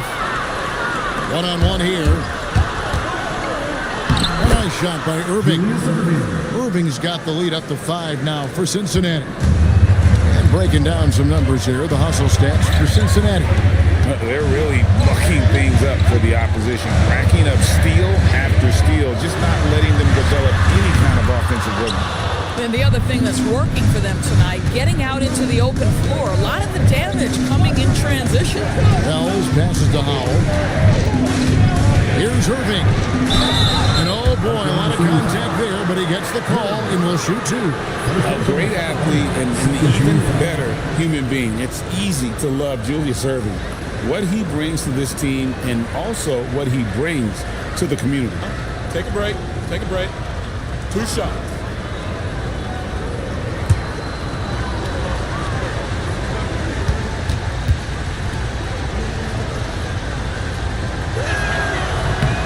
And that one falls for Irving.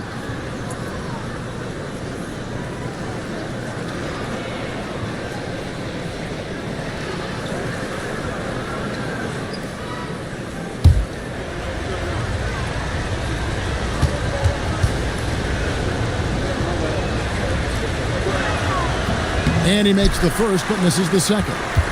Yeah, nice job of drawing the contact and creating opportunities at the line. Now, here's Gilgeous-Alexander. Defense is right there.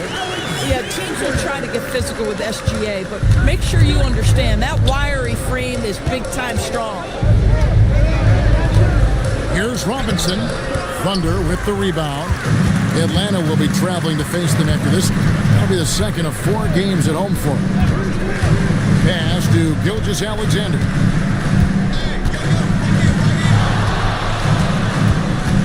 Down to 5 on the shot clock. 18 feet out. Williams can't hit.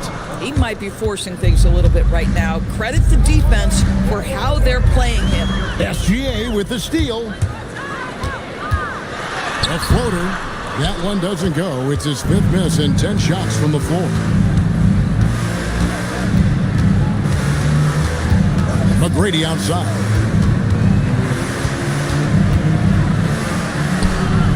Yes, it is. For that is a bucket. Number 5 on a 5-for-11 night.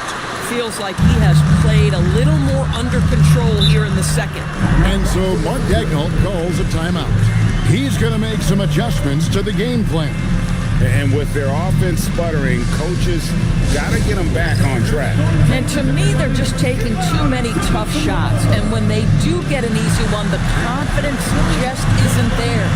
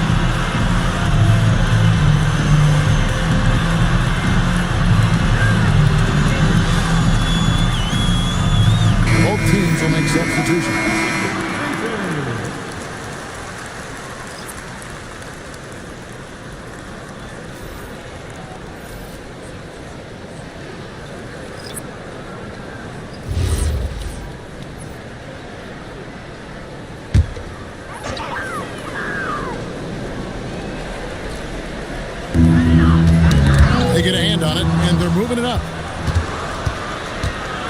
Cooper, the pass to slammed home, and he draws the foul. A chance for another point at the free throw line. That one is on Kamen.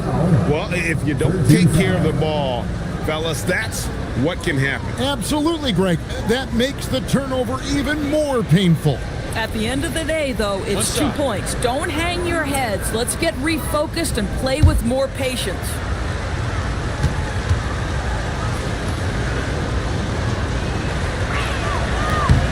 And that one falls for Robinson. Yeah, and Robinson is a franchise-defining talent, a chiseled, powerful center, a remarkable leader. Now, here is Smith. Oh, that's blocked. Cooper against Barkley. Cooper, the pass to McGrady. Off target there. That would have pushed the lead to double digits.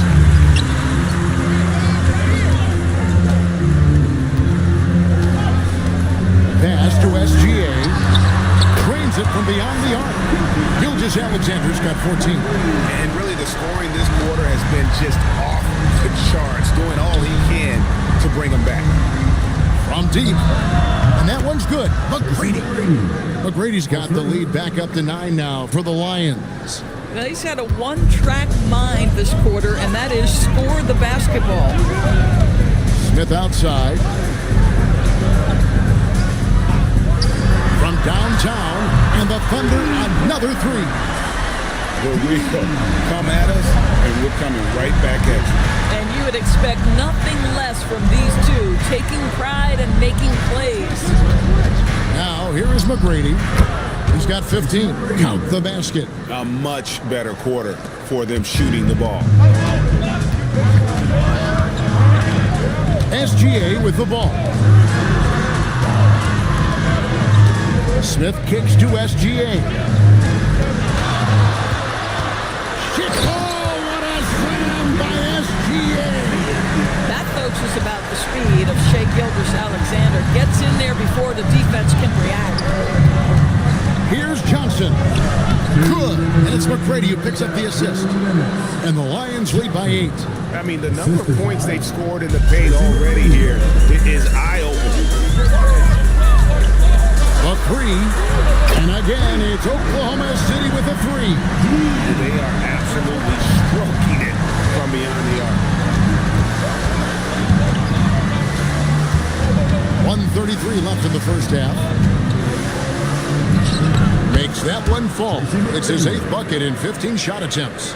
Boy, have they gotten hot here in the second quarter. No wonder they're in front. Outside, SGA.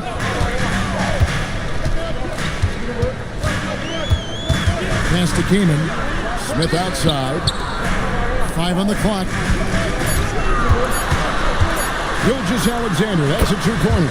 And Oklahoma City again with the bucket. This guy's been impressive this quarter, putting his team on his back. McGrady outside.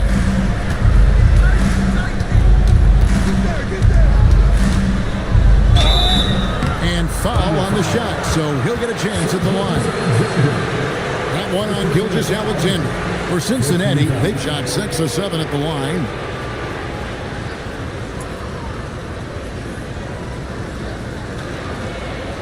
Take a break. Take a break. 2 shots.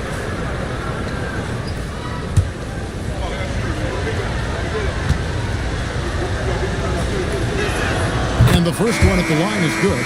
We're showing a lot more aggressiveness now after making 0 trips to the line in the first quarter. And Oklahoma City making a change here. Duran's checked in.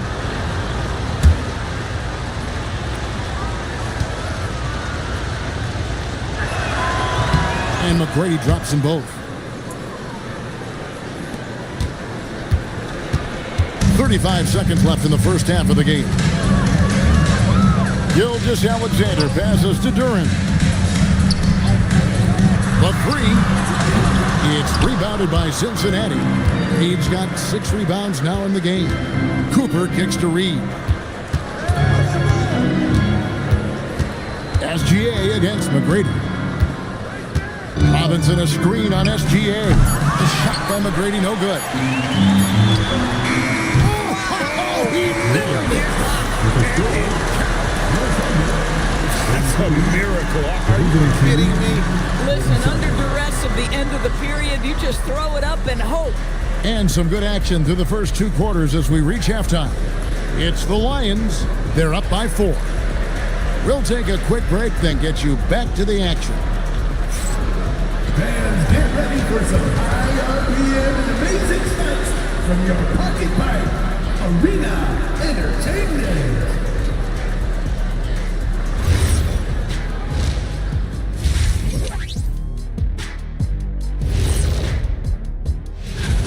Apparently, they got my free throw shooting genes and not Shaq's. Really taking advantage at the strike. Yeah, they've been there often, and they've capitalized.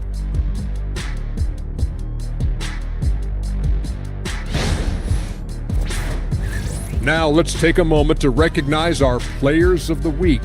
Keep an eye on these two. Guys, how about our Eastern Conference winner? I've been really impressed watching him. I mean, he's facilitating this offense, making plays for his teammates and for himself. Yeah, he's been the best player on the floor most nights. Really has. And that concludes halftime. Now time to send it over to Kevin Harlan as the game's about to resume.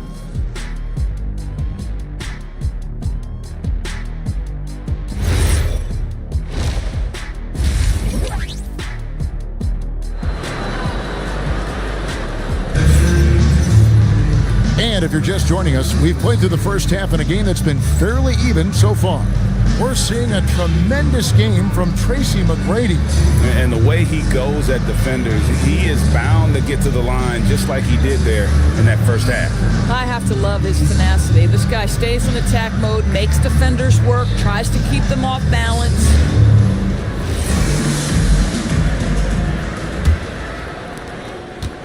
And it's Williams with the ball for Oklahoma City. On the court right now for Cincinnati. We've got Johnson. Reed out there with Robinson. Then it's Tracy McGrady. And it's Irving at the 3 slot. And this is SGA's role. He's out here to score and score often. Reed, a screen on Gilgeous-Alexander. Reed finds Johnson. Tries the spin move. 4 on the shot clock. Here's McGrady. Gilgeous-Alexander with the rebound. SGA's got 5 rebounds tonight. Right now, let's take a second to catch up with Allie LaForce on the sideline. Thank you. Coach Mark Dagnall talked about the Thunder's system of player development, and he said we try to do things that serve both the team and the individual, and then it's easier for guys to commit to it. And if that happens, then you have an environment that can be pretty powerful. Guys, back over to you. Turning potential into production. Thanks a lot, Allie. Outside Williams. Gilgeous-Alexander passes to Smith. Back to SGA. It's stolen by McGrady. Into the lane. You gotta love seeing McGrady when he's hot. An amazing score from any spot on the floor. Oklahoma City's got the three-point shot off 16 times tonight. 7 times they've hit it. 9 times they've missed. You know what, though? Sometimes you can be too open. I think it may have surprised him, and that's why he missed. Now, here's Johnson. Just 5 to shoot. Back to McGrady from outside the arc. It's rebounded by Oklahoma City. Williams kicks to SGA. Smith surveying the D for the lead. That's good. It's his 7th made basket in 14 tries. They've given up a lot of three-pointers here today. McGrady against SGA. It's taken away by Smith.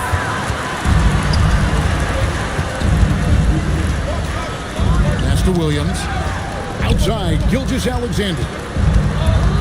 Smith outside. Clock at 4. Puts it up. It doesn't go for him. Oh, rising up from the mid-range, but doesn't exactly look confident about it. It's off his foot, and it's whistled a kick. So for Cincinnati, Howell comes in for Robinson, and Wells is subbed in for Tracy McGrady.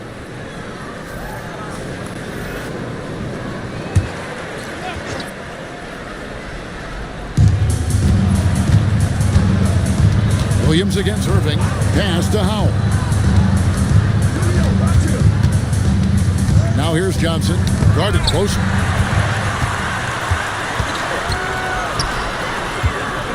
Now Williams.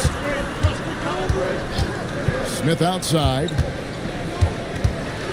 Right block shot. He gets that one. And now a 3-point Oklahoma City lead. And serious hustle from Smith in the paint there to track that one down for the finish. Irving against Williams. Shot clock at 5. And Howell kicks to Johnson. Sinks the triple. Johnson's got 5 now. Bang, bang. Doesn't get much simpler than that. The Thunder have gone 4 of 6 from the field since the start of the third. And he's going up for the alley-oop. Shot from the wing. No good from Irving. Oklahoma City has gone 1 of 2 from beyond the arc since coming out of the break. And it's blocked. Inside, here's LaRue. The basket is good off the assist from Williams. And the Thunder lead by 2. And there's a pattern starting to take shape here. They're working it inside and getting good shots from close range. Johnson for three. Cincinnati again missing. For Oklahoma City, they've gone 5 of 7 from the field in the third quarter. Let's see if they can keep it up. That's the free fly. Buries the long-range jumper. And 2 points for him. And it just seems that every pass they make is leading to a score. Just great ball movement. Pass to Irving.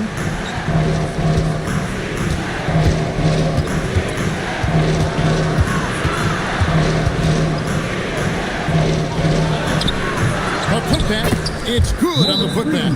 And it's about the want to. That's what Reed gives you. He can be the heart, the soul, and the backbone of your team. And so Mark Daigneault calls a timeout. He made the decision to huddle up with his guys and talk about strategy.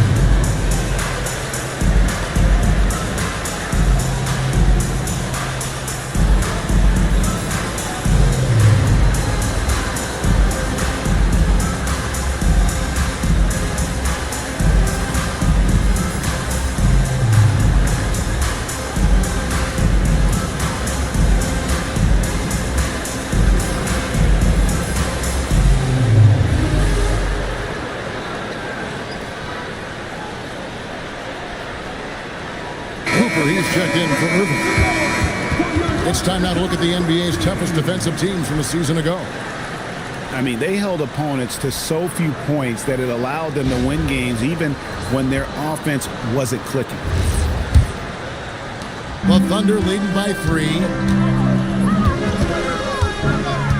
Pass to Koloko. Launches it. Here's Gilgeous-Alexander. That shot misses. Good work defensively by Johnson. Gilgeous-Alexander with the steal. Pass to Kaman.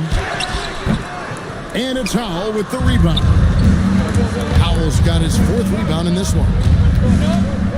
Cooper the pass to Johnson. Here's Cooper. 5 to shoot. Down low. Got a piece of it. And it's out of bounds to Cincinnati. They'll retain possession. And checking out the numbers for Gilgeous-Alexander. Great showing for him last season. He averaged 36 points a game, 13 rebounds, and 9 assists. And he brings it for them every game on the offensive end. Well, I think you can tell he relishes this role, being the catalyst on the offensive end, night in and night out. Pass to Koloko. Oklahoma City moving it around. Gilgeous-Alexander against Johnson. And again, no good by Oklahoma City. Oh, he'd like to have that one back. That's in his wheelhouse for sure. Taken away. Oh, and here comes Gilgeous-Alexander all alone. And taking a quick look here, guys, at the hustle stats for Oklahoma City. I like their defense tonight, and we don't talk about that side of the ball enough. You can really change a game when you get a bunch of steals and get out in transition. They've also been scoring on the break, with how difficult it is to get buckets in the half court. Anytime you can push the ball in transition for easy ones, that's big time. One shot. That's good from Gilgeous-Alexander.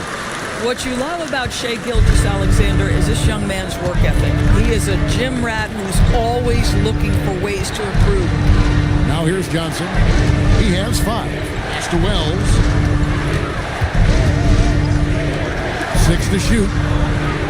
Off target with his 3. And here's Gilgeous-Alexander. He'll bring it up for Oklahoma City. Gilgeous-Alexander, a screen on Cooper. Gilgeous-Alexander with the hammer. This guy is such an explosive athlete. Shai Gilgeous-Alexander goes straight to the cup. And timeout called by Wes Unseld Jr. He's going to take this chance to talk to his guys.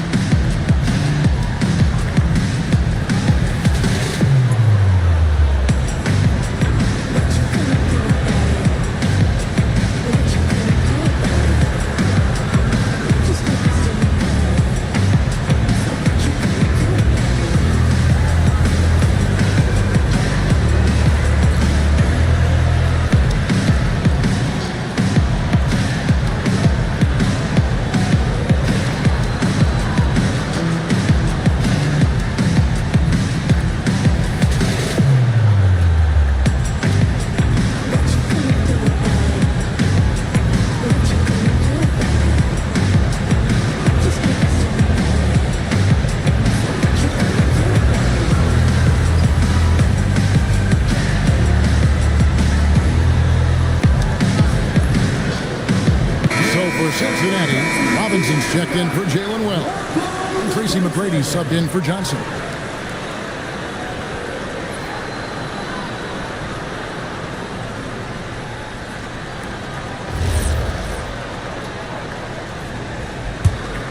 Here's McGrady. He's got 23. Pass to Cooper. Oh, and there's the alley-oop. Hammers the alley-oop through. And maybe that'll trigger them. Impossible not to get pumped up after that. Yeah, well, you could see the immediate reaction of the guys in the bench. They are pumped up. Here's Koloko.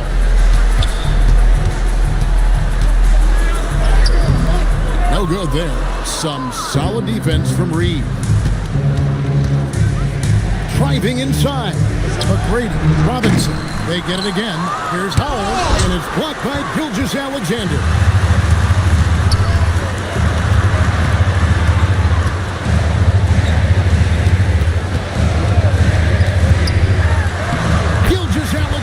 Muscles it in. That bucket is really just about the efficient use of a screen. That's nicely done. McGrady against SGA. And the dunk by Reed. Boy, this is how you move the ball effectively. They're not just passing it around the horn. They are passing with a purpose. Gilgeous-Alexander, a screen on Cooper. Pass to Gilgeous-Alexander. Tremendous length at the guard spot that Shai Gilgeous-Alexander presents is a problem for a lot of defensive players. And this will be his second and third shots at the line here. Take a break. Take a break. 2 shots. 2 shots.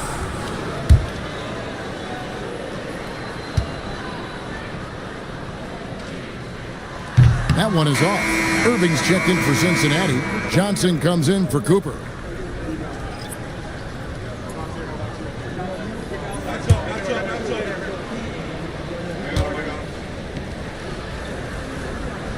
He hits the second from the line. There's 37 seconds left to play in the third. Outside Irving.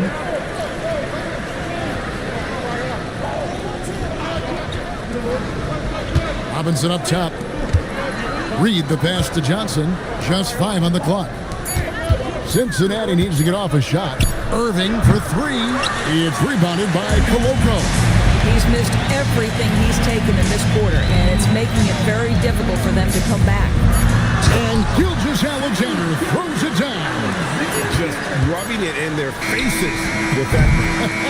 He is never going to take his foot off the pedal. Well, you love that he wants to wear out the defense. What a catalyst for his team. Incredible. And so it's the Oklahoma City Thunder. Ahead by 9 as the quarter comes to a close. They're playing a bruising game inside, and it's working for them. And don't go away. We'll be right back.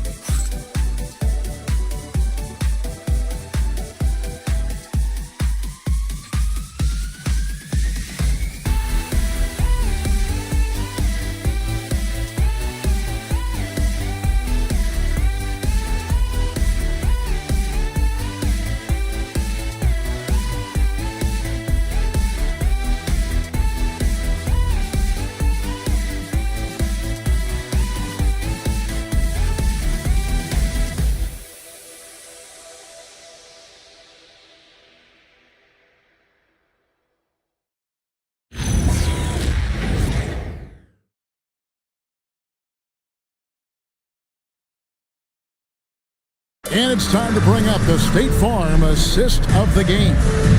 Yeah, an easy choice tonight. Look at the precision on this pass. Put it on a platter for him. And when you're the beneficiary of a pass that good, you better deliver. And he did just that. The fourth quarter has arrived. So good to have you with us. We've got Durham. Williams is out there with Smith. Then there's Shea Gilgeous-Alexander. That's the lineup in the game for Oklahoma City. Now, here's Johnson. Here's McGrady.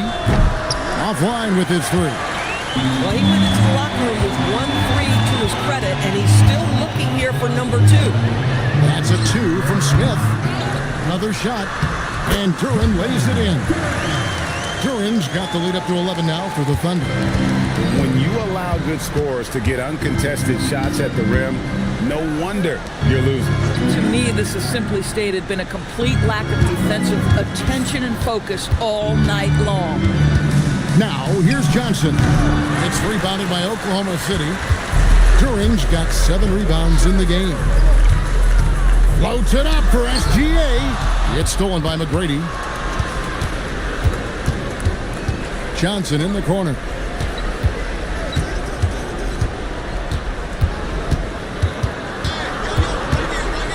And it's denied. First minute and a half of basketball played here in the fourth quarter. SGA has screen on Johnson. Gilgeous-Alexander against Irving. Out to Smith, and the turnover again by Oklahoma City. No clue where that pass was going. That is a brutal turnover. Let's take a second look at that fantastic block. And a block like that sends a message. One that says we're not giving up this lead. Cincinnati trails by 11. Johnson outside.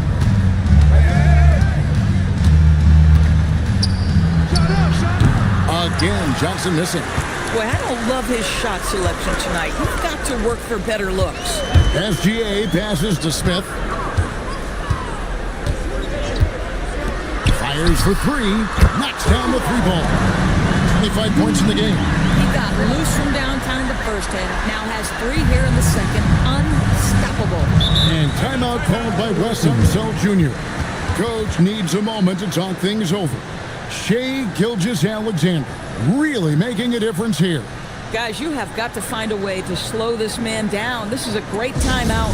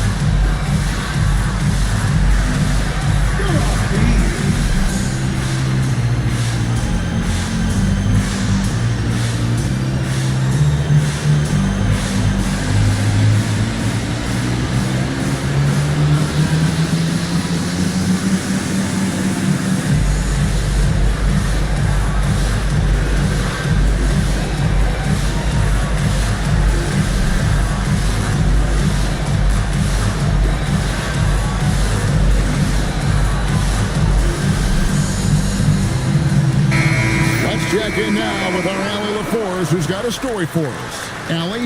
Hi, guys. I had a chance to find out what Wes Unseld Jr. was discussing with his players. He did his best to light a fire under them, saying, we have to fight. Now is the moment. We have to come out of this deficit swinging.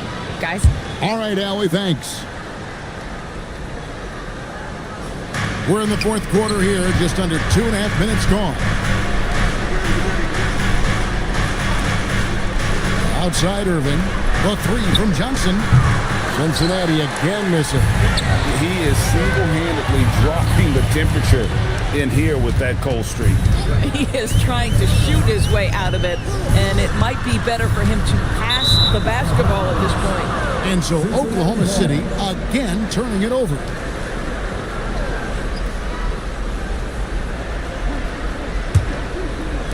Cincinnati trails by 14. We're in the final quarter of play here. 3 minutes in. Outside, Robinson shoots over Duran. Cincinnati again missing. And it's Williams with the ball for the Thunder. Here in the fourth quarter, their defense has been very strong, allowing no baskets.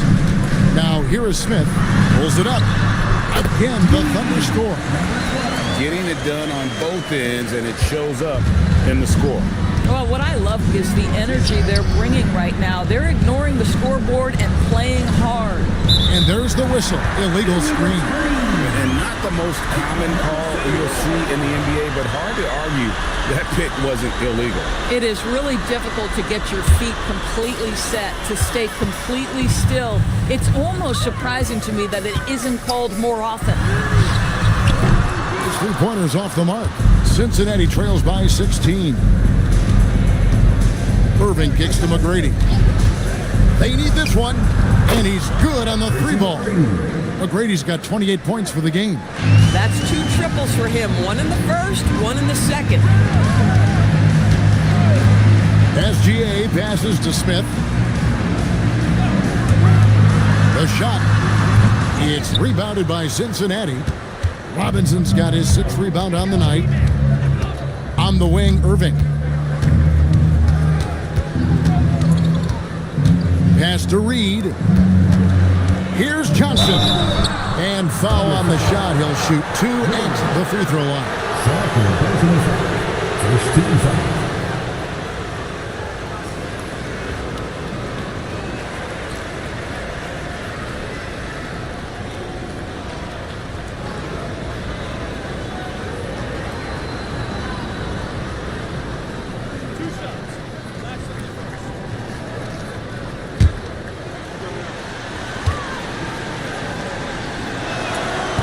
That free throw, no good.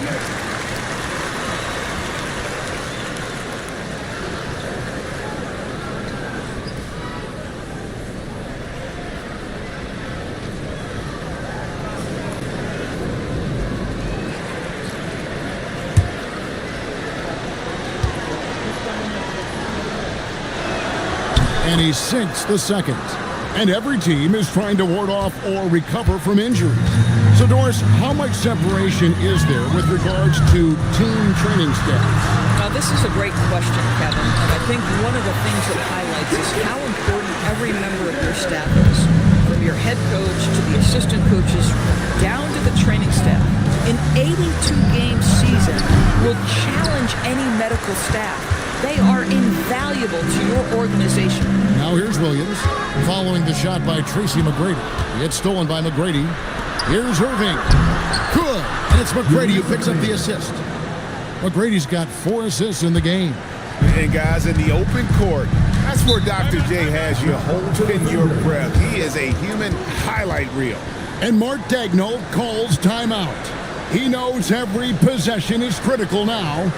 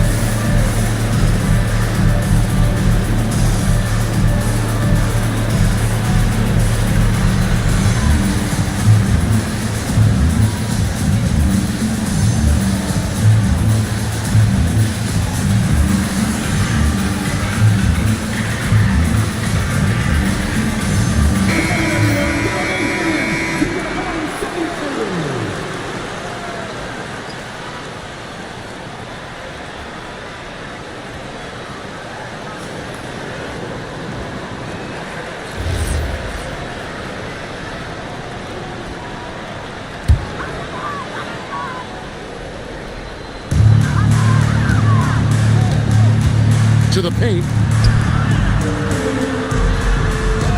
SGA kicks to Williams. Over to the left wing. Good on the three-point shot. 30 points in the game. All night. He just won't let up. McGrady passes to Irving. Back to McGrady. It's a nice passing here by Cincinnati. And it's blocked. And they're able to recover. Johnson's shot is off. And he's really trying to get them back into it, but the results just have not been there. SGA has screen on Robinson. McGrady against SGA. 4 on the shot clock. It's rebounded by Cincinnati. And not allowing the shooter even an inch of breathing room on that one. Right. He stays connected and great timing on the contest. Now, here is McGrady. And he gets the whistle. 2 free throws coming up. And one on Gilgeous-Alexander. Second team foul.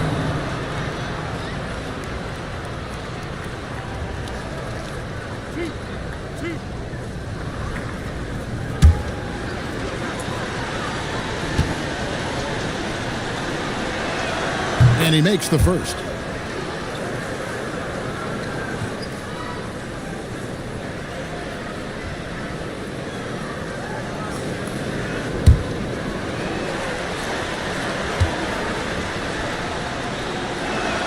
And McGrady drops them both. The Thunder leading by 13. Here's Smith. It's blocked. Irving looking over the floor. Pass to McGrady. Back to Irving. On the wing, Tracy McGrady. Yes, and it's Irving picking up the assist. Irving's got 3 assists tonight. Boy, terrific individual effort, almost single-handedly. This guy trying to keep them competitive. Now here is Smith. Takes the shot, and he misses the J. I'm sure if he had the chance to do that possession over again, he would not have taken the shot. Smith there for the rebound. The Thunder leading by 11. Here's SGA. Smith outside. Lets it go. Rebounded by Irving. Cincinnati has gone 1 of 3 from outside the arc since we've reached the 4th quarter. The shot misses. And so it's Williams who brings it up for the Oklahoma City Thunder. Duran sets the screen for SGA. Remaining in the game, 2 minutes.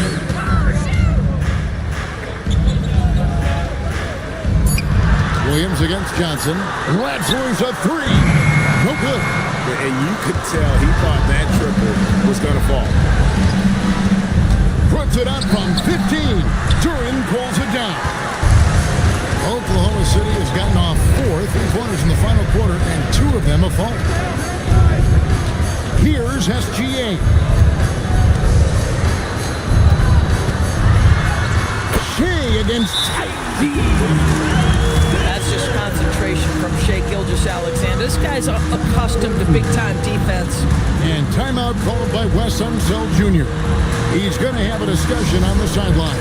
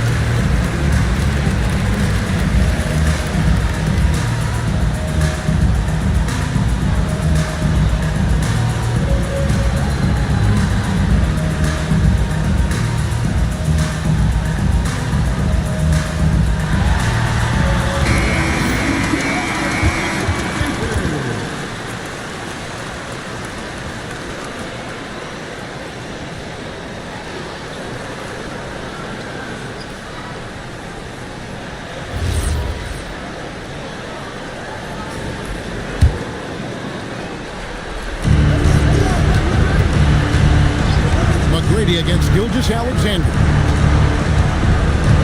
Robinson a screen on Gilgeous Alexander. McGrady against SGA. Now Irving. 4 on the clock. Robinson. Smith there for the rebound. And clearly, we will not be witnessing a spirited comeback tonight, albeit as exciting as that would be. This was an excellent all-around performance for the Thunder. When you shoot this well from three-point range, you're really hard to stop. The defense didn't rotate out fast enough to stop the hot shooting. Exactly, Kevin. They were lethal from deep. And during the long NBA season, each contest important here tonight. Tonight's win will give them 4 on the season. And what a tremendous standout performance it was for Shai Gilgeous-Alexander. He was doing everything right, and the points came in bunches. Definitely had the hot hand. And they call an illegal screen here. When a pick like that is questionable and creates that much of an advantage for the offense, you have to blow the whistle. I don't think there's any question. There are so many rules that favor the offense these days. You've got to be able to equal things out when an illegal screen is set.